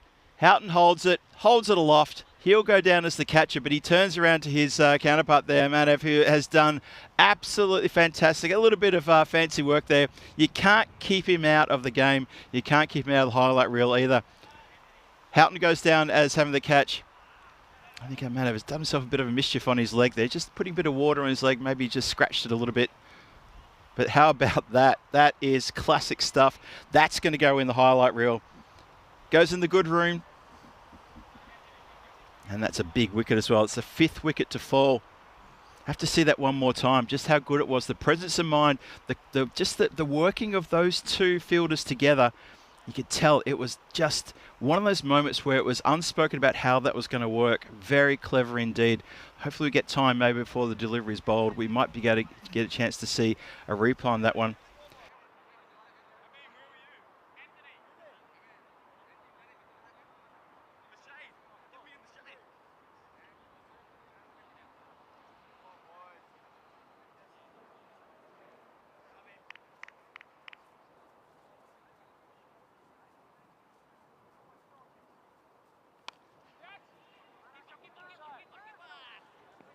Oh, the throw comes in, hits the foot of the player. Might have to try and see if we can squeeze that catch in again one more time. You have a look at this. What I love about this is that the two players come in, and it's Manav who goes up in the air. He's got Houghton right next to him, and that is as clean as you like. Clean as you like. Lovely stuff. Swing and a miss. Solver split getting on top here. Getting right on top. 5 wickets down, Zagreb Assassins. It's a game that won't change the finals setup. So Oliver Split will play in the eliminator. Zagreb Assassins will play in the qualifier. Qualifier 1. As that's going to go for 4 runs. Nice shot.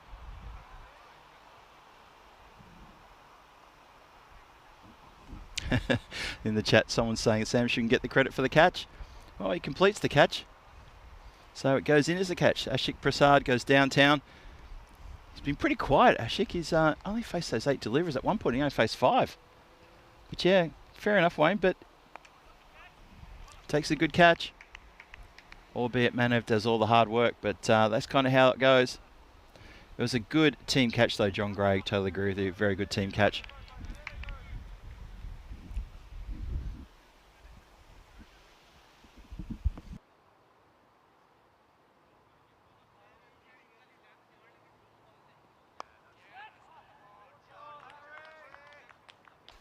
I just yelled out to Sam, we're going to give Manav the catch. He said, he deserves it more than I do. But he knows full well exactly how that goes in the book, by the way. Nicely clipped there. Gets through the player. Goes all the way for 4 runs. So it's an interesting little tussle, this one. At an interesting little point of the game as well. It's 62 for 5 with one more ball to come. And the Assassins just, you know what, they had their big match in the previous game where they chased down Zagreb Sokol's score of 141. Oh, it's going to get through. Gets through the keeper. Oh, that's going to hurt. Luke Vukovic can't get down to that one. He's got to go a long way down, does Luke. He's had a pretty long few days in the field, got to say, under very trying conditions as well. It's quite warm out there.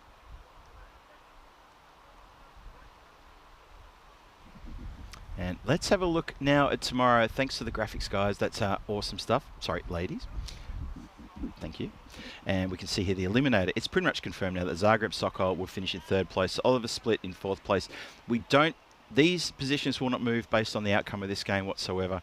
Rijeka Markors finished top of the table and Zagreb Assassins will finish second. So that is your eliminator. Is Zagreb Sokol taking on Sir Oliver Split. Qualifier 1 will be the Rijeka Markors taking on Zagreb Assassins. That is how it's going to look, and we can talk more about what may or may not happen after that a little bit later on, but we'll talk about it at length towards the end of the day as well. So this game itself will not bear impact on that. A lot depended on the outcome of the previous game to see whether there was going to be any chance for something to change up, but it looks like that is clearly not going to happen now as now Houghton comes on to bowl. Now, Manav Nayak has come back on the ground. He just had a bit of treatment on his leg there. You can see that it looks like he maybe even cut himself open when he went to ground there. He's hobbling ever so slightly. Hope he's all right. His team will hope he's all right as well. He's fielding just about 10 metres just in front of me, a bit to the left at the long off area. Oh, now he's been given a bit more work to do, so this is going to test him out. Just thuds into him.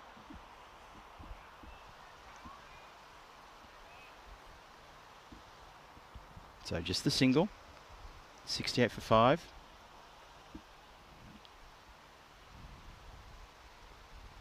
Oh, dances down the pitch. This is going to test out Manav here. Can he do it again? He can't do it again.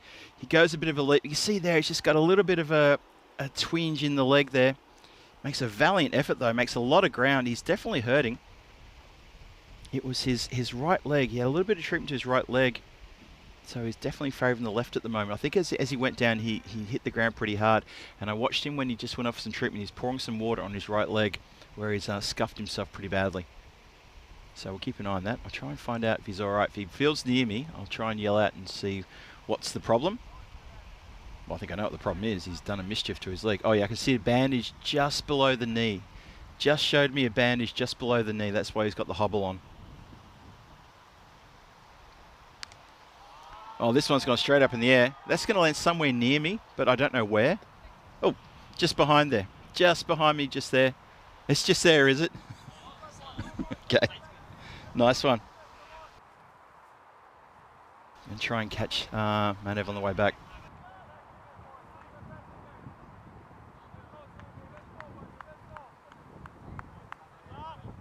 He just said bleeding, had a bit of a frown on his face, so he's in a bit of discomfort, but he says it's just bleeding, so he's got a small cut on his knee. Oh, this has been monstered towards deep mid-wicket. Look out in the dugouts. Slams into the tent pole of the dugouts there. Crunch, crash. And it lands right next to someone's kit bag.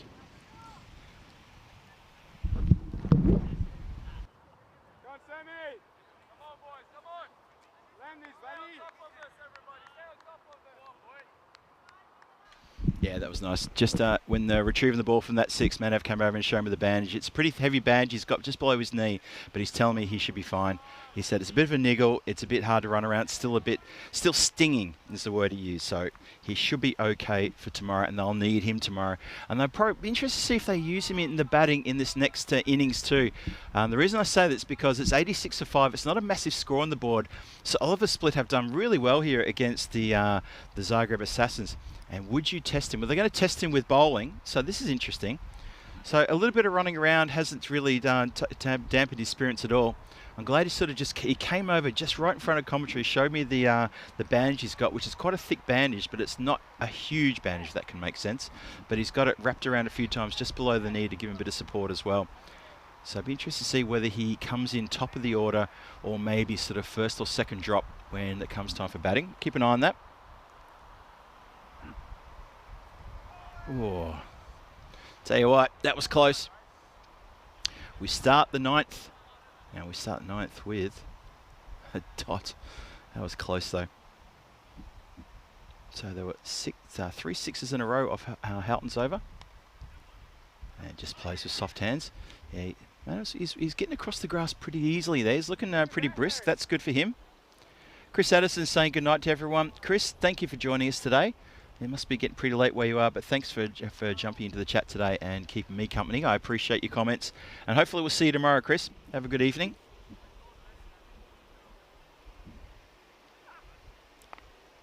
Chops down this one, gives himself a bit of room.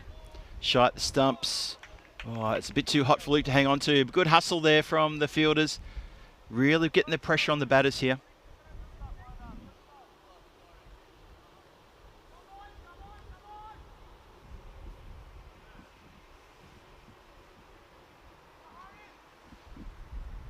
Aggressive Pearce. He's 8 from 8. Oh, where's he going? Where is he going? Oh, he's gone. That's what it is. He's gone. Always I used to ask that when I was spin bowling. You get someone charging you, and the first thing you want to say when they've been stumped is, where are you off to? Where are you going? Someone call your name? Have a look at this one more time. Comes skipping out. Da-da-da. Swish. Good work from Luke to remove the bails. Easy to like. No need for a replay. Great work behind the stumps. And that is another wicket that falls. So Oliver Split having a pretty good game here against the Assassins. After the Assassins had a great game against Zagreb Sokol. I've got to say, I'm impressed with Oliver Split. They're coming good at the right time. They're defending champions. So, of course, they should come good at the right time. And what's important, of course, well, that's not Oliver Tilly bowler, I can tell you that. Oh, that's good. It says Ashik Prasad. I think that was the wrong graphic for the wrong player. That is 2 in 2.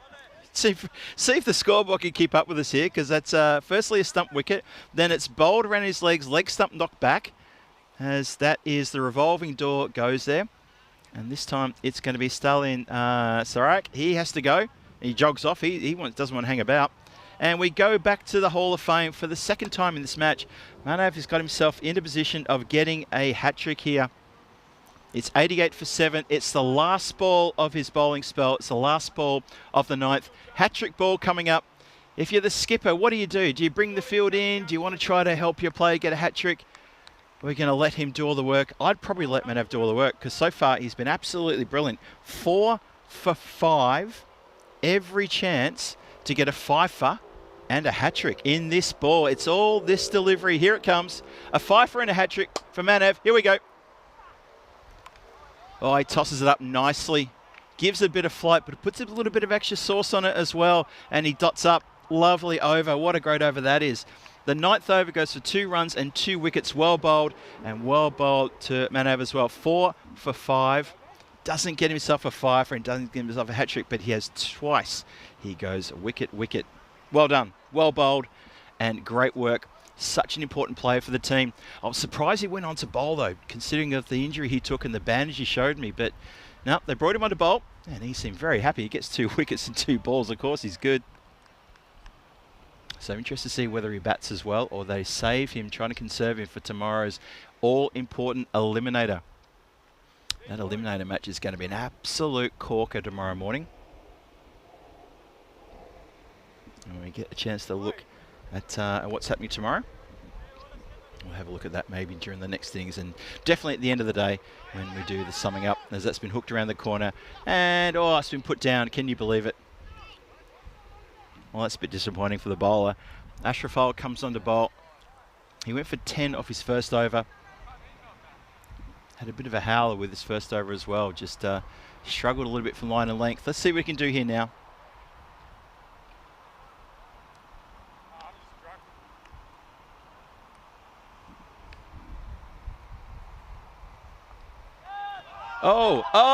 Oh, no way.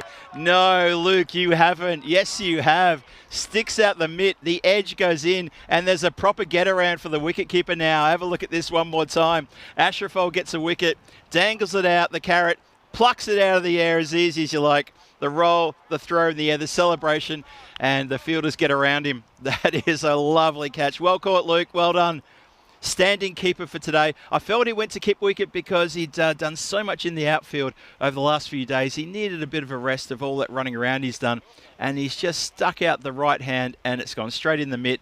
Holds it, goes to ground, no problem at all. And a very dangerous Harry Prasad, captain of the Assassins, comes and goes. Been a great effort here from Sir Oliver Split. Look, the Zagreb Assassins, they're already in tomorrow's qualifier 1, so it's not going to change the outcome.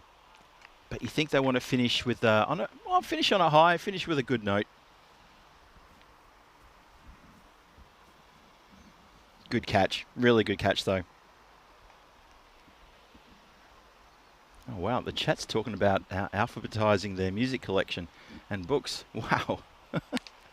Wow, crunched up in the air. I think that is going to go for 6. Yeah, Sam was just fronting up to try to make an effort for that one, then realised that was probably about 8 metres too far behind him. See in the background there, chasing the ball up against the European cricket banner. It went a long way back. Went an awful long way back. Good shot there from Chauveau. Now, he just waits on this one. Oh, confusion. Should be a run out. It's not a run out. It's not even close to a run out. In fact, it's going to be another bye as well. The throw to the bowler's end was fair enough, but unfortunately, the throw from the bowler to the stumps, not for the first time today, from a bowler who was at point-blank range, has missed completely. Watch this. Luke underarms it, gentle as you like, and from maybe 3 or 4 metres shy, he's missed the timber. And so he will be named in Rico's bowling team, not mine. Maybe that'll get Rico out of lurking mode, if I say that. Shouts of keeper, keeper. As that's the last ball of the innings. Going to get back for a couple. Well done. Well done to Oliver Split too for keeping the score below 100. 99 for 8. Zagreb Assassins are held to 99 for 8. That's pretty good. Anupam Singh gets a 26 off 10 deliveries, so his little rush of blood there was excellent, and he ends up actually top scoring for the side. And the next best score was Naushad Babu, who got a 16, and Ramesh got himself a 15, so well done to Anupam. Don't think we'll see any of his textbook celebrations. He does this really interesting bit of dancing move. You might remember it from Monday. He took 3 catches in one game, and then he brought the team together at the end and did one right in the middle of the pitch, straight down the camera. It was a lot of fun. Let's have a look at the highlight reel and see how it all unfolded. And look, Sir Oliver Split did really well. There was they never really got out of the blocks, did the Assassins, and I kind of feel that's probably because they played their big game against Zagreb Sokol just previously. So I think they probably had a fair bit to do with it. But anyway you cut it, that is a very good effort from Sir Oliver Split. They took wickets, they stopped partnerships from taking place, they stopped players from getting amongst the runs as well. Let's do a quick scan through the card. Let me just tell you now, it was what, 4, 5, 6 sixes in that innings, and 3, 4, 5 fours. That's not a lot of boundaries at all. And that is a testament to the good bowling and the good fielding.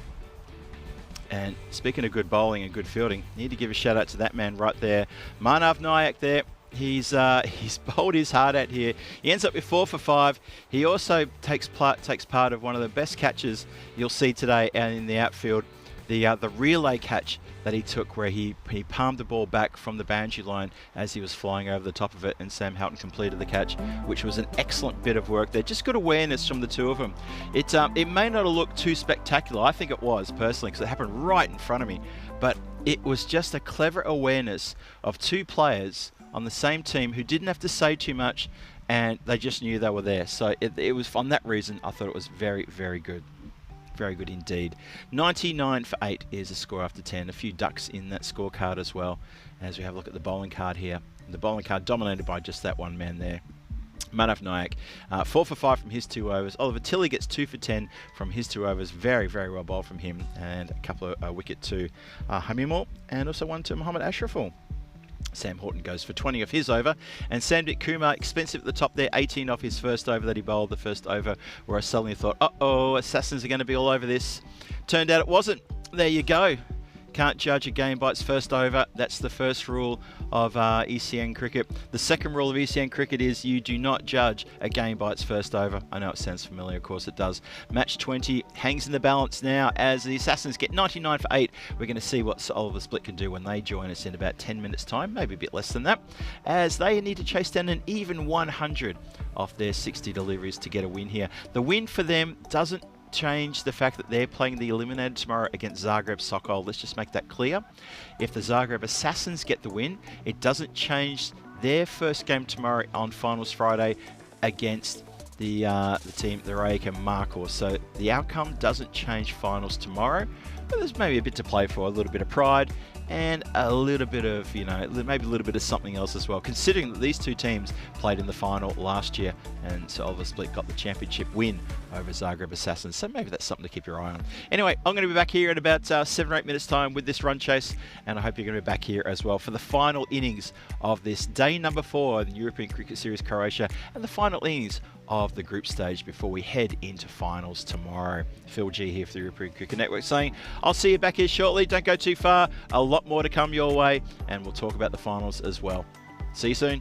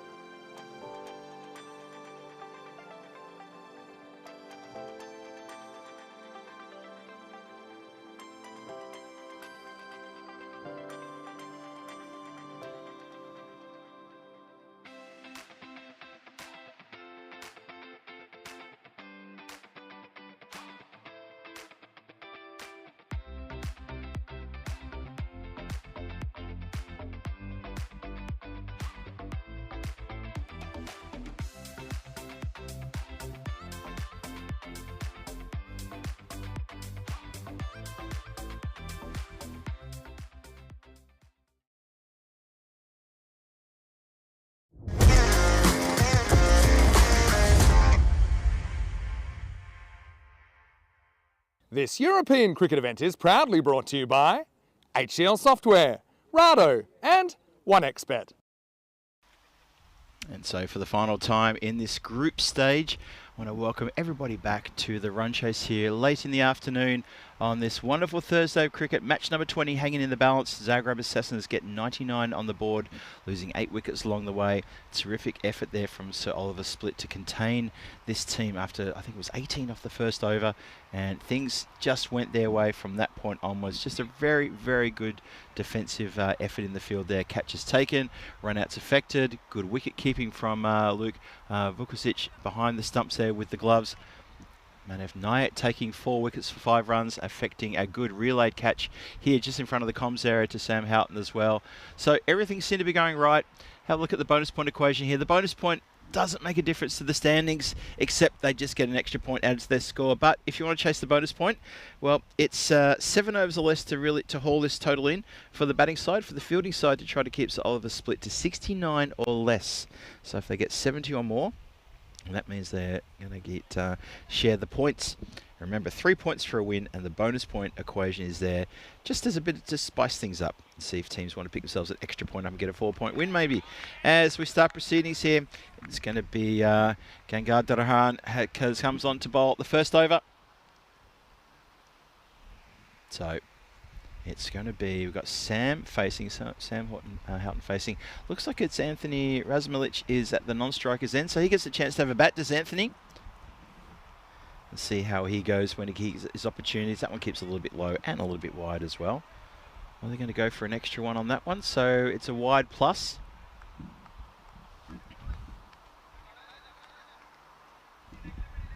And so Oliver Split near the 98 runs. So the news from here, just so I can confirm one more time for everybody, that the outcome of this game will not change the current finals setup.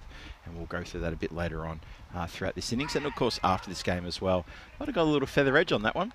So this match is pretty much there. I wouldn't call it a fun, friendly match. I think these two teams, they would be loving it if they can play against each other in the final. Zagreb Assassins would love to play Sir Oliver Split in the final tomorrow if that was possible, because they played in the final last year, and Sir Oliver Split got the win over Zagreb Assassins. And that's why they are the reigning ECS Croatia champions. Bowler in again. Again, just that nagging line, keeping it low. He's a busy little bowler. Is Gangadharan. He bustles in. He's small in stature. He sort of has this little bustling sort of motion when he comes in, and almost to get rid of the ball quickly out of the hand too. Here he comes, crouching low. Just pushed down the ground, shout of go, go, go. Puts pressure on the fielder who can't be equal to the task, and just looked away at the last minute there. That's Siraj Wadakar, who just takes his eye off the ball ever so slightly.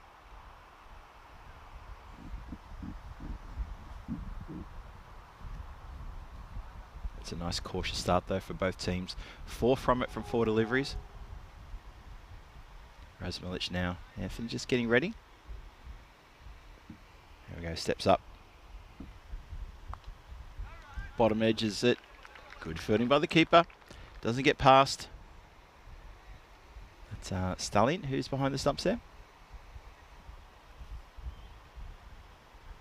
That's his first name, Stalin. That's not his second name. Should probably call him by his full name, just to avoid any eyebrows raised out there.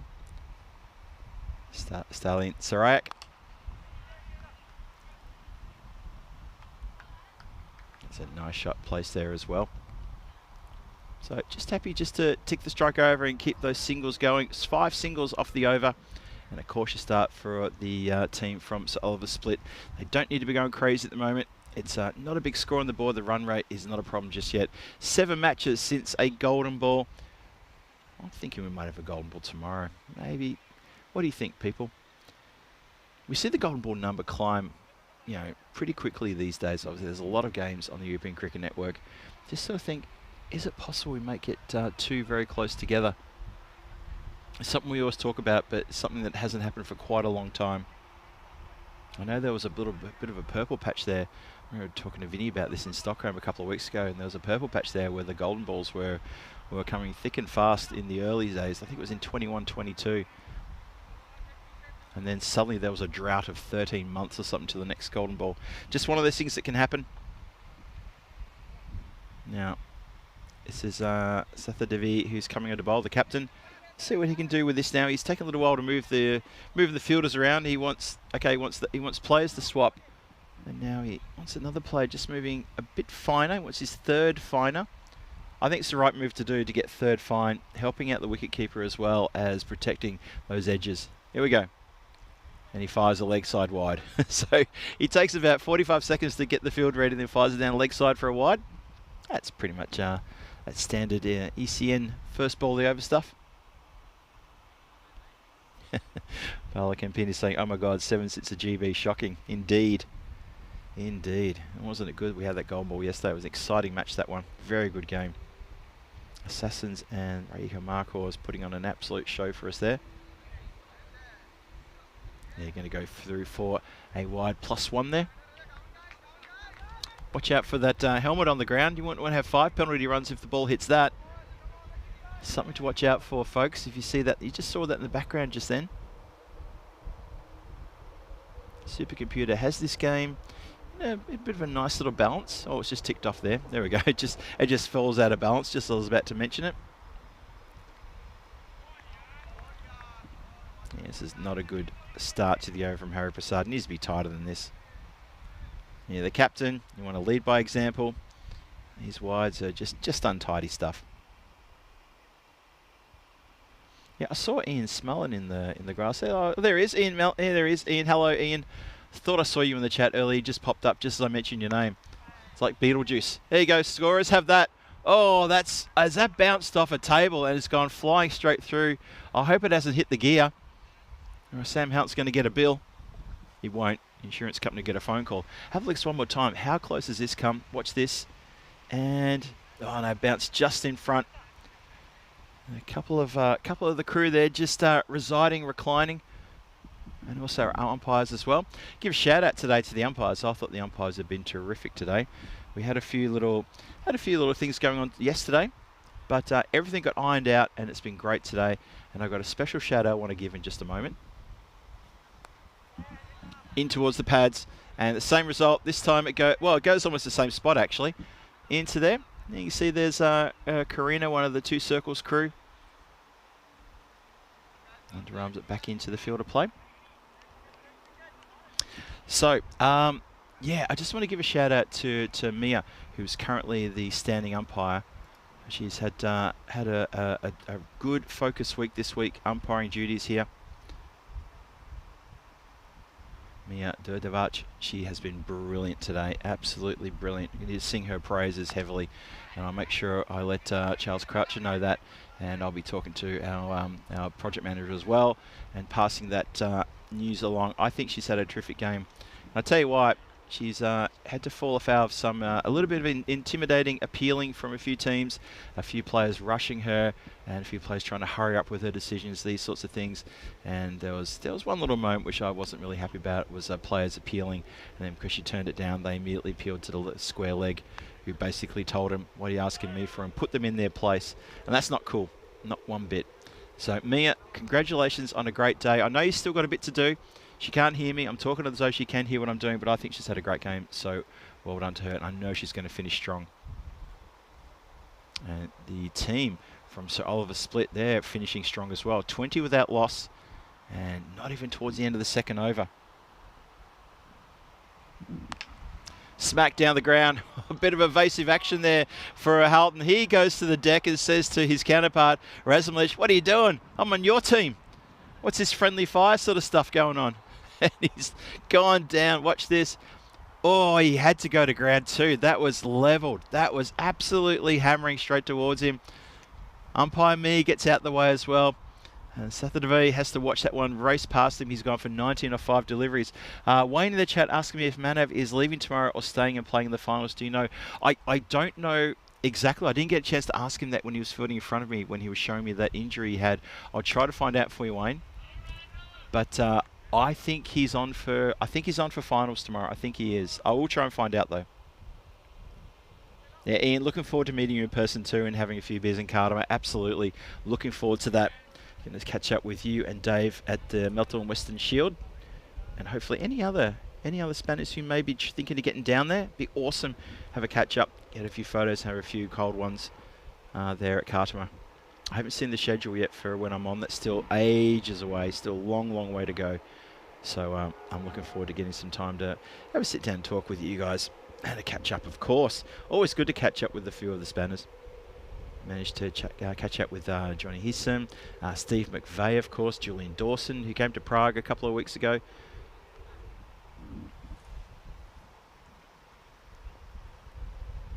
Bowler in again. Goes for the ramp. Well, ends up getting a flick that goes pretty square, just to the square leg umpire and just past. So it doesn't exactly go where it's supposed to go. And that's Razmilic trying to get a little bit of funkiness going on out there in the middle. That's interesting. Oh dear. Sully Hanan saying, I'm coming to play next week. Good on you, Sully. Good to hear. So it's 26 for no loss after 2. That target of 100 is looking a little bit smaller with every single over that goes past.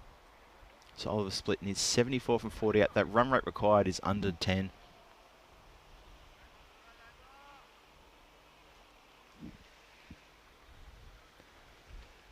Chasing a score of 100 for the win here after restricting the Zagreb Assassins to 99 for 8 in their 10 was a very good effort indeed.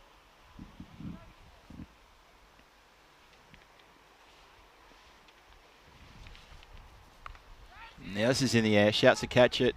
Can the fielder get to it? Can get to it, holds the catch. Is that an up-arm sing? I'm just double checking because I know he likes to patrol that area.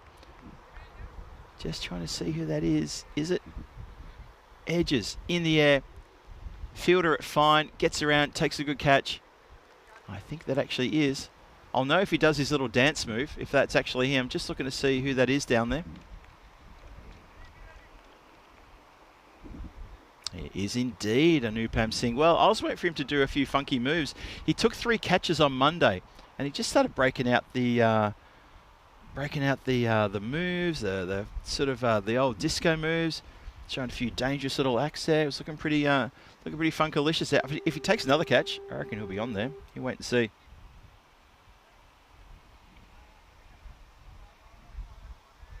So it's a breakthrough. It's a wicket. Well done.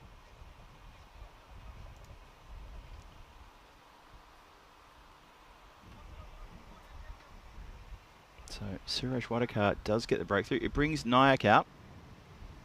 And as Wayne posed the question, is Nayak sticking around for the finals? I got a feeling he is sticking around. I'm not sure though, Wayne. I'm not 100% on that, but yeah, I'll just see what I can do about that.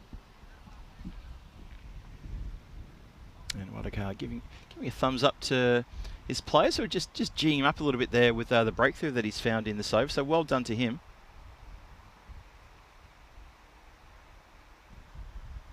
Steaming it again, bowling to Manav. Oh, it goes to tee this one down the ground. Doesn't connect with it. Not at all.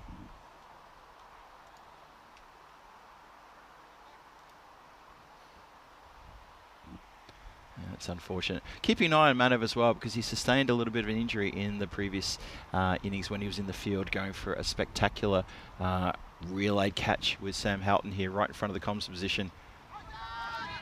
And he's taken that one into the leg, going for the big swing. He loves to get on that angle and get crush it down on a 45 towards the leg side. Doesn't quite get that one. It's a bit quicker. He's dotting up here as well. He's got 3 dots yet to get off the mark.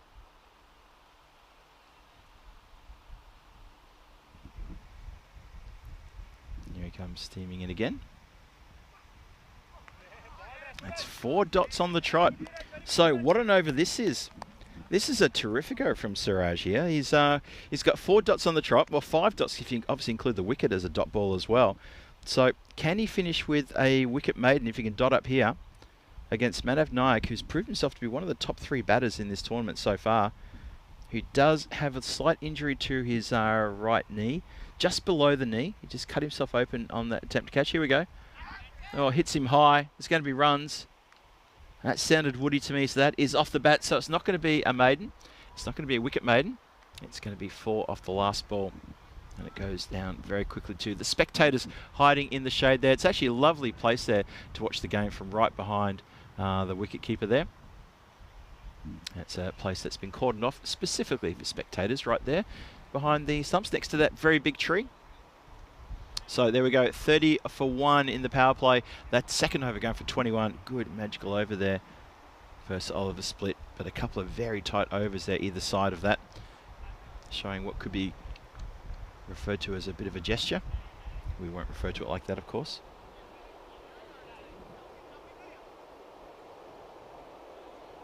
Well, saying surely SOS not going to chuck this away. I don't think he'll chuck it away. I think it was just a very good over from Siraj.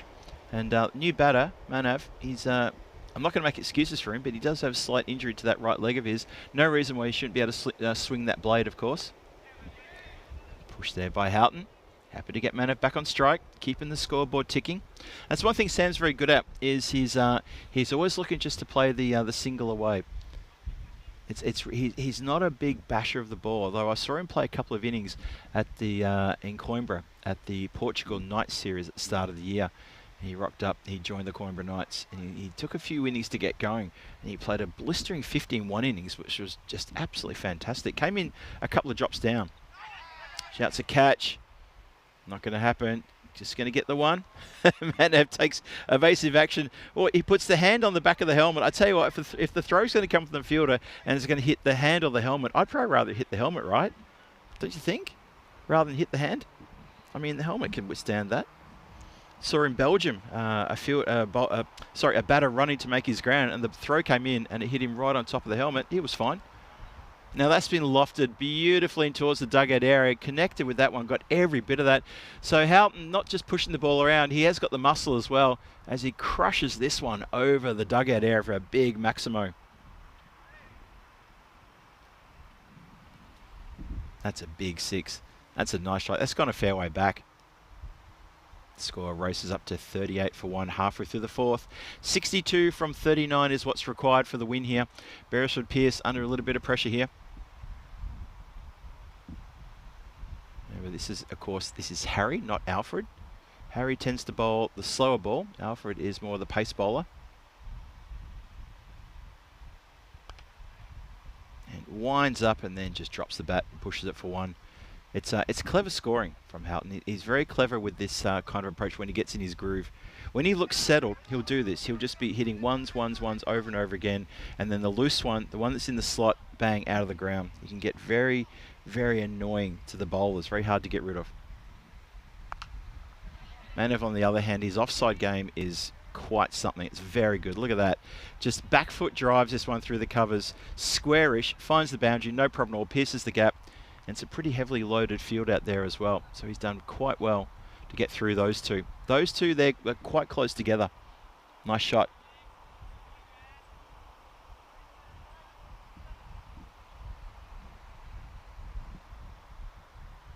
So Nayaki's up to 7. Sorry, he's up to 9 from 7. Houghton's on 20 from 9, 43 for 1. Last ball, the 4th coming up. So Oliver Split look like they're all over this. It's short and it's dispatched. Oh, the fielder got nervous. He just got nervous there. You could see, I could see he was shaping himself to sort of go, how do I do this? How do I stop this one from bouncing up and hitting me, maybe hurting me? And that's, I think that's Puruswan. He's on. So the sub fielder is on. I didn't see who went off. I'll try and find out who went off. But that is definitely the sub fielder who's on there. Oh, apologies, I don't have that information in front of me. So I can't. Oh yeah, I can. Yep. Pritesh is off and number 14 is on. So that is indeed the sub fielder. So Pritesh is off. Obviously he's suffered himself a bit of a mischief at some point. So, yep, got that information for you. There you go. Thank you very much to the officials for posting that information. I see it now. So, yes, that's fair enough that he comes on. I'll try and find out what's happened to Pritesh. Because he didn't, yeah, usually comes on a bowl at the top there, but he was off right from the very start of this innings.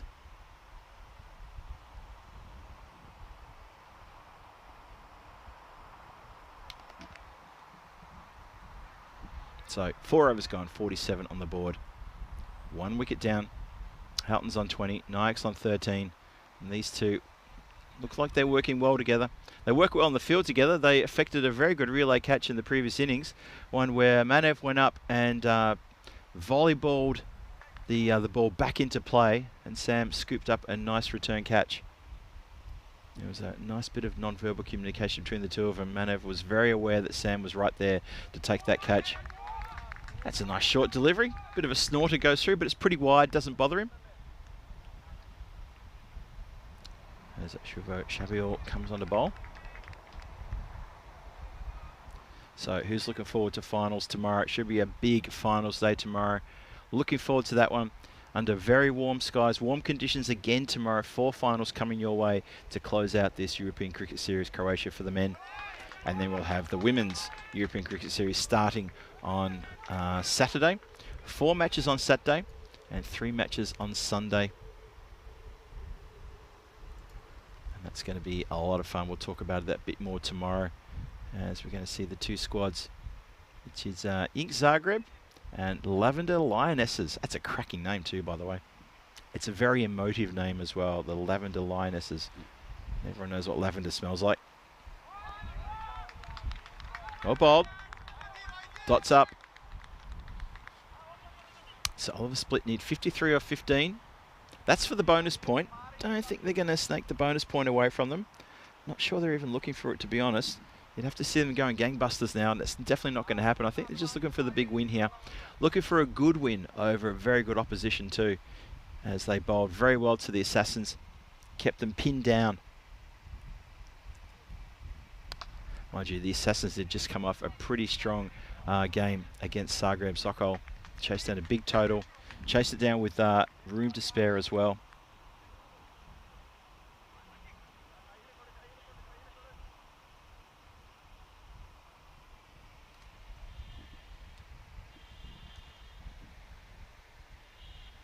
So, Shuvo, he's got 2 to go in his first over. Can you believe it? He's bowled so well. He's only gone for 1. He's been able to dot up the players. Manev now, he gets a chance. What can he do here? Oh, it's a cracking delivery. It's a bit extra pace. Now, I got to tell you, Manev has played so well on the offside. He's scored so many runs between backward point and the cover region in, well, all throughout today. And that one just gets away from him. This morning he played a belter of an innings. He scored himself, I think it was 80 not out of 31 deliveries, and it was against the Zagreb Warriors. And I tell you what, if there were just a few more runs that had to be got, he would have notched himself up 100. He was in literally scintillating perfect form. This one is 1 bounce and into the skipper, who protects the boundary rope. Just the one. And that's all it's going to be. So it's only 2 runs off the over. What a great over that is too. Okay, I'm just keeping an eye on the chat to see if anyone's going to go for the car keys as we get to the halfway point. It's 5 overs gone. It's 49 on the board. Well, they're halfway towards the total. They're halfway in terms of the innings. You probably couldn't get it more even if you tried. And let's have a look and see what's happening tomorrow. They're in Norway. European Cricket Internationals. The men take centre stage as it's going to be Norway, Hungary and Sweden in a 3-way tussle in these ECIs. Day 1 of 2. Got 2 days of ECI action, and we start with Norway and Hungary, and then Norway have the back-to-back game to take on Sweden. Sweden, they go back-to-back. They play against Hungary in the, the lunchtime match. Hungary then play Norway, and then Sweden play Norway. So it's 4 games for Norway tomorrow, the hosts. And then Hungary have got, 1, 2, 3 games, and therefore Sweden will have 3 games by process of arithmetic and elimination. That's how it's going to be. But Norway have got the big date. They're going to play 4 games, and they've got the lunchtime off, and then back for the 2 games in the afternoon. That's day 1 of 2. Corey Rutgers back in the commentary position for the European Cricket Network, and it's going to be very welcome to hear his tones over the airwaves tomorrow. Make sure you tune into that. And of course, you've got finals Friday here, and Peacock Friday, and of course across the European Cricket Network, so have a think about that as well. And just remember, there's T20I action on Sunday there in Norway, and Corey will be there for all the 3 days. So it's a big ECN welcome back for Corey tomorrow. And make sure that when they start off, give him a big cheer, give him a big shout out, and if you like, drop him a few little comments and make sure he knows that you're all there watching him. And we're also very happy to see him back with a microphone in hand. Trip Denny, he's turned around. He said, "Yep, we've got the car started here." Haven't seen Christopher Ward for a few days. I think I saw him yesterday early. Usually Christopher Ward he's like my barometer. I've seen him call the what do you call it? The start the car moments, and he's usually pretty good on that. Now, Trip, I'm going to turn to you because you've said we've got the 5 emojis. He's saying start the car. All right. No, I reckon you might be onto it there. Dave being getting kicked out of live. That could be a little bit annoying.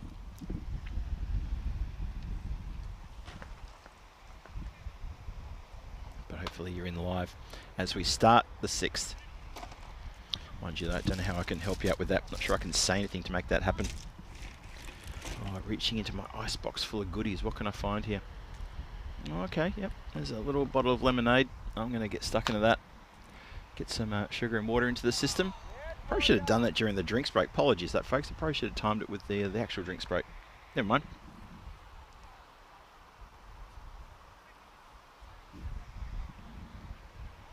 So we start the 6th now. Dianathan Ramesh, he's coming on to bowl. He went in at that first drop, and he had I think it was a 15 of 16 deliveries. No, 16 of 15 deliveries, I think it was. Oh, confusion. Should be a run out. Should even easy run out there. So for the first time in a long time, there's a bit of confusion between two players who have been batting together so well and communicate so well. That's just a bit of a brain fade from both of them. Unfortunately, it's going to be Manav who's run himself out. Thought this was a quick single. Out and turned him down, but it was too late. Manav was already coming, and he didn't really make a big effort to get back, but I think he knew he was already cooked himself. But anyway, Manav's going to go for a well-earned rest. He's had a big day today. I mentioned before about his score this morning, that 80 not out of 31 deliveries in the match this morning. So he is an absolute trooper. He heads off. He knows he did the job with the ball. He steadied things down with the bat. Don't think they're going to be too upset about that. 49 for 2 now the score in the 6th.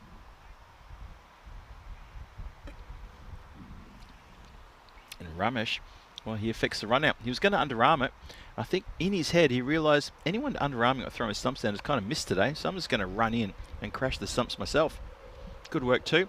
Oh, good work there on the outfield. The ball took a bit of a bobble, just a slight little tortuga there as it got to him, and he managed to keep it in front of himself. Well done there from the fielder. Couldn't quite see who that was. Watch this one more time. Look at this, just that little bobble there. Wait, where are you going?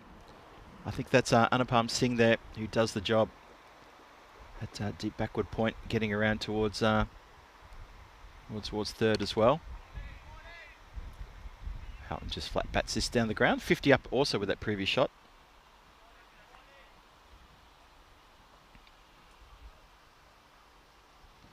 Yeah, Paolo said start the Merc first. You're right, Trip. He did indeed. It don't matter, Paolo, but you definitely said start the Merc. I did see you say that because I think I made a comment saying, oh, he's gone early. But yeah, Trip Denny. He's put the 5 emojis out. That's what caught my attention. But yeah, I know you said it first. But then again, I mean, it's not about who says it first. It's more the timing of when it's said.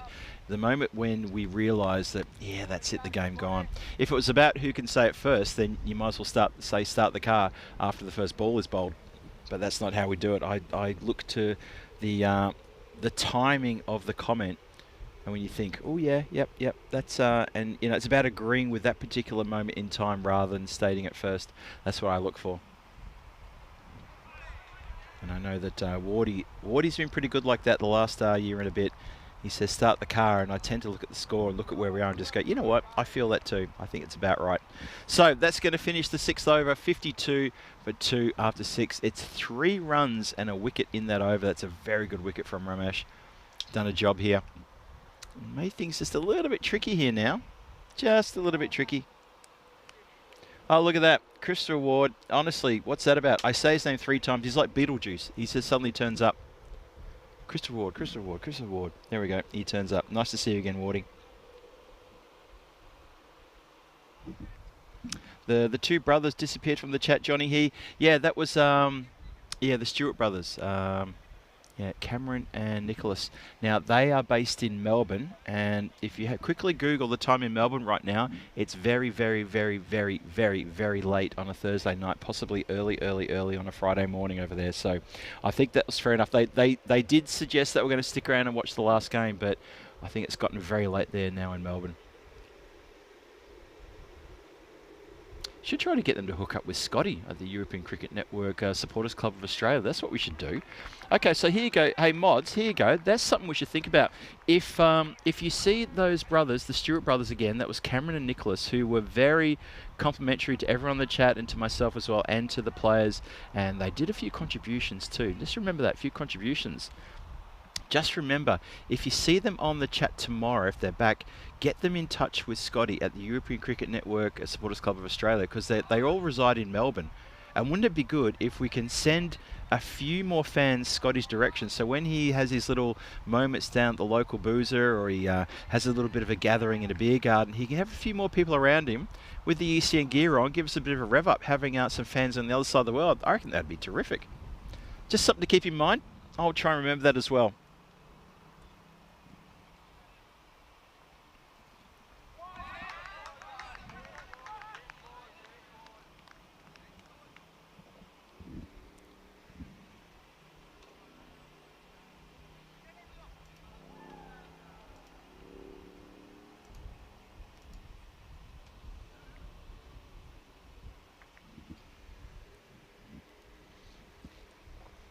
For 2. Sorry, just taking a little drink break there myself. Very, very warm here at the moment.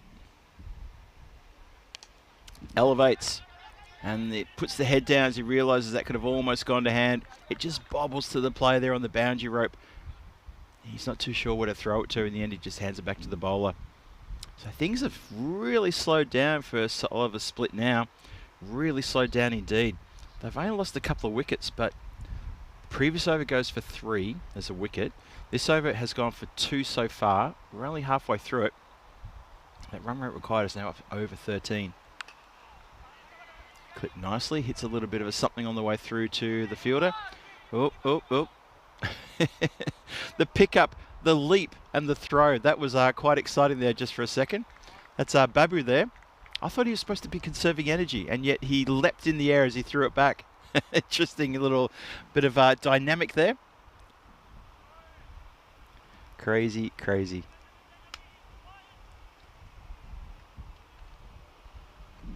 Trying to hear you mentioning about those two. But hey, look, those two, they were pretty good. They were engaging as well. And yeah, it doesn't matter if they're asking about being mod or not. That's not how it works. We all know that. All the mods know that's not how it works. But yeah, look, if we see those two brothers, the Stewart brothers, back in the chat tomorrow, I think it'd be good if we can try to push them in the direction of the Eastern Supporters Club of Australia, who are also based in Melbourne, because those brothers are based in Melbourne. That might be pretty cool if we can do that.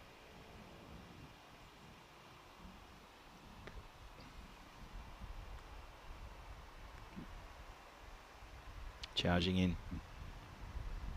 Oh, swing and a miss. Ouch.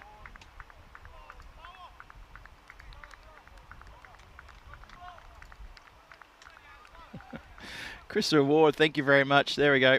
He's done it now.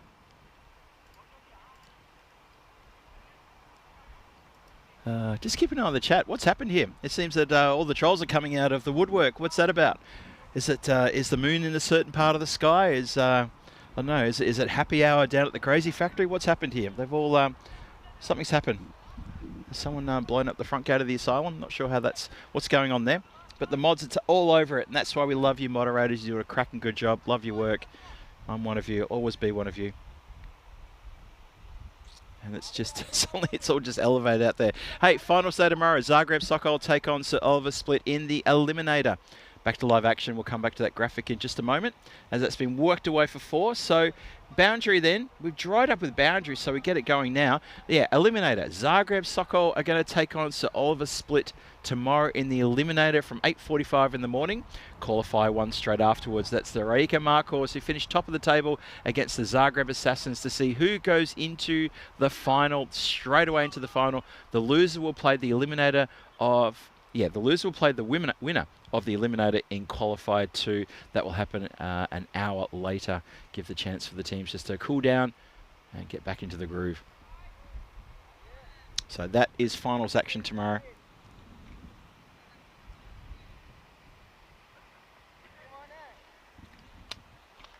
Thanks, Johnny. But appreciate the work being done there by everybody, by all and sundry there. Got a blue spanner. I know you guys are all over it.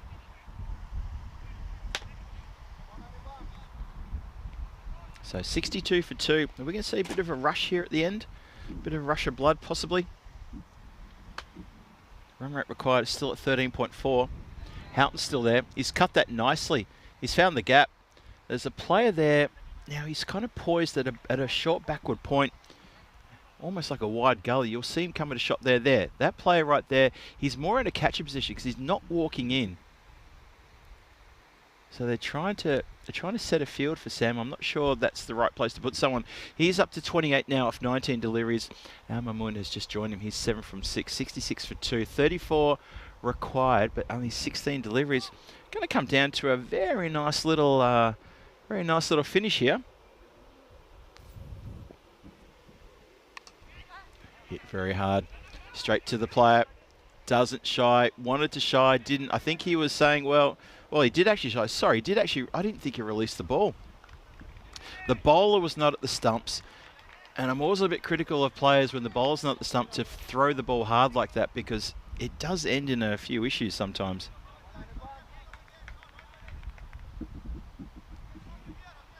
John Gray just noting the clock there. You all right, John? Yep. Now down to just over 6 minutes for 1.5 overs.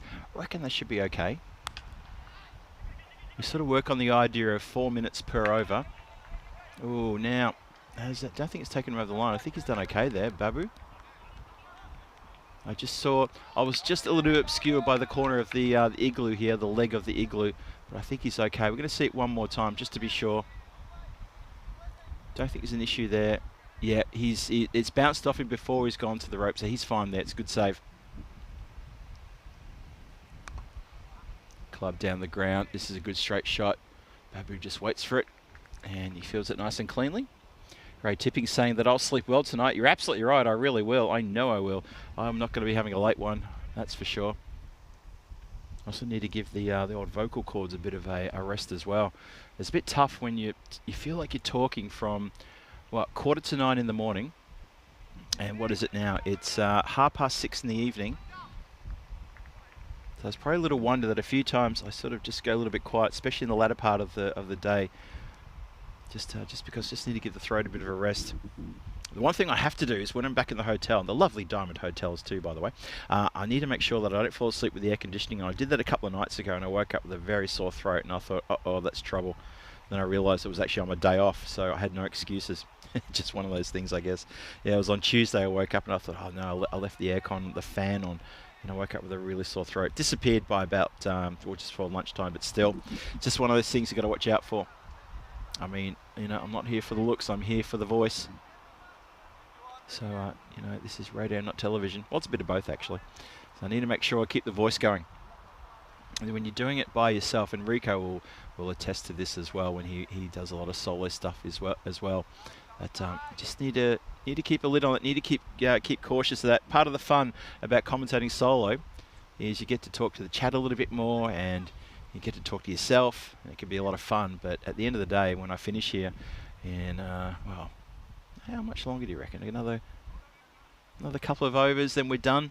So maybe another 15 minutes after I say my goodbyes, I'll probably give the throat a complete rest. And it's quite funny because sometimes when you're having maybe a cold one with the crew in the bar just to celebrate a really good day, get a few people looking at me saying, "Phil, you're a bit quiet in this evening. What's that about?" I've been talking all day. I just need my rest. And then thanks, Ray. No, I appreciate the shout out from you. But yeah, I will. My head will hit the pillow, and then suddenly my eyes will come awake, and it'll be 6 o'clock in the morning tomorrow. Nice one, Ray. Just saw you comment about your wife as well. That's fair call.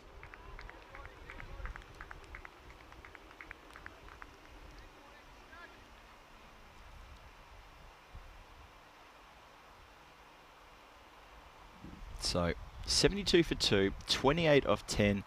Yeah, it's looking like they're not going to be able to reel in the runs here. Watching the clock as well, it's just under 3 minutes to bowl, 4 deliveries. They should be okay with that. I don't think the penalty runs are going to play a part in this. It's a good short ball. It's shown a wide though. Oh yeah, it's just gone a bit too high there.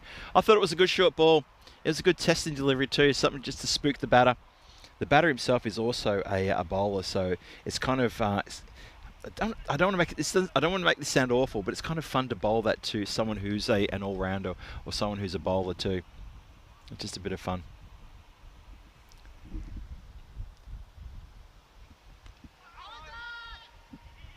ambitious appeal there. Umpire is going to turn that appeal down, of course. He's going to say, but it was leg byes though, of course. Still 3 to come. They've got 2 minutes and 1 second to bowl 3 deliveries. Need to keep an eye on that. Wouldn't want to be penalised, but I don't think it's going to make a difference. 74 for 2. Still got 9 deliveries to go to make 26 runs. Well, if they're going to do it, they've got to go now. Got to go now. I think it's even a bit too late to retire one of these batters.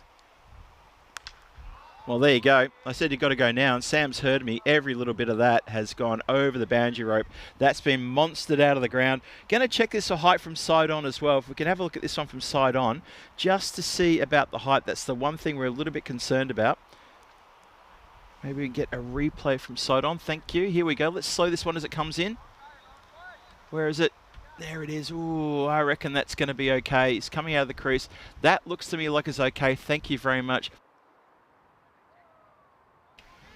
It's a really good replay. Thank you, 2 circles, for that one. And I think that's going to be shown as okay, but it does get smacked out of the ground for a big 6. And tries to go for it again. Doesn't connect with that one. Fun little last over coming up in a moment. And just get a dot past the blade. This ball, whatever gets scored off this is going to be huge, really huge. What do? You've got 8 wickets left. You've got 20 runs required. If you're Houghton, what do? Do you look for the big 6 or do you try to farm the strike? For me, you look for the big 6 and try to work a single off the first ball of the last over, don't you? Well, this has gone straight in the air. It's a catching opportunity. And that man does not drop too many. That's a nice catch, Babu. He goes to the relay catch. Now, does that count as a relay catch? That's a really good question. Babu takes it, then he throws it in the air, and he said, "Look, someone else has got this one. Look at this." He goes, "Yep," and then, "Hang on. Hey, how would you like to be the catch?" But then the fielder who took the relay catch pointed straight at me, and he said, "How about it, Phil? I reckon that's a relay catch." I think that's going to go on the book as Babu's catch. He's still not off the deck yet. I hope he hasn't come across a bit of an injury there. Houghton goes a very good 40 from 26. Plays himself into a bit of form. That's what's important for Sir Oliver Split. They're going to love the fact that Sam has come into good form here in this match. And they're going to be looking to him tomorrow to help them lead the charge to defend their ECS title. Their title. And he's looking in good form. But the wicket falls on the last ball of the over. Just going to double check the scores. I'm pretty sure they put Babu down as the catcher there. Of course they do. He just tried to hand it off. It was a funny old moment as the fielder next to him tried to appeal for the catch. He turned even to me and said, "How about it, Phil? Is that a catch for me?" Just comes off the body. Will I get a single off the first ball of the over? Not that it's relevant now, because Al Mamoun has chewed up a few dots. And Islam, well, Hamil Islam, no pressure. Just needs to find, 19 runs off 6 deliveries. There's a leg by there. Or maybe 18 runs, maybe. Now, that's a dead ball. Umpire wasn't ready. And umpire Mia clearly giving the shout there and saying no. I think what's happening was that she was changing her call from leg by to bye. And so the bowler just getting a little bit ahead of himself there. Gangadaran, he's bowled very well, very economic in his first over. Comes in again, bustling. Oh, moves to the leg side, makes room and has cleared that out of the ground. That has gone a long way back. There it is. I just saw it bobble there in the growth there. Either that or it's a prairie dog, which, as we know, are not native to Croatia, so it cannot be a prairie dog, Phil. What are you talking about? This isn't the National Geographic Channel. Big hit. There it is. Boom, boom, and just between those 2 trees there. Unfortunately, oh, yes, found it. There he is. Found it. No, he's still on it. Now he's found it. So the Grizzlies coming back, probably with a bit of interest as well. So this game's still well and truly alive here. Well and truly hanging in the balance. Split. So Oliver Split 13 from 4. Hamimul Islam is keen to get going. Look where he's standing. Look where he's standing. He wants to go leg side. Where does the bowler bowl to? Because he doesn't want to put it in that arc. What does he do? Well, tries to elevate. This one goes up in the air and taken by square leg. No problem, no mess, no fuss. I think the fact that he was standing there makes it a little bit strange. I think that's exactly what the fielder's saying. The fielder's saying, look, if you stand there, we see you. So maybe you should shuffle into that position before, after the ball's bowled, because then we don't know what's going to happen. But you kind of played your hand there. You kind of played the cards, and we've seen it. So, yeah, that's you should disguise that. Well, Hamimul Islam's got a big smile on his face. He enjoyed the 6, but it's 6 and out. Still, game's still alive. It's 13 from 3. You never know. 13 from 3. Let's see what happens here. Imagine Tilly hits this one to the boundary. Oh boy, it could get quite interesting very quickly. Gangadharan's got a bit of pressure on him. Tilly's got a lot of pressure on him. Here we go. Oh, it's a swing and a miss. All the build-up for nothing, unfortunately, and that means, well, 2 big 6s get us to a golden ball. All right. Optimistic Phil puts the hat on here and says, does anybody have the tingle? No, is the answer from the chat. An emphatic no. 87 for 4, 13 from 2. It had to go to the boundary. It doesn't. Ollie goes to just to sort of defend this one meekly. Doesn't get bat on ball. I mean, surely he knew he had to swing, absolutely put everything into that one and try to hit it to the moon and back. Savage Garden, great song. Here we go again. Stumps, smashed. Absolutely caned into there. That is going to be the end of that. Well, Gangadharan, he's happy. He gets another wicket in this over. Hits the timber. And I reckon that is going to be game, set, and match with after a dot. Tilly just coughs up his wicket pretty easily there. What else are you going to do? You just step out, you try to hit it. It hasn't gotten up. Tilly's gone right across the top of that. He's missed it by a good 7 or 8 inches. But that's okay. It's academic because it doesn't mean anything. Now, the players are standing around just wondering, is that game? The scoreboard has stopped ticking over. I think that's game. I think that's where it finishes. I think. But I'm just waiting to hear that from everybody. Tilly's walking off. There's no new batter coming out either because we all think that's done. There was a bye, 6. Okay, so there is still one to come. So there you go. I think that's what they're saying. I think they're saying, well, Mia's on the mic to the umpire. For some reason, I thought that was it.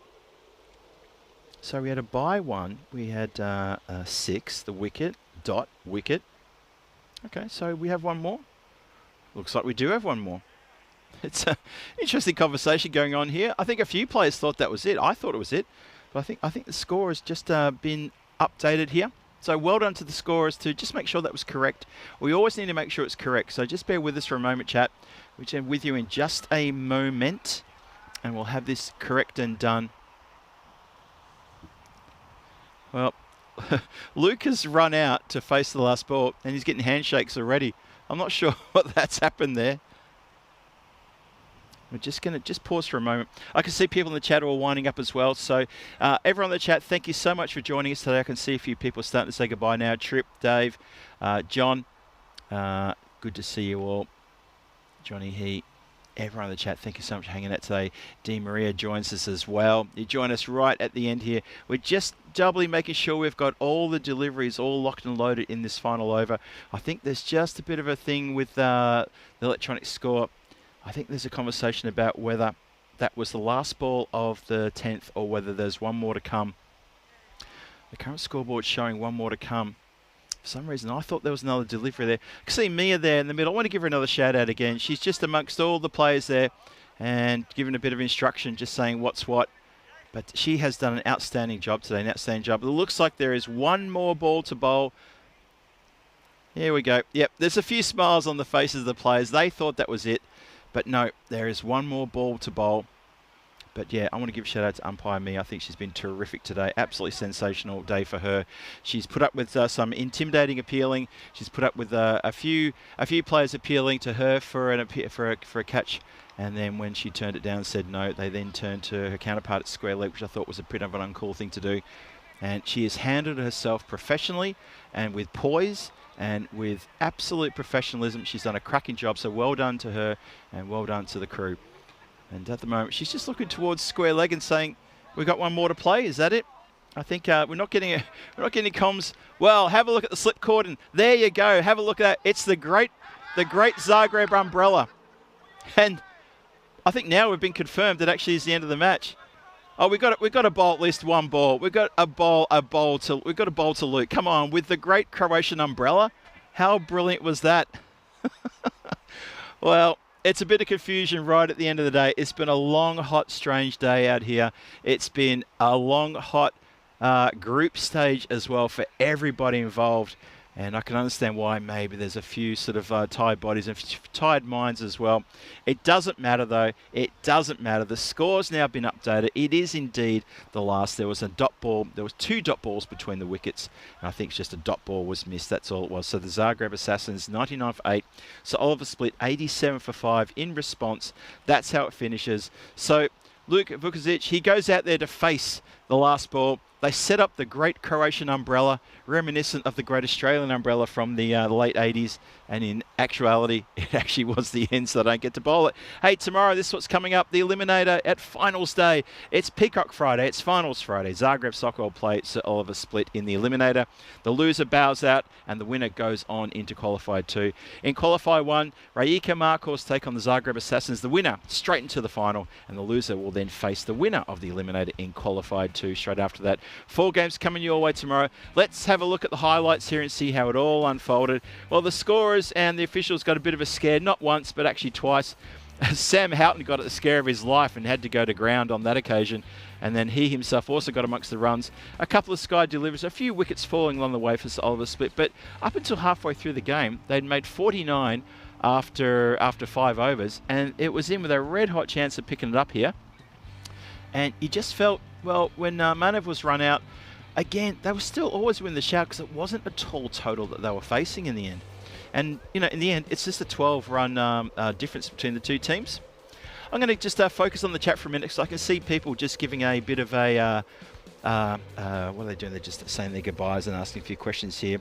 The field umpires cannot count deliveries. Well, the field umpires are counting deliveries, but if they're hearing something different from the officials, that's where it gets a little bit sort of confusing. So, RX Rizwan, I hear what you're saying, but if the field umpires get a message on their radio to hold play because something has to be checked, they will hold play because the scorers are checking something. It's not the umpires, it's the scorers. So let's just remember that. Let's keep that in perspective. All right, so it was a funny ending, though. It was a bit of a strange ending. So there you go. So it's all sorted out now. That last over was won by a 6-wicket dot wicket. And that's how that last over finished.